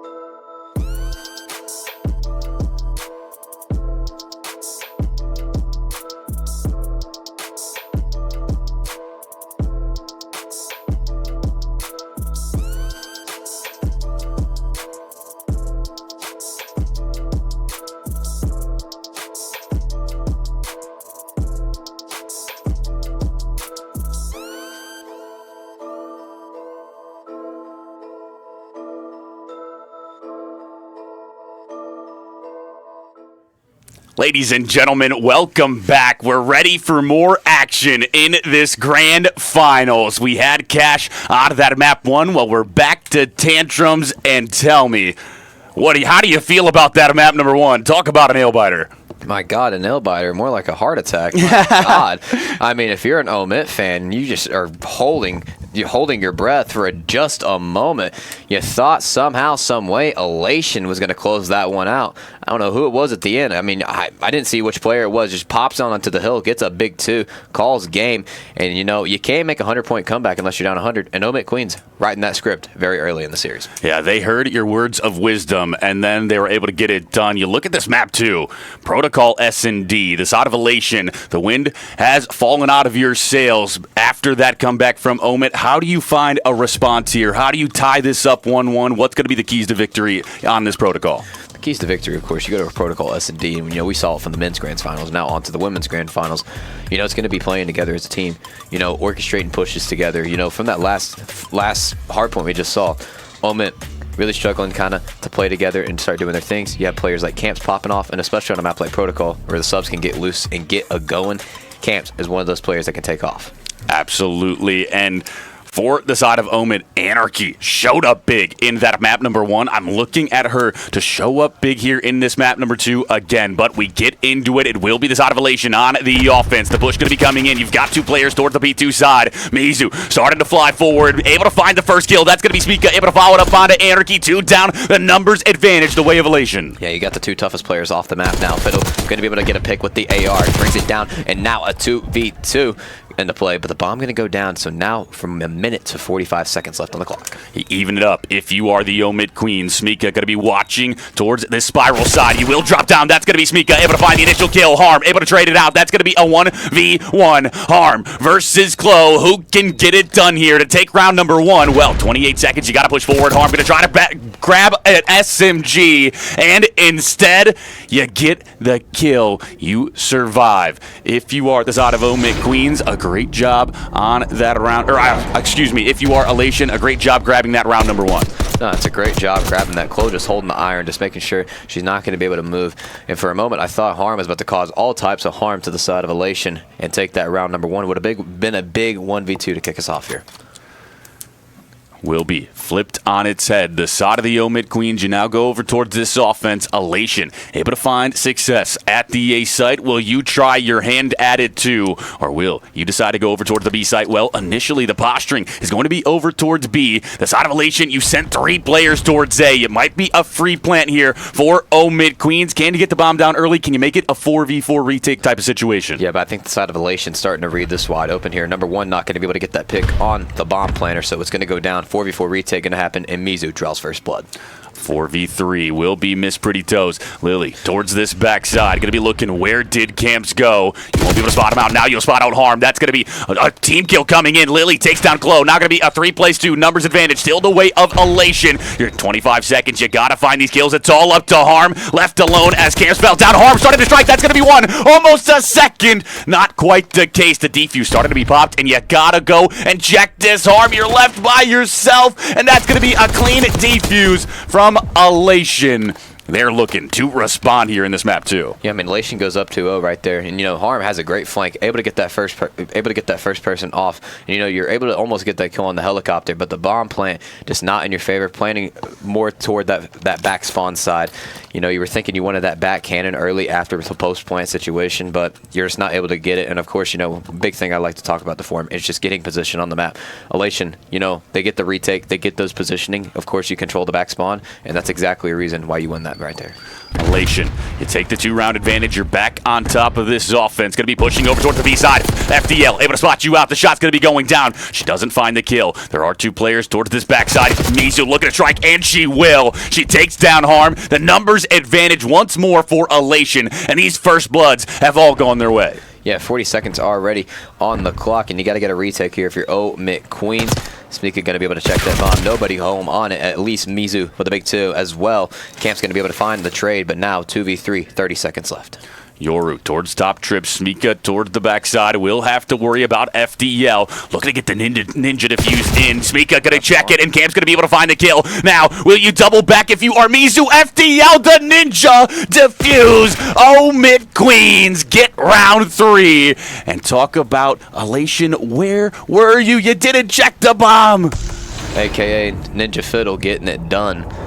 She just hops it and immediately says, hey, watch over me. And there's so many great times like this in a search and destroy where you just don't even need to find the gunfights. As long as you have a good AR watching over, you're going to defuse every time. And especially in an area like that, you don't have anybody in the back spawn to support. You don't have anybody to put the shots down, like maybe push on in, but it works out in their favor. And now Omid Queens put the first round on the board. Omid on the offense. The last time you weren't able to find success. You went over towards that B site. It didn't quite work out for you. Elation had a phenomenal retake. Now you start to push over towards B once more. This is your preferred site, is what it looks like. Chloe able to spot out that information. You see those arrows turn from Elation. Chloe, shots down range, not going to be able to find that kill. Still going to be a 4-4, but the bomb going to be going down. And I like this quick plan from Omid. Just getting very aggressive, getting very aggro on the map. 40 seconds left, going to be able to put some shots down in that back spawn. Pretty Toe's going to have to back on up. Chloe going to be able to find that first blood onto Omid. So the retake working right now in Elation's favor. First blood goes their way. Will be the second as well. Chloe takes down Camp. Anarchy started to push up. This is going to be a great timing. No, Miss Pretty Toes. Lily finds the kill. It's all up to FDL. The defuse going to be coming in, and FDL can do nothing. Mizu finds the final blood, and Elation put another round win on the board. Yeah, puts another round win on the board. And I mean, you're down 1-3 early in this game, but if it's one thing we saw from the composure of Omid Queens, you were down 100 points to kick off map number 1. Sure, this is something they have not seen before, and I mean, this is something they haven't seen before. I mean, sure, they can do this again. I mean, it's possible. Back-to-back times. Absolutely is. We'll flip sides once more. Elation back on the offense. You look at this scoreboard. Anarchy was firing in map number 1. 0-4 to start off this map number 2. That's going to be the glaring difference maker here on this protocol. You look at the flip side. You've got 5-2 from Mizu, the first blood queen. Now going to be the push start to come in. Anarchy will fall. This time it's Lily who strikes. Yeah, but Fiddle's going to be able to find the trade immediately. Brings it down to a 3v3 now. And if you're the side of Omid Queens, You just got to lock up here on the defensive side, but that bomb is going down on the Bravo site. So once a minute timer, now down to 40 seconds. Numbers are even in this situation. Mizu just going to be watching over towards that P1 time. FDL thinking about chowing out towards the top side camps. Goes over towards top Grandmas. Might be read out. FDL able to find the blood. Now going to be 29 seconds to play with camps. Strikes on to Mizu. It's all up to Lily in a 1v3. She makes it a 1v2. The defuse going to be hopped again, and Lily finds the second. Now going to be looking for the third. A 1v3. Lily gets it done. Elation. Another round on the board, and Lily, magic in the air tonight. She's able to find the kills. You know, and that's a big regain from the side of Elation. Sure, you're up in the search and destroy, but you choke that map 1. You come out here now, you're starting to have a little bit of a dominant performance, and then also adding to your highlight reel, clutching the 1v3. The score line, 4-1, a 3-round advantage. You need to find some wins if you are Omit Queens to try to bring this map back your way.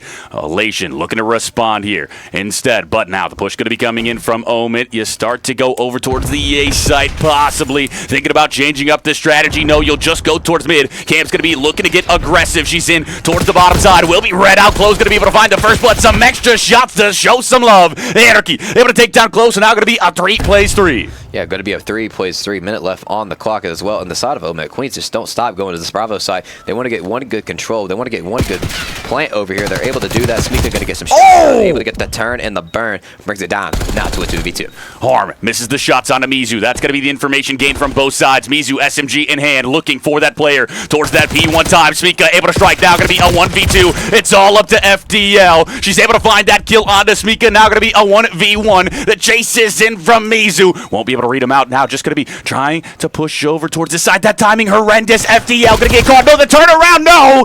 Mizu finds the kill, and map point secured for the side of Elation. 5-1 the scoreline. I mean, you can't make a 1-5 comeback unless you're down 1-5. I even said it to Mama FDL in the last map. I said, hey, calm down. I said, calm down. You can't make a 100-point comeback unless you're down 100 points. And guess what? That's exactly what they do. We might just see that again, part 2 in the script.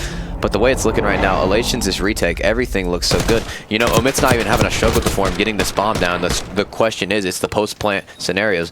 You guys are losing the gunfights, and that's exactly what Elation's doing, capitalizing on those first bloods, and then capitalizing, of course, on the retakes.